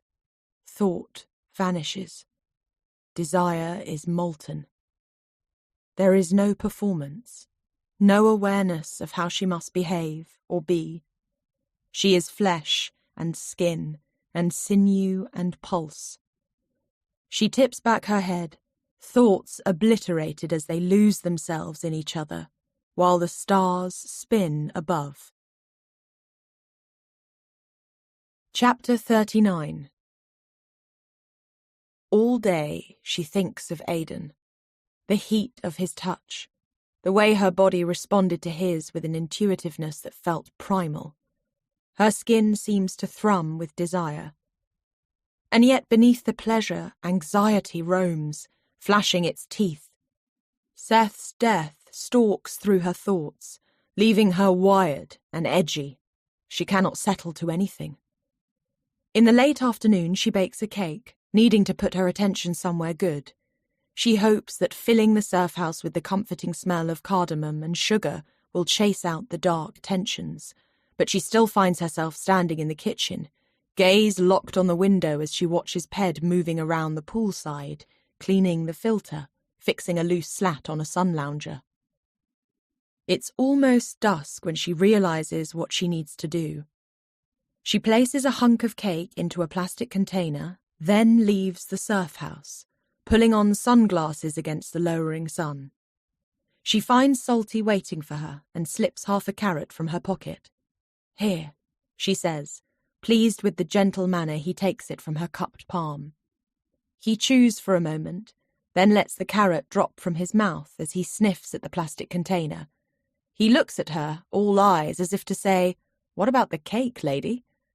"No chance," she tells him as she descends the cliff steps. "This cake is currency." Reaching the sand, early evening light washes the bay gold.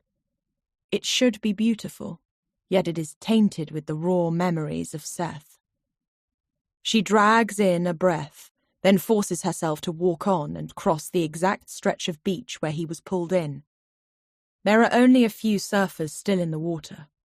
She scans the edge of the bay, searching for Ellen, and finds her perched on a large red rock with her camera balanced on a tripod in front of her. As Bea approaches, without looking up from the camera, Ellen says, "Give me a minute." Bea waits. "Pedal, pedal!" Ellen shouts to whomever she is filming, despite them being out of earshot. She trains the camera on them, following their wave. After a few more seconds, she says, "Got it." Then Ellen sits back and turns her full attention to Bea, who is holding up the plastic container. "Is that cake?" Ellen asks. There's a smile in her voice now, catching Bea off guard. "Yep." Salty sits on his haunches, looking dejected at the transaction. Ellen brings the container towards her, removes the lid, and breathes in. "That smells insane. What we got?" "Cardamom and pistachio carrot cake." Ellen takes a bite, then groans with delight. "Moist, deeply flavoured, spiced with a crunch of pistachio." She licks her fingers, so she's caught Ellen in a good mood. Using the opportunity, she says, "You were out filming yesterday, right?" "Yep, and I know your next question. Did I get any footage of Seth?" Bea nods. "Afraid not. I've done a quick check. Wanted to spot the wave it happened on, in case the cops wanted to see. But I didn't get it. I was mostly filming takeoffs by the harbour wall. People are saying they saw him surfing in the centre of the bay." She shrugs. "Take a look yourself. Footage is all saved." "Thanks." Ellen glances at her sideways. "You liked Seth, didn't you?" She wonders. Did I? They weren't friends, exactly. I'm not sure how well I knew him, but I respected him for coming out here, searching for Savannah. "I've been meaning to say," Ellen begins, tugging at her earlobe. "Sorry I wasn't straight with you about Savannah. I don't know. Guess I felt bad about how I treated her." She pauses. "Did Seth get anywhere with tracking her down?" Bea considers Ellen, still uncertain whether she can trust her fully. "There was one lead. Seth mentioned it yesterday before he died. He'd found something out about Ped. Needed to speak to him." Ellen's looking at her as if she's waiting for more. "That's all he said," Bea clarifies. Ellen shrugs as if that's the end of it. She doesn't look curious at the mention of Ped's name, doesn't lean close and offer up any thoughts on Ped, just says, "Come see the footage, if you like."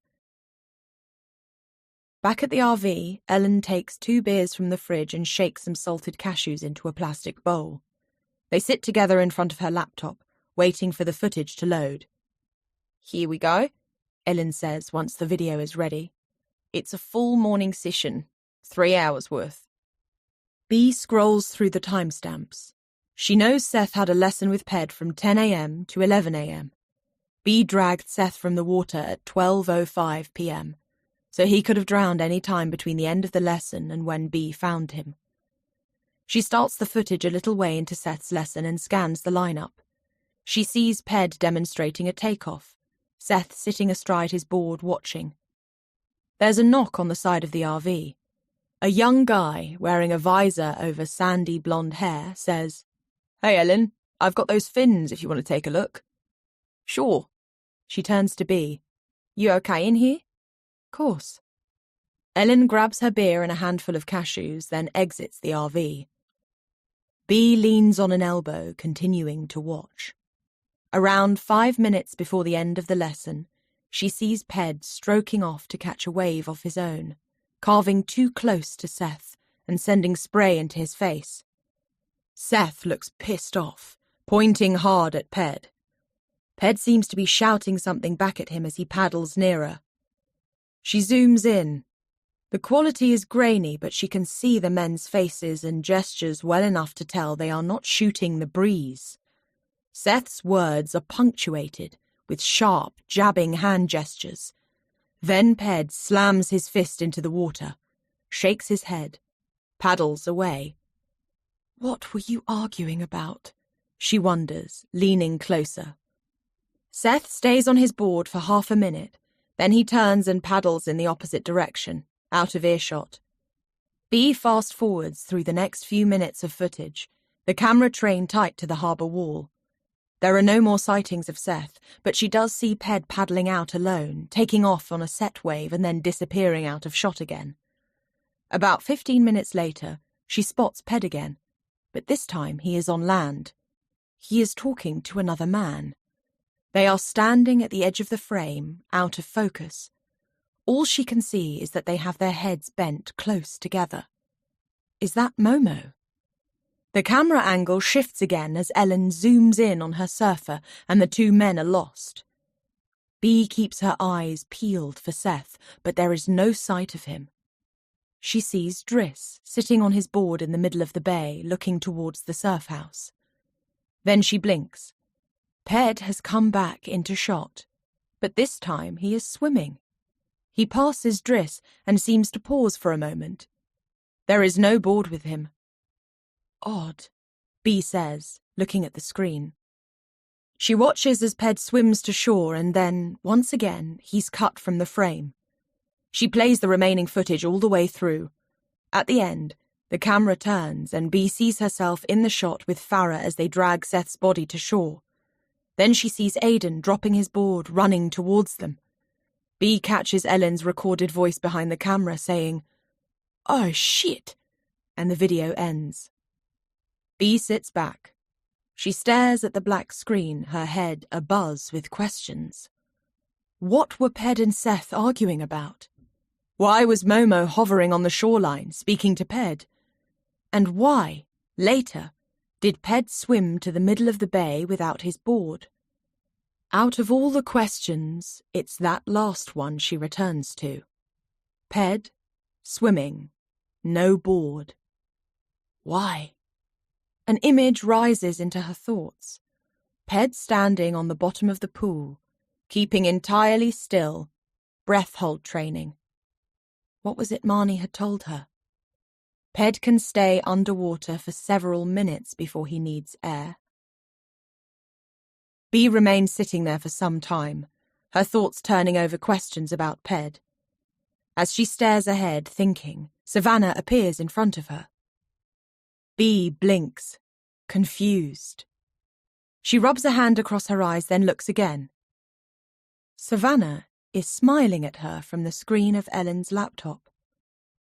It takes Bea a moment to understand that the laptop must have fallen into screensaver mode, and she is now looking at a photo of Savannah. In the picture, she is grinning, blonde hair loose at her shoulders. Bea can see the fine splattering of freckles across the bridge of her nose and the reflection of Ellen's camera caught in her pupils. She looks beautiful, vital, so full of life. Then the photo switches. Another of Savannah. Ellen must have linked her screensaver to a specific folder on her laptop. This time Savannah is lying on the beach, writing in a pink journal, her eyes on the page, not on the camera. There's something about the angle of the photo that makes Bea wonder if Savannah knew it was being taken. In 10 seconds, the image changes again. A third picture of Savannah. In this one, she is in the dunes, walking up a steep bank of sand, carrying an old surfboard. Driss is a few paces ahead of her, his hair a little longer than it is now. At the top of the dune, Bea sees Farah sitting on a high ridge of sand. She is peering down, her face unsmiling as she looks at Savannah. The pictures continue to change, but the one commonality is that Savannah is the subject of every photo. Each is beautifully composed, and Bea can see that Ellen is a skilled photographer, passionate about her subject. She's captured the bright energy of Savannah, as though she is a flame that Ellen is drawn to. Did Ellen get burned? Bea is startled when Ellen strides back into the RV carrying 2 yellow fins. "Found anything interesting?" she asks, stowing the fins in a hideaway beneath one of the seats. Bea slides her finger across a key to reawaken the screen, and Savannah's image vanishes. Nothing. Chapter 40. Bea walks through Mala, feeling the dark pressing close to her skin. She shivers. The nights in Morocco are cool, and she's still wearing shorts and a thin cotton top. She wraps her arms around herself and picks up her pace. She came without her phone and wishes she had a torch to light the dark tracks. There are no streetlights in the village, just the glow of other hostels and homes. Her pulse flutters in her throat, anxiety sweeping in now that she's alone in the night. Her head is still bursting with the images of Savannah. She feels visceral to Bea, like she knows her. Maybe it's the strange echo of staying in the same room, knowing the same people, walking the same routes, and yet never meeting. It is like Savannah is both in touching distance and unreachable. Her thoughts move to Seth's missing notebook. If Seth discovered something, a lead, there would be evidence of it in the notebook. But now it's gone. That can't be a coincidence. If Seth's death wasn't an accident, then someone is willing to go to devastating lengths to shut down the search for Savannah. At the street's end, she turns, following the next pathway down a darkened alleyway. It is the part of the walk through the village she likes least.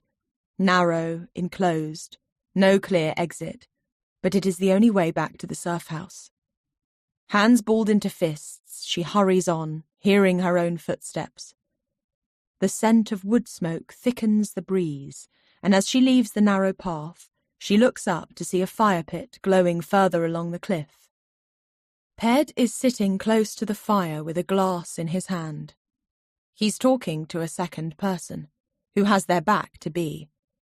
A bottle rests against Ped's chair leg, and he reaches down and refills his glass. He doesn't offer the bottle to the second person, who is now rising to their feet. As they turn, firelight catches their profile. Driss. Bea is rooted to the spot as she watches Driss lean close to Ped's ear, as if he's saying something in a quiet voice that he doesn't want overheard. Then he turns and walks away. Once Driss is out of sight, Bea reroutes her path towards the fire. Bea has met a lot of people with big egos on shoots, people who are used to speaking rather than listening, people who don't react well to their authority being questioned, people whose singular drive can run others down.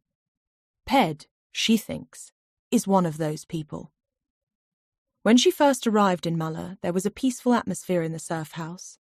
Marnie was different too, playful, full of spark and confidence.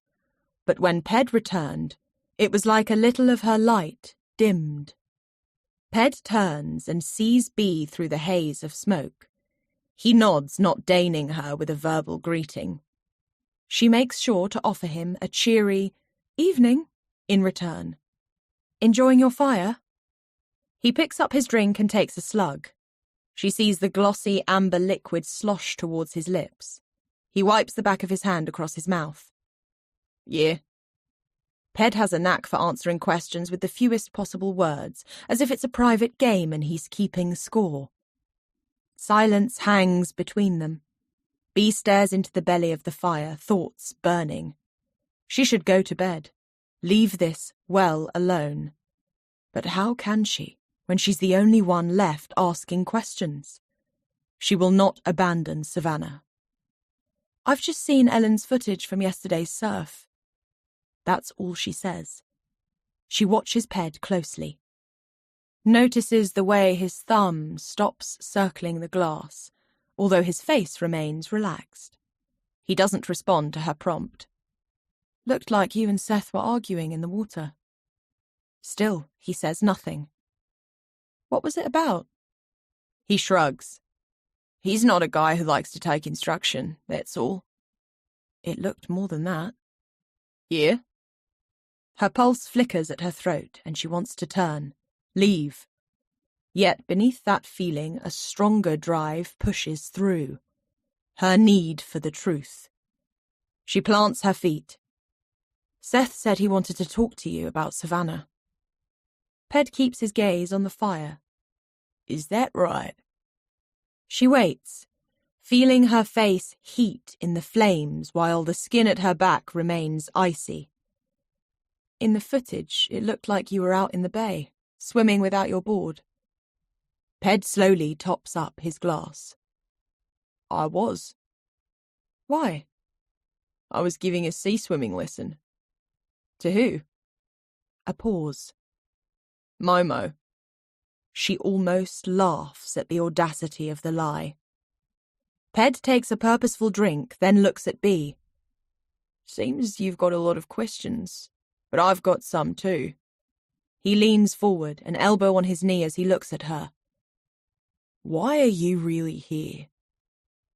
She blinks, staring back at him. In the firelight, shadows shift over his face. You blow in, a hotshot model. I looked you up. B. Williams. You don't need to work for your keep. You could afford to be a guest on what people like you get paid. I don't model anymore. Why the sea change? Why here? Why Marnie? You know what happened. I got robbed. Marnie helped me out, brought me here. He nods. At Rooftops, I asked you to look out for her. She meets Ped's eye, both remembering the moment at the bar. Marnie dancing with Seth, her head tipped back, eyes glittering. Marnie is her own person. I'm not going to babysit her. He reaches down and takes a log from a pile of drywood. He stares into the flames as he says, I'm not sure this is the right place for you. The comment hangs there. What does that mean? Ped tosses the log to the flames. You should be thinking about moving on. The words are delivered quietly, but they carry a clear threat. Her skin cools. She's pushed too hard. Not played this right. As she turns to leave, her gaze lands on something black nestled between the red-hot embers. She is already several steps away before she processes what she's seen. The black rectangular shape, the smooth cover. Seth's notebook. Ped is burning it, setting Seth's evidence ablaze. The final lead Seth uncovered will be set down in those pages. She wills herself to keep walking for several more paces. Then she turns and rushes back, calling, Ped, someone's trying to get into your van. Ped is on his feet, racing beyond the surf house and out onto the street. Bea knows she only has moments. She sprints back to the fire. She can see the notebook at the bottom of the fire pit, the spine flaming. Bea grabs a couple of sticks from the pile on the ground and uses them as pincers to drag the notebook from the flames. She flings it free and it lands in the dust, still smouldering. She kicks sandy dirt over the notebook, smothering the flames. She becomes still, suddenly aware of a prickling sensation at the back of her neck. Slowly, she turns her head, looking towards the surf house. She expects to see Ped's shadow in the doorway, but there's nobody there. Quickly, she runs her fingers through sand and stones until they meet the notebook, and she pulls it out, ash floating to the ground from the burned pages. She kicks fresh sand over the area that she's disturbed, and then she hurries back towards the surf house, the notebook pushed under her top. Ped comes the other way, and the two of them face one another. Bea can feel the press of the charred book against her skin. Is the van okay? He eyes her. There was no one there. I saw 2 people rattling at the doors. Could have just been kids. Maybe I scared them off. Ped looks at her for a long moment. She shrugs her shoulders. Then she walks purposefully past him and up the stairs of the surf house, feeling the ashy warmth of Seth's notebook against her stomach. Chapter 41. Sitting cross-legged on the floor, Bee slips the charred remains of the notebook from beneath her top, leaving black smears on her skin. The cover is warped and blackened, bubbled with glue. Bee opens it carefully and finds an undamaged photo of Savannah that she has seen before. In it, Savannah stands in the bay, holding up a billowing sunbeam print blanket in retro oranges and golden yellows. Sun-kissed and relaxed, she grins at whoever is taking her picture, whoever made her smile like this. She wonders how Seth felt as he gathered photos and printed emails and wrote down scraps of information that may or may not lead anywhere. Did he need the physicality of it? Something tangible to keep Savannah close? She glances towards her bed where the money from Seth's safe is still hidden beneath her pillow. That money would have been part of her payment if she'd found Savannah. Seth's death hits her afresh, like a blow to the stomach.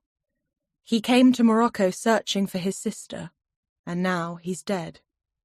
Wherever Savannah is right now, she doesn't know this fact.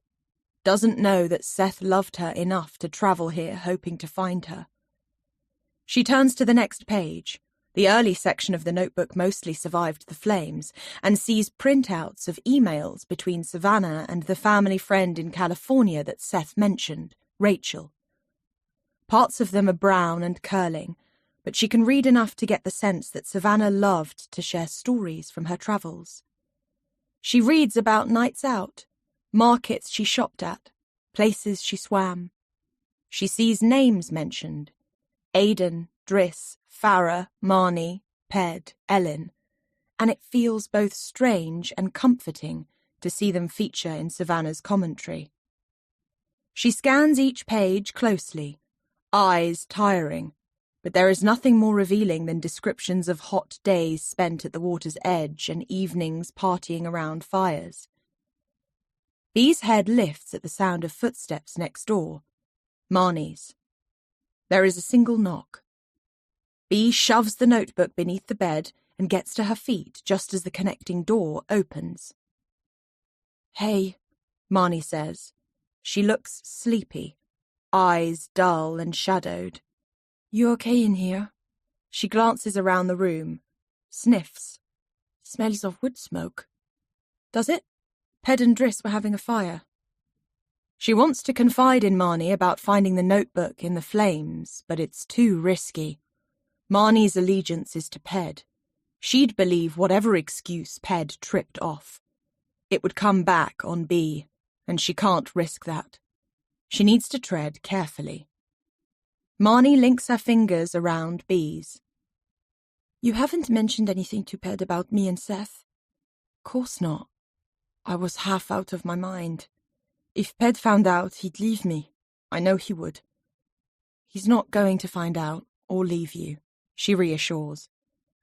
"I know we fight, but we do love each other." There's an energy between Marnie and Ped that pulsates, like it is a living, breathing thing.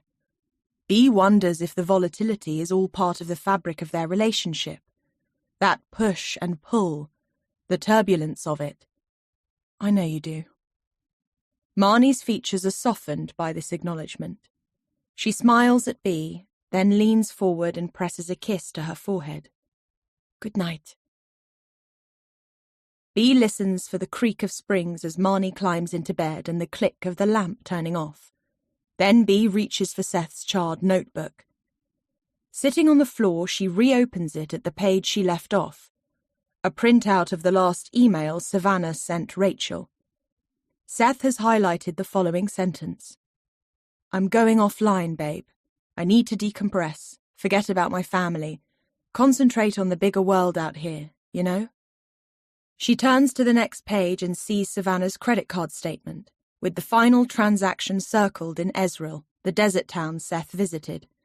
Beside it, Seth has written, "What if it wasn't Savannah who withdrew the money? Is there CCTV footage? Ring every day.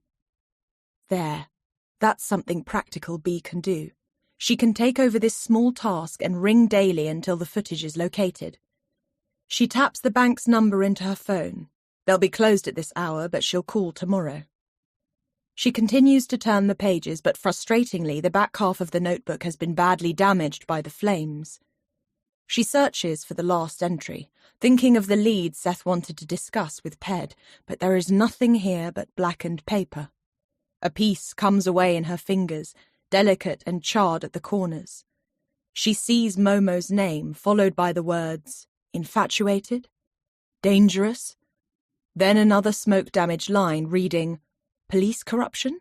What was Savannah involved in? She pauses on this, thinking of the conversation Momo and Ped were having on the shoreline just minutes before Seth drowned. What were they talking about? She thinks of Ped's odd lie that he went into the water later without his board to give Momo a sea-swimming lesson. So many thoughts are whirring in Bea's mind that she's struggling to order them. She fetches a blank piece of paper and a pen, then lies on her stomach on the floor and begins to write a list of details about the week leading up to Savannah's disappearance. Savannah meets the Dutch girls, Lise and Anke, and shortly afterwards agrees to travel overland to Cape Town with them. Savannah emails her friend Rachel, saying she's going offline. On the 26th of October, Savannah goes to the Jailers' beach party, where she is seen by Marnie, Ped, Aidan, Driss, Farah and Ellen. That night, she argues with Ellen. After Ellen leaves the party, she tells the Dutch girls that Savannah has changed her mind. After the beach party, Savannah returns to the surf house and packs her things. This is the last recorded detail of Savannah in Mulla. On the 27th of October, Savannah is due to meet the Dutch girls at 7 a.m., but thinking she has changed her mind, they leave without her around 6 a.m. Later that same day, Savannah withdraws all her money from a bank in a desert town called Ezril. After that, there is no further trace. There have been no sightings of Savannah since. No use of social media or contact with friends. Her bank account hasn't been used. Savannah vanished. Bea studies the timeline, waiting for something to jump out at her, but it doesn't. Seth's notebook hasn't given her anything new. As she closes the cover, she thinks, maybe the interesting thing isn't necessarily what's inside these pages. It's that Ped specifically went into Seth's studio to locate the notebook and burn it.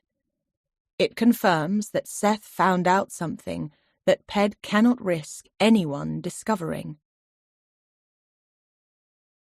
1 year earlier, Savannah. Savannah followed Driss up a narrow stairway. She caught the deep, spiced notes of his aftershave in the close space. The noise and chaos of the Medina fell away as the terracotta stairs drew them higher. "Oh!" she exclaimed as they arrived on a rooftop terrace high above the city. Driss moved to her side. "My favorite place to watch the sun go down." Up here, out of the thrust and heat of the souks, it was like peeling back a new layer to Marrakesh, seeing it from a fresh angle and revealing the beauty at a distance. Music drifted across the terrace, mingling with laughter and the sounds of drinks being enjoyed. The sun was already beginning to set, the heat of the day softening into an orange glow. In the distance, Savannah could make out the silhouette of the Atlas Mountains. Driss led her to a low wooden table, framed by 2 wide cushioned seats. Lanterns were strung above them in ornate patterns. They ordered cocktails, 2 pomegranate margaritas that were served with dried orange decorating the lip of the glass and fresh jewels of pomegranate floating in deep red liquid. "To your health," Driss said, raising his glass to hers. "I'm sorry Farah couldn't be here," Savannah said. She'd agreed to spend the weekend in Marrakesh on Farah's insistence that she must experience the heartbeat of the country. But now Farah was bogged down in pressing research for her thesis, so had offered up Driss as her tour guide. "I am very happy to be showing you Marrakesh," Driss said. Later, I will take you to the best tagine in Morocco and introduce you to my friends. Plus, you will need to return for another weekend so you can do it all again with Farah. Good, because I can tell one weekend in Marrakesh isn't going to be enough. Driss looked out over his city, eyes filled with pride. There is nowhere like Marrakesh. When I am here, I can feel the city in my veins, a vibrancy. It's like I'm humming. And Mala? Where does that fit in? Farah needs the coast. Sometimes the city gets on top of her. The noise, the heat, the dirt. Maligns her balance.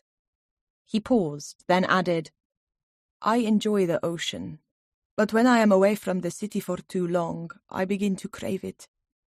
She looks at him, intrigued. The chaos, the edge to this place, the hustling, the insatiable appetite for more. More what? Driss's eyes burned. More of whatever your heart desires. Savannah ran her fingers back through her hair, turning to look at the setting sun as it dipped behind the mountains. Soon the stars would be out, and she imagined it would be a spectacular evening. Driss leaned back, crossing an ankle over his thigh. Tell me, what do you desire? Freedom. A smile played across his lips. Spoken by the American from the land of the free. She grinned. He continued to study her. Freedom from what? She thought for a moment. From family, from expectations of how I should live. How are you expected to live? To pursue money. And you don't think that's a good pursuit? It's not the only goal. When you have nothing, it seems like the only one. From talking to Farah, she knew that Driss came from an impoverished background. As a kid, he used to sell sunglasses to tourists in the Medina, then later handbags, shoes, leather belts. Now he was involved with various bigger-scale businesses. Smart to have lots of irons in the fire, her father would counsel. Farah hadn't shared all the details, and Savannah had wondered if she chose not to know them. I just need to earn enough to continue to travel, to not be answerable, Savannah said. You want to earn money? Here? Yes. What are you prepared to do for it? He asked, holding her eye. She placed her chin on her hand, drawing her face nearer to his. What do you have in mind? Chapter 42. Bee stands in the studio, absorbing the emptiness of the space. She's been asked to prepare it for a guest arriving later today. Odd to think that in a few hours someone else will be using this room, all traces of Seth gone. Bee sets her cleaning basket on the table, then steps onto the balcony. Before she gets to work, there are two things she needs to do. Firstly, she takes out her phone and emails Rachel, Savannah and Seth's family friend. She explains that she is the surfer who pulled in Seth's body. She asks to be updated when there's a coroner's report on his death. She keeps the email brief, making no noises about possible foul play. Next, she scrolls to the number for the bank in Ezreal. She places the call and the phone is answered in Arabic. "Do you speak English?" Bee asks. Yes, the clerk responds. I'm calling about some CCTV footage that a friend of mine was trying to get hold of. It's in relation to a missing person. Is this about the transaction made by Savannah Hart? That's right, Bee says, surprised. You remember? Of course. Your friend spoke to me only this morning. This morning? I had to tell him, like I will tell you, that the footage is only stored for 6 months. I apologize if one of the other staff members gave you the wrong information. You don't have the footage? No. Bee feels a lurch of disappointment. You said my friend rang this morning. What was the name? I wrote it down. Just a moment. Bee waits, phone held close to her cheek. There is a rustling of paper. Then the clerk returns to the line. Ped Hampson. Ped. Bee thanks the clerk and ends the call. She stands very still, her heart pounding. Why would Ped be interested in knowing who withdrew Savannah's money? Or was it that he already knew the person's identity and needed to ensure no one else found out? Bea stares out over the sea.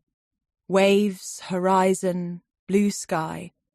She takes a step closer to the edge and, placing her hands on the glass railing, looks down. Just golden sand and rocks below. She's not afraid of heights, but there's something about the glass balcony that unsettles her. Behind her, the door to the studio juts open, and she starts as Ped strides in, carrying a toolbox. "What are you doing in here?" he barks. "Cleaning before the new guest arrives." He looks from the cleaning basket on the table to where Bea now stands on the balcony, with a phone in her hand. "Cleaning?" Bea pushes her phone into her pocket, then steps back into the studio and gathers her cloth. Ped crosses the room and crouches by the bedside table, removing an empty drawer. He turns it over to check the runner.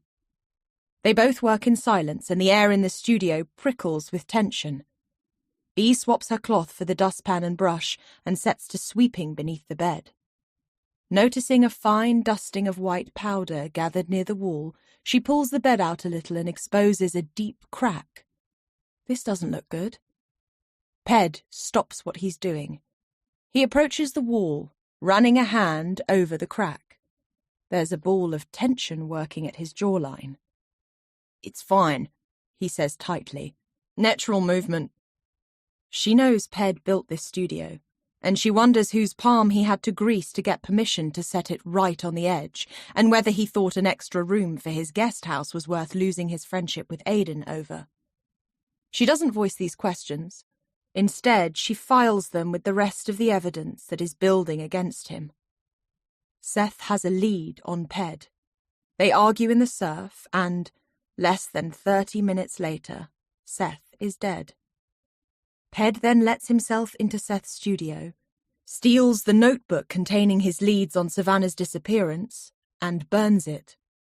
After that, Ped rings the bank in Ezreal about CCTV footage of Savannah's last transaction. She glances at him sideways, taking in his squared shoulders, the jut of his jaw, the thick fists she's heard slammed against the bedroom wall. What is he worried about someone finding out? Is he prepared to kill to protect what he's hiding? Ped looks up, right at her. Their eyes lock. For a moment, she fears she's spoken the questions aloud. Cold dread inches down her spine as he continues to glare at her. Then Ped snatches up his toolbox and leaves. Bea leans back against the cracked wall, letting out the breath she was holding. Chapter 43. It's after midnight when Bea pulls on her jumper and walks to the cliff top. Her muscles ache from an afternoon spent in the surf. She needed to burn off the anxiety fizzing in her veins and paddled hard for every wave. Her takeoffs were fast, her bottom turns improving, her wipeouts heavy. She's pleased to find Aidan sitting on the rock. His shoulders are rounded, eyes on the water. "You're here," she says. He moves over, making space for her. "Seems to be our place. That hour." Salty raises his head for a quick rub between the ears. He yawns, tongue lolling, then sinks his muzzle to his paws. "Any update from the police on what happened to Seth?" Aidan asks. She shakes her head. Neither Momo nor Officer Karim have been back to the surf house, and to be honest, it's a relief. "Don't think they're interested. There's no family here putting pressure on them or asking questions." She rubs her hands across her eyes. Her head feels so full. It's not just Seth's death and Savannah's disappearance, but also the extra money she still needs to find for Momo. She must have sighed because Aidan is turning to look at her. "You okay?" She wants to tell him she's fine. She wants to sit out here enjoying the evening and his company. She wants to choose where she puts her attention and live in that moment. But she can't seem to access it. Instead, All the mistakes she's made are coiling tighter. She thinks back to the photo shoot in Marrakesh. If she'd just finished the shoot, she'd have flown back to the UK, got on with her life. There would never have been a body left in a Marrakesh alleyway. Never have been a police checkpoint and a bribe. She would never have met Seth or learned about Savannah. But, she thinks, glancing at the sea, if she'd finished that shoot, continued that career, there would also have been no surf house, no Marnie, no Aidan. Despite how messed up things are right now, there is also a baseline note of happiness, like she can glimpse the life she wants, even if she's not quite living it. Aidan is watching her closely, waiting for her answer. She wonders what to tell him. There is so much he can't know. B? What is it? I need money, she says, the words surprising her. She has 2 days left to pay Momo. Seth's money covers most of it, but she's still $1,000 down. Aidan doesn't blink. How much? $1,000. Can you tell me why? She shakes her head. He looks at her carefully. Are you in trouble, B? She promised Marnie that they'd never tell anyone about Marrakesh. Marnie's kept it from Ped, and it's right that she does the same. But she needs to give Aidan something. She takes a breath. I'm being blackmailed. His eyes widen. By who? I can't tell you what's going on, other than that I made a mistake. A big one. Someone found out about it, and now there is a price to pay. When do you need the money? 2 days. And if you don't get it? She shakes her head. I can't tell you any more. I'm sorry. I understand if you can't help. I didn't plan to ask you. She trails off, eyes lowering. Aidan unfolds himself from the rock. Has she offended him by asking? He's been clear that he wants to keep whatever this is casual, no strings. It was stupid of her to ask. She is about to apologize when Aidan says, Let's go get your money. When they step inside offshore, the air holds the neoprene odor of wetsuits and the claggy smell of used cooking oil. In the main lounge, the lights are on low. A speaker left on charge blinks a blue light. Offshore is quiet at this time of night. As she follows Aidan up the stairs, she catches the faint sound of snoring. He flicks on a low lamp and she realizes she is in his bedroom. His bed is made, sheets creased but fresh. There is a framed print on the wall of Mulla, golden light angling off a wave, the village in the background. There is a book and a water glass by his bed. Nothing else is on display. He opens a bedside drawer and pulls out a money box and begins counting out the cash. B watches uncomfortably. He straightens and brings her the full amount. Aidan, I don't know what to say. Thank you so much. She takes it and tucks it into the pocket of her hoodie. I'll pay you back. No rush. She nods, unspeakably grateful. He takes a step closer. Her breath catches in her throat. B, he begins, and her name on his lips makes her stomach swoop. I'm not going to ask you any questions about the money. It's your business. But I just need to know one thing. She holds his eye, feeling the thump of her heartbeat. When you hand over the money, will it be safe? Because if it won't be, please, tell me, and I'll come. She doesn't know if it will be safe, but she cannot involve anyone else. She has Marnie. They will do this together. It'll be safe, she whispers. They stare at one another. Aidan lifts a hand, and she thinks he is going to reach for her. Her body anticipates his touch, but his arm moves past, pushing the bedroom door closed with his palm. Silence falls around them. Aidan's gaze travels slowly down the length of her body. His desire is visible.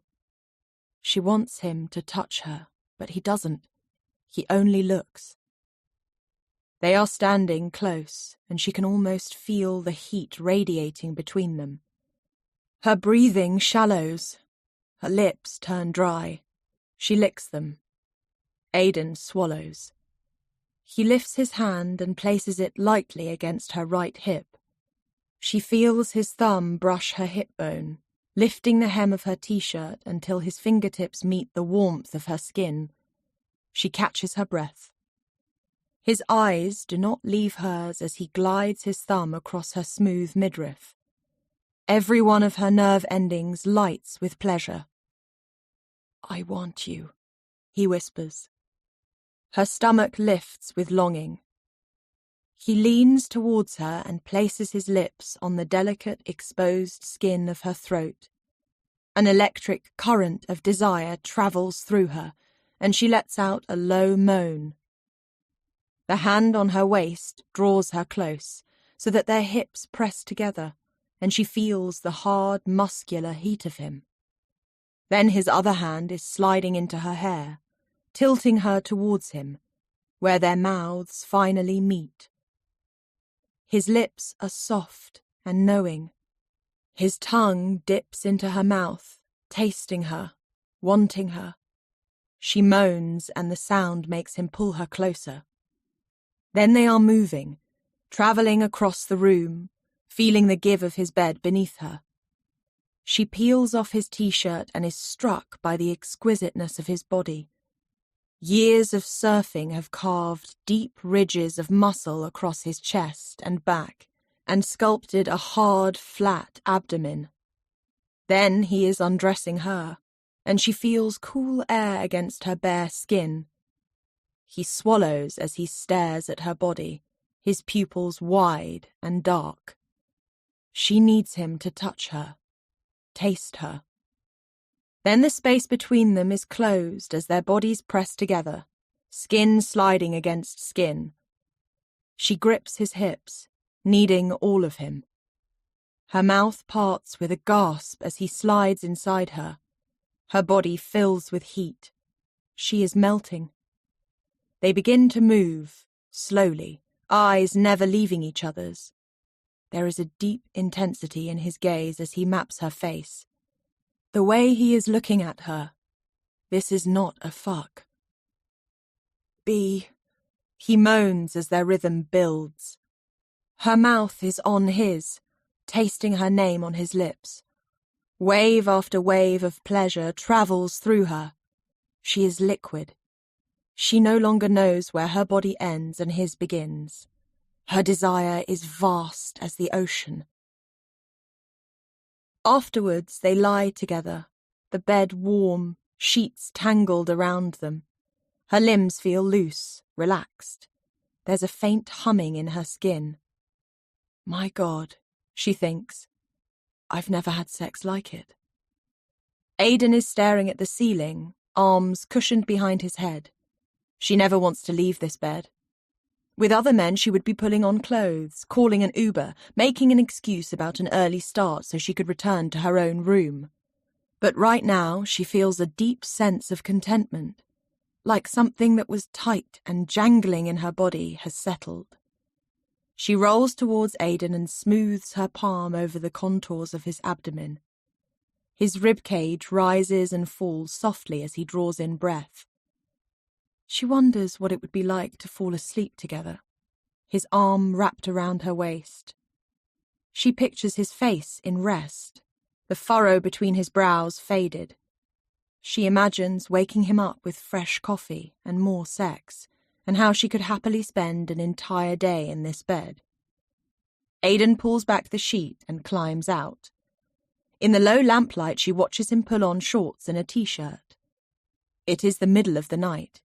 She knows he has nowhere to go, nothing that needs doing, and yet he is showing her, gently and without words, that it's time for her to leave. The blow of rejection hits in the chest.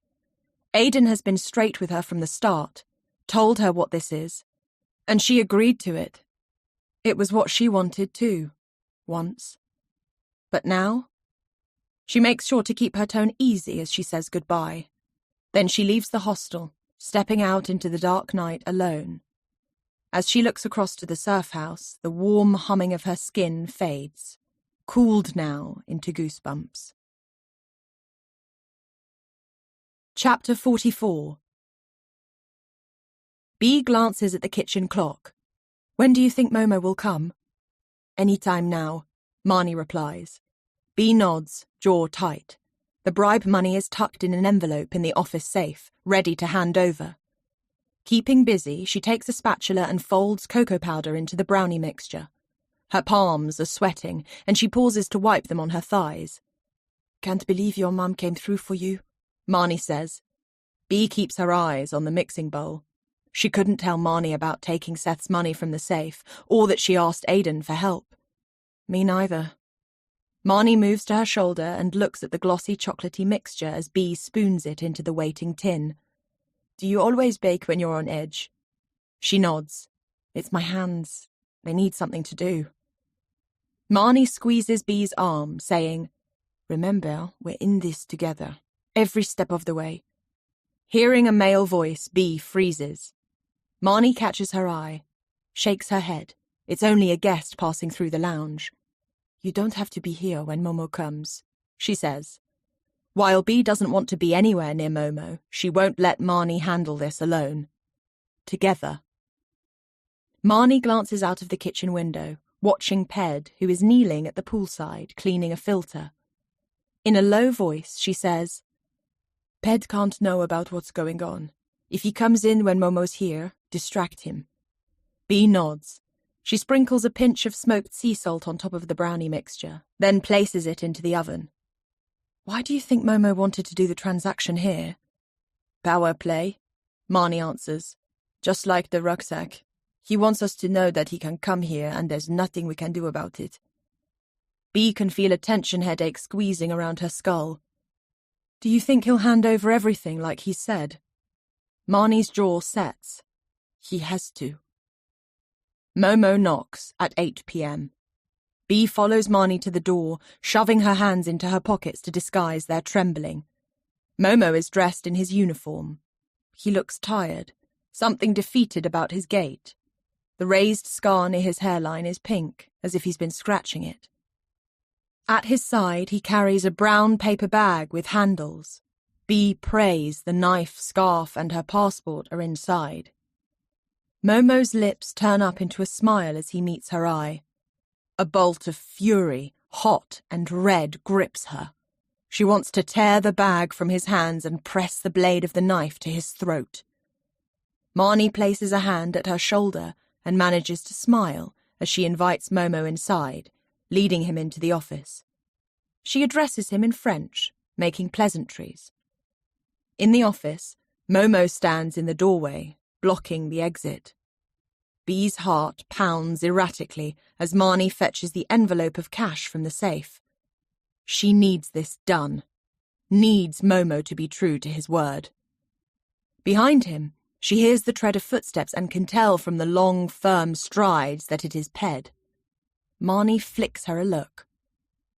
Ped appears at Momo's side, an oil stain smeared across his surf tee. He glances at Momo, taking in his uniform. It must look like he's here on official business. Everything okay? Ped asks Marnie.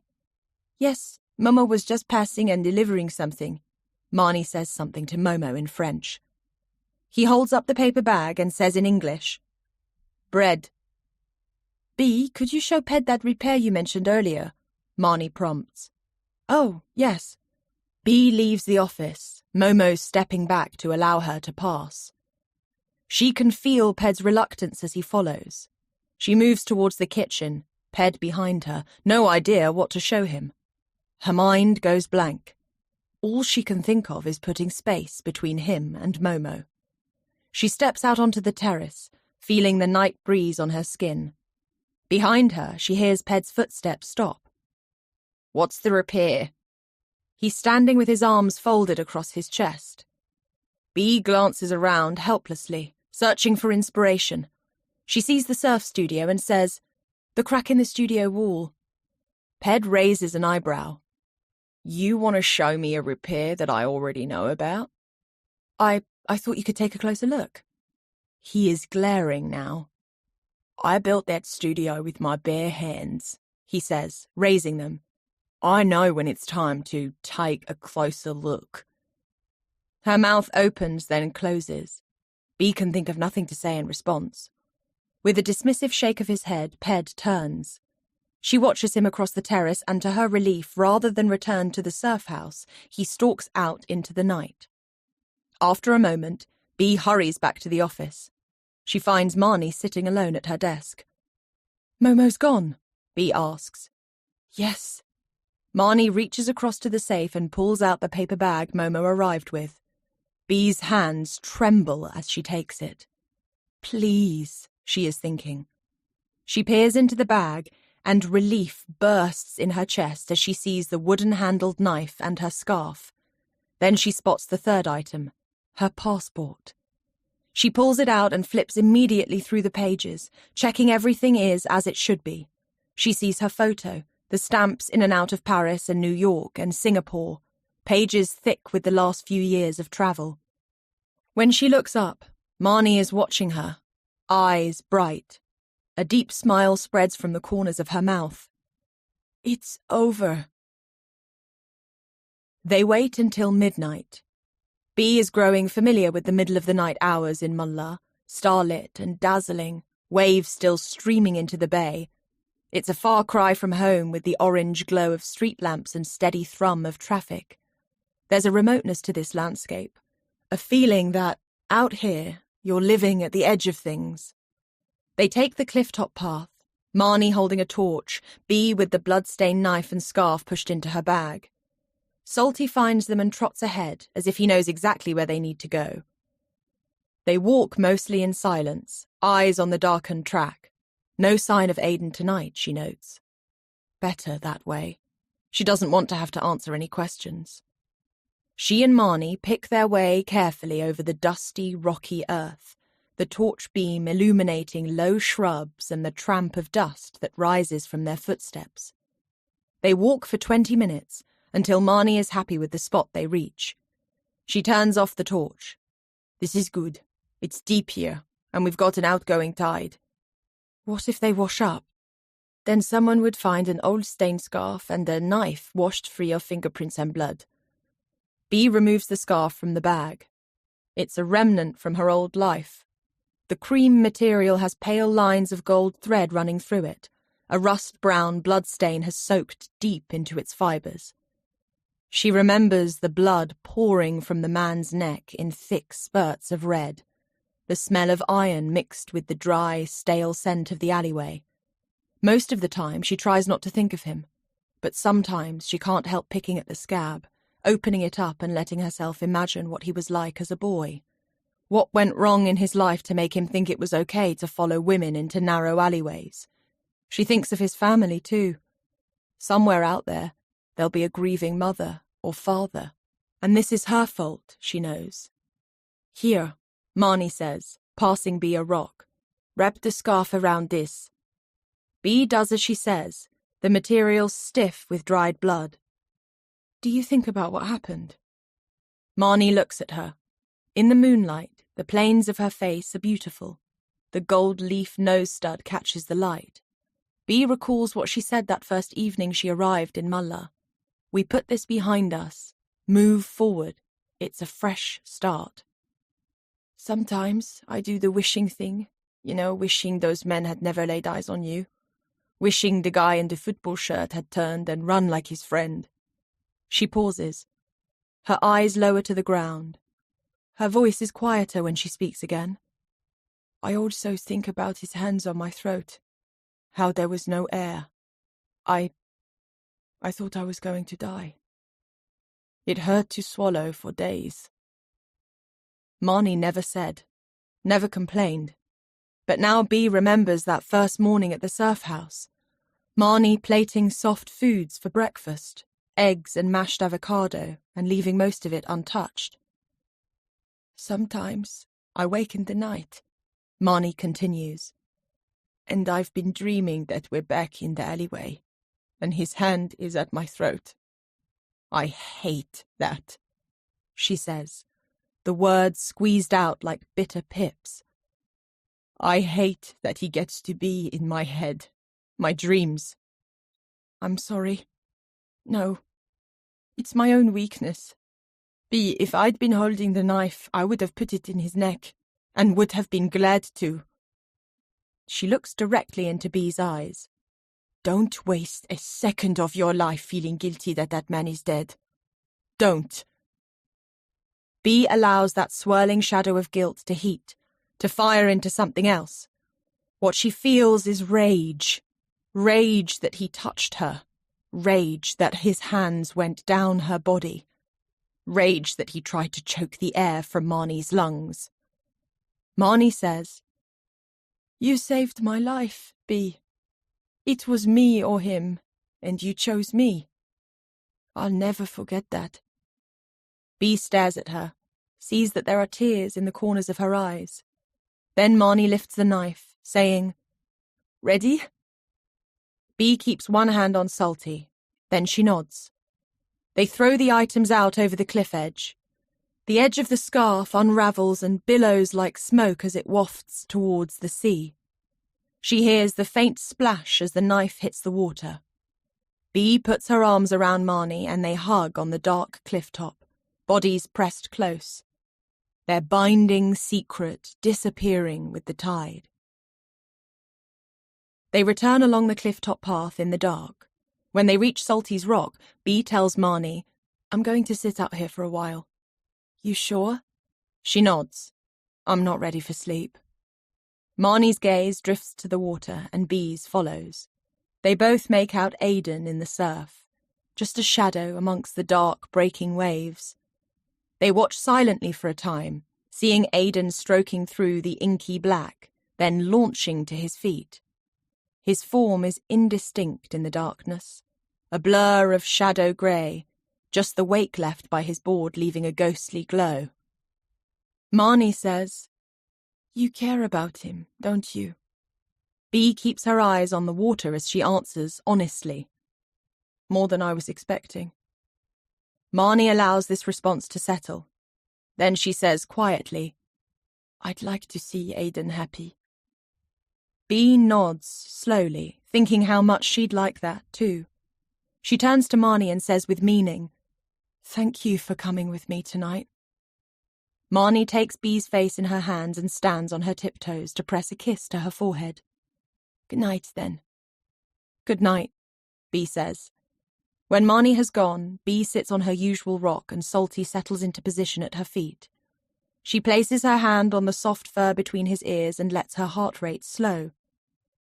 The sea is ruffled with white water from the breaking waves, and the draw and suck of the sea feels peaceful.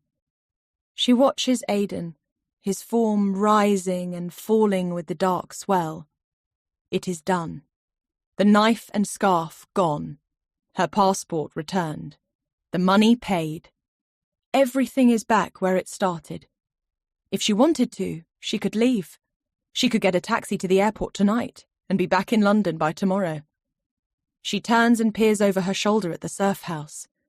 The lights are off and she wonders if Ped is somewhere within the darkened building. She feels the echo of Savannah, wondering if she once sat out here alone, looking up at her room in the surf house. Did she miss California? Miss Seth? Think about returning home? Or did she feel like she belonged here? "Where are you now?" she whispers. Bee may have her passport back, but she's not going anywhere. She promised Seth she'd find Savannah, and she will keep her word. 1 year earlier. Savannah. The Surf Cafe was a bamboo bar on the cliff top, with pallet seating and floor rugs. The 2 Moroccan surfers who ran it made exceptional coffee and fresh smoothies, and were always keen to talk waves, which guaranteed a good crowd of customers. Savannah ordered a mango smoothie, watching as fresh bananas and ripe mango were blended with ice, yogurt, and orange juice. She'd just returned from her 3rd trip to Marrakesh and felt strung out and wired. She'd been living off adrenaline, and there was nothing left in the tank. The smoothie would help, she decided, as she reached for it, then weaved through the tables looking for one in the shade. She heard her name called and turned to see Ellen waving to her. Savannah didn't have the energy for a one-on-one, so was relieved to see she was sitting with Aidan, who always diluted Ellen's intensity. Savannah pulled out a chair, and before she'd even lowered herself into it, Ellen was asking, "You all right?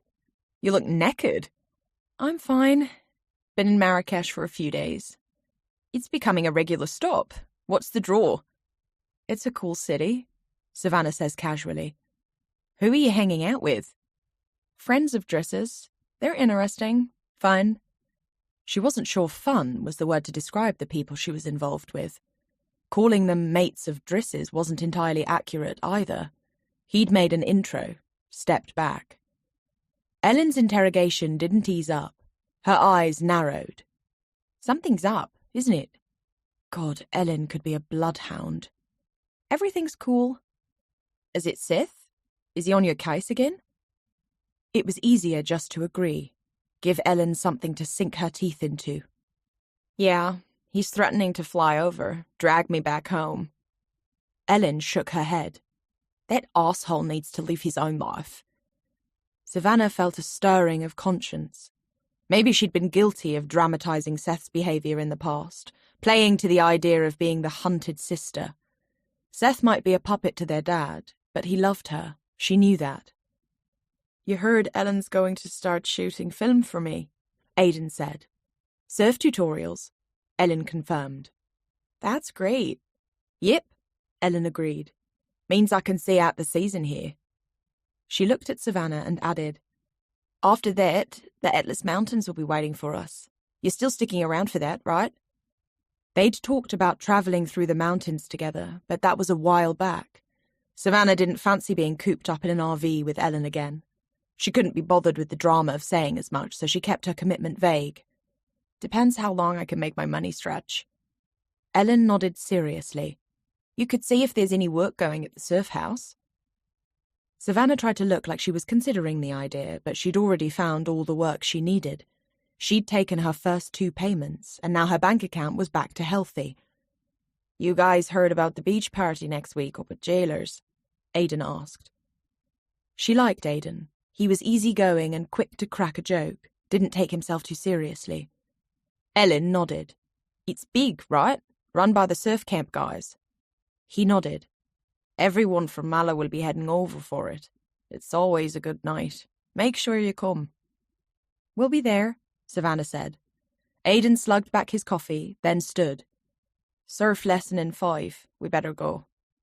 "Have a good one," Savannah said, waving them both off. At the table next to her, 2 blonde girls were examining a paper map. It was spread out and weighted by 2 empty coffee mugs, a highlighted route riding across the edge of it. Savannah leaned over. "Journey planning?" "Yes, overlanding across Africa," answered the girl nearest to her, who wore a red bandana around her neck. She introduced herself as Lise and the other girl as Anka. "That's a serious adventure," Savannah said. "How long do you think it'll take?" "We've planned to be away for 9 months, but we'll see. If we're having fun, we stay longer." "When are you leaving Morocco?" Savannah asked. "Next week. We have a van repair that needs doing. Then we go." Savannah peered at the highlighted map. She felt the stir of excitement at the adventure of it, the sheer propulsion of being on a journey of that scale. "We're looking for a 3rd person to split the fuel costs," Lise said easily. "Spread the word if you know anyone who might like to come." Savannah nodded slowly as she studied the route snaking across the African continent. "I'll do that," Savannah said, a seed of an idea beginning to emerge. Chapter 45. Overnight, the rains arrive. The always blue sky turns violent grey, sheeting with rain. Mulla, once beautiful for its barrenness, is now a river of red mud. Drains overflow, water pours from corrugated iron roofs. Bee walks through the village, shoulders hunched against the rain, grocery bags weighing down each arm. Mud is flecked up the back of her legs, and she's cold. Without the heat of the sun to warm her or brighten the landscape, everything looks drab and washed out. She passes closed beachside eateries and collapsed parasols. A pack of stray dogs huddled together in the shelter of an abandoned building site, and Bee searches them for Salty, but doesn't locate him. Although she's desperate to get indoors and dry off, the thought of returning to the surf house makes her stomach churn. She knows Ped will be in there, storming around, his bad temper seeping into the seams of the building. The rains have caused leaks to sprout in 2 of the rooms, and he's been roaming with buckets and towels all day. Squinting against the rain, Bea sees the sign for offshore. She has a sudden urge to go inside, climb into Aidan's bed and not leave until the rain stops. They'd never turned up at the other's territory. By some unspoken arrangement, they meet at the clifftop or in the sea, and those feel like their places. She wonders how he'd feel about changing the rules. She reaches the hostel, and before she can talk herself out of it, she pushes open the main door, which deposits her in the entrance of the lounge. Her hair is pasted to her head, and water drips from the shopping bags she's carrying. A group of surfers who are huddled in the lounge look up. Aidan is at the centre of them, and she immediately sees they are midway through a surf tutorial, Aidan pointing to something on screen. When he clocks Bea, he stops talking, and his features stretch in surprise. Then he frowns slightly. "You okay?" Everyone's eyes are on her. She nods quickly, instantly regretting walking in. "I was just passing, so thought I'd say hi, but I can see you're busy." An Italian surfer she recognises from the water is staring at her, a faint smirk on his lips. Her t-shirt, she realises, is stuck to her skin, and her nipples push against the fabric. She wants to cross her arms over her body, but she has shopping bags in both hands. "Maybe catch you later," she says, already backing towards the door. "Sure," Aidan says. Is there a lack of conviction in how he says it? Her skin prickles with humiliation as she steps back out into the rain and splashes her way across the street to the surf house. She wipes her sandals thoroughly on the mat, then unpacks the food without any grace. She pulls her phone from the pocket of her wet shorts, towels it off, then slogs upstairs to her room in search of dry clothes. As soon as she's closed her door, she hears Ped's raised voice through the walls. She catches her name and freezes. "You never asked me, Marnie. I just get back and Bea's here, moved in." "How many times do we need to go through this? I couldn't ask you. You were in the middle of fucking nowhere, chasing waves. That's what we do, isn't it? That's what this whole thing is about. Surfing, travel, freedom. If you want to go off and do something, then do it. This is where I want to be. At the surf house. With you." Ped says nothing. The pitch changes now, voices quietening. Bea only catches the occasional word. "Doing my best. Toxic." There's a low thud against the wall, like a fist thrown in frustration. "She needs to go." Bea doesn't move a muscle. She waits, listening for more. With all her concentration honed onto the conversation, her phone slips through her fingers, falling with a clack on the wooden floor. The voices fall quiet. There is an awful pause. She freezes, breath held. Then she hears footsteps, fast and light, moving towards the connecting door. A loud rap, then Marnie's voice. "Bea?" Instinctively, Bea crouches behind the bed, doesn't answer. "Bea?" she calls again. "You said she was in the village," Ped hisses. "She is." Bea knows her door will open, that Marnie will come in. She flattens herself to the ground, then inches beneath the bed, lying on her stomach. She is almost under it when she hears the depression of the handle and Marnie's voice, so close to her now. "Bea?" She holds her breath. The wooden floorboards are cold beneath her. There's a line of dust as far as a hoover has been pushed under. Inches away from her face, a dead cockroach lies on its back, legs curled. Beyond it, she can see Marnie's tanned, bare feet, toe rings on, nail varnish chipped. "I can't do this anymore," Ped says, stepping into the room. The scar from the smashed granola jar is visible at his ankle. "No more whispered conversations and sleeping in the van. I want this room back." "We're managing." "Are we? We've got nothing, Marnie. If we don't keep guests this autumn and winter, then we're done for. This whole thing falls apart. It's over." "Don't say that." Her voice is high-pitched, a cry almost. "The surf house is everything. You are everything." Then B goes. Our bookings are tailing off. Our borrowings are out of control. We can't afford to keep her. B knows her exit isn't only about money. It's because she's been asking too many questions. She's my friend, Marnie says, her voice small. You've seen the amount of money we owe. The interest is skyrocketing. Plus the studio needs repairing. That crack is getting worse. Have you seen it? That whole thing could crumble. Don't. Ped is silent. Do you love me? Marnie asks, a challenge in her tone. There's a hesitation. Course. Her voice lowers, turns husky. Show me. B sees Marnie step forward, closing the gap between her and Ped. Not now, Marnie. Why not? Because we're in B's room. Because we're fighting. Because I've got 1,000 things that need doing. See? Marnie says, voice sullen as if she's proven a point. You need to sort your head out, Ped snaps.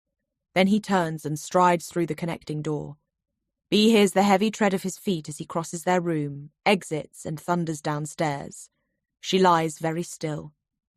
Above her, she hears the depression of the bed as Marnie sits on the edge of it, then the groan as she draws her legs onto the mattress and lies back. B cannot announce herself. She will have to wait it out. She hears the rearranging of pillows, the squeak of the mattress as Marnie turns onto her side, settling her face onto the pillow. Marnie inhales deeply as if breathing in B. Once it is safe to come out, B wriggles herself from beneath the bed. As she moves, something catches her eye above her. She shuffles a little closer, noticing a pink item wedged between the mattress slats. A book? The cover is leather, plain, in a bright pop of neon pink.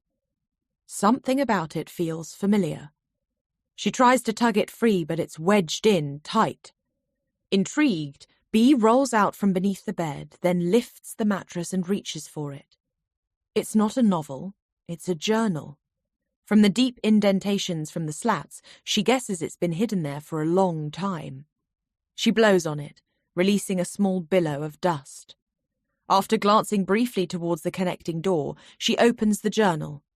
Looping handwriting fills page after page.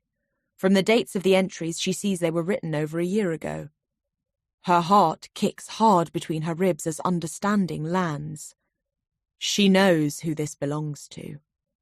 B flicks back to the very first page, looking inside the cover. There it is, an inscription. Savannah Hart's Travel Journal.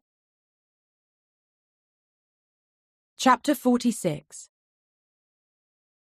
B runs her fingertips across the page, feeling the faint grooves where Savannah's pen once pressed.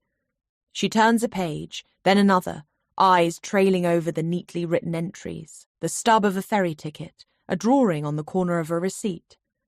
Caught near the spine of the journal, B sees a long golden hair. Gently, she plucks it between thumb and forefinger, lifting it to the light. The blonde shade wavers from honey to deep caramel as the light catches it. Savannah's presence suddenly feels so visceral it's as if she is standing in the room. A shiver travels between B's shoulder blades and tiny hairs rise on the backs of her arms. Savannah set down her words and thoughts in the pages of this journal, maybe because she had no one else she could tell. Then she hid it beneath the mattress to keep those words safe. And now B has found it. The deep pull of connection strengthens. She was meant to find this. Carefully, B replaces the strand of golden hair within the journal. B wonders why, when Savannah packed up and left the surf house, she didn't take this journal with her. Did she forget? Was she rushing? Did she leave it here on purpose, wanting it to be found? B remains seated on the bedroom floor, her spine pressed against the bed frame. She turns to the first entry and begins to read. The opening entries tell Savannah's story of leaving LA, catching a flight to Paris and setting off on her interrailing adventure. B can hear Savannah's voice as she writes of long train journeys through European cities, of coffees drunk on pavement tables, hungrily watching people's lives rolling by, of late-night drinking in hostels, returning to her room alone, of croissants eaten on train platforms, of long, dreary waits sitting on her luggage. She reads a line, then pauses. She rereads it again, aloud. I feel like I am passing through this country, walking its pavements and parks, but that I'm not really in it. I'm drifting. It's as if someone could just pass right through me and I'd realize that I'm not even here. Goosebumps have risen on the backs of her arms. Bea knows that feeling. It's like she's reading her own words. Her heart rate accelerates as she reads on. Savannah's entries are nothing like her peppy Instagram captions, which were bright and breezy and full of verve. That was a carefully constructed brand, no different to Bea's modelling portfolio. But in these pages, no one is watching. Bea reads, and then she comes to the first entry with a name she recognises. Savannah sticking out her thumb and seeing an RV pull up with Ellen behind the wheel. There was a long drive, an impromptu night pulled in on a roadside, then a ferry crossing to Morocco, and then later Malha.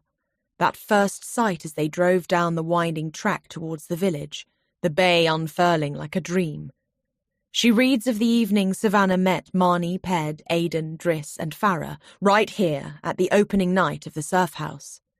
She writes of the confidence and ease of this group of friends, how warmly they brought her and Ellen into the fold, sharing their stories, talking about Malha like it was in their bones, how it was something to them, and their passion felt infectious. Bea feels the shift in Savannah's writing. It becomes brighter, sharper, as if she's shaken off the lethargy and boredom of the long journeys and hustle of moving through city after city. It was like she was searching for something, and found it here. Bea looks up, staring through the rain-smeared window, her brow furrowed. So why did you leave? Bea inhales entry after entry. It's like she's picked up the most compulsive novel, but with a cast of characters she knows. Now she's travelling towards an ending that she is desperate to discover. Savannah writes of the growing discomfort of living in Ellen's RV, her rules beginning to grate, a mistaken kiss, the decision to move into the surf house. Bea's gaze flicks to the doorway, imagining her walking into this room, a pack on her shoulders. And then the tone of the entries shifts. One name keeps appearing and reappearing. It's like Savannah's lens is pausing on someone, zooming in. Bea feels the uncomfortable sensation that she's travelling towards something she doesn't want to see. Something instinctive and unstoppable is happening in these entries, and Bea finds herself leaning closer to the journal, her complete focus given over to its pages as she reads, The surf house is empty now. They're all in the sea. I'm sitting on the bed writing this, cheeks flushed, heart hammering. There's been an energy building between us for days. When we are in the same room, I find his eyes sliding to meet mine. It's like we have a heightened awareness of each other. Earlier, I heard him next door, bare feet on wood, the drop of a towel, the slide of drawers, clothes being pulled on. I could feel him, like there was no wall between us. I knew he was aware of me too, moving, listening, waiting. He paused outside the connecting door, knocked. Savannah? Hey, I said, slipping from the bed, opening the door. Ped was standing there, eyes on me. The back of his neck was still wet from the shower, water caught at the edges of his lashes. He said he had a photo to show me. We both knew I didn't need to see it, but I crossed that threshold into his room. Their room. Ped took out his phone. I stood close at his shoulder. Our arms were touching, bare flesh against bare flesh. I could smell soap on his skin and the tang of sunscreen beneath it. I knew he was every bit as aware of me as I was him. My fingers rotated, slid beneath the hem of his t-shirt until they met the hard lines of his torso. He didn't say we shouldn't. He didn't say Marnie's name. He didn't try to stop me as I put my mouth against his. Bea stares at the entry. Everything she liked about Savannah evaporates. She drags her gaze away from the page, focus travelling towards the connecting door. Savannah stepped through that doorway into Marnie's bedroom and betrayed her. Bea feels the blow as a deep, churning disappointment. There's a bitter taste in her mouth as she reads on. Savannah's entries describing encounter after encounter with Ped, the two of them often stealing away to the van, lying in the dark at night, talking about their dreams and passions. There's a rap on the door and Bea starts. The door opens and Marnie stands on the threshold between rooms. She's dressed for bed in an oversized tee of Ped's. "What are you doing sitting in the dark?" She walks in and turns on the bedside lamp. Bea hadn't realized the day had slipped away. She blinks into the bright light. "What's that?" Marnie asks. Bea looks down and sees she has the open journal clasped in her fingers. She snaps it shut. Marnie's head tips to one side, studying her. "It's my travel journal," Bea manages at last. Marnie's curious expression shifts into a small smile. "I didn't know you kept one. I love that." Bea smiles weakly, pushes to her feet and places the journal into a drawer. Marnie crosses the room and moves to the window, looking out onto the rain-smeared evening. "Let's hope the rain stops tonight. I think we're running out of buckets." Bea can see the shadow of Marnie's earlier argument with Ped. She seems a little diminished, her shoulders rounded, her voice flat. She lingers at the window. In the reflection of the glass, Bea catches Marnie's expression and senses there's something she came in here to say. Is she going to bring up the argument with Ped? Tell Bea that she needs to leave? Bea prompts, "Everything okay?" Marnie turns and looks at her. Her expression is thoughtful, serious. She recalls Ped's words. She needs to go. Marnie continues to stare at her, gaze softening. Then she shakes her head and says, "Everything's fine." Bea holds her eye, nods. "Well, good night then," Marnie says, stepping forward and pressing a kiss to her forehead. "Good night," Bea echoes. Bea listens to the sounds of Marnie climbing into bed, placing her phone into her bedside drawer and turning out the light. Then Bea pulls out Savannah's journal and continues to read. Chapter 47. The next entries are all about Ped. Bea's jaw clenches as she reads of clandestine meetings in the van or the dunes beyond the village. Ped confided in Savannah that the surf house wasn't what he'd hoped it would be. He felt trapped, all his money and time locked between four walls. He missed the freedom of living out of a van, of dropping everything to follow a forecast. When he heard about the Dutch girl's plan to travel through Africa, he said he admired their bravery and sense of adventure, and that those were the things he'd once loved about Marnie. Bea feels a sickening sense of disloyalty as she reads on, but she knows she must. As she nears the end of the journal, she reads with urgency, her gaze skimming over entries in her hurry to understand. The Dutch girl's van is repaired and ready. We went out for shisha last night, and they told me they're heading out of Morocco in 2 days, right after the jailer's beach party. I asked if that ride was still going. An overland trip to Cape Town. That's a proper adventure. Crossing the continent. Months of travel, of seeing different places. They've saved the seat for me. I've told Marnie I'm leaving, that I won't be needing the room. I've told Aiden. I've told Driss and Farah. I've rolled it into my decision to go offline, ditch social media. I'm done with the bullshit. Done with Seth checking up on me. Done with Dad having more ammunition. I've told everyone that I'm ready for change, ready for an adventure, that I'm going to explore Africa. That's what I'm telling everyone. But that's not what is going to happen. Bea reads the entry twice. She snaps to the next page, but it is blank. She turns to the next. Blank. She flips through the remaining pages of the journal, but each of them is empty. No, that can't be the end. She turns back through the pages, certain she must have missed something, but there is nothing further. She rubs a hand across her brow, rereading Savannah's final entry, trying to gauge a clue from those brief lines. That's what I'm telling everyone, but that's not what is going to happen. What was her plan? If she never intended to go with the Dutch girls, where did she plan to go?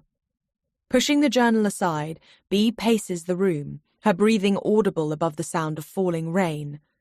The final entries were almost solely about Ped. Every moment, every thought circling back to him. He'd shared details about his life that you don't tell someone you're fucking. You share those things with a person you are intoxicated by. Bea returns to the journal, which is open on the final entry. She picks it up and rereads it. I've told Marnie I'm leaving, that I won't be needing the room. I've told Aiden. I've told Driss and Farah. Ped's name isn't on that list. Savannah must have already discussed it with him. Maybe he was always part of the plan. Bea thinks about Ped's long trips away, chasing swell. She thinks about Marnie's suspicion that Ped is having an affair. She thinks about Savannah taking out her money so that there is no trace of her, so no one will know whether she is in South Africa or, in fact, right here. In Morocco. Bea's heart rate speeds up. Is Ped trying to detach himself from the surf house, storing up money, ready to make a full break? Bea goes to the rain-smeared window, the journal still in her grip. She pictures Savannah standing right here, making her plan, the journal pressed to her chest. What if Savannah isn't missing? What if she's hiding somewhere, waiting for Ped? 1 year earlier, Savannah. Stars blistered the clean black sky. The air was tinged with wood smoke and hashish. Laughter and music swirled together, the stirring sea sonorous in the background. The beach party was at Jailer's, a hidden cove only 20 minutes from Mulla. Savannah had piled in the back of Aiden's truck with Farah, Driss and some others, hands gripped to the sides as they bounced down the rutted track, wind in their hair.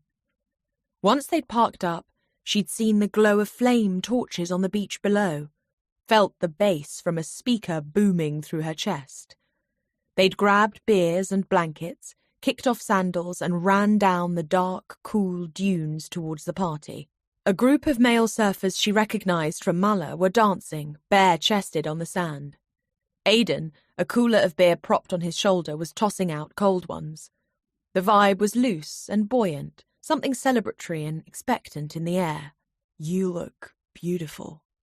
The words were a low whisper by her ear. She turned and there was Ped, tanned and fit in a surf tee, gaze glued to her. Her stomach flipped. After that night when Savannah had invited a crowd from rooftops back to the surf house, the atmosphere between them had changed. She smiled whenever she thought of the moment Ped had stormed onto the terrace and yelled at the lot of them, the party disbanding. He'd tried to order her to bed too, but she'd walked into the pool, slipping beneath the surface in defiance of him. When she'd emerged, her clothes clinging to her skin, Ped had been standing at the poolside, watching. She'd swum towards him, placing her forearms on the tiles. Join me? Ped hadn't. He'd turned and left, but she'd seen the way his gaze had lowered to her mouth, then slid down to her body. After that, there was a charge in the air whenever they passed, and they seemed to make sure they passed often. Now it was her turn to whisper low to his ear. I want you. She could see goosebumps rise on his skin, knew how much he wanted to fuck her. The dunes, she said. 30 minutes. It's risky. She grinned. Course. Ped stared at her for a beat more, then turned and disappeared through the crowd. In the other direction, she noticed Marnie and Farah gathered at the edge of a group, watching 3 girls breakdancing. Spotting her, Farah lifted a hand in greeting, and she and Marnie crossed the beach towards Savannah. Gold glitter sparkled on Marnie's cheeks, highlighting her elfin features. Marnie was fun and sexy and generous, and had invited Savannah into her home. She felt a flush of guilt. You're heading off with the Dutch girls tomorrow, right? Farah asked. Yep, leaving first thing, all packed. We've loved having you at the surf house, Marnie said. Come back any time. We'll need to hear all about your adventures. I will, Savannah lied. One last Moroccan night, Farah said. You're leaving? Savannah turned and found Ellen standing at her shoulder, face pinched. She hadn't told Ellen about her plans. Up and go, that was the idea. She'd already gone offline, so Ellen wouldn't even be able to send her a ranty message. I only decided a couple of days ago. It's pretty last minute. You weren't going to bother telling me? Marnie and Farah looked awkwardly between them, and, taking their cue, they slipped away into the crowd. Knew I'd see you tonight. So, what, you're shipping out with those Dutch girls? She shrugged. Looks like it. What about our plans? The Atlas Mountains? Ellen's face was pinched. If you'd wanted to travel across Africa, you should have said. I'd have gone with you. We could have done it together. Savannah must have had more to drink than she'd realised as she let slip a small laugh. Ellen's mouth tightened into a narrow line. Nice to know I mean so much to you, she hissed. Jesus, you're a selfish bitch. She was on the money there. Maybe there'd be a time when Savannah would look back and regret her behaviour, but tonight wasn't it. She was here to party. Ped would soon be waiting for her in the dunes. We're young, Ellen. The world is out there. I want to live. I'm done staying in your RV listening to you whinge about who drank the last of the juice or having you ogling me through your fucking camera lens. Ellen looked like she'd been slapped. Oh, you thought I hadn't noticed? Savannah shook her head dismissively and went to step away, but Ellen caught her arm roughly and swung her around. What the fuck? Savannah snapped. What about you? Ellen's voice was low and lethal, knuckles white where she gripped Savannah. Don't fool yourself that you're on some life-affirming adventure. You're lost, Savannah, she spat. That's all you are, a pathetic, lost girl. Savannah felt the blow of truth in those words. Fuck you, Ellen, she said, snatching back her arm. Maybe I want to get lost. Maybe I want to get so fucking lost that no one ever finds me. Chapter 48. Rain bleeds against the windows. Bea lies awake for hours, turning Savannah's journal entries over in her mind and worrying about Marnie. When she finally falls asleep, her dreams are disturbed, studded with distorted snapshots. She sees Seth walking in leather shoes through shifting sand. She sees a gold dress discarded in a water fountain.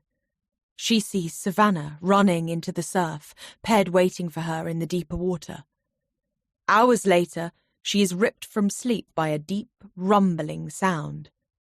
Bea sits bolt upright in the dark, fists gripping the bedsheet. There's a roaring, crashing boom as the earth shudders, then stills. Earthquake, she thinks immediately. From somewhere within the surf house comes a shocked, high scream. Next door, she hears Ped shouting. A door thwacks open, then bare feet are running along the corridor. Marnie's voice calls out after him. Bea reaches for the lamp, but it doesn't turn on. She pushes out of bed and crosses the floor tentatively, as if it might crack apart beneath her. She gropes towards the door and yanks it open. Downstairs, urgent voices are speaking in a foreign language. One of the Swedish guests, hair rumpled, eyes creased with sleep, is pointing outside. Bea has no idea what is happening. Was there an earthquake? A ceramic jug has fallen from the alcove, shattering across the floor. Barefoot, she skirts around it and heads through the open door onto the terrace. Outside, in the rising light of dawn, she sees a sight so strange that she halts. She stands on the rain-slicked poolside, dressed only in a t-shirt and knickers, staring. The studio has collapsed. The front half of it has disappeared over the cliff edge, leaving a caved roof and buckled earth. The double bed that Seth once slept in teeters on the edge, a white sheet billowing in the breeze. The surrounding terrace has cracked, paving slabs lifted as a huge section of land has fallen. It looks unreal, like a film set. "Oh, God!" Marnie gasps, hands lifted to her mouth. Ped's hands are clasped to the back of his skull, elbows wide as he shakes his head. "No!" There's the rushing of footsteps, and Bee sees Aidan racing down the side path from offshore. He slows to a halt beside them. He's wearing only shorts, hair mussed from sleep. He turns up his palms. "What the—" "The cliff collapsed," Ped says, voice thinned by disbelief. Aidan stares. "The studio. It was empty?" "Yes, thank God." Marnie lets out a shuddering breath. Other voices join theirs as locals and visitors gather in clusters, absorbing the devastation. From what Bee can see, the section of fallen cliff starts almost directly in front of the surf house and runs west for another 20 or 30 meters. Thankfully, there are no other properties in that direction, only the narrow pathway that hugs the cliff line. She scans the area, trying to rearrange what is missing with the map in her head. She realizes that the place where she and Aidan often meet on the rocks has crumbled. There is a beat of relief that they weren't out there before the next thought lands. Salty. Her gaze swings around her as she scans the growing crowd, searching for him. Dawn is just breaking, water-grey clouds brushed with pink light. "Have you seen Salty?" she asks, turning to where Aidan was just standing, but he's vanished. She moves closer to the edge, looking down.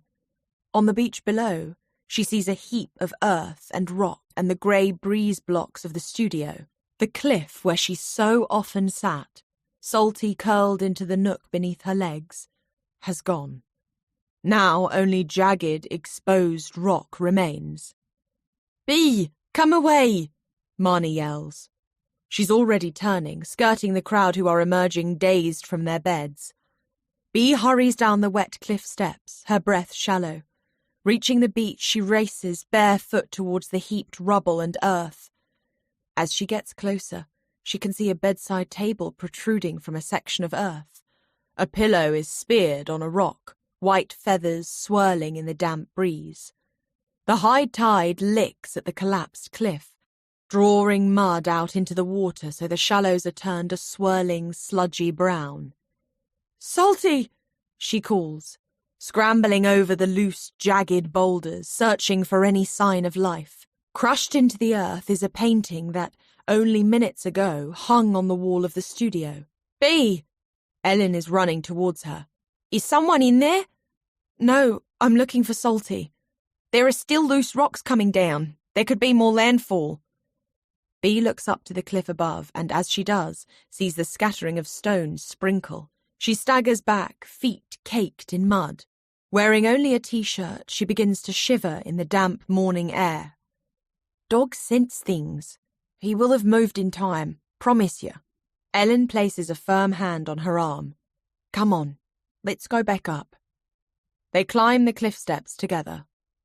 At the top, Marnie stands, white-faced and shivering. Ped puts an arm around her, and she folds herself into the space of his body. Bee eyes Ped, thinking, how could you? He's been cheating on Marnie, sloping off to visit Savannah. What is it they're planning?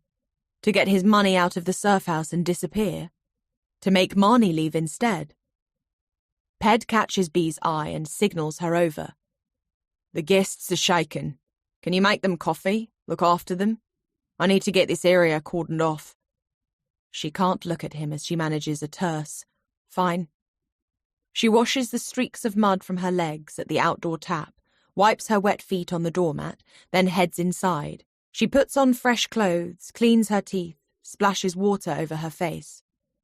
The power is down, so she makes the coffee on the hob, lighting it with a match.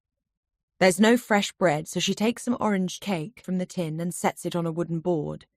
She zests an orange into the pan, squeezes in its juice and adds a tablespoon of honey.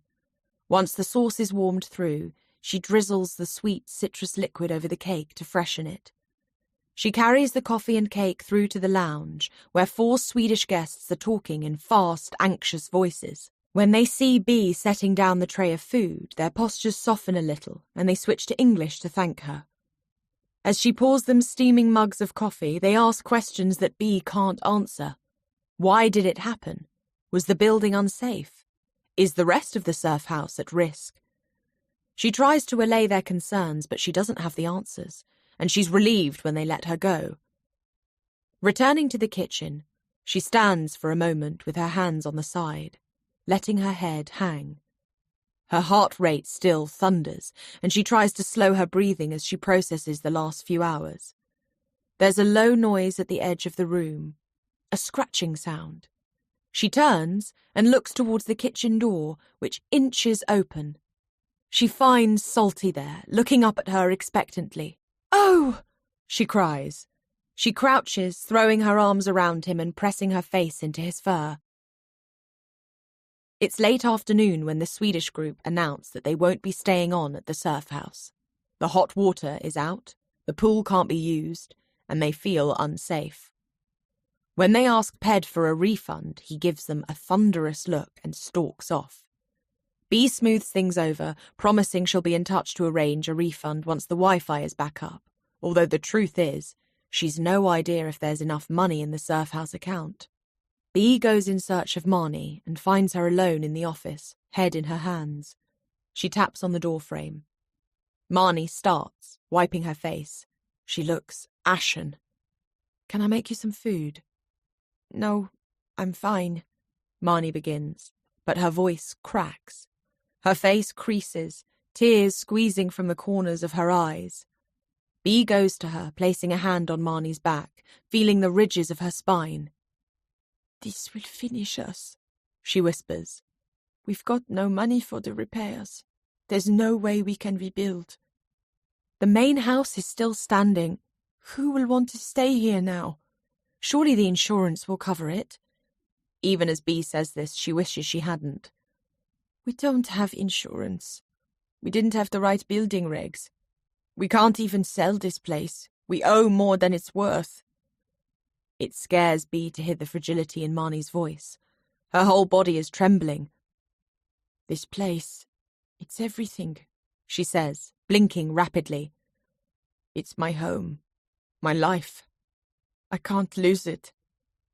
Bea thinks of what she's learned from Savannah's travel journal, and her heart cracks, because Marnie's at risk of losing so much more.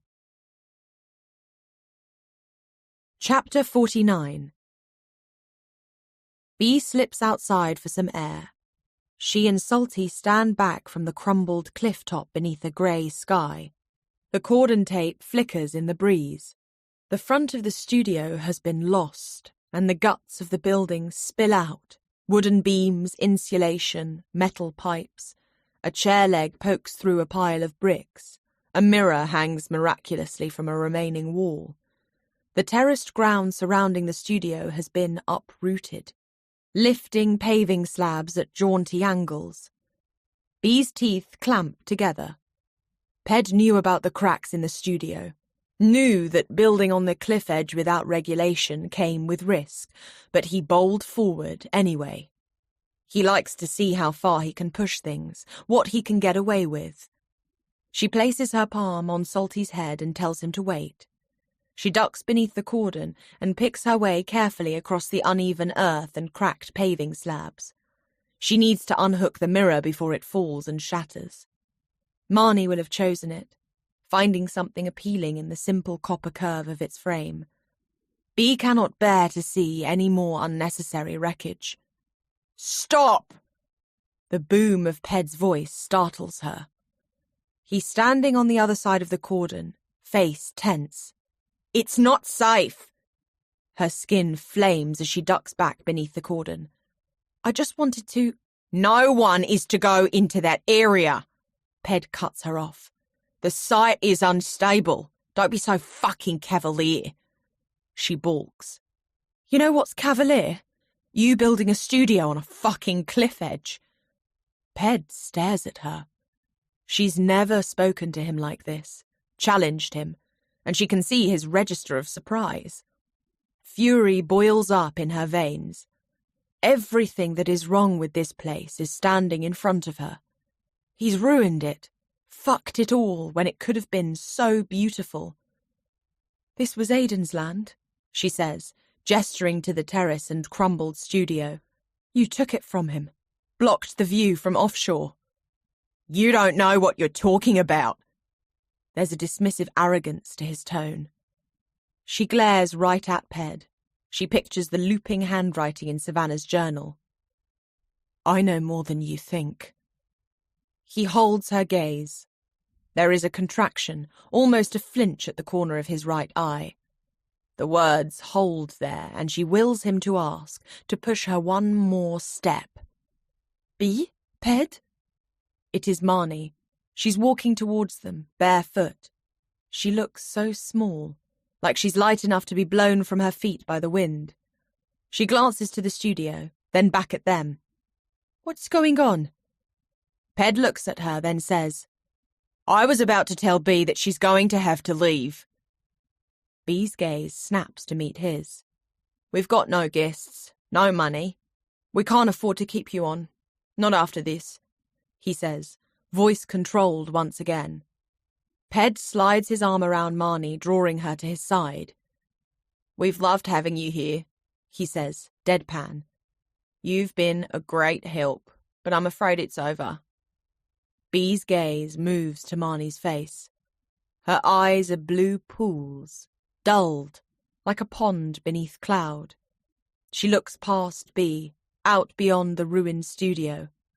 Her voice is flat and lifeless. I'm sorry, Bea. Chapter 50. Bea sits on the beach, arms hugged to her knees. The tide is out, wet sand glimmering beneath a dusky sky. She's cold, beginning to shiver, but she won't go back to the surf house. She knew Ped wanted her gone, and, deep down, she knew it was only a matter of time before Marnie gave in to him. Salty is curled at her side, muzzle resting on his paws. Every now and then he looks up at her, his expression uncertain.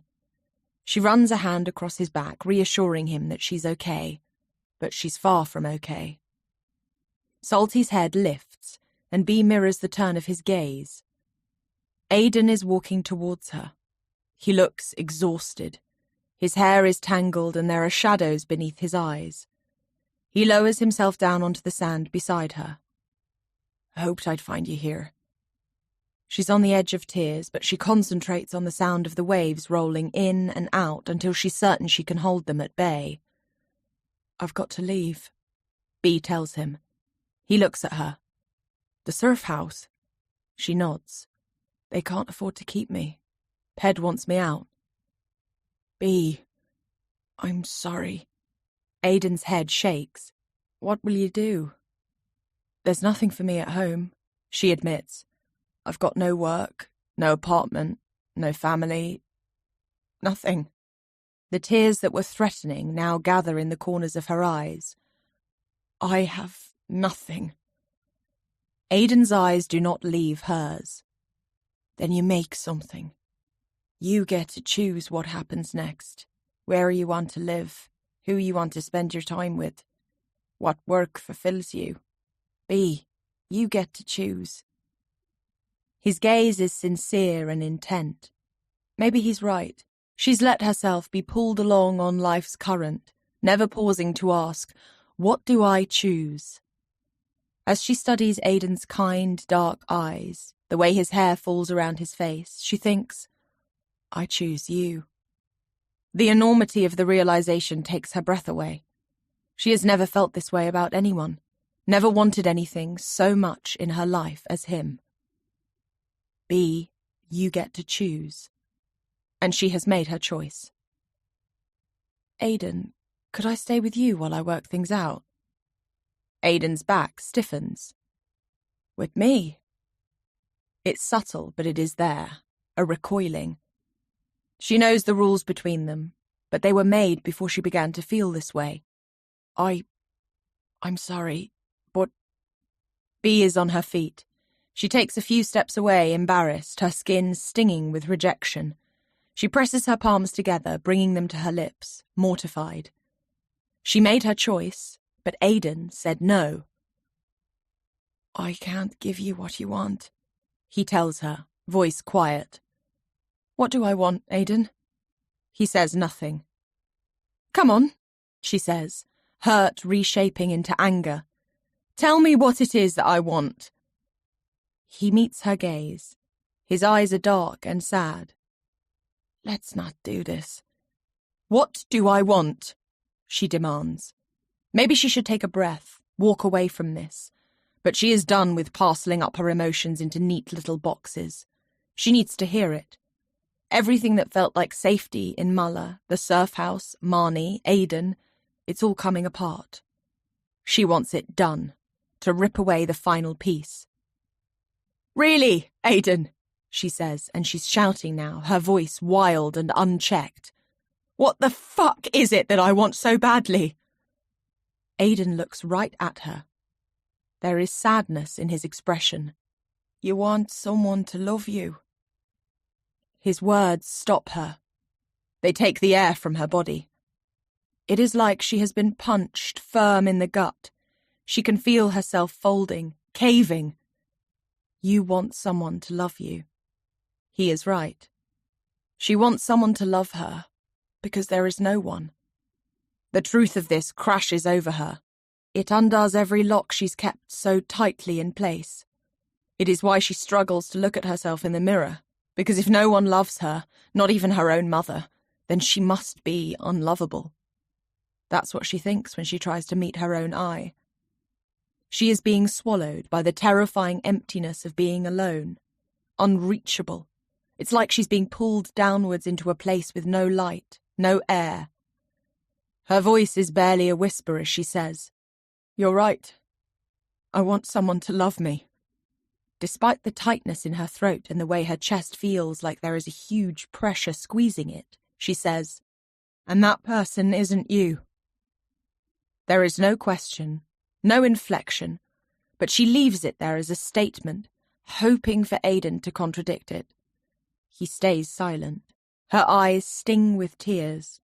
She cannot stand here a moment longer. She turns. "Bea, please." Aidan reaches for her, catching her hand. His face is etched with pain. "I care about you. I didn't want to. I didn't want to feel anything. But I do, okay? I do." He is looking at her with such intensity that she can almost touch the darkness that he holds inside. She wants him to say something else, words that will change everything. But no words can fix this, because Bea suddenly understands. The very thing they both want stands in bleak opposition. Bea needs to be loved, and Aidan will not let himself be loved. His gaze leaves hers. "I'm sorry, Bea." And this time, he lets go of her hands. Chapter 51. Bea walks. It's the only thing she feels able to do. She follows the tide line, wet sand sucking at her bare feet. She walks until the light begins to fade and her tears dry on her face in streaks. Only as the tide rises and the stars come out does she turn. She's come some distance from the village, but she's pleased about that. She doesn't want to be there, doesn't want to talk to anyone. As she stands looking towards Muller, lights twinkling in the distance, she decides, I will leave in the morning. She'll get a ride to the airport, take the next flight back to London. It takes her an hour to return to the main bay. The sea becomes a silver lake holding the light of the moon. She passes the landfall, which looks forlorn and forgotten at the bottom of the cliff, almost eerie now with the ghostly glow of the moon catching broken limbs of furniture. As she climbs the cliff steps, she wonders where Salty will sleep now that his home in the rocky nook has gone. She hates leaving him behind, knowing he'll be waiting outside the kitchen door in the mornings, lying on his belly, muzzle resting on his paws, with that hopeful, doleful expression. Reaching the top, she calls for him lightly.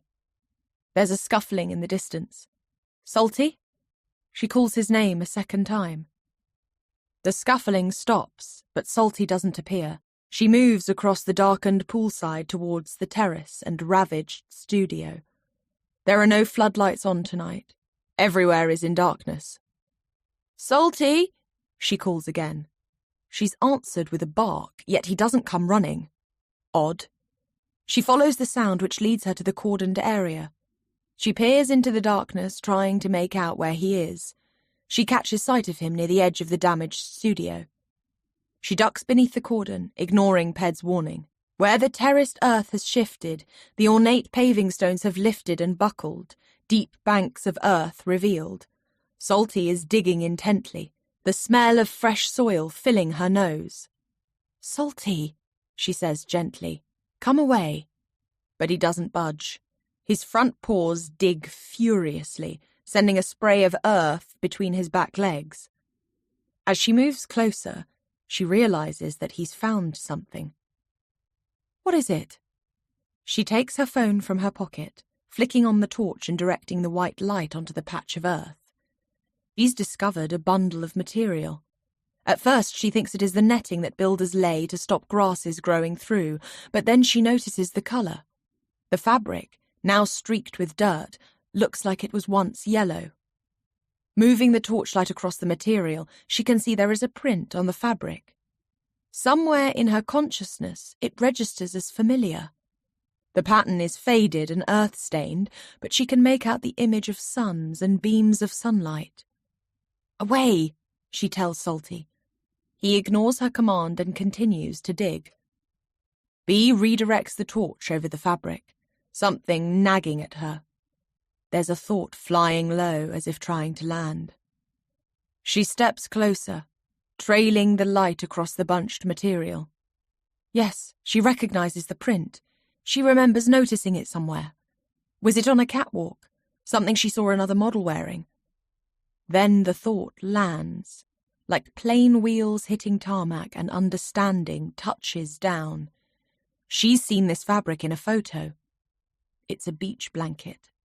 She remembers the way it was held aloft, the material catching the light, floating like butterfly wings in a wash of sun flare. It was held by Savannah. Every muscle in Bee's body feels alert, tense. Dirt continues to fly from Salty's paws as he digs. Bee steps back. On some primal level, her body knows what she is about to witness before her mind can catch up. As Salty shuffles his position, Bee sees it. Knuckles, fingers, a wrist.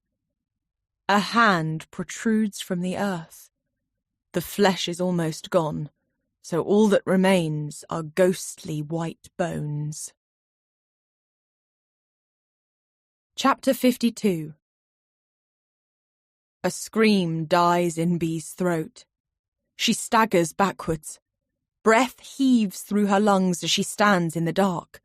Salty continues to dig, sending a spatter of soil against her legs. "Stop!" she cries. Salty's ears flatten. He seems to shrink. "Away!" He looks to her, then lowers his head and slinks past, disappearing into the night. There is no room in Bee's thoughts to feel bad for him. There is no space at all. Just the awful white noise of horror. She grips her hair near the roots, gaze pinned to the bones. On the index finger of the hand, she notices a daisy-shaped ring rusted to a coppery gold. Savannah's ring. This means... Her mouth turns slick with saliva. A surge of heat rises from her belly. Savannah is dead. She hinges forward and retches, heaving nothing but hot liquid onto the earth. Open-mouthed, she pants. Her breath is ragged and shallow.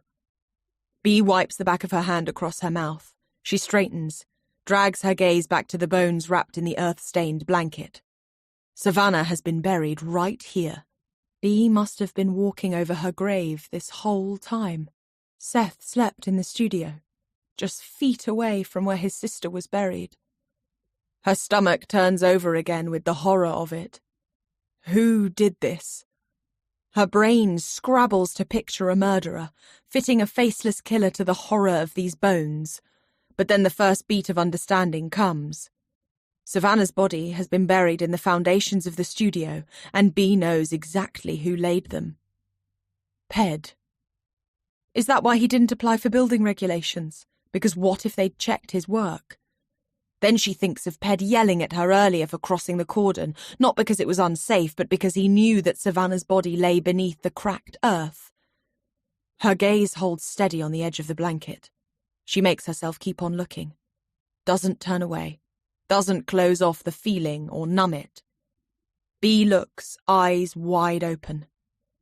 A great wash of sadness swims past the horror as she thinks of Savannah's broad smile in the photos, bright green eyes that glittered, the verve in her journal entries. She had everything ahead of her.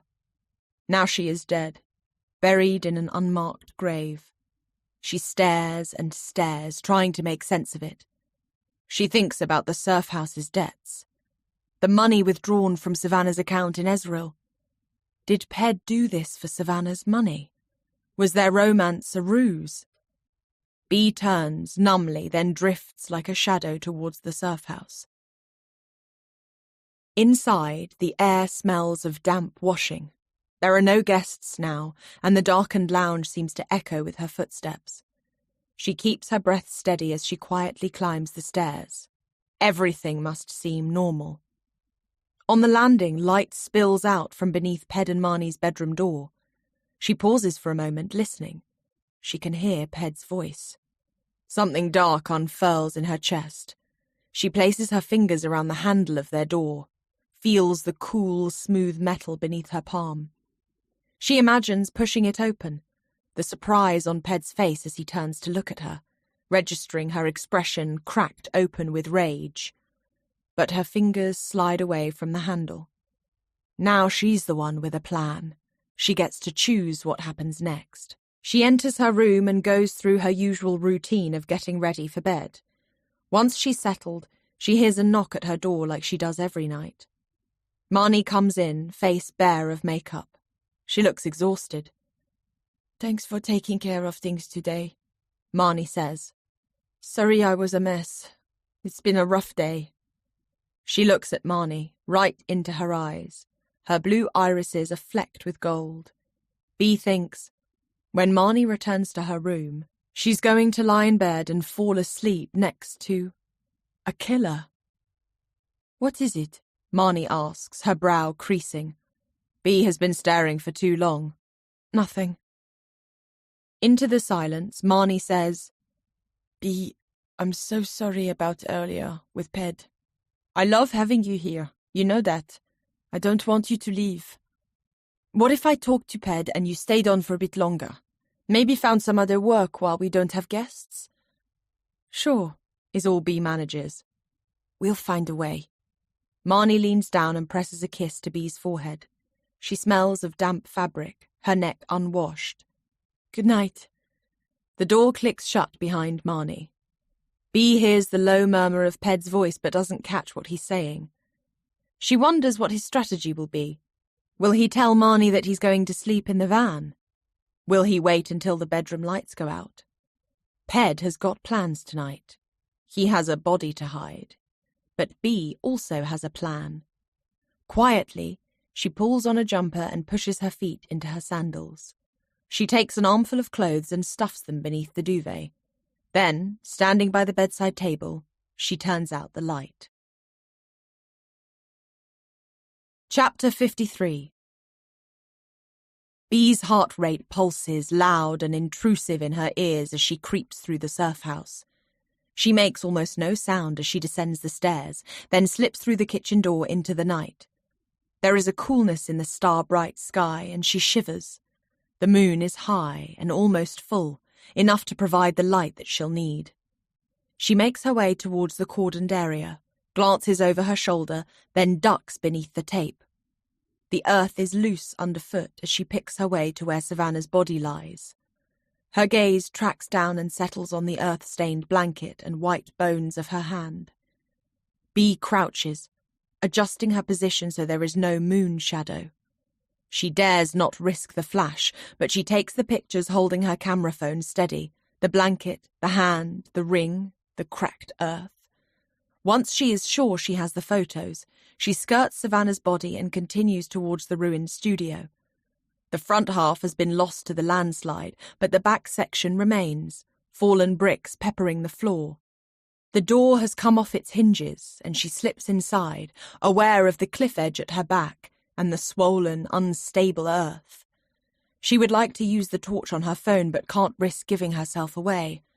Instead, She lets her eyes adjust to this new layer of darkness and then begins to move towards the back window, where she will station herself.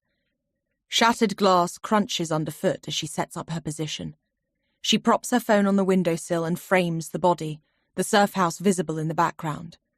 The setup is almost perfect. She makes a minor adjustment, and then she is ready. Bea waits. She is good at waiting. She waits at castings. She waits backstage while her hair is being styled. She waits for feelings to pass, for life to start. Bea knows waiting. She looks up at the surf house and wonders if Ped is still inside or whether he's already decamped to the van. The flash of her phone startles her. She's received an email from Rachel Simmons. It takes a moment to place the name. Then she remembers. Savannah and Seth's family friend. Bea clicks on the message and reads, "Dear Bea, you asked me to let you know if there was any news on the post-mortem results. Yesterday we heard that Seth died from an epileptic seizure. The report said there were high levels of alcohol in his system, and I guess the stress and exhaustion of searching for Savannah were triggers too. It's sad. Really, really sad. Seth's going to be buried here in California next to his parents. I hate that Savannah doesn't know this. If you hear any news on that front, please let me know. Rachel, kiss." Bea stares at the email. There it is, the truth about Seth's death. Epileptic seizure. Her surprise is shot through with anger. Seth should never have gone out surfing without telling someone he was epileptic. She remembers seeing him take medication but didn't know what it was for. If alcohol and exhaustion were triggers for seizures, he should have looked after himself better. It is such a waste. Her gaze moves to the disturbed earth where Savannah is buried. Brother and sister, both dead. She feels tears stinging the corners of her eyes. She can't give in to them. Not yet. Bea freezes at the sound of an engine starting up. She glances through the broken window but cannot see any headlights. There. She catches the steady crunch of earth beneath tires, as if a vehicle is slowly inching forward. The van, she realizes. Ped will need the van to move Savannah's body. The vehicle stops, the engine cuts. She waits, barely breathing, listening. A door opens, then quietly closes. Bea hears footsteps, long, firm strides. Crouched low, Bea hits record on her phone and watches through the screen. Ped is dressed in a dark jumper with a black beanie pulled over his head. He ducks beneath the cordon and goes straight to the body. His back is turned, but she catches the silhouette of a shovel. She hears the draw of breath and then the clink of metal against earth and stone as he begins to dig. Ped will have a cover story if anyone happens upon him. I couldn't sleep, thought I'd make a start on clearing the rubble. She watches the rhythm of his digging as he loosens the first paving slabs. She wonders what he is thinking, whether guilt claws at him as he digs deeper and deeper. After a couple of minutes, he lays down the shovel and bends lower. He uses his bare hands to pull up the first paving stone. Freeing it, he turns to set the stone down behind him. Bea's breath catches in her throat. He is facing towards her, moonlight illuminating his face. It isn't Ped. She mistook his long strides and broad shoulders, the beanie concealing his hair. The man digging up Savannah's body is Aidan. 1 year earlier, Savannah. The beach party raged on. A group of locals were sitting around a fire playing drums and guitars. 2 girls had picked up the torch flares and were gladiator battling with them, the flames dancing lethally. Aidan came over carrying a couple of beers. "Want one?" "Sure." Savannah took the beer, hands still trembling after her fight with Ellen. They snapped back ring pulls and clinked cans. She looked at Aidan and thought how handsome he was. That shaggy dark hair, the rich brown eyes, his lovely Irish accent. Wouldn't that have been simpler, to fall for someone single and without complications? She leaned her head on his shoulder, suddenly exhausted. "So you're heading off first thing?" he asked. "Yeah. Why? You gonna miss me?" "The whole of Mala will miss you, Savannah." She smiled. "Shame you're gonna miss the grand opening of Offshore next week." "Yeah? It's ready?" "Terrace goes down tomorrow. Doors open Friday." "I'll spread the word on my travels. The crowds will flock." Aidan smiled. "Here's hoping." Savannah glanced at her watch, realizing Ped would be waiting for her in the dunes. She leaned in and kissed Aidan on the cheek. "Good luck with Offshore. You'll kill it." Savannah found Ped in the dunes. He was lying back on the pillow of his arms, looking up at the stars. When he saw her, he didn't get up, just stayed as he was, waited for her to come to him. And she did. She kneeled astride him, bare knees in the cool sand. His gaze was pinned to her as she peeled off her top, revealing her tanned, braless body. "You're a fucking goddess." Tomorrow she'd be on the road with the Dutch girls. 7 a.m. they were leaving. But she was only going as far as the border. She'd say she'd changed her mind, leave them with a generous spend for fuel money. And that's when Ped would follow. He'd been keeping an eye on the forecast, was already laying the tracks that he'd be away for a few days. And he would be, but with her. They'd have a whole glorious week together. No sneaking around, just the two of them fucking all day long. God, she wanted that so much. It was their plan. They'd meet each other all over the world on good surf forecasts, explore places together, a freewheeling life. Ped coming to her. The allure, the secretiveness, no boredom, just raw wanting. It didn't matter to her whether they'd last. She doubted it mattered to Ped either. They were in it for the thrill, to see what they could get away with. Ped was too tied into the surf house to up and leave, and she didn't need him to. She felt his lips moving lower towards her navel, her back begin to arch. "Jesus!" It was Aidan's voice. Savannah's head snapped around and she saw Aidan standing there, face stung with shock. "What the fuck is this?" "Nothing to do with you," Ped said, getting to his feet and pulling on his t-shirt. Savannah reached for her top, her back to the men. She shook the sand from the yellow beach blanket that they'd been lying on and wrapped it around her shoulders. Aidan stared at them both, eyes searching. "What about Marnie?" Savannah felt the slap of her name. When she looked at Ped, his face had slackened with guilt. She could see it then. He still loved her. "What about me?" They all turned.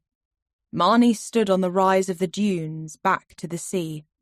Her face was bleached in the moonlight, gaze pinned to Ped and Savannah. Chapter 54. Bee's legs turn boneless. She could dissolve into the earth. It's like she is the one lying in the ground, feeling the cold soil being shoveled onto her, the crushing weight of it against her chest. She pulls at the neckline of her jumper, searching for air. "Not you, Aidan. Please, not you." It's as if Aidan hears her thoughts. For one moment he looks up, gaze directed towards where Bee is hidden in the ruins of the studio. She sees his face on her phone screen beneath the red record light. His expression is wretched, mouth set in a grimace, defeat rolling off him. He seems to shake himself, then turns back to Savannah's body. He lifts the shovel and continues to dig. Blood roars in her ears. Aidan knew Savannah was dead. Knew she was buried here. Her brain scrabbles to answer the dozens of new questions that are firing to life. Did Aidan kill Savannah? Why? Does Ped know? Nothing makes sense. Her heart drums in her chest, her body hot then cold with fear. Aidan, the man she's fallen in love with, is digging up Savannah's body. She doesn't want to believe it. Yet slowly, like a splinter working its way out of the skin, the spiked tip pierces her thoughts. She recalls that this strip of land used to belong to Aidan, but he sold it, because he knew he'd buried a body on it. She thinks of the nights Aidan goes out into the waves so that he doesn't have to be alone with his thoughts. It seemed romantic to her, like he was in commune with the ocean, but it was murkier than that, just an exercise in washing away his guilt. She thinks of the darkness in his voice when he said his life was nothing to be proud of. She thinks of Aidan refusing to let her stay with him tonight, because he knew he had a body to hide. Bea lifts a trembling fingertip to her phone camera, stops recording. Aidan continues to dig, breath audible as the mound of earth grows. Bea feels tiny vibrations of shock travelling through her body, making her skin pucker with goosebumps. Eventually, he sets down the shovel and surveys what's in front of him. There is a pile of paving slabs, a dark heap of fresh soil, and then Savannah's body wrapped within the blanket. He grips the back of his beanie and stares. After a long moment, he drops his hands and walks away. Bea waits, watching. Is he leaving? She listens to his receding footsteps, confused. She hugs her arms to her middle, physically holding herself together. When Aidan returns, he's carrying something large. A surfboard? She watches as he lays it down beside Savannah's body, and she sees then that it is a board bag. Kneeling, he undoes the zip and opens the bag wide. Aidan pauses for a moment, looking down. He drags in a breath, then rolls Savannah's body into the board bag. He fastens the zip, then stands, heaving the bag into his arms. His posture looks almost tender, like he's carrying a sleeping child. But as moonlight catches the planes of his face, she sees his expression is pinched with anguish. He carries Savannah's body out of sight to where his truck must be parked. She listens closely, hearing the slide of the board bag across the flatbed, then the clunk as he shuts it. She wonders where Aidan plans to take her. Some other place where she will truly be forgotten. She will not let that happen. She straightens, her legs stiff, and grabs her phone and follows. She climbs through the rubble and broken remnants of the studio, ducking beneath the cordon and moving towards the truck.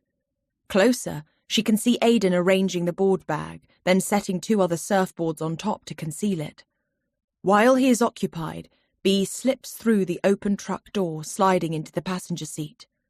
There is no inside light, and she sits in the darkness, breath high in her throat, the sweet coconut smell of surf wax thick in the air.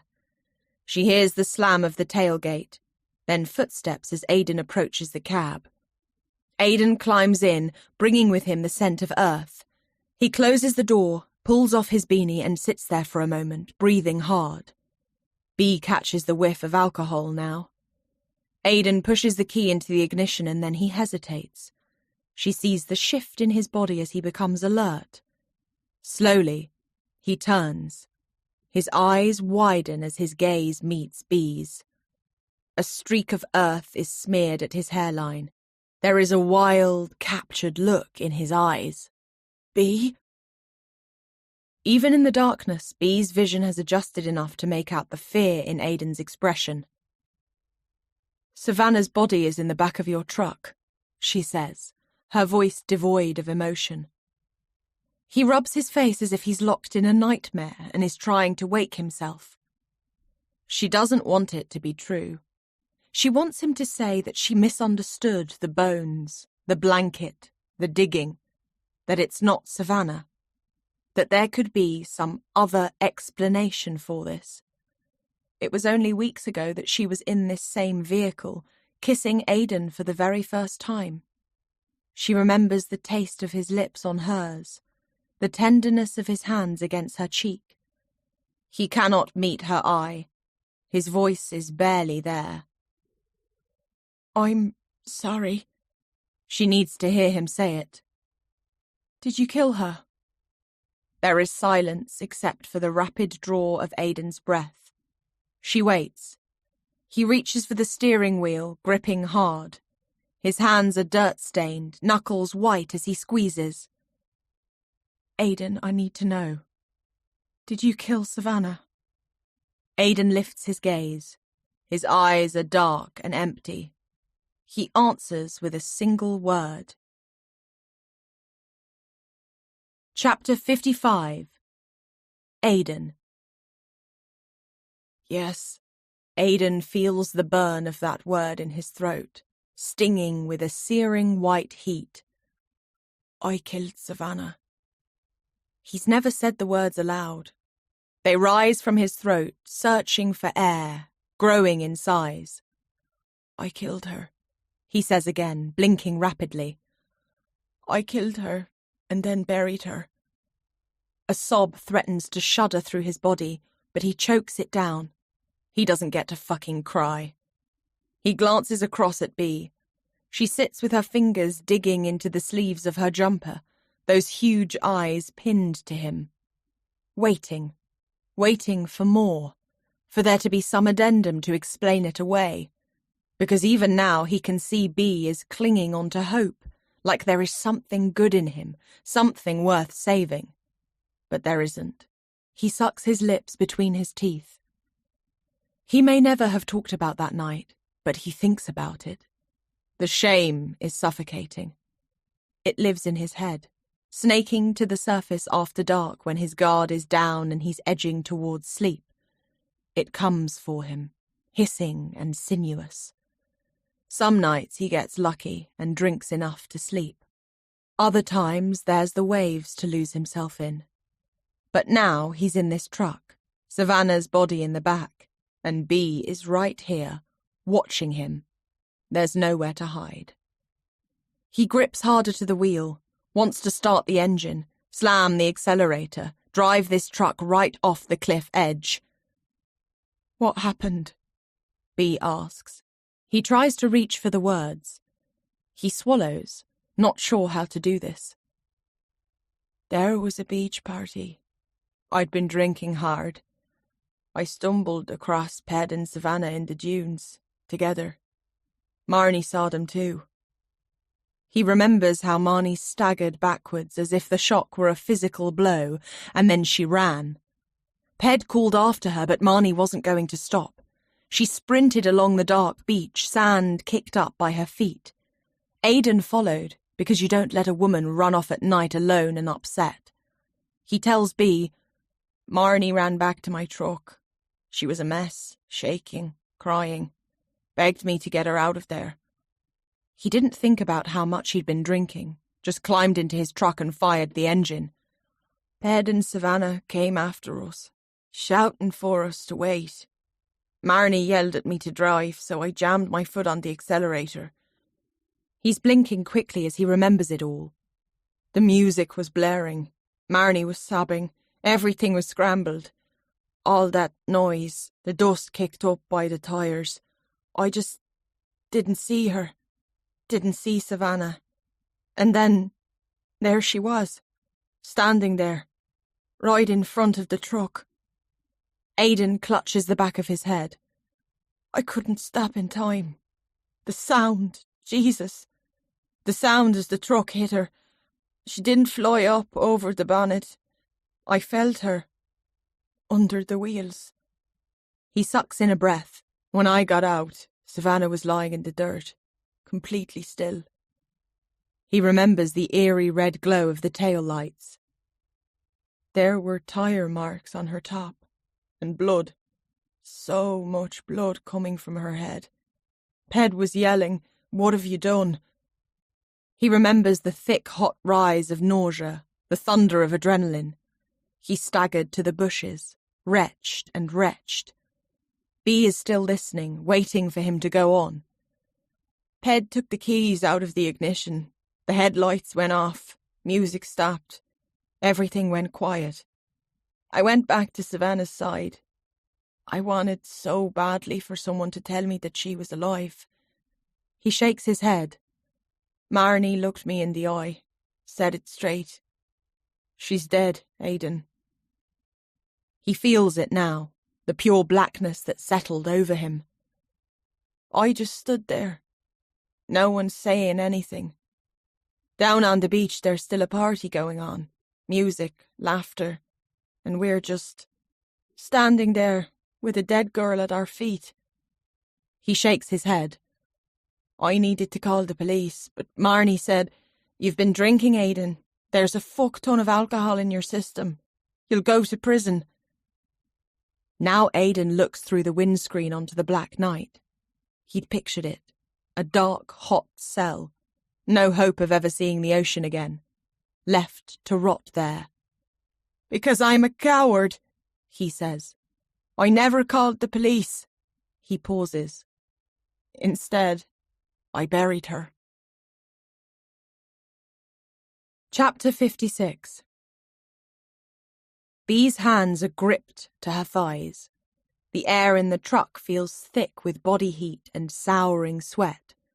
She wants to wipe Aidan's words from her head, strip this whole night clean away because nothing can ever be the same. "This used to be my land," Aidan says, his expression wretched. "I was having a terrace laid, and I buried Savannah here while the ground was all dug up." Aidan runs a hand over his face, then swallows. "But there was no way I could use the terrace after that. Didn't want to see hostile guests sitting out there enjoying a drink as the sun went down, knowing that Savannah was cold in the ground." "So you gave the land to Ped and Marnie?" she says. He nods. "They risked everything to cover for me." "Did you know they'd build on it?" He shakes his head.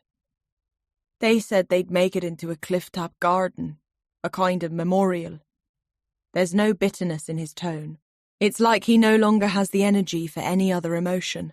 Silence draws close around them. There's no noise in the truck other than the sound of their breathing, which comes in shallow draws. There is a loud rap against the window. Bee starts, turning towards the driver's door as it is yanked open. Ped stands there, shoulders squared, glaring. His narrowed gaze snaps from Aidan to Bee. "What the fuck is she doing here?" "Bee saw me moving the body," Aidan tells him. A muscle in Ped's jaw clenches. Marnie stands at Ped's shoulder, huddled in a fleece. Her eyes lock with Bee's. They stare at one another. "You knew," Bee thinks. Marnie's mouth opens, then closes. A fresh wave of pain crashes over Bee. She thinks of the dozens of small ways Marnie has lied to her. "All this time, you knew." Marnie shakes her head. "I'm sorry. You shouldn't have seen this. I'm so sorry for not telling you about Savannah. I couldn't. I'd promised." Bee says nothing. Marnie's voice is low. "It was an accident. You mustn't blame Aidan. Savannah stepped right in front of his truck. It was crazy. No one could have stopped." Bee glances at Ped. There's something tight in his jaw, a twisting at the corner of his mouth. He takes a step away from Marnie. She thinks of Savannah's journal entries, all the passion in her words. Were they in love? Or was it more base? Sex and excitement. He's helped cover up her death, emptied her bank account, built on the land she was buried beneath. Ped is looking closely at Aidan. "You've been drinking, haven't you?" Aidan hangs his head. "You can't drive like that," Ped fires. "I'll have to." Then he barks at Marnie. "You take the van." She nods, obedient, then she turns to Bee, imploring. "Come with me, please. We need to talk." They drive on the empty coast road, the night black. Bee glances in the mirror, but there is no sign of Aidan's truck behind them. Marnie drives fast, picking sharp lines, wheeling over the central road markings, cutting corners. The van engine straining as she knocks it into the highest gear. In the back, mugs and cutlery rattle. "Bee," she says, above the noise of the engine. "I'm so sorry that I lied to you. Truly." "You knew this whole time." "We were protecting Aidan. And what about Savannah? Who was protecting her?" Her thoughts race through the dozens of small lies Marnie must have told her since she's been at the surf house. Even when Bee asked specific questions about Savannah, there was no tell. Marnie has lied with disarming ease. If it was only about protecting Aidan, why build a brand new studio on his land, block his view? You and Ped profited from Savannah's death by taking Aiden's land and Savannah's money. Marnie's face pinches with hurt. She's silent for a moment. Then she exhales. The thing you've got to understand about Ped is that he's someone who goes after the things he wants. You've seen his discipline and focus when it comes to surfing. He has this conviction that most of us lack. Once he decided he wanted to build a studio on the land, then that's what he did. I couldn't stop him. Bea opens the window onto the night. A sea breeze winds in as they roar onwards. There's an eerie echo of that first day they met, the long drive from Marrakesh. Then they were leaving a dead body behind in the city, and now they're taking a dead body to be buried. A dark synchronicity bleeds between them. So much death, so many mistakes. Marnie at the edges of them both, and now Bea too. Shit. She hears Marnie hiss beneath her breath. Bea follows her gaze and sees a white police vehicle parked up on the brow of the hill. Her skin goes cold. A police checkpoint. Aiden and Ped, Bea whispers. What will they do if they're searched? She needs to warn them. She reaches into her pocket for her mobile, but it's not there.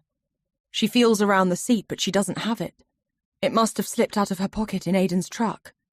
I don't have my phone. There's no time, Marnie says as she dips the indicator. Chapter 57. Blue lights strobe across the roadside. Officer Karim stands in front of the bonnet of his police car, arms folded. Unease spikes through Bea's chest as Momo steps out from the passenger side of the vehicle. He dusts something from his white shirt, then readjusts his navy cap. Marnie turns off the van engine as Karim approaches, Momo hanging back at his shoulder. Poker faces, Marnie says. Then she unwinds her window, smiles. Evening, officers. Officer Karim returns her greeting. You are driving late, yes? Yes, I am dropping Bea at the airport. She turns to Bea, smiles. Karim and Momo look to Bea. She nods quickly, giving a tight smile. Flight to catch.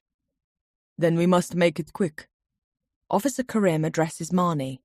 Are you aware you're driving with only one tail light? No, Marnie says, her tone high with surprise.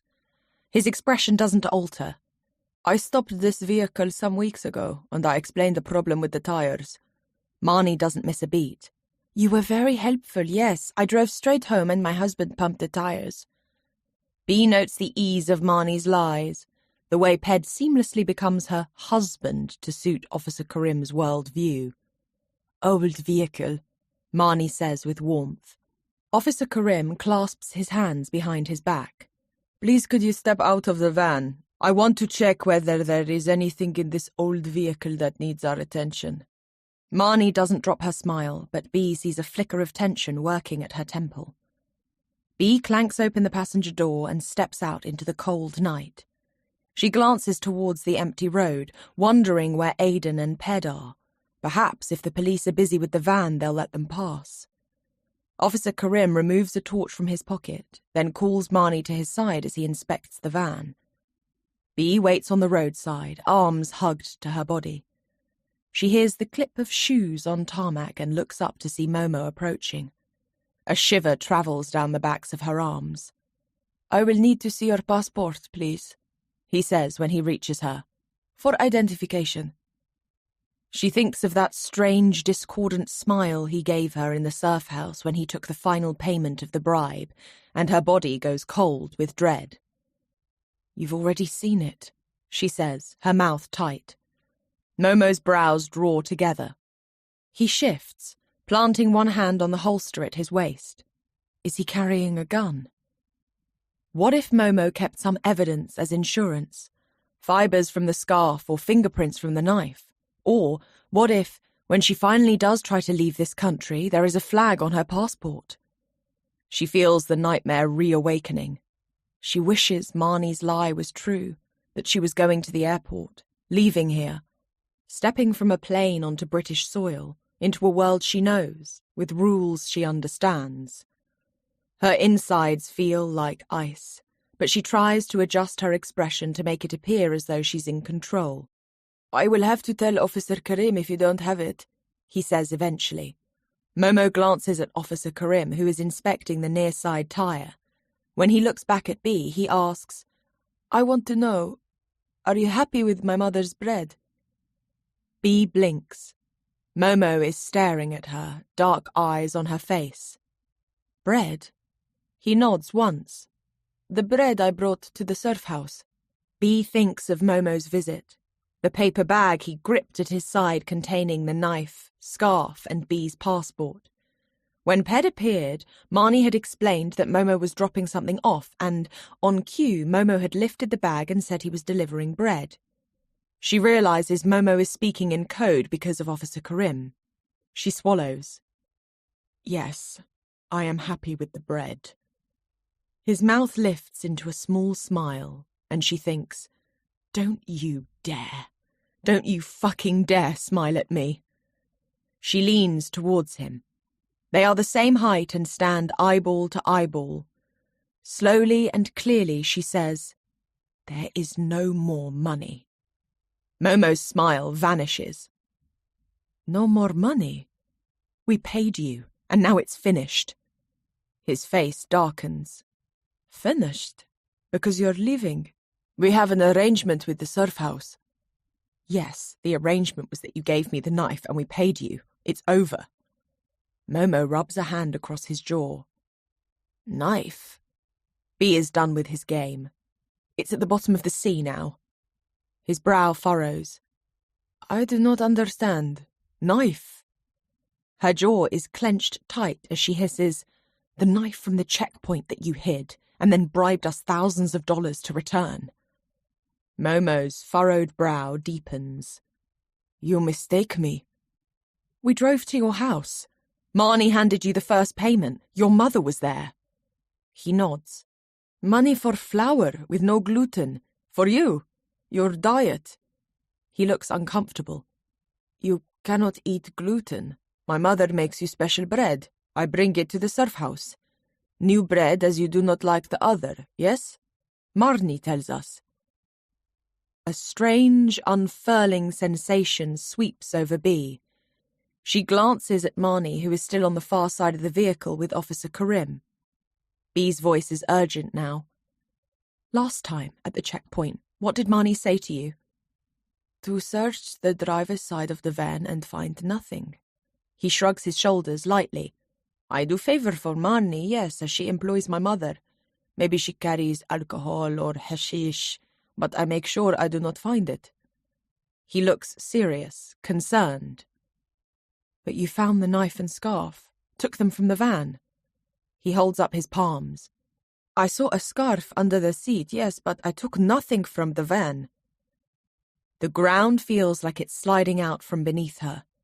Is Momo lying because it's too risky to talk with Officer Karim so nearby? Is this all part of his game? "What about my rucksack?" she whispers. "Why did you return it to me if there was no money in it for you?" He looks confused. "Rucksack?"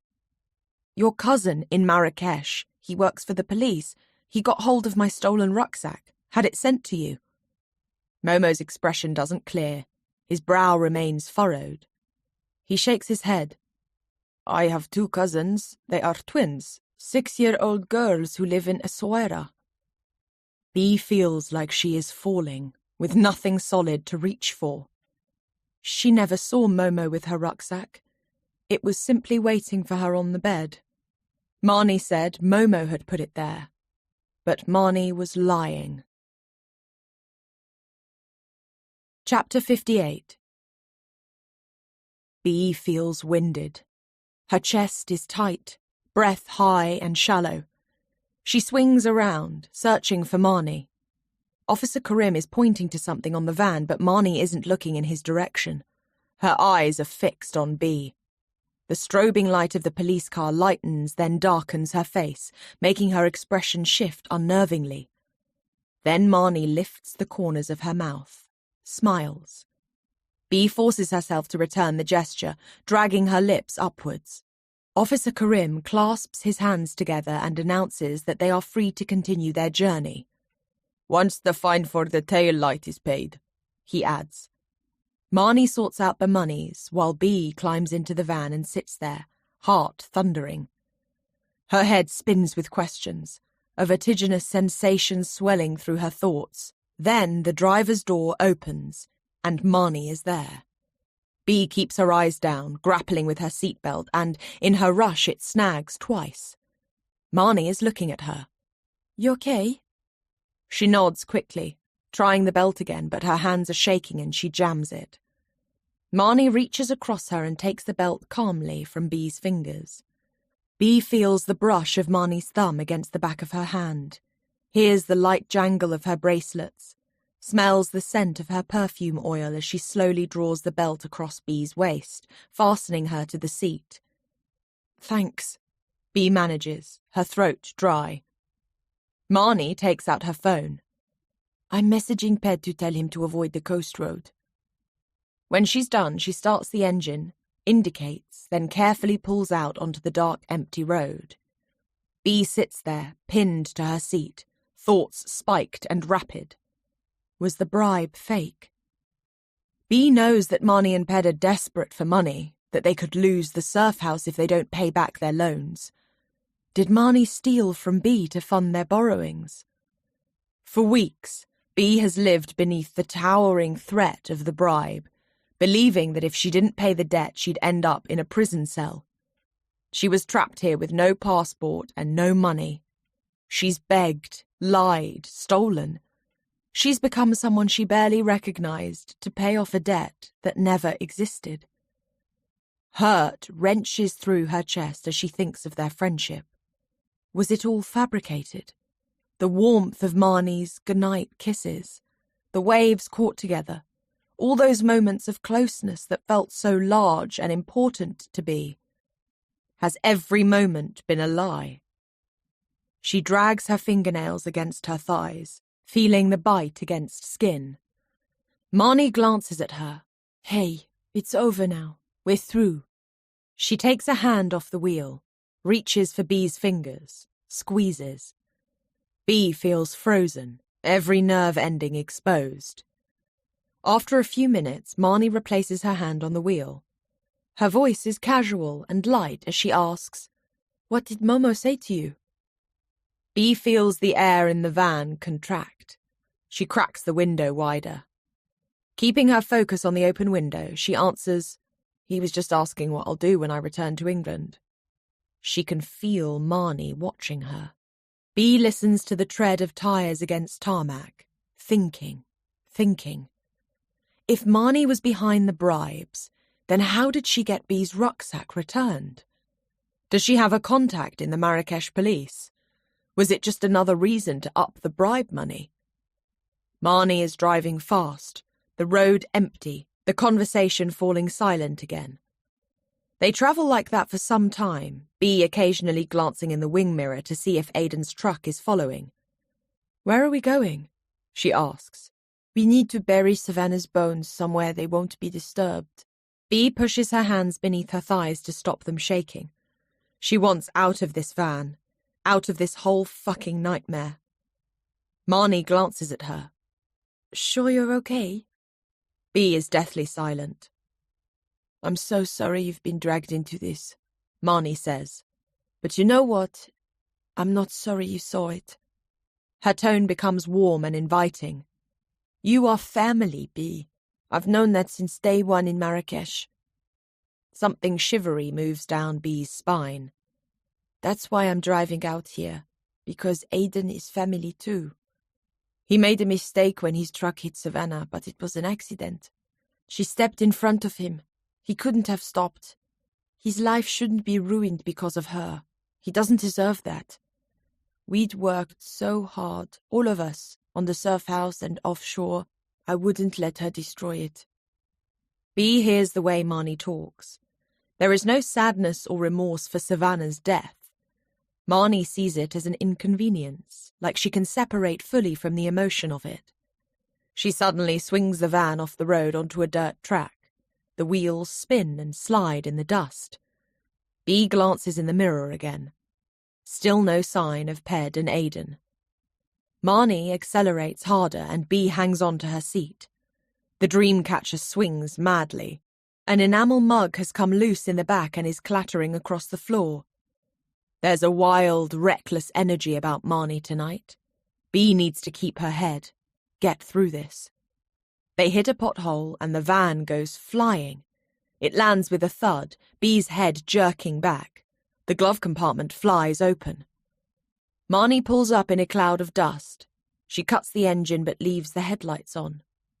Red dust billows across the full beam. As it settles, all Bee can make out is desert scrub. "Where are we?" she says, the words leaving her mouth as little more than a whisper. Marnie turns to look at her. "Somewhere no one comes." A spike of apprehension prickles down her spine. Then Bee's gaze lowers. Marnie follows her eyeline to the open glove compartment. She reaches across and flips it shut, but as she does, Bee glimpses it. A gun. Chapter 59. Bee's eyes are locked on the glove compartment. There was no mistaking it. Marnie has a gun in the van. Blood thunders in her ears. "We've got digging to do," Marnie says, climbing out. She opens the slide door and begins searching for the shovel. Bee's eyes don't leave the glove compartment. If she opens it, takes out the gun, slips it into her pocket, what then?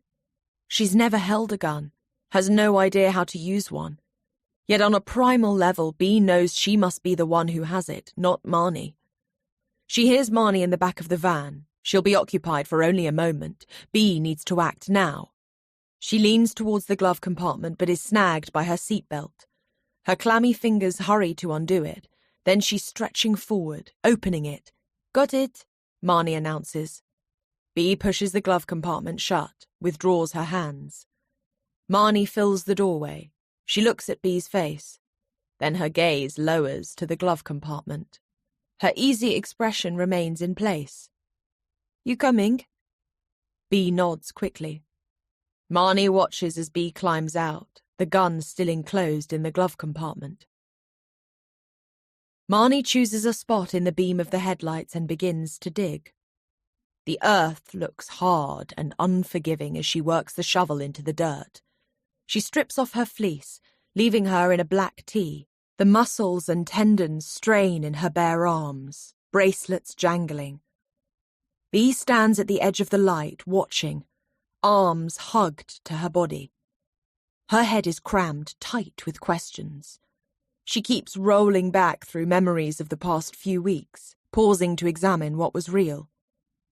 She lingers on the moments they surfed together, Marnie showing her how to position herself on the wave face, cheering when she caught her first green wave, a sunburst of lines fanning from her eyes. Real. Making breakfast together, singing in the kitchen, dancing past one another with the radio on, the smell of cinnamon swirling through the air. Real. She rewinds further to the moment they met. Marrakesh, a back alley, two men. One taking her rucksack, the other trailing a finger down her body. Then Marnie barreling in, waving a knife, yelling at the men to let her go. There was no play acting in that moment. None. Nor in the moments that followed. The knife smacked from Marnie's grip, the terror in her eyes as she was strangled. Then Bee scrabbling for the knife, fingers sealing around it, the thrust as she pushed it into the man's neck. Every dark, gritted moment was real. They had saved each other. They were bonded. That's how it felt. She pins her gaze to Marnie. What if the reality was different? That day we first met, Bee says. Why were you in Marrakesh? Marnie pauses from digging. There's a sheen of sweat on her forehead. I told you I was looking for an art supplier. Got lost. Came across you. Bee nods. It's a fine explanation. Perfectly convincing. if you choose to believe it. How come? Marnie asks. Bee shrugs. No reason. Marnie stares at her for a long moment. Then she lifts the shovel and hands it to Bee. Your turn. She wants to tell Marnie, no, that she's not digging Savannah's grave, that she wants no part in this. But instead she remembers the word Marnie used. Family. That's what Bee needs to appear to be. She takes the shovel, then walks into the full beam of the headlights, positioning herself where Marnie was, and begins digging. She feels the hard punch of metal against earth as the blade hits the soil, the impact reverberating through her shoulders and back. She's pleased to have something physical to do while she thinks. When she glances up, Marnie's gone. She looks over her shoulder, sees her walking towards the van. Her breath catches. The gun. Where are you going? Bee calls, not managing to mask her apprehension. Marnie either doesn't hear or chooses not to answer. Bee raises a hand to block the beam of the headlights as she squints to keep Marnie in sight. She hears the van door open. The internal light switches on, illuminating Marnie as she climbs into the driver's seat. She is frozen, watching, waiting for Marnie to reach across to the passenger side, unlatch the glove compartment, withdraw the gun. But Marnie doesn't do that. Instead, she starts the engine. What is she doing? Almost as soon as Bee has this thought, she answers it. The blood drains from her body. Marnie doesn't need a gun. All she needs is to touch the accelerator, drive off. If Bee is left out here in the desert without water or shelter, she will die. The shovel clatters to the earth. Then Bee is hinging forward, running towards the van. Chapter 60. As Bee runs, she catches a glimpse of lights in the distance. Headlights. Aiden's truck? She slows to a standstill. The van engine is still running, but Marnie steps out now. They're here, she says, watching the truck approaching. Why have you started the engine? Bee asks, breathless. The battery runs down if you leave on the headlights. We don't want to get left out here in the middle of nowhere. There's a pause. Do we? Bee holds her eye. Silence hums between them. She feels Marnie reading her distrust. Bee consciously adjusts her expression, trying to replace her anxiety and suspicion with confidence. Then they both turn, looking behind them as the truck grows nearer. Looking into the glare of headlights, she can't make out Ped or Aiden. At her side, Marnie is silent, waiting. The truck pulls up and the engine is cut. The driver's door opens and Ped steps out. He looks grim-faced. You avoided the checkpoint? Marnie asks. Use the back lanes. Bee keeps her gaze on the passenger side, waiting to see Aiden. There's no interior light, and she has a sudden chilling sensation that he isn't in the vehicle. She watches Ped approach the tailgate, reaching in for a shovel. Where's Aiden? Bee asks him, her voice thin. Ped doesn't answer. To Marnie, he says, "We've got a problem." The two of them speak in low voices. Marnie glancing at the truck. She nods, then she moves towards the passenger door, opening it, and there is Aiden. I know this is hard, Marnie says to him in a soft murmur, but we need to get it done. After a few moments, Aiden steps out, head hanging low, shoulders rounded. Desperation leaves him in waves. There's a shovel waiting for you, Marnie tells Aiden. As he lifts his gaze, his eyes meet Bee's. He stares at her, dark eyes searching as if he's looking for something to hold on to. There is so much regret locked in that gaze. Then he blinks, turns away, begins to walk towards the grave. Chapter 61. The grave is deep enough now that both men stand within it to dig. Sprays of soil are sent high into the air. Bee sits at a distance, arms hooked over her knees, watching. The desert night is cool, a light breeze stirring the scrub. She hears the clink of metal against stone, the crunch of sandy earth beneath the shovels, the slug of fresh dirt landing in a pile. Here, she looks up to find Marnie holding out a fleece. You looked cold. Bee stares at Marnie for a moment, experiencing a strange tow of emotions. I have no idea who you are.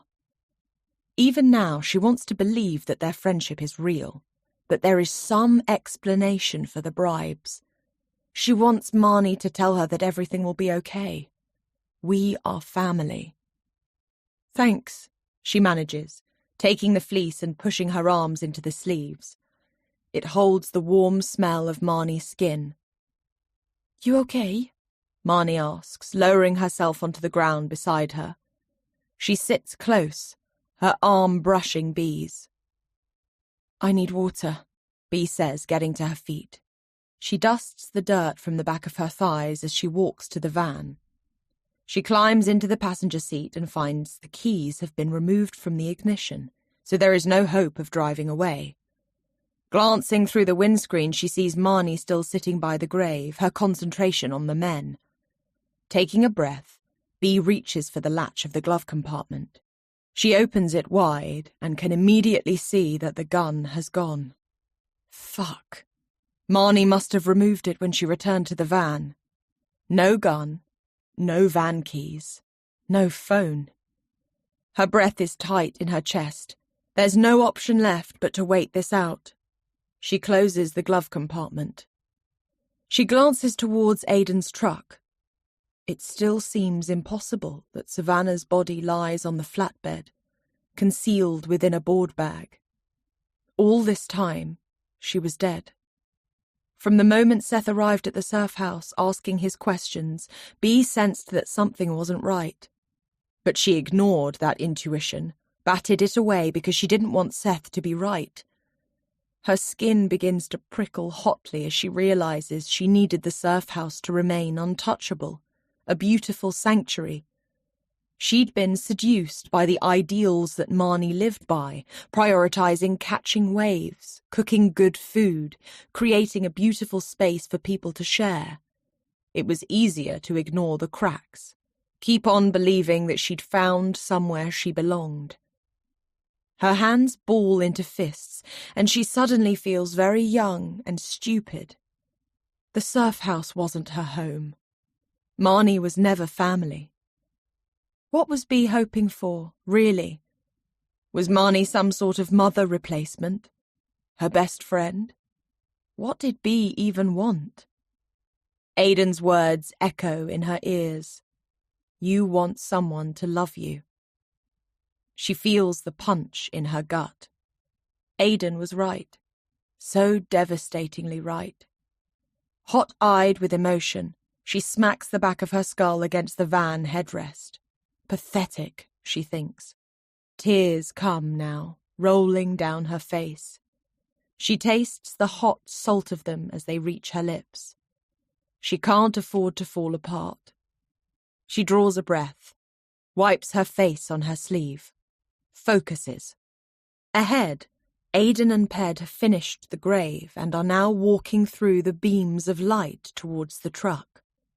She hears the clunk of the tailgate as it's lowered, the compression of suspension as one of them climbs onto the flatbed, the slide of the board bag along the truck's floor, and then footsteps again, slower, awkward, as they carry Savannah towards her grave. When they move in front of the headlights, it's an awful image, backlit and damning.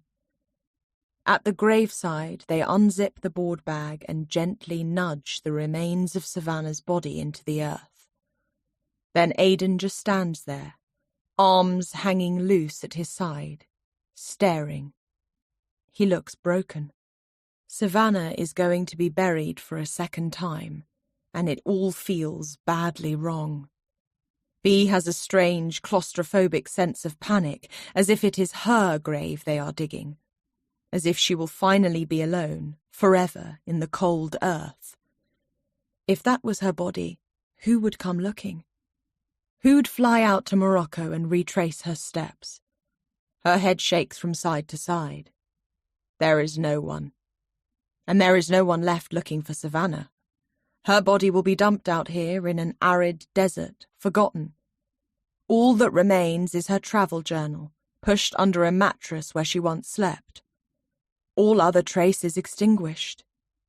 B thinks, if I don't stop this, I am part of it.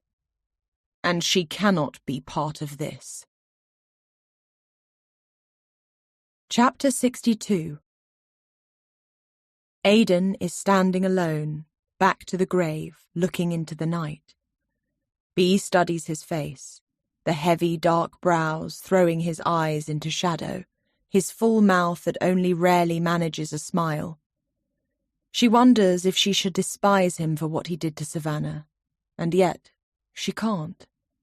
In Marrakesh, B left a man for dead. That man would have had family who miss him and grieve for him. Her choices have been no better than Aidan's, and she needs him to know this. Aidan, he turns towards her. The bribe you helped me with, the money was to pay off the police because... She stalls, struggles to find the words. I was attacked in Marrakesh. Marnie found me. She had a knife and it got knocked out of her hand. A man started choking her, so I picked up the knife, used it. I killed him. She drags in a breath. Then we ran. Aidan's gaze holds firm to hers. I'm telling you because I understand what it's like to make the wrong choice.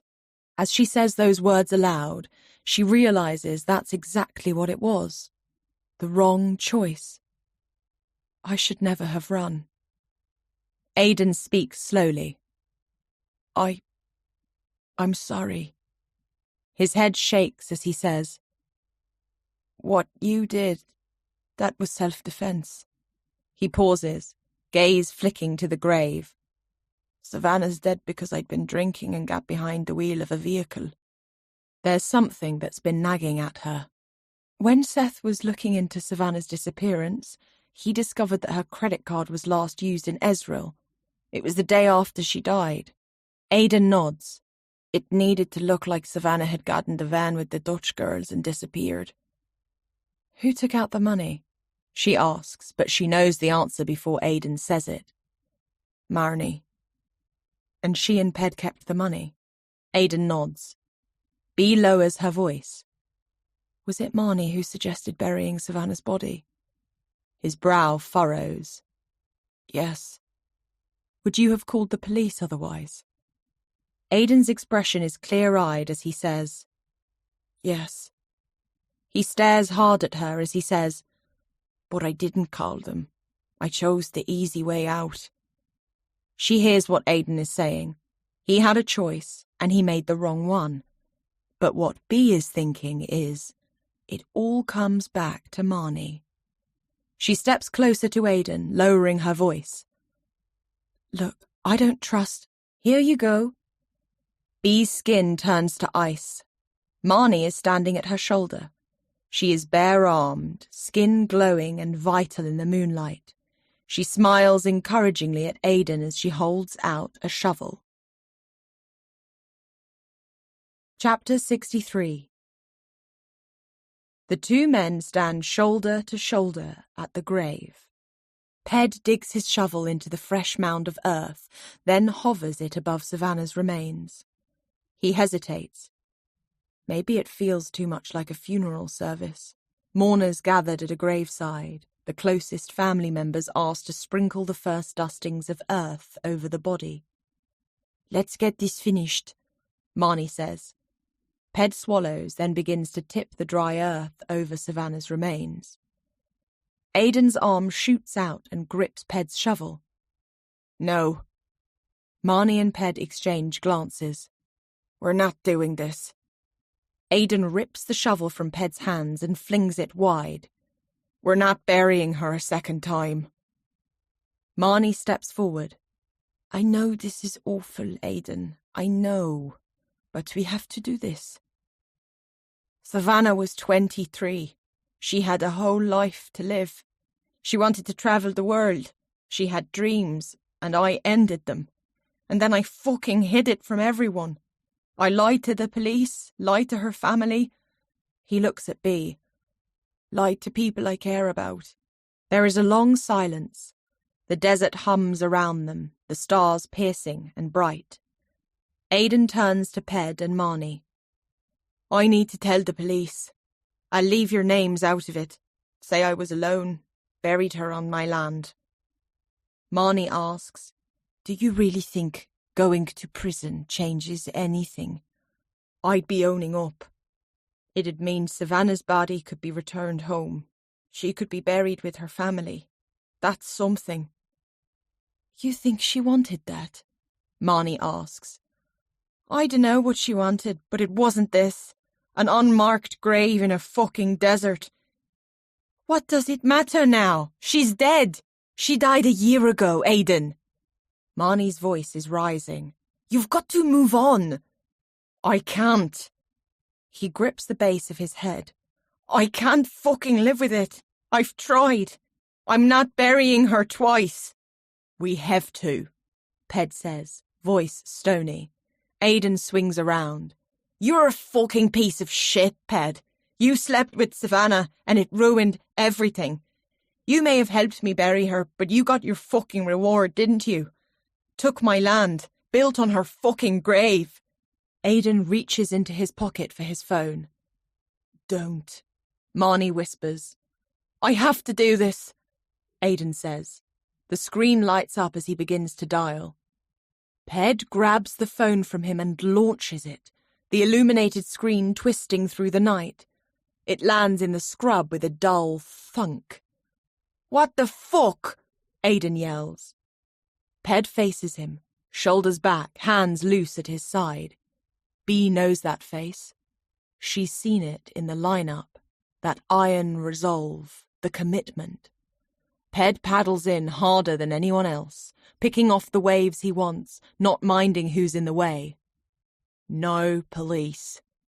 But Aidan's the one who's always had the passion, Bea thinks, as he launches at Ped, his shoulder socking him in the gut as he wrestles him to the ground. Ped lands hard, the wind knocked out of him. I get to choose, Aidan yells. Ped swings out a fist and it connects with Aidan's jaw. He jerks back like he's been hit by a baseball bat. He lies in the cool earth, still. As Ped staggers to his feet, Aidan kicks out, hooking Ped in the back of the knees and sending him down for a second time. Aidan scrambles on top of him and brings his fist slamming into Ped's face. Bea flinches as she hears the connection of knuckle against bone. He raises his fist a second time, but Ped blocks it. The two of them are struggling, rolling across earth and jagged stones. Stop! Bea yells. She locks eyes with Marnie, who watches, hands in front of her mouth. Aidan is on top of Ped, holding him by the scruff of the neck. The grave is inches away. Aidan forces Ped's face into the dirt, makes him look. She's there, Ped! In the fucking grave! Ped is silent. Aidan's grip at Ped's throat tightens. Look! Look at her! Bea can see the whites of Ped's eyes as he stares. I did that! I killed Savannah! Ped's face is creased with anguish, eyes bulging. His voice is choked by Aidan's grip as he splutters. You didn't... Those two words are thrown into the air like grenades, deadly and urgent, yet when they fall they don't explode. Ped heaves in air. You didn't kill Savannah. Aidan is frozen. Everyone's gaze is fixed on Ped. Ped lifts his head off the ground. You hit her with your truck, Aidan, but you didn't kill her. Aidan doesn't move a muscle. Ped looks him right in the eye. Savannah wasn't dead. Chapter 64. Ped. Ped doesn't know how to do this, just that he can't do it lying on the earth beside Savannah's grave. Pushing Aidan from him, he lurches to his feet, dusting dirt from his t-shirt. He's breathing hard as he eyes Aidan. Everything about that night was messed up. You and Marnie finding us. Savannah running after you. Putting herself in front of your truck. He holds Aidan's gaze, needs him to understand this next point. No one could have stopped. No one. Aidan just watches him, says nothing. I saw how she went down. Her head, it hit hard, you know. It was bad. I knew it was bad. He pauses. The music was blaring. No one could think. You staggered away to be sick. Marnie yelled for me to take the key out of the ignition. He pauses, remembering how the world stilled. I glanced up from your truck, and in the wing mirror, I could see Marnie leaning over Savannah. I thought she was trying to help her. Behind him, he can feel Marnie watching him. He's never told her what he saw in that wing mirror. He will not turn and meet her eye. It's Aidan he owes this to. Marnie was wearing this jade scarf. She'd bunched it into a ball.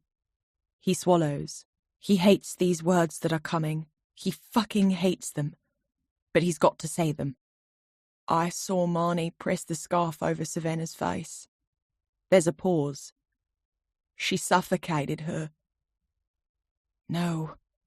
Aidan is shaking his head. That's not true. Ped tried to tell himself it wasn't. Tried to forget the way Savannah's legs had twitched. Tried to cut out those few seconds of memory like a surgeon removing a tumour, but they stuck. Infected everything. You ran over to Savannah. I thought you'd seen her too. But when you reached her, Marnie was getting to her feet, telling you Savannah was dead. Ped remembers sprinting over, crouching, knees sliding in the gravel. 2 fingers against the still warm skin at her neck. No pulse, no breath, no life. He was too late. He just stared and stared at Savannah. Dead. Now, Ped turns to face Marnie. She is frozen in the full beam of the truck's headlights, her eyes wide, fixed on him. He meets her gaze. There's an instant burn of connection. I loved you once, he thinks. This tiny, strong, ferociously determined woman. He'd loved her with all his heart. And then he looked the wrong way. Saw something he could never unsee, and that love burned to ashes. You killed Savannah. Marnie's eyes squeeze shut, like a child who doesn't want to see something scary right in front of them. Her face contorts into an expression he's never seen before, somewhere between shock and grief and shame and fury, her features arranging and rearranging themselves, unable to settle on an emotion. Aidan's gaze bores into Marnie. You killed Savannah. Marnie starts, swings around to face him, blinking rapidly. She was suffering, Aidan. She would have died from her injuries. Ped's head shakes slowly from side to side. It was never about suffering. It was about vengeance. You were the one who told me not to call the police. Aidan spits at Marnie. You were the one who said to bury her. You were the one who talked me down when I changed my mind. I was protecting you. You were protecting you, he seethes. If there'd have been a post-mortem, there'd have been fibres of your scarf in her lungs. It wasn't like that. You are family to me, Aidan. You know that. I had to stop you from hurting yourself. You would never have survived prison. Aidan turns away as if he cannot stomach more. His eyes lock on Ped. Why didn't you say anything? He asks in a low voice. Ped feels the shame of his decision like a cold stone in his gut. He'd asked himself this question enough times. Why didn't he confront Marnie that night? Why didn't he tell Aidan? And the only answer he can come up with is this. I didn't want it to be true. His statement hangs there in the desert night. With every fibre of his being, he wishes it weren't true. Ped's gaze finds Marnie. I didn't want to believe you were capable of that. Her body heaves forward. She clutches her arms around herself. That's why he disappears for long spells on a forecast to clear his head, or sleeps in the van on the harder nights. He hates their rageful arguments, him always skirting around the one thing he's never admitted. I saw you kill Savannah. Why didn't you leave me? Marnie asks, her voice small. He's thought about it. Course he has. Every fucking day. I put everything into the surf house. My money, my energy, my dreams. If you and I fail, so does the surf house. Chapter 65. Marnie. Ped, haloed in the moonlight, is looking at her like she is a stranger, like he no longer knows who she is. She needs to remind him, hold him, wrap her arms around him. She steps forward. He recoils. Marnie feels the rejection punch through her body. No, she cannot lose him. Ped is everything. He's the one who scooped her up when she had nothing, showed her how beautiful life could be. He taught her to surf, to see the wonder in the world, to fall in love with travelling. He is the only home she knows. But all this time he's known what she did to Savannah. Shame and self-loathing rack her body. Why did you kill her? Ped asks. To stop her suffering. He cuts across her sharply, his voice a door slamming. The truth, Marnie. I was upset. She thinks of the horror of seeing Ped and Savannah together in the dunes. It was like a knife splitting her open. There had been no warning signs. She and Ped were in love. They were setting down roots, making a life together at the surf house. It was the happiest she could ever remember feeling. And then there was Savannah in the dunes with Ped. It was like the air had been knocked from her lungs. Shock was still ricocheting through her when Savannah came chasing after them, calling Aiden's name.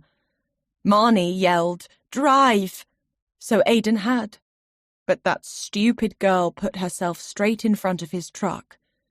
Aiden had no chance. Savannah had ruined everything. She'd betrayed Marnie, destroyed her relationship with Ped, stolen Aiden's future. Marnie doesn't remember deciding. She just leant down and pushed her scarf into Savannah's face. There was no fight.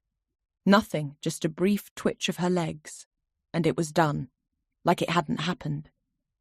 Marnie had no idea that Ped had seen. Later that night, while the men buried her body, Marnie packed up Savannah's belongings and dumped them in the sea on an outgoing tide. The following day, she drove to Ezril. It was a location where the Dutch girls could have feasibly stopped on their way out of Morocco. It was easier than she'd thought to empty Savannah's bank account.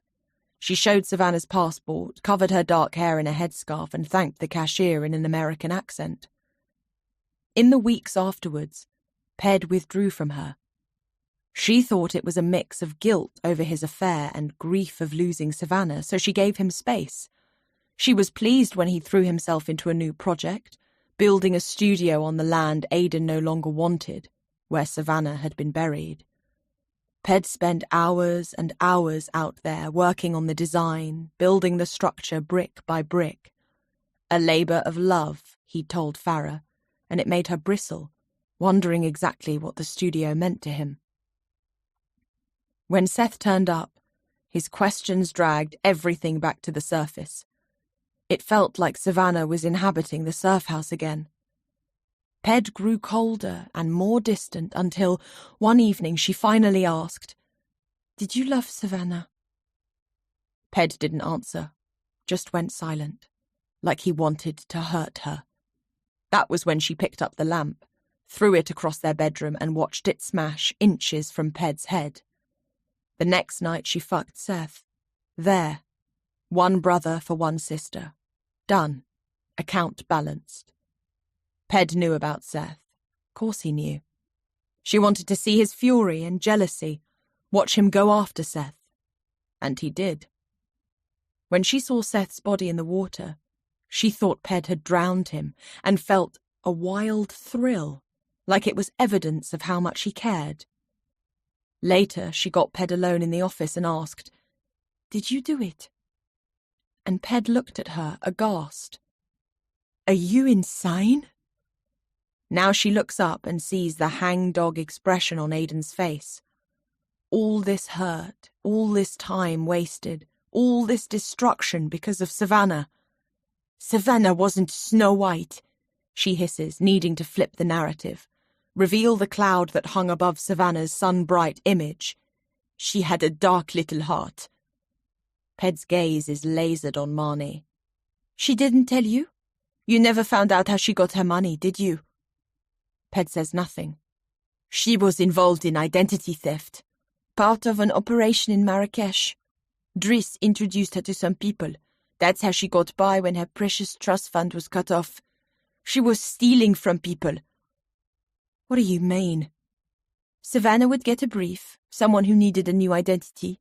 Her job was to search out a similar-looking person and take their passport. She worked with a guy who'd do the stealing. Kept her hands clean." "How do you know this?" Ped demands. "When I cleared out Savannah's room, I found a burner phone and a list of all her dealings." Behind her, there's a sharp inhale of breath. Marnie turns. Bee's standing there, eyes wide. For a moment, Marnie doesn't understand. The colour has drained from Bee's face. And then Marnie realises her mistake. Chapter 66. Bee feels the sinews in her body tighten as the truth unfurls.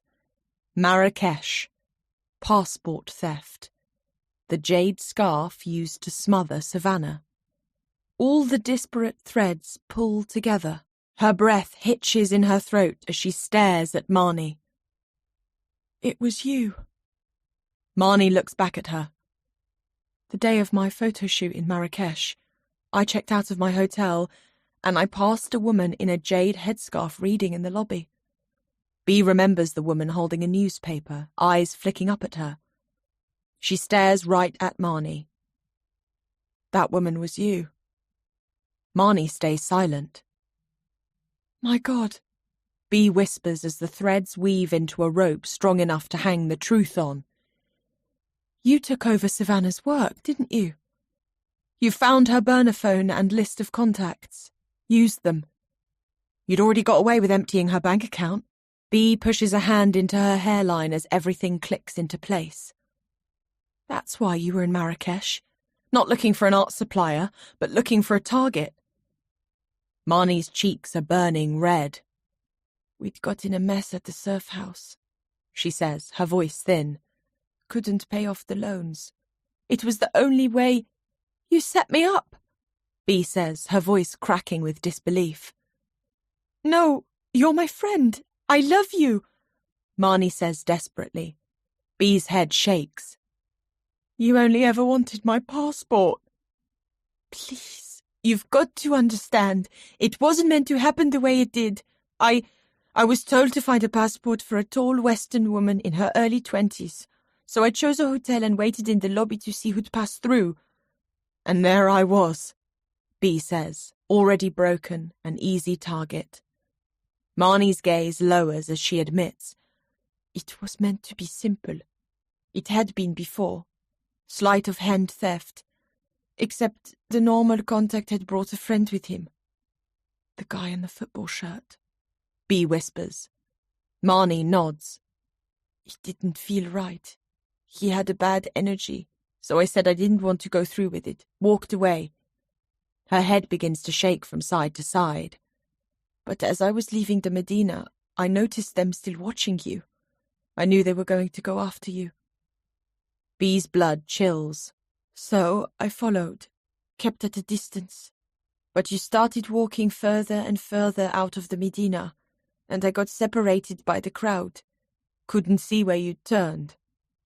I started running, searching. I knew something bad was going to happen." Marnie's hands are gripped together, her knuckles white. When I found you, they'd backed you into that alleyway. They had your rucksack, took off your necklace, and then... Bee's fingers instinctively go to her throat as she remembers. I couldn't let it happen, so I came at them. Bee thinks of the way the men turned. Surprised, but there was something else too. Something dawning as they saw it was Marnie. It was the way the guy in the football shirt held her up against the wall, his hand at her throat. He whispered something into her ear. He was going to choke me, Marnie says. But I stopped him. Marnie looks at her now, their eyes meeting. I killed a man to save you, Bee says. Chapter 67. Bee's ears hum with white noise. She smells sweat rising from her skin. She feels the grit of earth beneath her sandals and presses her heels down harder, reminding herself that the ground is solid. Yet it feels like she is falling, like everything firm and rooted has been removed. It was all a lie. Right from the start, it had been a scam. That's all Bee was to Marnie, a naive traveller she could rinse. But when it went wrong and Marnie didn't get payment from Savannah's contact, Marnie thought of a new way to get money, by faking Momo's bribe. Bee drops her face to her hands. Please, Bee. I didn't know you then. I was just trying to keep us afloat and... She breaks off. Marnie's seen Aidan picking up his mobile from the dirt. The screen flares to life, a white-blue rectangle of light that feels dazzling in the desert night. Marnie's voice is small, desperate as she says, Aidan, no. Should have called the police a long time ago. As he begins to dial, Marnie says, I can't let you. It's not up to you, he tells her, lifting the phone to his ear. Aidan doesn't see Marnie's hand going to her hip. Marnie! Bee cries as she realises what is happening. What the fuck? Ped exclaims. Aidan looks up, his eyes widen. Marnie has pulled the gun from her waistband. Her hand is shaking as she points it at Aidan's head. The black metal looks strange in Marnie's small hand, her gold and leather bracelets fluttering on her wrist. Put down the phone. Aidan stares, shocked. You're pointing a gun at me. Now, she cries. It's a single word, fired hard. Aidan tosses the phone to the earth. Marnie keeps the gun trained on him. Aidan doesn't lift his palms in a gesture of submission. His gaze thins as he says, Do it, Marnie. You've already destroyed everything good. I was protecting you. Aidan's voice is calm as he says, When we first arrived in Mala, we dreamed of building something special. That's why we bought that land. To do something good with our lives. We were happy. It was such a pure, easy happiness. Just friends, waves, and sunshine. He shakes his head. But it's over. We killed it. Marnie's whole body is trembling, the gun shaking as she keeps it directed at Aidan. Her expression is wretched, lips dragged down, eyes bright with pain. You need to put down the gun, Ped says, his voice studiously level. We can work this out. Can we? Marnie cries. She swings around to face Ped and the gun swerves with her. It's for us. Everything I've done is for us. Ped is rooted to the spot. He makes no movement, says nothing. I've worked so hard to make sure we don't lose the surf house, that we don't lose each other. I won't let her, she spits, eyes flashing to Savannah's grave, destroy that. Ped is working hard to control his breathing, keep it slow. He repeats his instruction. Put down the gun and we can talk. The only thing I need to hear is that you love me. I need you to say that, Ped. Marnie's voice is breaking now, tears spilling down her cheeks. Her hand holding the gun is shaking. Bea has spent her career learning how to adjust herself to look the way other people need her to. She knows exactly how Ped must arrange his body and face, how very, very important it is that he gets this right. Marnie blinks rapidly through her tears as she stares at Ped, desperate. "Say it!" Ped opens his mouth. "Lie," Bea silently pleads. "Just lie." It is a fraction of a second, but it is there. A hesitation, a coldness in his gaze. "I love you." Marnie's eyes widen as she stares at Ped. Then her head begins to shake from side to side. "Liar!" she screams. Her mouth pulls down in a grotesque mask of agony. The gun twitches in her hand.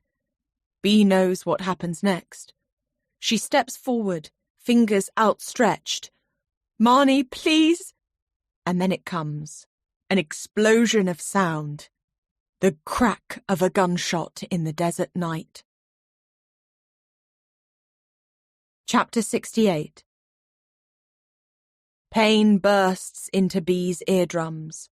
Her eyes screw shut. She feels the warm splatter of blood against her cheeks. There is a voice in the distance. Then screaming. It tears right through her, rips open her eyes. She sees blackness, stars, the fresh mound of earth from the grave, and then Ped, falling forward onto his knees. Sound wavers in and out as Bea squeezes her palms against her ears.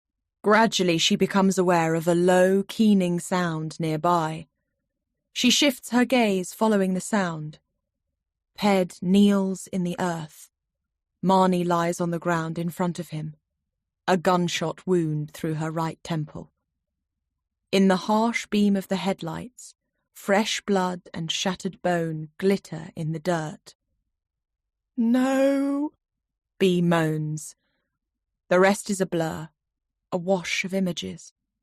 Ped reaching for Marnie's lifeless hands, clutching them against his chest. Aidan moving to Bea's side, their bodies tilting towards each other, like sails leaning into wind. A third vehicle, parked up, lights off, engine still, just the flash of torchlight and leather shoes moving across the desert. Who? Momo?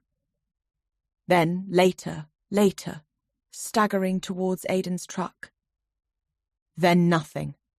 Like drowning, sinking beneath the surface. The air finally gone.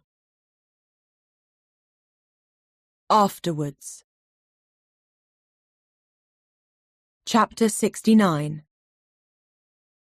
The sun dawns, the day rises, the waves roll. Yet there is no sleep. Bea stands in the centre of her room, fingertips touching her temple as if she is lost, trying to remember where she is, what has happened. She looks at the connecting door into Marnie and Ped's room. Blinks. Impossible to believe that Marnie's gone. When she'd arrived at the surf house all those weeks ago, she remembers warm, golden light and the wash of waves filling the space. It felt like a refuge. And now? She doesn't know what this place is. She thinks of Ped kneeling beside Marnie's body, folding her hands neatly over her middle. He loved her and despised her. There is space for both in the human heart, she understands.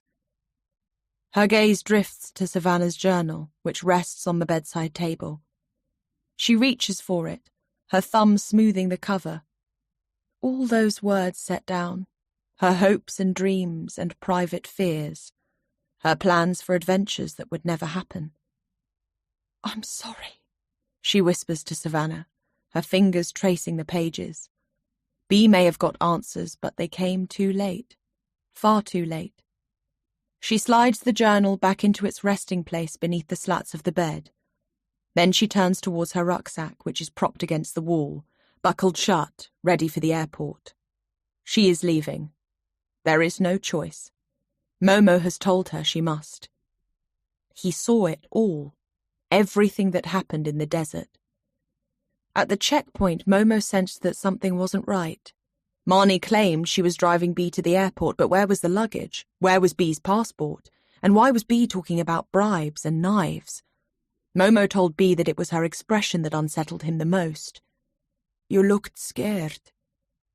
So later, he followed the direction the van had travelled in, curious as to where they were going in the middle of the night. That's when he noticed the blaze of headlights far away from any road. He turned off his own lights and pulled up at a distance. He witnessed it all. The freshly dug grave, Aiden's confession, Ped's amendment, and Marnie turning the gun on herself. As the others stood, shell-shocked and reeling, Momo switched on his torch and stepped forward. He was the one who took control and explained what must happen next. He told them that he would call in the scene and say that he spotted headlights in the desert and wanted to investigate. He'd explained to his colleagues that he found Marnie's body after she'd turned the gun on herself. He'd share his instinct that the body in the grave was Savannah Hart, a missing US traveller. The wind would have done the work of removing the second set of tyre tracks from Aiden's truck, leaving no trace that Aiden, Bee, or Ped were ever there. After Momo outlined the plan, he looked at Ped closely and said something that Bee still doesn't understand. "I hope this clears my debt." Now, Bee lifts her rucksack onto her shoulders. It's time. She feels the weight of those straps, her old life carried on her back. As she makes to leave, she passes the freestanding mirror, which is still covered by a cotton throw. Her step falters. She reaches out, fingers circling around the corner of the fabric. Then she tugs it free. The fabric spools at her feet, Bee's full-length image reflected in the mirror. Bee takes a step closer. She doesn't adjust her expression to look more pleasing or run a hand through her tangled hair. Instead, she keeps her gaze steady and meets her eye, holds it there. What she sees is a bare-faced girl with shadows beneath her eyes and new storylines in the faint brackets around her mouth. She sees a girl who shares the same symmetrical features as her mother, but not the same heart. She sees a girl who is no longer numb, but stands with her chin lifted, ready to feel it all. Downstairs, Bee finds Ped sitting alone in the lounge, head bowed. She wonders what he will do now. There's no money to repair the studio or to repay the surf house's loans. With Marnie gone too, Ped's lost half his team. He looks up when he sees Bee. This great, hulking man who can hold his breath underwater for long minutes and glide down the face of giant waves with poise, looks shrunken. He stands and pulls an envelope from his pocket. "This belongs to you." She takes it and finds a stack of dollars inside. It's the bribe money that Marnie stowed away. "Help you get set up back home." Most of this money belonged to Seth, but she hopes he wouldn't mind her having it. "Thank you," she says, tucking the envelope into her pocket. "Can I ask you something?" He looks at her. "Why didn't you want me at the surf house? Right from the start, it was obvious you wished I hadn't come."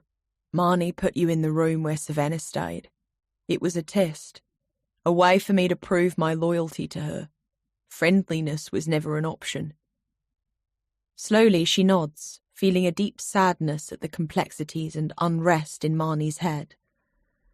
Marnie always said that each day was a fresh start, a chance to begin again. Did that give her permission to make mistake after mistake and wipe the slate clean? She needs to understand one more thing. Out in the desert, why did Momo help us? What was the debt he was talking about? "A while back, Momo was surfing and he hit the reef. Got knocked out. He almost drowned." Bee thinks of the silver scar that runs down Momo's forehead and remembers Marnie telling her about the surfer who Ped pulled in from the reef. "You saved him?" Ped nods. She thinks of the footage of Ped and Momo standing on the shore talking on the day of Seth's drowning. She assumed Momo was in uniform, but the dark silhouette could just as easily have been a wetsuit. Ped really had been taking him sea swimming. She's had it wrong this whole time. She's about to step away when Ped says quietly, "I want you to know that Marnie cared about you." After everything Marnie did, it feels hard to believe. Marnie would have justified the things she did. She'd have believed that she saved you in Marrakesh, not that she put you in danger. Ped glances out towards the glass doors where the morning is unveiling itself in brilliant blue. "Sometimes lying to yourself," he says, "is the only way to live with yourself." Chapter 70. Bea has an hour before her taxi arrives.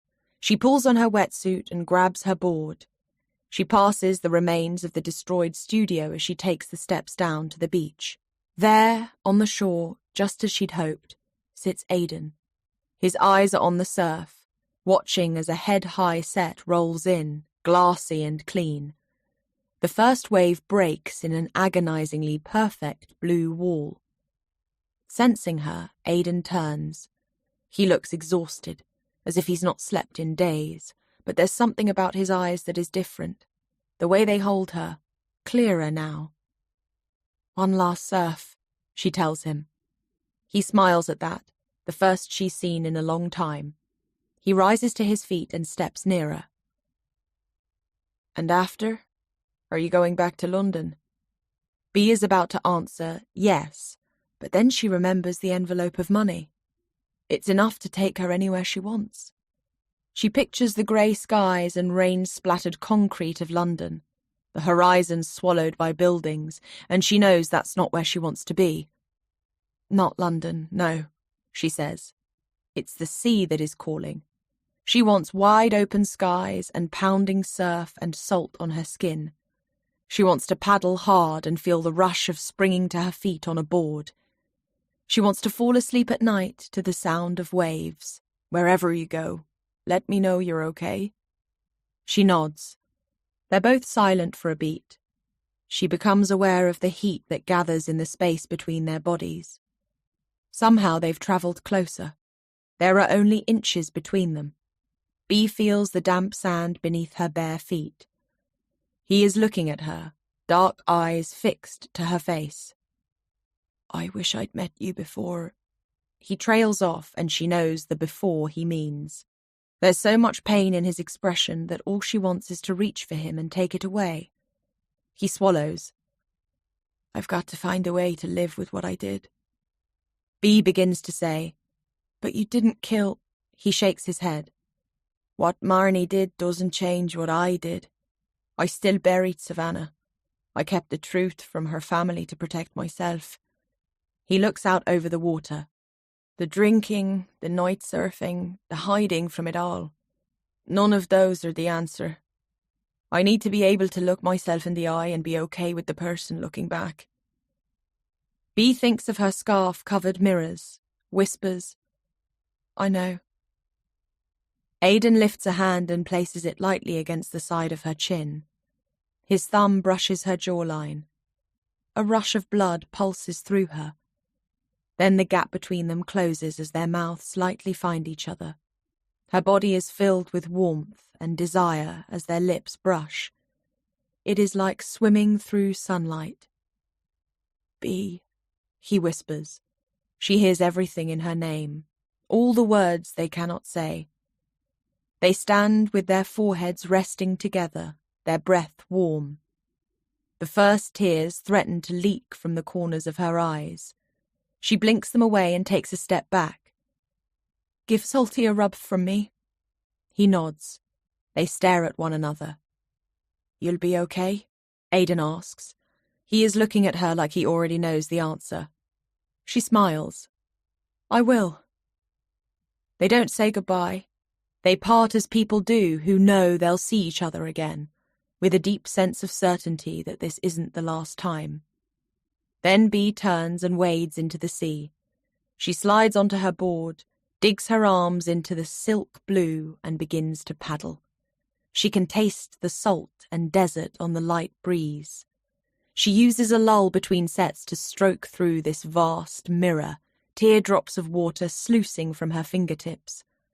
Behind her, she imagines Mullah shrinking, the surf house becoming only a shadow on the cliff line.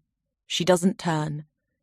When she is out beyond the breaking waves, she sits astride her board, eyes on the horizon. Her heart rate settles and grows steady. Her mind clears. She sees the set coming, knows already from the dark lines that begin to rise from the ocean which wave is hers. She waits for the first to pass beneath her, then a second. On the third, she angles her board and begins to paddle. She makes strong, efficient strokes, feels the muscles working in her arms, absorbs the hard planes of the board beneath her. The moment the wave catches her, there is no hesitation. She sails to her feet, dropping down the face. Everything else melts away as she glides along, fast and low, the breeze in her ears, the roar of her heart thundering in her chest, wet hair blown back, the first blush of the sun's warmth on her face. She thinks of nothing now, inhabiting her body fully and with feeling. She is connected to the water and the light and the mountains and the swell and the wide open sky. This moment is hers alone, as she glides through the pure wash of unwavering blue.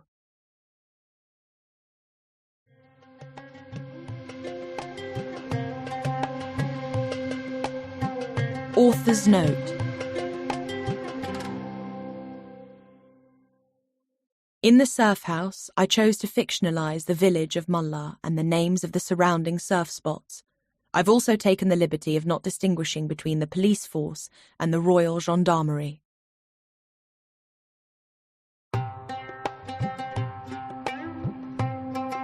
Belinda and HarperCollins hope you enjoyed the reading of The Surf House, written by Lucy Clarke and read by Sarah Slimani. Our audiobooks are becoming increasingly popular among travellers, families, and people who are on the go. If you really enjoyed listening to this audiobook, please introduce your friends and family to the experience. We're sure they'll love you for it. If you want to hear more about our fabulous range of titles, please visit us online at belinda.com. Thanks for listening, and remember to always take a Belinda audiobook with you. Text copyright Lucy Clarke 2025. Recording copyright HarperCollins Publisher 2025.